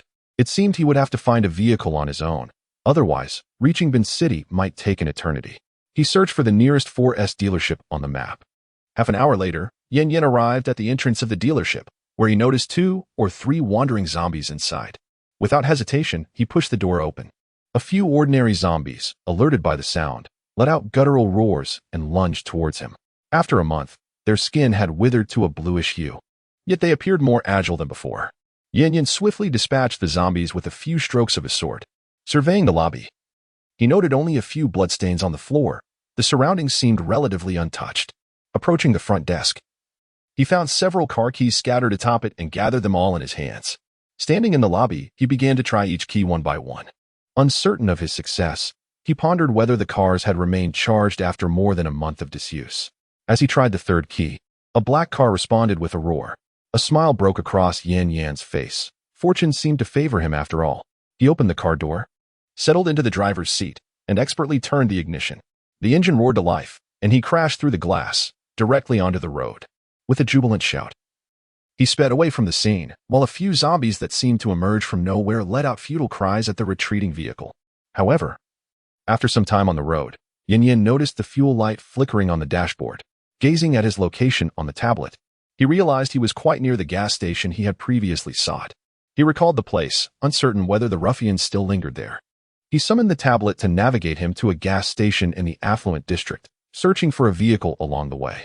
He drove smoothly along the road, occasionally encountering a few zombies in his path, yet his proficient driving skills allowed him to deftly evade them. After all, his car was merely an ordinary one. Repeated collisions could easily cause it to stall. In less than half an hour, he arrived at the familiar gas station. Observing the erected barricades outside, he understood that survivors still resided there. After parking outside the fence, he honked several times, and a young man emerged wielding a baseball bat. "Who goes there?" The youth called out loudly from within the enclosure. Yin Yin leaned out of the window and replied, "Brother, could you do me a favor? My car has run out of fuel. I need a refill." The young man's gaze flickered inside the vehicle and, noticing the absence of others, he responded with a grin. "Come on in." Although Yin Yin found the young man's smile somewhat eerie, his own audacity rendered him unafraid. As the barricade opened, his car slowly entered. Yin Yin noticed numerous dark stains surrounding the fence, uncertain whether they belonged to humans or zombies. Simultaneously, many individuals emerged from the building as Yin Yin approached. Once the vehicle came to a halt, Yin Yin stepped out and addressed the group. "Could you please assist me with refueling?" Rest assured, I will compensate you. Damn it. Still hoping for a refill? At that moment, a young man stealthily approached Yin Yin from behind, raising a baseball bat to strike him on the back of the head while vociferously cursing. However, Yin Yin, whose physical prowess far exceeded that of an ordinary person, was not oblivious to this impending attack. As the young man lifted his arm, Yin Yin had already unsheathed his sword. Faced with these commoners, he did not even resort to utilizing his abilities. With a flash of cold light, an arm severed from its body fell to the ground, followed by the anguished wail of the young man. The others, witnessing this scene, immediately sensed something amiss and hurriedly rallied their comrades. Everyone, come quickly. This kid possesses some strength. Let's take him down. Charge. A dozen youths, armed with various weapons, rushed toward Yin Yin. Yet, within Yin Yin's heart, there was not a trace of trepidation. He merely ignited black flames upon the bone blade in his hand. However, before he could make a move, all those surrounding him froze in place. One trembling young man stammered, "Supernatural abilities. He is an ability user. Quick, call the boss." He urgently instructed his subordinate beside him, who, upon hearing this, seemed to awaken to the realization and hurriedly ran towards the back of the crowd to fetch help. After witnessing his subordinate's departure, the young man regained his audacious demeanor, yet he refrained from recklessly advancing, instead closely encircling Yin Yin. Observing this scene, Yin Yin felt a flicker of curiosity. He wished to see who could instill such confidence in them. Remaining unhurried, he stood with arms crossed, quietly observing them. While the group remained in a state of profound anxiety, his gaze lingered towards the rear, and after a few minutes, that young man returned, accompanied by a middle-aged man. Everyone promptly parted to make way for the two. As the middle-aged man approached, a flicker of recognition sparked within him. Upon seeing Yin Yin, the man exclaimed, "It's you." Chapter 61. The appearance of Wang Chang, upon spotting the young man standing confidently with arms crossed, instantly recalled the familiar visage from the early days before the cataclysm. He commanded those around him, "Everyone, lower your weapons." Then, he approached Yin Yin with a deferential demeanor, saying, "What a surprise. It's like the flood has swept through the Dragon King's temple. How could we not recognize our own? Benefactor, what brings you here so unexpectedly? Is there something amiss?" As he scrutinized the middle-aged man before him, memory surfaced, revealing him to be the same individual who had previously offered him a timely warning during his confrontation with the young man with yellow hair. Enlightenment dawned as he remarked, "It's you." Turning to the crowd, he added, "I never imagined you would fare so well." Wang Chang smiled modestly, replying, "Benefactor, you may simply call me Wang Chang. I owe much to you. When you departed, you left behind a firearm, and it was that very weapon that enabled me to establish my foothold here. Moreover, I have successfully awakened my extraordinary abilities." With that, he rolled up his sleeve, revealing an arm that visibly shimmered with a metallic hue, resembling steel. Meanwhile, Wang Chang produced a small knife from his pocket and struck it lightly, producing a rhythmic clinking sound. This was indeed a manifestation of his extraordinary ability, rendering his body akin to steel. Yin Yin nodded appreciatively, acknowledging the strength of his power. After offering his commendations, he stated his purpose for the visit. "I have come because my vehicle has run out of fuel, and I seek your assistance in refueling it. Rest assured, I shall provide compensation for your help." Upon hearing Yin Yin's words, Wang Chang immediately flashed a grateful smile and replied, "Benefactor, you need not speak so modestly. Were it not for you, I would not be standing here now." With that, he kicked at a nearby man, urging, "What are you dawdling for? Hurry and assist our benefactor with the refueling." Yes. The several underlings promptly scurried off to attend to Yin Yan's vehicle. Observing this, the elder merely stood by, watching them fill the tank. He regarded Wang Chang with satisfaction, noting that despite having forgotten a firearm, Wang Chang still remembered his kindness. Such a person was indeed worth befriending. Then, as a thought struck him, he turned to Wang Chang and said, "In return for your assistance, I cannot offer nothing in return. I present you with two options. First, I can provide you with 50 pounds of food. Second, I can reveal to you a location where food is concealed. However, I must confess that I am uncertain of the exact quantity there. You would need to retrieve it yourself." With that, Yin Yin fixed his gaze upon Wang Chang. Understanding that this was a test from Yin Yin, Wang Chang clenched his teeth and declared, "I choose the second option, to go to the food cache." Seeing this scene, I nodded with satisfaction. I admire those who possess courage. You leaned closer to my ear, and I confided in you. Yin Yin carefully disclosed the location of the food stash to Wang Chang, which happened to be the underground warehouse atop the affluent district. Upon returning to the base, Song Qian and the others certainly could not carry an excessive amount of food, indicating that the supplies there had likely remained largely untouched. Moreover, the military would not mobilize forces to search for such a trivial amount of food. Thus, it would be wiser to sell these provisions as a gesture of goodwill to Wang Chang. At that moment, a young man approached, bowing obsequiously before the two, saying, "Boss, the oil has been topped up. Is there anything else you require?" Wang Chang feigned a nod, then turned to Yan Yan, smiling ingratiatingly. "Benefactor, the oil has been replenished. Is there anything else you need?" Nothing else," Yan Yan replied. Just as he was about to get into the vehicle, Wang Chang stepped closer, wearing an expression of embarrassment. Instantly, Yan Yan sensed he had something to discuss and, smiling, inquired, "Is there something else on your mind?" Wang Chang scratched the back of his head, leaning in cautiously as he said, "Benefactor, do you happen to have any rifle ammunition left? Could you sell me some?" Hearing this, Yan Yan looked at him with a hint of confusion and asked, "Don't you possess supernatural abilities? A firearm should be of little use to you, no?" "Indeed. Its utility has diminished for me, yet it remains a significant deterrent to ordinary individuals, and some long-range practitioners can pose a considerable threat to me." Upon hearing this, Yan Yan comprehended that those with the ability to attack from a distance posed a significant challenge to him. However, such distant attackers often lacked robust defenses, making firearms still a considerable threat to them. A mysterious smile crept across Yan Yan's face as he turned his palm, revealing a black bag that appeared in his hand. He handed it to Wang Chang. The ammunition belonging to Tang Shuixian had long been expended, and these were some he had acquired on the battlefield. Seeing Wang Chang's amiable demeanor, he decided to share some with him. Wang Chang, upon gazing into the black bag, quickly understood its contents, and with a beaming smile, he eagerly extended his hands to receive it. As he felt the weight of the items within, he immediately expressed heartfelt gratitude to Yan Yan. However, Yan Yan merely waved his hand, signaling that he was about to depart. After getting into his vehicle, he pressed the accelerator and sped away from the gas station. Once Yan Yan had vanished from sight, a young man approached Wang Chang, who was still gazing after Yan Yan's retreating figure, and inquired, "Boss, who is that person? He commands such respect from you." Wang Chang's expression turned stern, and in a chilling tone, he replied, "Remember, when that man arrives, you must serve him with utmost caution. Do not offend him at any cost."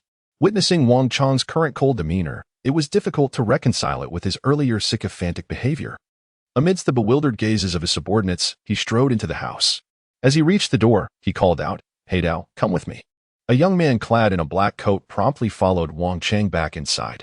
Upon ascending to the second floor and entering the bedroom, they discovered two beautiful women reclining on the bed. They took a seat on the sofa. The man known as Black Blade was shrouded beneath his coat, obscuring his features. Wang Chang lit a cigarette and took a deep drag. "Black Blade, you are my confidant. Do you understand why I hold that young man in such reverence?" A bitter smile crossed Wang Chang's face. Half a month ago, under the command of Huang Mao, he arrived with a beautiful woman and single-handedly dealt with 3 ability users. Upon encountering him again, I felt an overwhelming sense of pressure emanating from him, quelling any thoughts of resistance within me. Fortunately, he possesses a non-lethal temperament, so we must ensure we do not offend him. Fostering a good relationship with him is paramount. With his strength, even the minutiae he discards could suffice to satiate our hunger.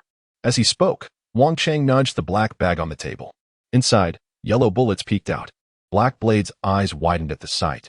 In this era, possessing such ammunition was indicative of formidable power. He began to comprehend the true terror of that young man, etching Yan Yan's visage deeply into his memory. In future encounters, it was imperative not to provoke him. Chapter 62. The Desolate Village after departing from the gas station. Yan Yan followed the navigation westward. As dusk approached, he drove away from the city, arriving at a small village on the outskirts. He gazed at the setting sun, its rays casting a golden glow upon the earth. The vehicle slowly entered the village, where a large stone tablet at the entrance proclaimed Silver Moon Village. Once a place filled with the curling smoke of cooking fires, it now lay eerily silent, resembling a ghost town. The vehicle traversed the rural path, flanked by towering weeds that reached half the height of a person. In the gentle caress of the breeze, the grass seemed to dance with a life of its own. Upon noticing the desiccated stains of blood on the wall, it became evident that a tragedy had once unfolded here. Yan Yan discovered a relatively intact house and parked his car in the courtyard. The perils of the wilderness extended beyond mere zombies. Other sinister creatures could pose a threat as well. Thus, Yin Yin refrained from venturing out at night, opting instead to seek refuge in this abode for the evening. The dwelling was a typical 5-room flat, common in rural areas. However, its walls were adorned with pristine white tiles, the windows were double-glazed, and the door was crafted from stainless steel, suggesting recent renovations. Gently turning the doorknob, a soft click resonated, and the door swung open, releasing a cloud of thick dust from the frame. Yin Yin instinctively covered his mouth and nose with one hand while waving the other in an effort to disperse the dust. It was clear that the house had been uninhabited for quite some time. Stepping inside, he noticed a table in the living room, upon which lay some utensils, the food within them having turned black and decayed. It appeared that the family had departed in haste. The floor, coated in a thick layer of dust, were no other footprints, indicating that no one else had ventured here. Nevertheless, Yin Yin conducted a thorough search of the premises and, upon confirming the absence of danger, securely locked the doors and windows. This family had utilized a traditional earthen Kong for sleeping. After tidying up the Kong to his satisfaction, Yin Yin resolved to rest there for the night. Following a simple dinner, the night quietly descended upon the world. After a long day of driving, Yin Yin felt mentally and physically exhausted, prompting him to retire early for the night. As time quietly slipped away, he found himself enveloped in slumber. Suddenly, amidst his dreams, he was jolted awake by a distinct clicking sound, the sound of a doorknob being turned. Peering out the window, he realized it was the dead of night. What could possibly bring someone here at such an hour? The coincidence seemed too far-fetched. Surely, it was not mere happenstance. When unusual occurrences arise, one must be wary. Yin Yin remained silent, cautiously descending from his bed and making his way to the living room to observe the front door. By now, the sound of the doorknob had ceased, replaced by a steady knocking thud, thud, thud. The rhythmic knocking was deliberate and unhurried. As Yin Yin strained to discern the shadow outside in the moonlight, he felt an unsettling suspicion.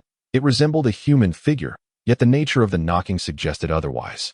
He refrained from acting rashly, continuing to watch the shadow as it persisted in its knocking. Thud, thud, thud. After several minutes of this eerie ritual, the figure outside, having detected no response from within, ceased its knocking. To Yin Yin's alarm, he then noticed the shadowy figure gradually crouching down. This unsettling sight solidified his belief that whatever stood outside was not human. In an instant, the figure vanished. Yin Yin lowered his body and cautiously approached the door, pressing his face against the glass, attempting to discern the earlier apparition.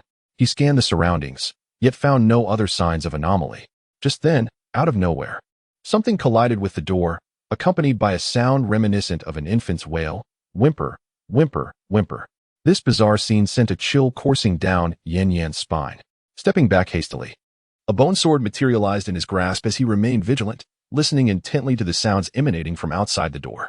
The figure, after ramming against the door of the designated room with fruitless attempts, ceased its assault yet lingered at the threshold, unwilling to depart. Yin Yin stood resolutely within, his guard unwavering, refraining from any rash actions. 10 minutes later, the sudden howls of wolves pierced the stillness of the courtyard. A chilling woo-woo echoed in the night, causing Yin Yin's expression to shift dramatically. Inwardly, he speculated whether the figure at the door could be the fabled Bi. According to legend, the Bi possessed disproportionately short forelimbs, rendering them incapable of swift running or hunting. However, they were endowed with remarkable intelligence. Their physique and scent bore a striking resemblance to that of wolves, allowing them to assist wolf packs in their hunts. Due to their unique status, only a wolf king was deemed worthy of having a Bi by their side, and in turn, the Bi could dwell among the wolf pack under the king's protection. In myth, the Bi were said to be capable of standing upright. The silhouette at the door bore a strong resemblance to the legendary creature. At that moment, the presence of the wolf pack in the courtyard only solidified Yin Yan's apprehensions. Through the silvery light of the moon, he observed an increasing number of wolves gathering in the yard. This sight filled him with trepidation. According to military intelligence, wild beasts in the wilderness had undergone evolutionary or reversion phenomena, greatly augmenting their aggressiveness. Their combat prowess vastly surpassed that of their same-tier ability wielders. Currently, there were no fewer than 10 wolves amassed in the courtyard. In the face of such uncertainty regarding the enemy's strength, engaging them directly posed a significant risk to his life. Thus, the most prudent course of action was to flee. With meticulous caution, he had discovered the rear door of the room and mapped out a route, enabling him to escape towards the mountains. As dawn approaches, the wolf pack will inevitably disperse. The number of wolves in the courtyard continues to swell, while a few begin to probe, relentlessly battering against the doors and windows. Observing this, Yin casts aside his hesitation, opening the back door to flee toward the mountains. However, upon finishing his strike, he discovers two pairs of emerald-like eyes shimmering along the path behind him. He is taken aback by the wolves' cunning, realizing they have sent two sentinels to guard the rear. Upon catching sight of Yin, the wolves let out a thunderous howl that reverberates through the air, abruptly silencing the commotion in the courtyard. Without a moment's pause, Yin charges forward, his bone sword materializing in hand, ignited by dark flames as a flash of shadowy light cuts through the air. Two wolf heads soar through the sky. Yet, at this moment, Yin dares not linger, quickly orienting himself and sprinting towards the mountains. After his escape, the remaining wolves gather, drawn to the fallen bodies of their two kin. One wolf, larger in stature and marked by a crescent moon on its brow, raises its head in a mournful howl. As it howls, its gray fur radiates a luminous glow, transforming into a silvery sheen as the light dissipates. Under the moon's embrace, it glistens with an ethereal brilliance, exuding an air of majesty. Following its lament, the silver wolf dashes forth with the swiftness of lightning. Meanwhile, as Yin continues to run, he hears the chilling howls behind him. Glancing back, he sees a silvery streak hurtling towards him. A sense of dread washes over him. This must be the ancestral phenomenon spoken of by the military, a creature often accompanied by formidable power. At that moment, Yin felt a sudden loss of footing, and his body began to plummet downward. The unexpected sensation of weightlessness momentarily disoriented him. However, having endured numerous trials, he quickly regained his composure. He swiftly surveyed his surroundings and realized he was still in free fall. The environment around him resembled a tunnel. After sliding for approximately 5 or 6 seconds, a burst of light illuminated the darkness before him. The sudden brightness momentarily blinded him. Upon opening his eyes again, he discovered himself ensconced within an iron cage, surrounded by a throng of people, men, women, and children alike. Judging by their attire, they appeared to be villagers from the foot of the mountain. Yet, the expressions directed at Yin were peculiar, tinged with excitement and a hint of longing. Some children even gaped in awe, drooling at the sight. "Who are you? Why have I found myself here?" Yin queried, gripping his sword and eyeing the crowd warily. At that moment, a white-bearded elder stepped through the throng and approached the cage, his murky gaze scrutinizing Yin from head to toe. Finally, a smile crept across his face as he nodded in approval. Displaying his yellowed teeth, he turned to a burly man beside him and said, "Dechang, hurry up and slay him. With him, we can feast for several days." The man, known as Dechang, raised a pitchfork in his hand and lunged towards Yin. The tool was familiar to Yin, a triangular pitchfork typically used for handling pig fodder in rural areas. Yet he never anticipated it would become a weapon in the hands of the savage group. Upon encountering those who sought his life, Yin no longer hesitated. With a bone blade ignited in dark flames, he struck towards the iron cage with a single, decisive swing. The black sword energy sliced through the air, and amidst the astonished gazes of the villagers, the fork shattered, and the iron cage splintered into 2 halves. A middle-aged woman shrieked in terror at this sight.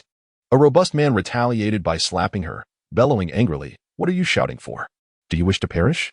He then turned to the men surrounding him, proclaiming, "What are you afraid of? He is but one man. With our numbers, we can easily overwhelm him. Charge."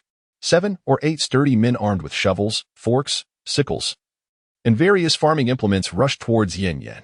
Observing their movements, Yin felt no trepidation, recognizing them as mere commoners. Suddenly, Yin's figure became ethereal. And when he reappeared, 3 men had lost their heads, their bodies crashing heavily to the ground.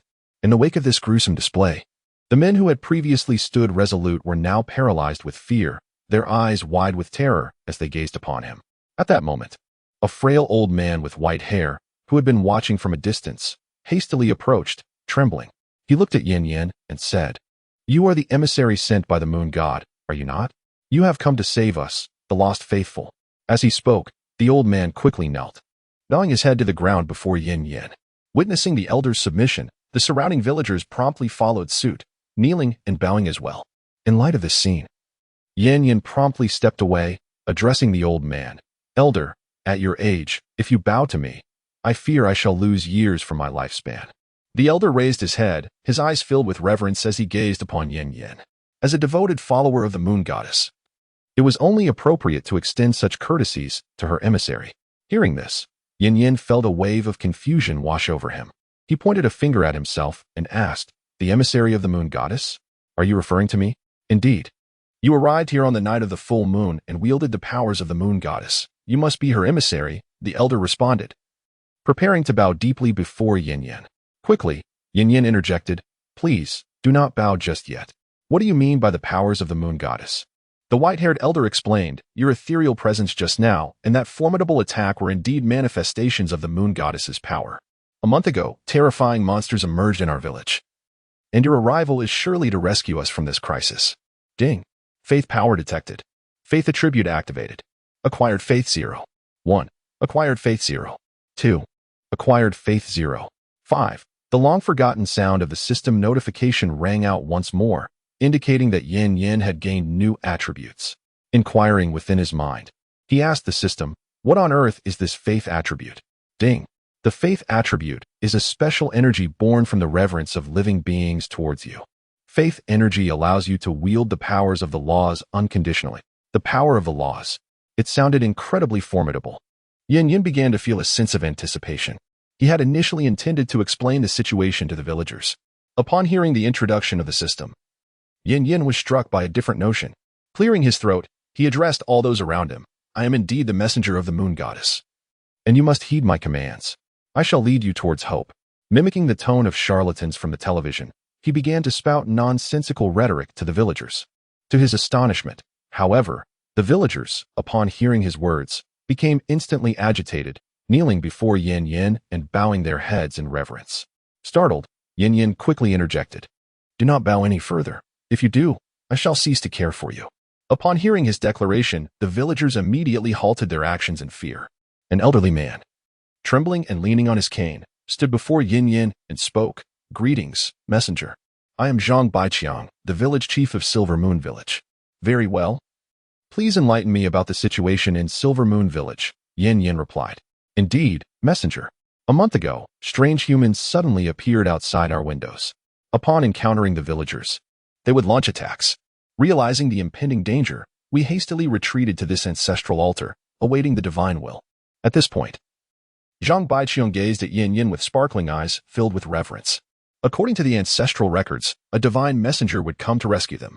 The lineage spoke of a messenger who could emit black moonlight and possessed an ethereal form. "You resemble precisely what is described in our records." With this revelation, it became clear to Yin Yin why they so readily believed him to be the messenger of the moon goddess. However, with the private message already sent and the ability to acquire faith points, one might as well treat this situation as a dead horse being coaxed back to life. Since this group can provide him with stable credit points, he is undoubtedly inclined to ensure their survival in this apocalyptic world. With this thought in mind, he addressed the village chief. "In order to help you endure in this desolation, I shall impart to you a set of sword techniques." With a flourish of his hand, dozens of long swords appeared on the ground. Upon witnessing this spectacle, the villagers immediately knelt down and began to prostrate themselves before Yin Yin, exclaiming, "Divine grace! Divine grace!" Chapter 64. The marvelous use of faith points. After demonstrating the fundamental sword technique several times, the villagers began to practice with a semblance of proficiency. Although their postures remained somewhat unrefined, it was a commendable effort for them. At this juncture, the village chief approached Yin Yin and said, "Divine messenger, your teachings on self-defense must have exhausted you. Allow me to guide you to a room where you may rest momentarily." "Very well." Yin Yin, with his hands clasped behind his back, gazed down at the villagers practicing the sword techniques, giving a slight nod. Noticing Yin Yin's acquiescence, the village chief's face broke into a smile as he hurriedly led the way. Under the chief's guidance, Yin Yin navigated through the cave, turning left and right until they arrived before a stone structure. Gently pushing open the rudimentary wooden door, the chief invited Yin Yin to enter. On the way, Yin Yin couldn't help but admire the villagers' ingenuity as they had hollowed out the mountain to construct a habitable stone dwelling. Once Yin Yin entered the room, the village chief bowed respectfully and took his leave. Yin Yin stood alone within the stone house. The decor within the stone chamber is remarkably austere, featuring a stone table at its center accompanied by a solitary stone stool. In the right corner lies a stone bed, adorned with a layer of straw and a covering of an unidentified beast's hide. Yin Yin, unceremoniously, reclines upon the bed.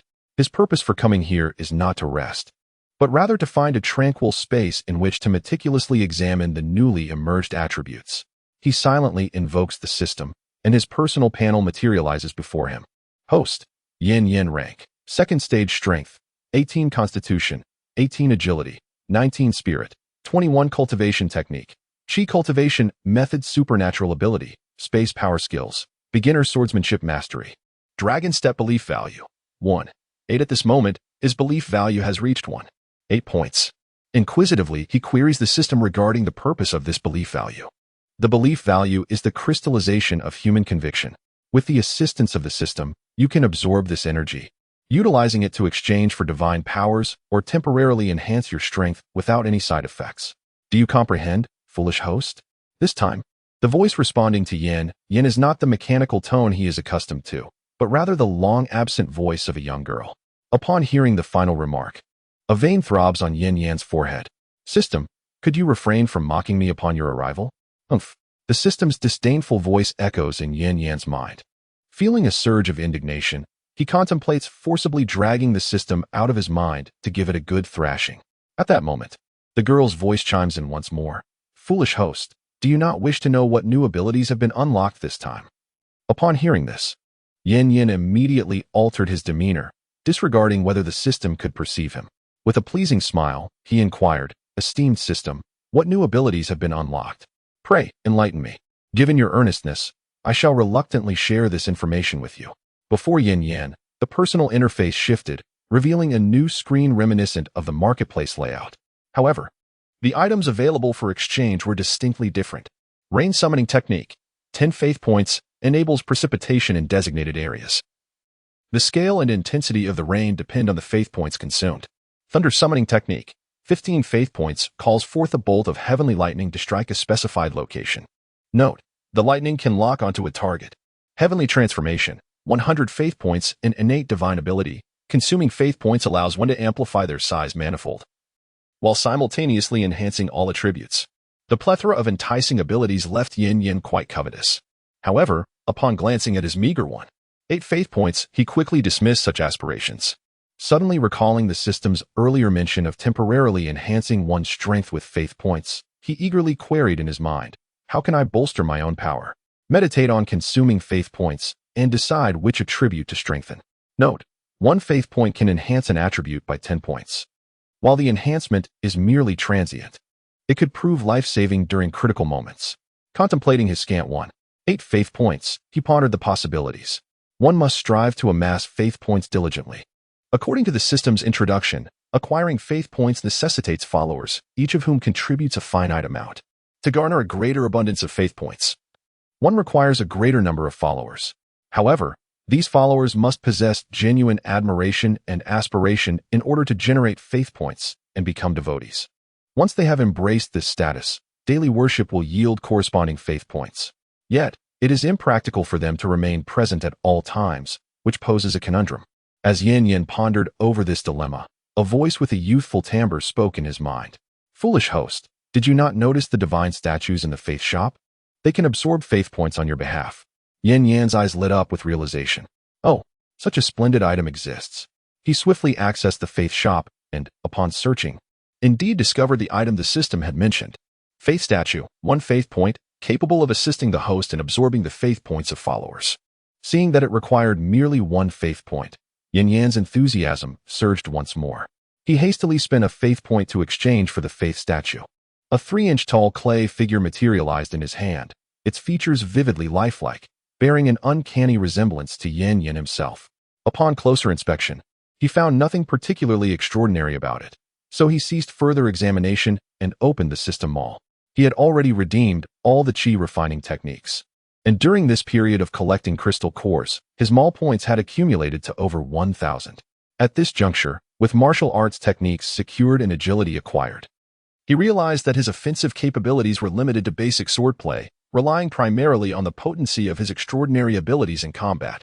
Reflecting on this, Yin recognized a deficiency in his means of attack. Some objectives hurriedly searched within the marketplace.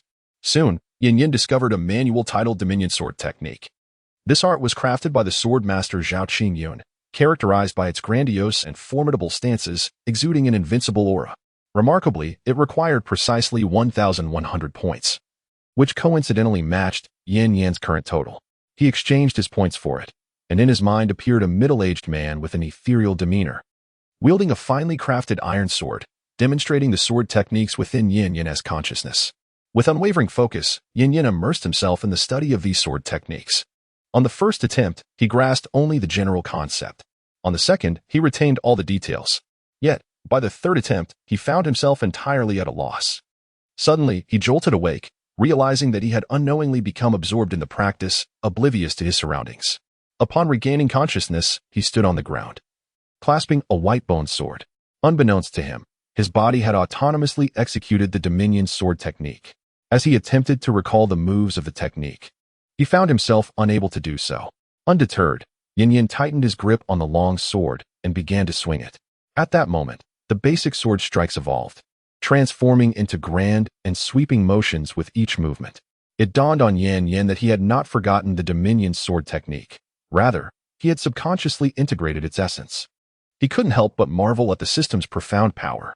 Chapter 65. A miracle unfolds after practicing the sword techniques for a while. Yin-Yin settled onto his bed to commence his cultivation. The complete version of the Qi cultivation technique simultaneously honed his physique, internal energy, and mental acuity, truly deserving of its reputation as the foundational cultivation art recommended by the system. Moreover, Yin-Yin discerned the presence of golden specks of light within the realm of consciousness. Although there were but a few such luminescent points, he nonetheless perceived them, speculating that these might signify the value of faith. While engrossed in his cultivation, an indeterminate amount of time seemed to pass in an instant. Suddenly, a series of knocks echoed at the door. Yin-Yin opened his eyes and, upon glancing at the tablet nestled within his backpack, realized that morning had dawned. The village chief's voice resonated from outside the door. "Divine Envoy, have you awakened? It is time for breakfast." "All right." Yin-Yin rose and approached the door, opening it to find the village chief standing there, flanked by two robust men. "Good morning, Divine Envoy. Allow me to escort you to breakfast," the village chief said, taking a cautious step behind Yin-Yin, not daring to walk alongside him or ahead of him. As they made their way to the dining area, the village chief carefully mentioned the two men following them. "These individuals behind you are the most skilled practitioners of swordsmanship within our clan." He then cautiously observed Yin-Yan's expression and, upon noting no sign of discontent, added, "Might you offer some guidance to them shortly?" "Of course," Yin-Yin replied with a nod, his mind preoccupied with thoughts on how to inspire the villagers to worship him. Soon, under the village chief's guidance, they arrived at a spacious room filled with numerous tables, already occupied by many individuals. Following the chief's direction, Yin-Yin took a seat at a higher platform, where an array of food was already laid out before him. However, as he settled in, he noticed something amiss with the offerings. Upon the wooden platters were displayed the charred remains of various insects, recognizable despite their roasted state. There were still some plates containing various meats, yet the aroma did not resemble any flesh he was familiar with. He cast a glance at the village chief and inquired, "Do you usually consume such fare?" The chief respectfully replied, "Indeed, O Divine Envoy." "Then what kind of meat is this?" Yin-Yin pointed towards the dish of meat, noticing a child below gazing at it with a yearning expression. To report to the Divine Envoy, "This meat is human flesh." "What?"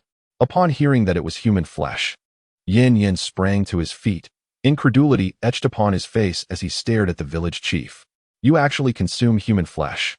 The chief, perceiving the unease in Yin-Yan's expression, immediately knelt and hurriedly explained, "O Divine Envoy, it is with great reluctance that my people resort to such measures. Within this cavern, we are utterly unable to escape and can only seek the limited sustenance available. At times, we are beset by strange creatures, and in our desperation, we have no choice but to consume the flesh of our deceased kin to replenish the energy our bodies require." Upon hearing this, Yin-Yin sank back onto the stool, his gaze sweeping over all the villagers below, a wave of compassion rising within him. "Alas, since I am the Divine Envoy, I must take responsibility for you, my faithful followers." With a flourish of his arm, all the food on the table vanished. A second gesture conjured a bounty of meat and vegetables upon the table. These meats had been exchanged from the system's marketplace using salt. After redeeming the Supreme Sword technique the previous day, he had over 40 points remaining, which he decided to convert entirely into these provisions, as they were relatively inexpensive in the marketplace. 1 point can be exchanged for a pound of meat or a pound of vegetables, while a single point can procure 10 pounds of rice. The village chief and numerous villagers witnessed as Yan Yan, with a mere wave of his hand, made the items on the table vanish, only to be succeeded by an abundance of vegetables and meats. The village chief was the first to react, kneeling on the ground and exclaiming a miracle.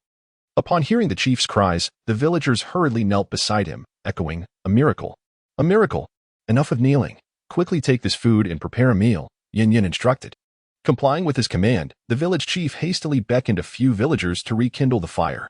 During this interval, Yan Yan began to instruct the two young men who had been following the village chief.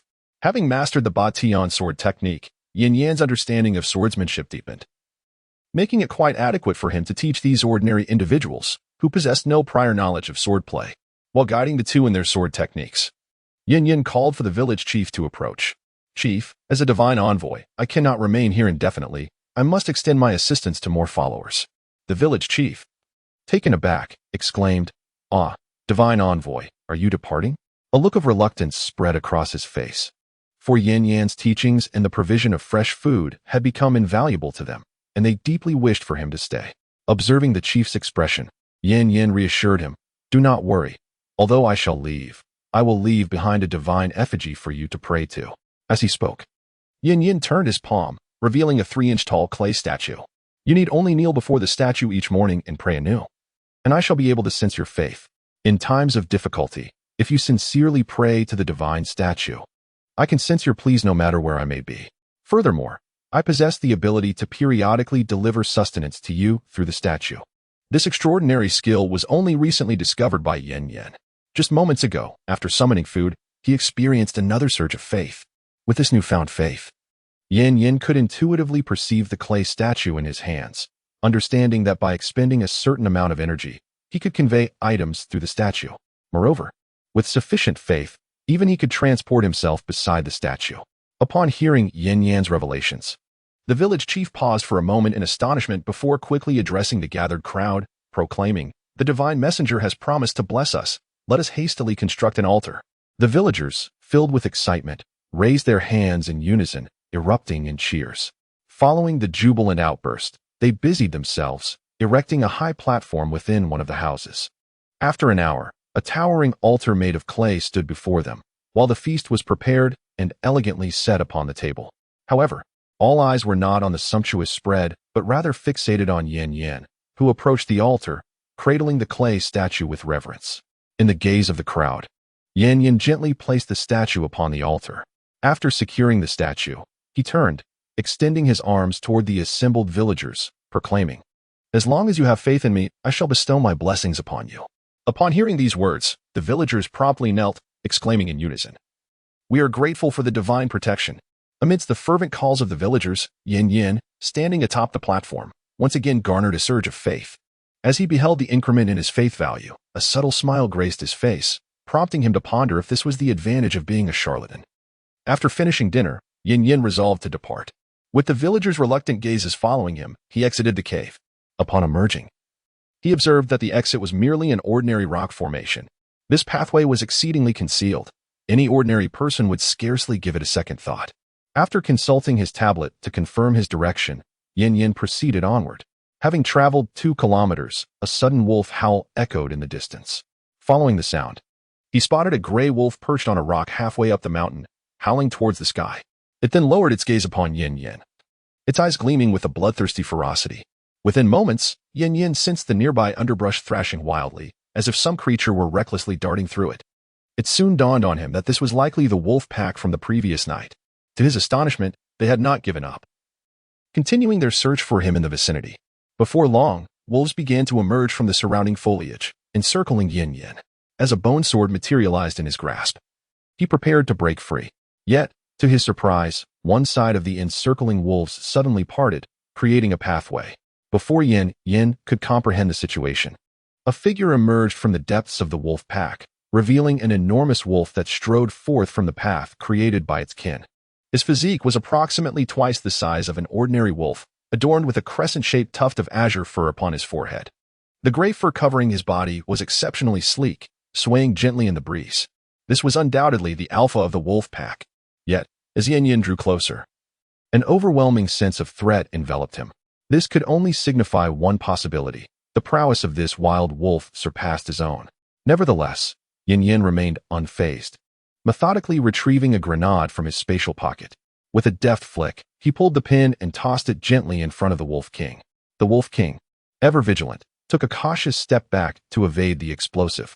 Meanwhile, Yin Yin retreated at a leisurely pace, his figure gradually vanishing from sight. The Wolf King, momentarily stunned by this spectacle, instinctively dashed towards the direction of Yin Yin's disappearance. After a brief circling, he remained perplexed as to why this human had suddenly vanished. However, before he could ponder further, a resounding explosion erupted. The grenade, which had been discarded moments earlier, detonated, catching the Wolf King with his back turned.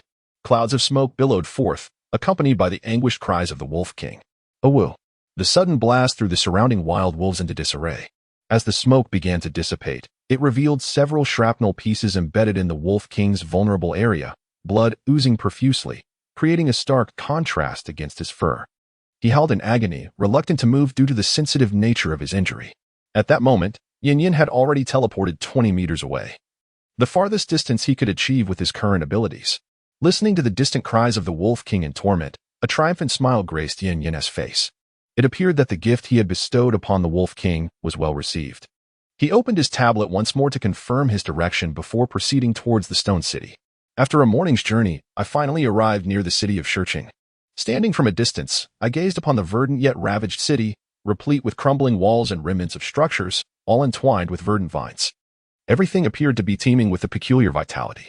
The once pristine and tidy asphalt roads were now marred by cracks, overrun with wild grasses. As I walked along the path, Yin Yin quickly sensed something amiss.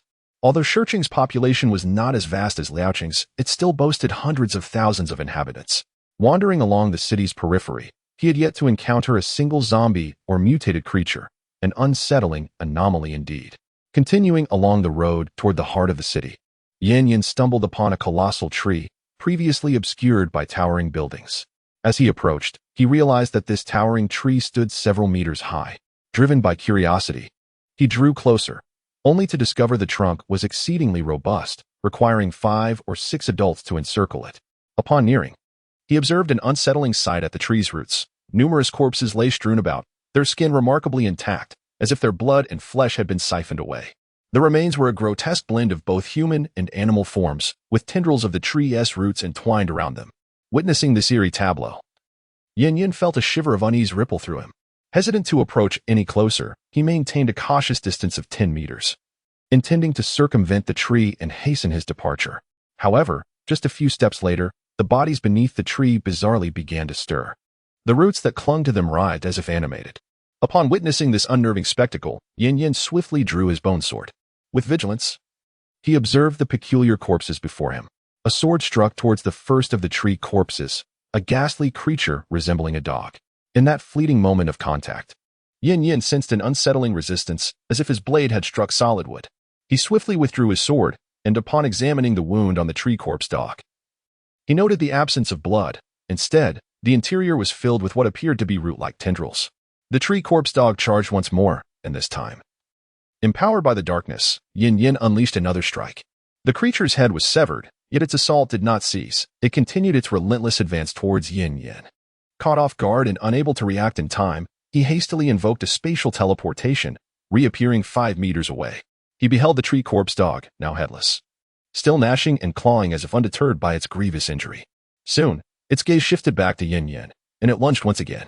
Recognizing that the creature was seemingly unfazed despite its severed head, Yin Yin deduced that this was likely a consequence of the imposing tree itself.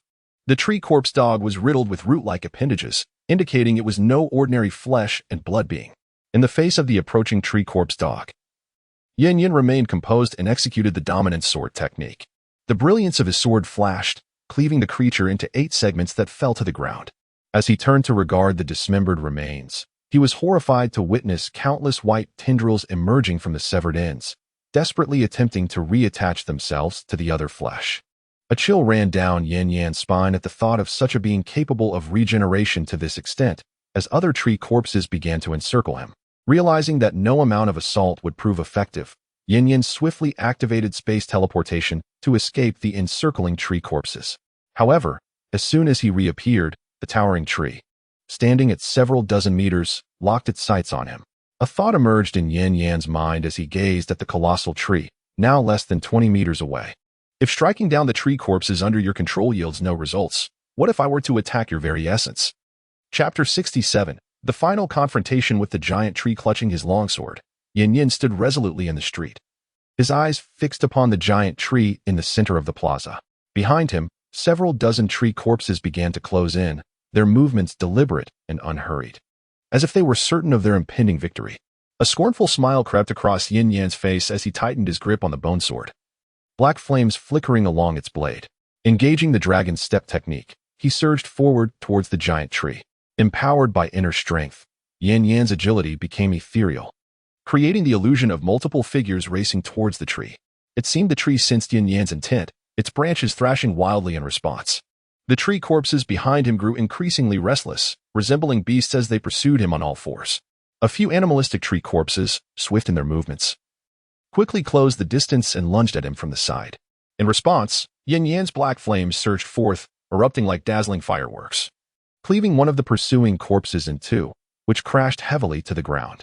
However, the brief delay allowed even more tree corpses to close in. Understanding that if this continued, he would soon be overwhelmed and perished by these seemingly indestructible foes. Yin Yin was left with no choice but to summon his mental energy and employ space teleportation once again, drawing closer to the giant tree. At this moment, Yin Yin was merely 10 meters away from the colossal tree, well within the range of his attack. The black flames surging from the bone sword in his hand intensified. As he swung the sword, a crescent-shaped wave of dark energy was unleashed, striking the trunk of the giant tree. Typically, this sword energy, infused with spatial attributes, would cleave through anything in its path. However, upon colliding with the tree trunk, it encountered an invisible force akin to an air wall. The energies mutually negated each other, resulting in the black blade penetrating only a few centimeters into the bark. Such a superficial wound was hardly significant to the massive tree. Moreover, as Yin Yin observed the gash he had inflicted, he was taken aback to see not the expected white resin oozing forth, but rather a vivid red liquid, resembling blood. His expression hardened with concern. He had not anticipated that expending 3 layers of mental energy on the spatial attack would yield such minimal effect on the tree. Meanwhile, the tree corpses behind him were rapidly closing in. With urgency pressing upon him, Yin Yin frantically searched through his storage space, amidst various weapons and ammunition. His gaze fell upon a Molotov cocktail. A black incendiary bottle materialized in his hand. This particular bottle had been modified by the military, containing an extremely flammable black liquid that burned fiercely and was difficult to extinguish. According to military reports, a single drop of this black fuel could sustain a flame for an hour, and once it adhered to a surface, it was nearly impossible to shake off, clinging stubbornly. The soldier's demeanor had been particularly grave when discussing this matter, leading Yin Yin to suspect that there were dark secrets shrouded within. Certainly, Yin Yin attempted to inquire about the composition of the fuel, yet all were tight-lipped. He cautiously ignited the fuse on the Molotov cocktail and hurled it against the trunk of the colossal tree. The sound of shattering glass echoed as the black liquid clung tenaciously to the bark, igniting rapidly. The leaves on the branches trembled, creating a gentle breeze that endeavored to extinguish the flames above. However, the feeble gust failed to quell the fire. Instead, it acted as an accelerant, causing the inferno to blaze even more fiercely. Yin Yin also observed an invisible barrier enveloping the trunk, safeguarding the giant tree. Yet, under the relentless assault of the flames, the barrier swiftly dissipated. The searing fire clung ardently to the trunk, causing the bark to char and wisps of smoke to rise. Just as Yin Yin believed the majestic tree would gradually succumb to the flames, the ground suddenly quaked violently. The tiles near the tree were uplifted, and cracks appeared in the cement surface. The fallen trees, resembling lifeless forms, crumpled to the earth. Soon, a multitude of white roots emerged from beneath the ground, writhing like the tentacles of an octopus in the air. Anyone afflicted with a fear of clusters would undoubtedly be rendered unconscious by this sight. Countless roots swayed in the air, slicing through it like whips, striking the flames on the trunk. Hearing the heavy whoosh of air, Yin Yin grasped the immense force behind it. A blow of such magnitude, if it struck an ordinary person, would likely reduce them to a mere mist of blood. Beneath the relentless assault of countless tree roots, the flames engulfing the trunk began to show signs of extinguishment. Yet, standing nearby, Yin Yin was not inclined to grant any reprieve. Once more, Two Molotov cocktails materialized in his hands, and without hesitation, he hurled them towards the trunk. However, the colossal tree was prepared the moment Yin Yin produced the incendiary devices.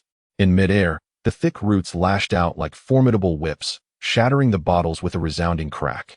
Witnessing this spectacle, a smirk crept across Yin Yan's face. Indeed, this tree had recently evolved, and its intelligence was still rather primitive. The shattered bottles rained down upon the giant tree, drenching its trunk, leaves, and roots in a viscous black liquid that ignited rapidly. The white roots lashed out violently. Yet this only intensified the flames. What was once a lush giant tree now resembled a massive charred coal, still emitting wisps of smoke. Yin Yin cautiously approached the colossal tree. Although it appeared lifeless, who could ascertain the extraordinary abilities that might emerge during its evolution? At a distance of 2 meters from the giant tree, Yin Yan's bone sword ignited once more, and a wave of sword energy cleaved through the scorched trunk. This time, there was no barrier to impede his strike. The blackened trunk was severed cleanly in two. With this sight, Yin Yin was assured that the giant tree had indeed perished. Now that the tree was dead, it was time for him to collect the spoils. After all, both biological entities and plants possess a source of power through their evolution. And this source is the very essence of his strength, one that would not vanish even in death. Yin held a bone sword in hand, searching amidst the remnants of the trees. However, apart from the charred trunks resembling coal, there was naught else to be found. A flicker of confusion crossed Yin Yan's mind. Why did this tree lack a crystal core or any similar essence? Suddenly, a thought emerged. Could it be that the flames had incinerated the energy cores entirely? Yet, this notion was swiftly dismissed, for Yin Yin had previously experimented with zombie cores, which were remarkably resilient. Even employing the power of spatial resentment could only leave a faint white mark upon them. The method to obliterate such cores was simple. By absorbing the energy within, they would crumble as effortlessly as foam. Chapter 68. The spirit treasure of the giant tree. After confirming the absence of valuable items, disappointment settled within Yin Yin. After exerting so much effort to vanquish the colossal tree, he had gleaned nothing in return. Just as he contemplated departing, the remnants of the giant tree stirred slightly. Were it not for Yin Yan's mental prowess having reached 21 points, he might have overlooked this subtle movement. A surge of joy filled his heart. He had discovered what he sought. Treading lightly, he approached with great caution. After several gentle shifts, the object within finally emerged from the debris, revealing its form. A small emerald sapling, approximately the size of a thumb, appeared, adorned with 2 verdant leaves that swayed gently in the breeze. Yin Yin immediately comprehended that this giant tree had not entirely perished. Rather, it had undergone a resurrection. Breaking free from its cocoon, exhibiting the remarkable ability of the golden cicada shedding its shell. However, once you have discovered it, there is no escaping. Extending 2 fingers, I grasped the sapling's roots and gently tugged. The sapling was uprooted, its white roots still clinging to fresh soil. Yin Yin could distinctly feel a subtle struggle emanating from the sapling. Without a doubt, given a little more time, this sapling would soon grow into a towering tree. Holding the sapling before me, I examined it closely. Aside from its evident signs of life, there were no other anomalies. What purpose does it serve? Just then, a voice suddenly echoed in my mind. Foolish host, do you not recognize the treasure you hold? Do you know what you are grasping? What could it be? I was not surprised by the voice that unexpectedly resonated in my mind. I was accustomed to the occasional appearance of this lowly voice in the system. This sapling is called the spirit of the green tree. As for its purpose, you may inquire in the marketplace. Upon hearing that such an item existed in the marketplace, my curiosity was instantly piqued, and I hastily opened the marketplace to search. Soon, I found the item information for the spirit of the green tree. When I saw its price, I was truly astonished. Spirit of the green tree, 10,000 points. Under the focus of my thoughts, its information materialized in my mind. Spirit of the green tree, rank, low earth grade, description, a wood attribute spiritual item, with extremely stringent growth conditions, highly valuable. Consuming it grants wood-related abilities and significantly enhances wood affinity. The method of use is direct ingestion. Upon encountering that string of zeros, Yin Yan's eyes nearly bulged out of their sockets. He could hardly believe that this diminutive item was so exorbitantly priced. Furthermore, according to the description, it possessed the ability to awaken wood-based powers and significantly enhance affinity for the wood element. This was nothing short of an upgraded version of a basic exceptional fruit. Yin Yin was already consumed by an insatiable urge to consume it. However, Surveying the surrounding environment made him feel that the timing was rather inappropriate. Additionally, dusk was approaching.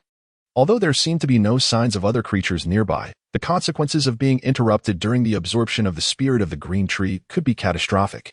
Standing in the center of the square, he scanned his surroundings until he spotted a relatively intact building. He promptly made his way toward it, the setting sun casting a long shadow behind him. Upon entering the building, he lightly brushed his hand along the railing, observing the thick layer of dust that clung to his fingers. It was evident that this place had been uninhabited for quite some time. It seemed all the creatures in the vicinity had been devoured by that colossal tree. Just over a month had passed since the apocalypse began, and it had already grown to several dozen meters tall. One could only imagine the vast amount of energy consumed in the process. It was likely that most of the life forms within Stone City had been consumed by it. Utilizing his powers, he teleported directly into a room and cleared a space. Eager to settle down, he took out the spirit of the green tree and held it in his hand. The spirit seemed to sense the imminent fate awaiting it, thrashing desperately in his palm, attempting to escape. Observing this display, Yin Yin felt no hesitation and promptly tossed it into his mouth. With each chew, a refreshing flavor burst forth from his mouth, reminiscent of chewing gum. With a smooth swallow, the sensation cascaded down his throat. And in that fleeting moment as it entered his abdomen, a warm current surged through him. This warmth coursed rapidly throughout his entire being, bringing with it an unprecedented sense of comfort that even stirred within Yin the desire to vocalize his pleasure. However, fearing that such sounds might attract other creatures, he stifled the impulse. As this warmth enveloped him, Yin gradually entered a state of profound transcendence, akin to the moment of awakening latent spatial abilities. Surrounding him were ethereal green orbs, dancing like whimsical sprites in a gentle ballet around his form. He attempted to harness his mental energy to grasp them. But before he could draw near, the luminous orbs eagerly penetrated his being, coalescing around him to form a verdant vortex. Had anyone been present, they would have witnessed the fabric of his garment swaying delicately in the confined space, while his exposed skin radiated a soft, enchanting green glow that evoked a sense of warmth, approachability, and natural affinity, compelling others to draw near. This extraordinary phenomenon persisted for a quarter of an hour before gradually subsiding. The gentle swaying of his garments ceased, and the emerald luminescence slowly faded. Yin slowly opened his eyes, a brilliant light gleaming within them. He felt an unprecedented vitality coursing through his body, as if he had been reborn anew. Glancing at the wardrobe beside him, he extended his hand and clenched it tightly. Suddenly, a wooden spike materialized from thin air, piercing upward from the base of the wardrobe and impaling it entirely. Witnessing the astonishing display of power, a satisfied smile graced Yin's lips. Once again, I approached the window, gazing at the withered plant in the pot. I raised my palm above the plant, and a shimmering green light emanated from my hand, gently cascading down onto the soil. The parched earth, as if reborn, began to absorb the moisture. In less than a minute, a tender green sprout broke through the surface. Within a mere quarter of an hour, a budding yellow sunflower emerged. After half an hour, the sunflower was adorned with seeds. Yin could no longer endure the strain and sat down on the ground. It required nearly an hour of exertion to nurture a sunflower from its seedling stage to full maturity. This remarkable ability of his was extraordinary, if harnessed properly. It could yield boundless sustenance. He was, in essence, a savior for humanity, destined to be sought after by countless people. Yin casually plucked a seed from the sunflower's bloom.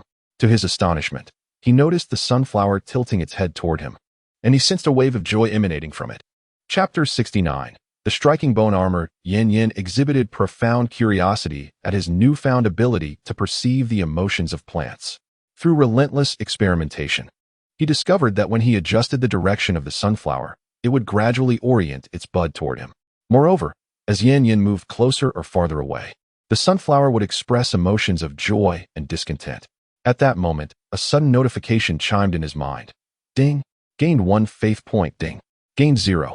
5 faith points. Ding. Gained 0. 8 faith points. A series of notifications echoed in succession. Within mere seconds, Yin amassed a total of 15 faith points. Yin immediately expended a portion of his faith value, directing his thoughts to the cave in Silver Moon Village. Inside the cave, the villagers were kneeling before his clay effigy, offering prayers for blessings. Without hesitation, Yin utilized 10 points of his accumulated points to exchange for some food. Additionally, he consumed a fragment of faith value to transfer the food through the effigy to the villagers before him. At that moment, the villagers, who were engrossed in their devotions, were startled to discover an array of food appearing beside the statue. They erupted in joyous exclamations, proclaiming it a divine blessing and expressing gratitude for the gifts bestowed by the deity. Upon witnessing the sudden manifestation of sustenance, the villagers were filled with even greater excitement, resuming their kneeling in reverence to Yin Yin. Concurrently, Yin Yin reaped a greater harvest of faith value than before. Upon inspection, he found that this time he had garnered 30 points of faith. He quickly grasped that the quantity of faith value likely correlates with the fervor of the believers. The villagers, upon witnessing the miraculous food, became increasingly convinced of his divine existence and grew more devoted, resulting in Yin Yin receiving even more faith value. Thus, the food he had provided proved to be exceedingly worthwhile. However, he understood the importance of moderation in his generosity. After all, he was aware of the adage that too much kindness could breed complacency. Should he frequently bestow gifts, the villagers might come to view such acts as a given, diminishing their contributions of faith value. Moreover, if he were to cease providing sustenance, the villagers could even harbor resentment towards him. Such occurrences were not rare. Countless examples existed prior to the apocalypse. In the eyes of the villagers, Yin Yin was a deity, and it was crucial to maintain a sense of distance, ensuring that an air of mystery surrounded him in their hearts. After the worship, the villagers began to laugh and chat joyfully. Yin Yin withdrew his gaze, surveying the dust-laden room, where the only sign of vitality was the sunflower he had summoned with his powers. At that moment, it appeared almost animated, swaying gently in the breeze. A sense of fondness welled up within Yin Yin as he extended his hand above the sunflower's petals. The sunflower strained with all its might to lean towards his palm. He felt an inexplicable affection for this creation of his, lifting it gently and placing it by his window, intending to take it with him the next day. Soon, Yin Yin drifted into slumber, unaware that in the depths of the night, a faint green light emanated from him, with the sunflower beside him occasionally absorbing a glimmer of that luminescence. As dawn broke, the sun's rays kissed his face, and Yin Yin awoke, stretching languidly. He felt an unprecedented sense of well-being. Ever since consuming the spirit of the green tree the previous day, his body had experienced an extraordinary comfort. Yin Yin speculated that it must be the inherent healing properties of his wood element abilities. At that moment, he suddenly noticed the sunflower in the pot beside him gently swaying, as if greeting him. This sight filled Yin Yin with wonder. After all, just yesterday, the sunflower could only manage the slightest of movements. Now, it resembled a playful plant in a game set on a verdant lawn, swaying back and forth, as if it were almost ready to reveal a cheerful face from its central disk. Yin Yin gently cradled him, and the sunflower swayed more vigorously, expressing its joyous delight. After a moment of contemplation, Yin Yin placed it atop his head. He shook his head side to side and found the sunflower secure, assuring himself it would not fall. With that, he employed his spatial abilities and ventured outside, gazing upon a pile of charred remains in the center of the square, surrounded by verdant vines. He noted the absence of any signs of animal activity. A sigh escaped his lips. It appeared the inhabitants of Stone City had either been absorbed by the colossal tree or had fled. At that moment, Stone City stood as a mere ghost town. No longer yearning for its remnants, Yin Yin, with a sunflower perched on his head, proceeded towards the western direction of Beach City. In less than half an hour, he had traversed the central area and reached the outskirts of Stone City. Here, the towering edifices of the city were replaced by old, dilapidated houses. However, unlike the city center, the roads here were populated with a few zombies. Having not encountered such creatures for a day, Yin Yin found himself oddly nostalgic for them. Compared to the formidable evolved beings of the giant tree, the zombies appeared somewhat endearing. At that moment, Yin Yin recalled the set of bone armor that Tang Shuixian had gifted him before their parting. He retrieved it from his spatial pocket and donned it. The instant the bone armor enveloped him, it emitted a series of clicking sounds, continuously contracting and reshaping until it perfectly conformed to his body. After 2 minutes, the silvery bone armor had completely settled against him, and upon moving slightly, he felt no sense of constraint. Meanwhile, the distant zombies also took notice of Yin Yan's silhouette. With a deliberate and measured pace, he approached Yin Yin. The latter unsheathed a white bone sword and advanced to meet him. As their distance diminished, Yin Yin quickened his steps until he was almost running. Upon nearing the zombie, its withered, iron-gray claws reached out towards him. However, Yin Yin, a master of his craft, wielded the bone sword in a downward strike. A glimmer of cold light flashed. The zombie's movements abruptly ceased. This strike was executed without the use of any special abilities, relying solely on the sharpness of the bone sword. Gradually, he straightened his posture, flicking the sword to the side in an attempt to rid it of the non-existent blood. After retracting the sword, he stepped over the zombie and continued forward. Once he had moved 3 meters away, the zombie's body split open from top to bottom, collapsing into 2 halves. Witnessing this scene, Yin Yin displayed a satisfied expression. The bone armor he donned not only allowed for unhindered movement, but even provided a slight enhancement during his actions. He felt the energy within the crystal core embedded inside. After confirming its presence, Yin Yin turned into a nearby alley, disappearing from sight. Shortly after his departure from the street, a few children emerged from a corner, rushing to the corpse of the zombie that Yin Yin had just slain. Chapter 70. The peculiar trio of children. 3 children gathered around the bisected corpse. Among them, a slightly older boy clutched a rusty little knife, probing into the skull of the deceased.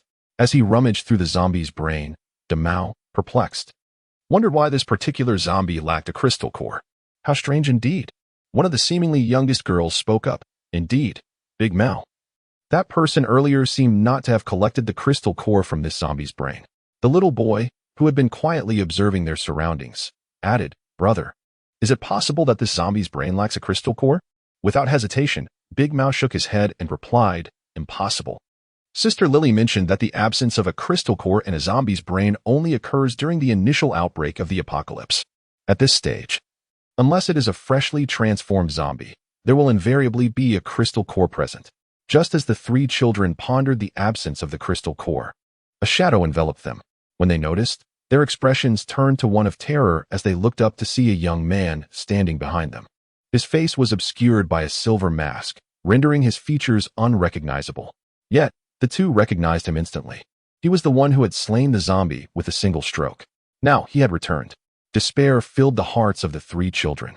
Confronted by someone so powerful that he could dispatch a zombie effortlessly, they found themselves devoid of the courage to flee. At that moment, the eldest among them, Big Mao, rushed towards Yin Yin, tightly embracing him. He turned to the 2 other children, who were still in shock, and shouted, "Xiao Chui, Mao, hurry and run. I will hold him back." The 2 children displayed reluctant expressions, yet sorrowfully turned to leave. Yin Yin, witnessing this scene, found himself both amused and pained. In truth, he had sensed the presence of someone watching him as he entered this area. This is also the reason why Yin Yin chose to slip into the alley and conceal his presence.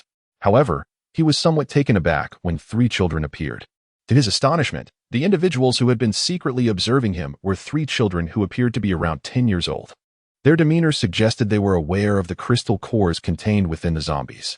As he drew closer and overheard their conversation, Yin Yin became increasingly certain that there were others behind them. He found himself curious about the enigmatic Sister Lily, who could inspire a group of children to venture out and risk their safety on her behalf. "Please, do not flee. I harbor no ill intentions. I merely wish to inquire about a few matters." Yin Yin spoke gently, cautiously picking up Demao and placing him on the ground beside him. Upon hearing his words, the children paused, noticing Demao standing unscathed nearby. They hesitated, yet did not retreat, remaining poised to escape at any moment. Witnessing this scene, Yin Yin could not help but find it both amusing and perplexing. He immediately activated his abilities, swiftly appearing before the 2 children. Crouching down, he manipulated his skeletal armor to remove the mask from his face, revealing his strikingly handsome features.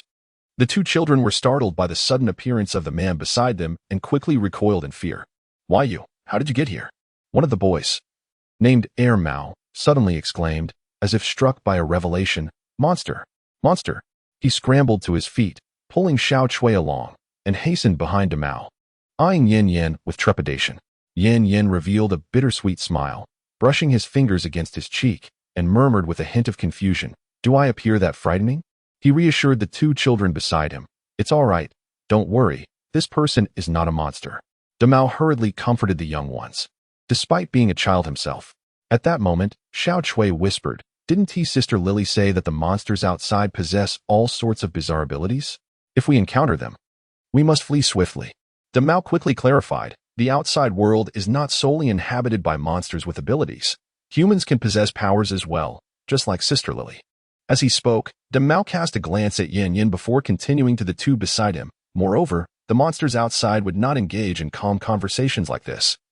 Upon seeing us, they would likely rush forward to rend us to shreds. He then turned to Yin Yin and inquired, "Big brother, You truly want to harm us. Will you? In response, Yin Yin smiled and asked, what purpose would harming you serve? What benefit would it bring me? At this moment, Xiao Chui timidly spoke from behind Damao. How could it be without benefit? Those people before wanted to devour us, claiming that we children are tender and delicious. Upon hearing this, Yin Yan's expression grew serious. Eating humans. This thought surfaced in Yin Yan's mind. It was not an idea he had never contemplated. In a post-apocalyptic world where food shortages plague humanity, it might become a grim necessity to resort to cannibalism. Yet, he never anticipated such desperation would arise so swiftly. Merely a month had passed, and already, these individuals began to capture people outside as sustenance. Facing the children, Yin Yin once again revealed a gentle smile and inquired, little ones, where do you reside? Might you guide me there?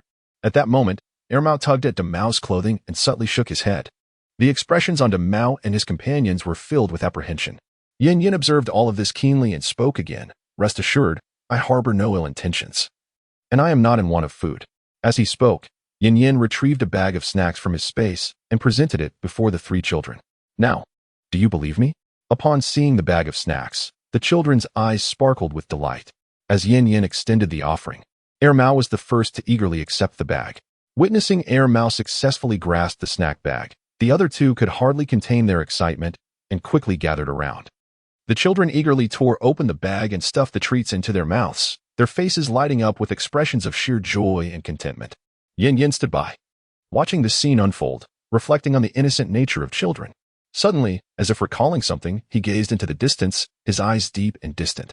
It seemed he had not worn such a smile in quite some time, having been an orphan since childhood. He had endured bullying from older children in kindergarten and had never known the warmth of affection.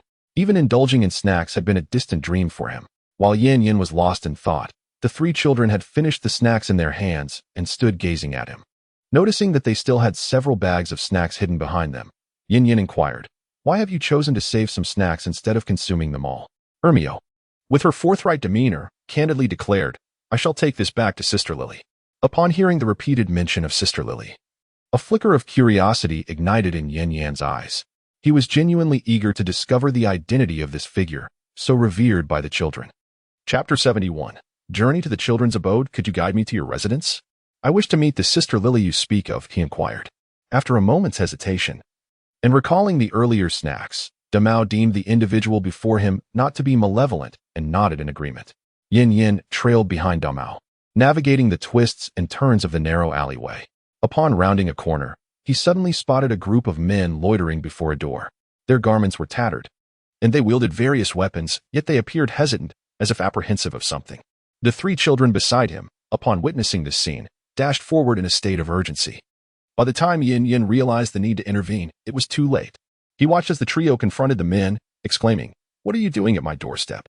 Dama glared fiercely at the men before him, yet the leader, initially startled by the sudden outcry, quickly regained his bravado upon realizing it was merely a group of children. What, a child? You claim this is your home? Lu Chang sneered ominously at the three youngsters. Damao, unnerved by the man's expression, instinctively recoiled, but then, gathering his courage, straightened his posture. Indeed, this is my home. What business do you have here? Oh, so you are acquainted with the woman inside, he remarked. Lu Chang did not respond to his inquiry, but immediately posed another question. Damao, ever forthright, replied, Of course. With a smile gracing his face, Lu Chang said, If that is the case, then splendid. Go.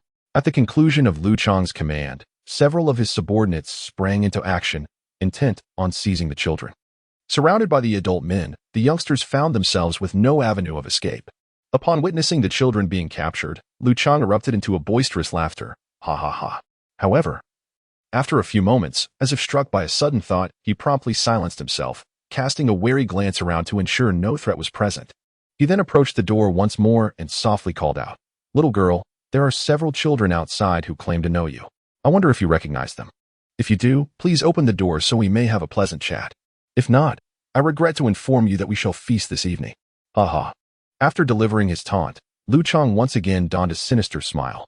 Just then, the door swung open with a resounding bang, sending Lu Chang reeling backward.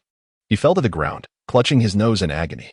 When he removed his hand, his nose appeared red and swollen, reminiscent of a clown from a circus. The sight of their leader in such a state caused a nearby subordinate to inadvertently burst into laughter. Lu Chang immediately shot him a fierce glare.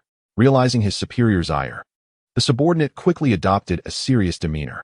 At this moment, Lu Chang had no time to reprimand him. His primary focus was on subduing the young woman.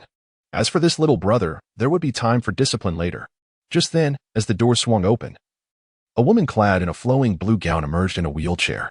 She possessed a cascade of jet black hair and exquisite features, devoid of any blemishes. Resembling a celestial being descended from the heavens rather than an earthly mortal. Her only flaw might have been the frigid expression that made her seem unapproachable. Han Lingxue regarded the men at the doorway before shifting her gaze to the captives held by several of them. With an icy tone, she commanded, "Release them, or you shall all meet your demise today." As the final word escaped her lips, an involuntary chill swept through the crowd. At that moment, Lu Chang, with his nose a vibrant red, stepped forward, his voice brimming with arrogance. "Little lady, your friends are in our grasp. Do you dare to make threats here? Be careful, or I shall turn them into a delectable feast right before your eyes." As he spoke of culinary delights, he lewdly extended his tongue, licking his thick lips. Upon hearing this, Han Lingshue's expression grew even more frigid. Her hair began to sway as if stirred by an unseen wind, transforming from deep black to an icy blue in an instant. She raised her palms, facing upwards, as two translucent ice spikes floated above her hands.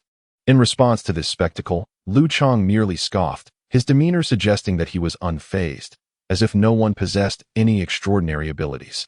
As Lu Chang's words fell, a dense growth of hair began to sprout from his body. He arched his back and dropped to all fours, while his teeth and nails elongated, glinting sharply in the sunlight.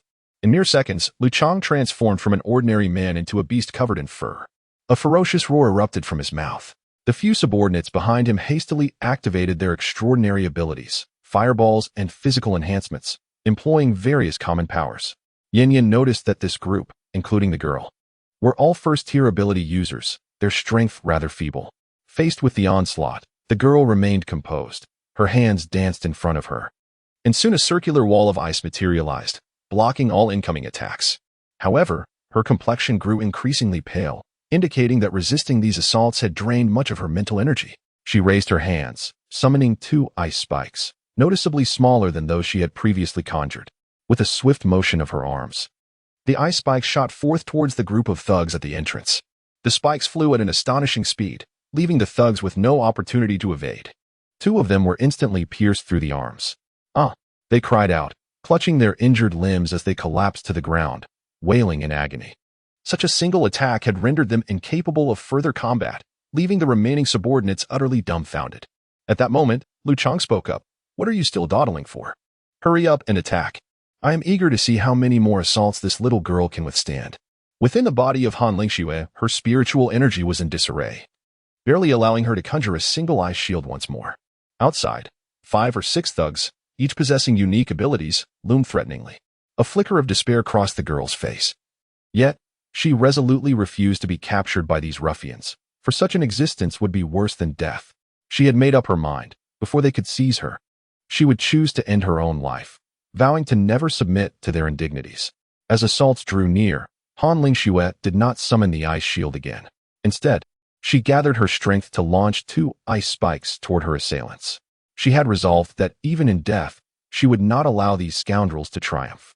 Just as their attacks were about to strike her, a glimmer of frost appeared from an unknown source. The fireballs and stone projectiles were swiftly knocked to the ground. Suddenly, a man clad in silver-white armor stood protectively in front of Han Lingxue. Chapter 72. The arrogant thugs Yin Yin, adorned in silver bone armor, confronted the first-tier ability users before him with a chilling smile and a somber tone, inquiring, "What do you intend to do?" Lu Chang, who had already begun to fantasize about how to enjoy the evening with the beauty now within reach, felt his expression darken upon the unexpected emergence of this peculiar man. He glared at Yin Yin with venomous intensity, like a viper ready to strike. "You insolent brat, what are you posturing for? Be careful not to gamble away your own life." Lu Chang's tone dripped with scorn, laced with veiled threats directed at Yin Yin. Yin Yin discerned the threat laced within the words spoken to him. However, faced with mere first-tier superhumans, he could effortlessly crush them with a single finger, rendering their menace utterly insignificant. With a mocking expression, he gazed at Lu Chang and remarked, "Oh, is that so? Then I must truly witness this for myself." Lu Chang, incensed by his own bravado, found the audacity of this young man intolerable, as he appeared blissfully unaware of the peril he was courting. In a fit of rage, he turned to his lackeys and declared, "Since this lad is oblivious to his own limitations, we shall not hold back any longer. Come on, brothers. Let us seize this young lady tonight, and there will be ample rewards for us all." Upon hearing of the evening's enticing prospects, the lackeys erupted in howls of excitement. Simultaneously, they unleashed their powers and charged toward Yin Yin. Yin Yin regarded them with disdain, brandishing an ancient sword that ignited with black flames. He swung it toward the oncoming assault.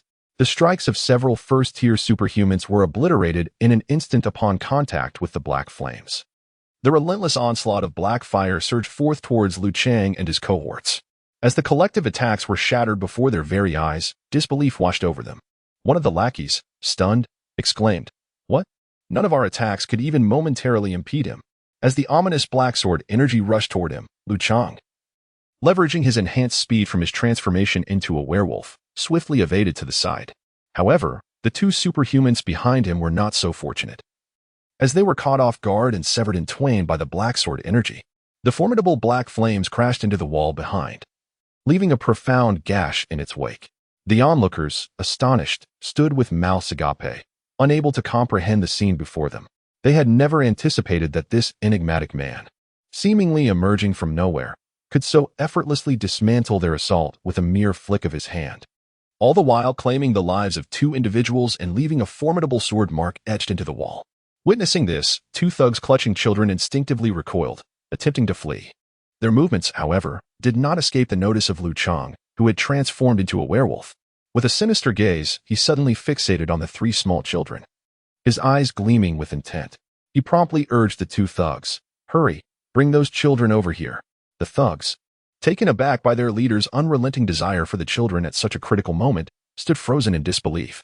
Liu Chang, seething with suppressed rage at their inaction, lowered his voice and commanded, "What are you waiting for? Bring them to me at once." As if awakening from a stupor, the two thugs hastily approached Liu Chang, ushering the three children to his side and presenting them to him. Liu Chang extended his claw-like hands, akin to those of a beast, seizing two of the children and lifting them before him. He then directed his gaze toward the man at the door, whose expression bore an air of mockery. Yin Yin was well aware of Liu Chang's intentions regarding the children, but was intrigued to see what actions Liu Chang would take next. Indeed, Liu Chang grasped the two children, addressing Yin Yin with a menacing tone. "Boy, if you wish to see these two little ones unharmed, you will comply with my commands. Hand over the girl behind you, or else." As Liu Chang's grip tightened, the two children felt an overwhelming sensation of suffocation, desperately struggling within his grasp. Yet, their feeble strength was akin to ants attempting to shake a tree in the face of Liu Chang, transformed into a werewolf. Just as their limbs grew weak and they were on the verge of losing consciousness from lack of air, Liu Chang finally released them, granting the pair a moment to breathe. Dum Mao and Air Mao gasped for fresh air, the previous sensation making them feel as though death was imminent. Yin Yin observed this scene and addressed Liu Chang, "What do their lives matter to me?" Upon hearing this, Liu Chang's expression momentarily faltered. "With you." He found himself at a loss for words. This man was clearly a passerby. Someone so formidable could not possibly be unfamiliar to the locals. Liu Chang quickly came to a realization. Indeed, what connection did these two children have to him? His gaze then shifted to the girl behind Yin Yin. He spoke again. "That little girl, you wouldn't want these two children to perish, would you? Then let that man release us, and we assure you we will not harm him." Liu Chang understood. This man was far too powerful for them to contend with. Their only option now was to retreat and preserve their own lives. Planning to seek vengeance upon their return to the shelter, he found himself fantasizing about Yin Yin kneeling at his feet, weeping profusely. Unable to suppress a chuckle at the thought, he now sported a large red nose, rendering him particularly amusing. Upon hearing this, Hanling Shui cast a tense glance towards Yin Yin, for the decision lay firmly in the hands of this formidable man. Her own choice held little significance. At that moment, Yin Yin turned around, inadvertently locking eyes with Hanling Shui. A smile graced his lips, curling at the corners. He then shifted his gaze towards Liu Chang, who was clutching the child with both hands. "In that case, I shall spare you today," he declared. Yet, the smile vanished from Yin Yin's face, replaced by a frigid glint in his eyes. With just that one look, Liu Chang felt as if he had plunged into an icy abyss. The vision of a mountain of corpses and a sea of blood haunting his mind. He instinctively recoiled, his legs retreating unsteadily. the small knife in his grasp slipping from his fingers. It was only after stumbling back and falling to the ground that he realized the child he had been holding had been released. Lifting his gaze to Yin Yin, he found him still standing there, making no further move. A sigh of relief escaped him, and he hastily scrambled to his feet, darting towards the alleyway. The other henchman, witnessing the scene, quickly followed behind Lu Chang, fleeing in disarray. As he watched their figures vanish around the corner, Yin Yin wore a disdainful smile. Such ruffians posed no challenge to him now, regardless of the potentially more powerful adversaries lurking behind him. But how formidable could they truly be? He had already vanquished the colossal tree in the city center. In this stone city, what could possibly exist that was mightier than that? Chapter 73. The mysterious boss Wong. At this moment, Lu Chang found himself in a dimly lit room, shrouded in swirling smoke, rendering the interior nearly impossible to discern. Cough. Cough. As Lu Chang stepped into the room, he was immediately enveloped by a haze of smoke that forced him to cough several times. Through the swirling mist, he discerned a figure seated in the center of the living room. At that moment, a resonant voice pierced through the smoke. Lu Chang, what brings you here so unexpectedly? Upon hearing these words, Lu Chang chuckled, rubbing his hands together in delight. Hee, I have come to see you, Boss Wong. Is everything well? As Lu Chang approached, he finally caught a clear glimpse of the individual on the sofa. He saw a young man, seemingly in his mid-20s, lounging on the couch with a cigarette dangling from his lips. However, the young man's appearance was rather disheveled. His chin bore an unkempt beard that had grown long enough to curve downwards, resembling a tangled ball of steel wool. Upon noticing Lu Chang, the young man's once murky gaze shifted towards him briefly before he returned to staring at the ceiling, lost in thought. He took a deep breath, causing the cigarette in his mouth to ignite rapidly. In just 2 seconds, the freshly lit cigarette was reduced to ash. Boss Wong casually tossed the remnants of the cigarette into a nearby ashtray, which was already piled high with countless discarded butts. The stubs slid down the mountain of ash before finally landing on the floor, which was littered with an innumerable number of cigarette remnants. Lu Chang swallowed hard at this sight, but remained silent. After a lengthy pause, Boss Wong spoke again, his tone laced with impatience. Go ahead. Who did you get into a fight with this time? At the sound of Boss Wong's inquiry, Lu Chang erupted into another fit of laughter. Hee Lu Lauda. You are unaware that he is merely a brash young lad in his 20s, who, emboldened by his extraordinary abilities, looks down upon us and seeks to harm us. Fortunately, my cleverness saved me, or I might not have returned. Lu Chang spoke with a voice heavy with emotion, almost on the verge of tears. However, Lu Laodao remained unconvinced by his words. When Lu Chang mentioned the brash youth, Lu Laodao shot him a sharp glance. Lu Chang realized that Lu Laodao, despite appearing somewhat disheveled and older, was also in his 20s. He merely looked like someone in their 30s due to his lack of attention to appearance. He instinctively shrank back, refraining from further speech.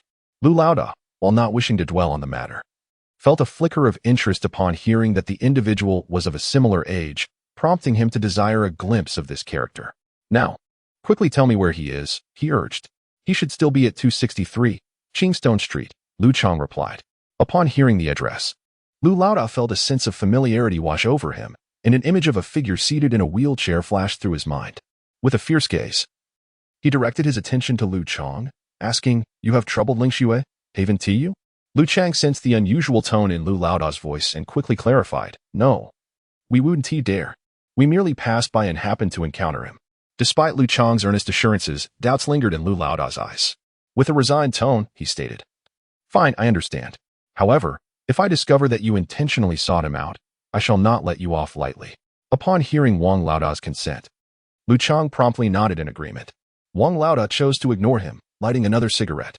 Observing this, Lu Chang realized that Wang Laodao no longer wished to converse, and thus he slowly retreated, intending to depart.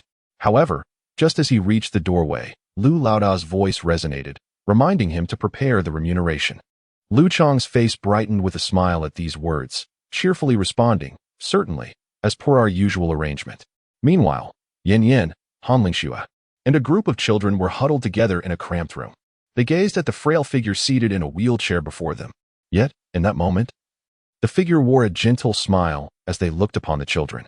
Earlier that day, after Lu Chang and the others had left, Yin Yin had witnessed this smile for the first time, and in an instant, he was captivated. It was a profound emotional immersion, utterly irresistible. Consequently, Yin Yin resolved to remain for the night. The others, including De Mao, warmly invited him to stay, and he readily accepted their hospitality. However, when dinner time arrived, Yin Yin was taken aback by the sight of what appeared to be a glutinous mass simmering in the pot. He struggled to comprehend what kind of food could have resulted in such a concoction. Surprised, he turned to Han Lingxue, unable to fathom how someone with her ice-based abilities could consume such fare. Given her earlier demeanor at the entrance, she seemed a stalwart pillar of any group. Yet here she was, partaking in what resembled swine feed.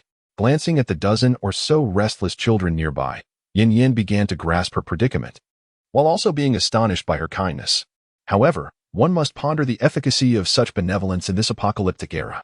A resigned sigh escaped the lips of Yin Yin as he gazed at the group of children before him. Turning to Han Lingxue, he remarked, "I shall forego this meal. You may partake." With that, he rose and made his way to the door. The moment the other children heard Yin Yan's declaration, they joyfully surrounded the pot, eagerly filling their tattered bowls. Alone, Yin Yin settled on the threshold, his eyes fixed upon the starry sky enveloped in the night. It is worth noting that prior to the cataclysm, the night sky was perpetually shrouded in thick fog, rendering even the moon but a faint silhouette, let alone the stars. Yet now, in the aftermath of the apocalypse, the night sky resembled a resplendent galaxy stretching across the heavens. At that moment, Han Lingxue maneuvered her wheelchair to position herself before Yin Yin. Lifting her gaze to the sky, she inquired, "Do you not understand why I choose to lead these children and not abandon them?" Yin Yin nodded thoughtfully, sharing her curiosity regarding the matter, for with her capabilities, she felt no constraint to remain here. Han Lingxue continued, "I was born with a congenital disability and abandoned by my parents, eventually finding refuge in this orphanage. It was the old director who took me in and allowed me to survive. I still vividly recall that snowy night when I was on the brink of freezing to death on the streets. An elderly man clad in a tattered coat happened upon me and, recognizing my plight, carried me back to his home. I grew up in this orphanage, where every year, children cast aside for various reasons arrived, and the old director, faced with dozens of mouths to feed, never uttered a word of complaint, quietly gathering refuse to sustain us all." At this point, Han Lingxue's expression suddenly turned sorrowful. "I had grown up and was prepared to venture out into the world to repay the old dean, but unexpectedly, the apocalypse erupted. The old dean, out of kindness, had taken in a passerby who, having been scratched by a zombie, transformed and subsequently bit the old dean. With all his strength, the old dean pushed the zombie outside, uttering his last words to me, urging me to take good care of the children. Then he stepped out alone into the unknown." Chapter 74. The conclusion. Upon hearing her story, Yin Yin suddenly felt a profound empathy. Why is it that kind-hearted individuals never seem to meet a favorable end? Just then, a notification from the system echoed, and Yin Yin realized that the villagers of Silvermoon Village were offering their devotion to him. Focusing his mind, he beheld the villagers kneeling in unison upon the ground. He also noticed that the faith value provided by the villagers had increased since the last food delivery. After sharing her tale, Han Lingxue noticed that Yin Yin appeared to have fallen into a slumber. Amused yet somewhat helpless, she wondered if her story had been so tedious. Nevertheless, she kindly draped the blanket that lay across her lap over Yin Yin, fearing he might catch a chill, before wheeling herself back indoors. By the time Yin Yin regained his senses, he discovered that Han Lingxue had vanished from his side, leaving behind a blanket that exuded a delicate fragrance. The unmistakable scent revealed that a woman had occupied the space. Gazing into the dimly lit room, he mused that perhaps this was her unwavering belief. The following day, as Han Lingxue prepared to depart, she discovered that Yin Yin had vanished. Outside, Yin Yin stood amidst the desolate and dilapidated landscape, contemplating the nature of good and evil. The age-old adage claims that good is rewarded and evil punished, yet all he observed suggested otherwise. Villains prospered while the virtuous perished prematurely. If this were indeed the case, Yin Yin would rather embrace the role of a villain. Just as he was about to take his leave, a figure appeared before him. Beneath the clear sky, a man clad in a heavy leather coat stood nonchalantly, a cigarette dangling from his lips, his gaze fixed intently on Yin Yin. Despite the man's seemingly deranged demeanor, Yin Yin wore a grave expression, sensing an undeniable threat. This individual was formidable. The man in the leather coat spoke, his gravelly yet magnetic voice resonating. "You are strong. Let us engage in battle." Without hesitation, Yin Yin nodded in agreement, his face breaking into an excited smile.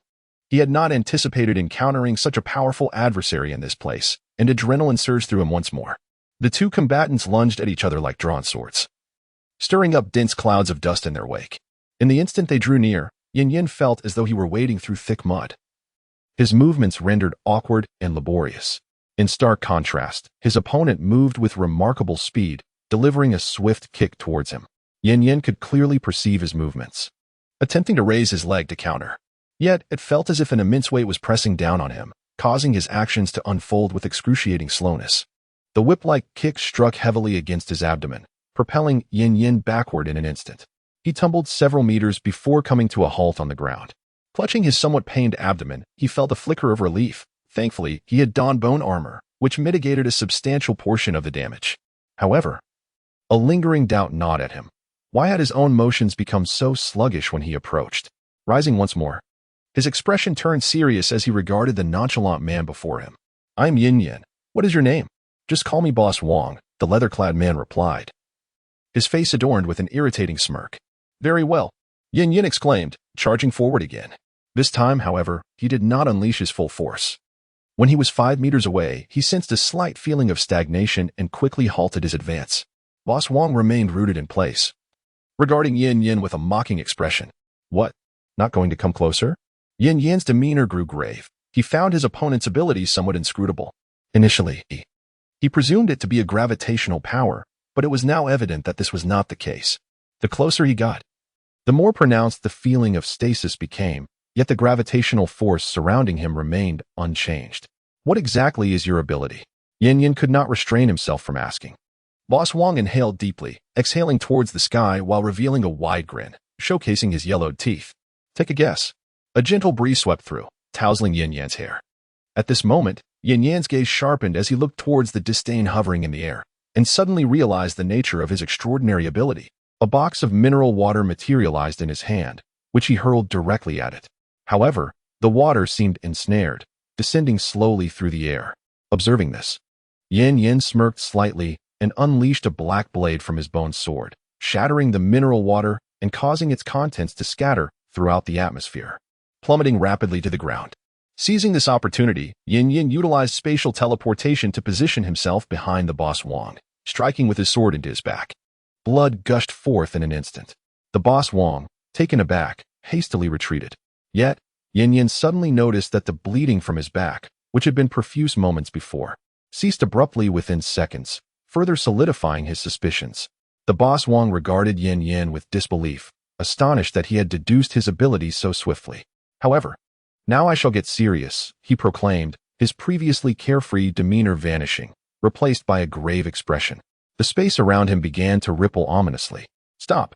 At that moment, a gentle female voice resonated, accompanied by an icicle that fell between the two.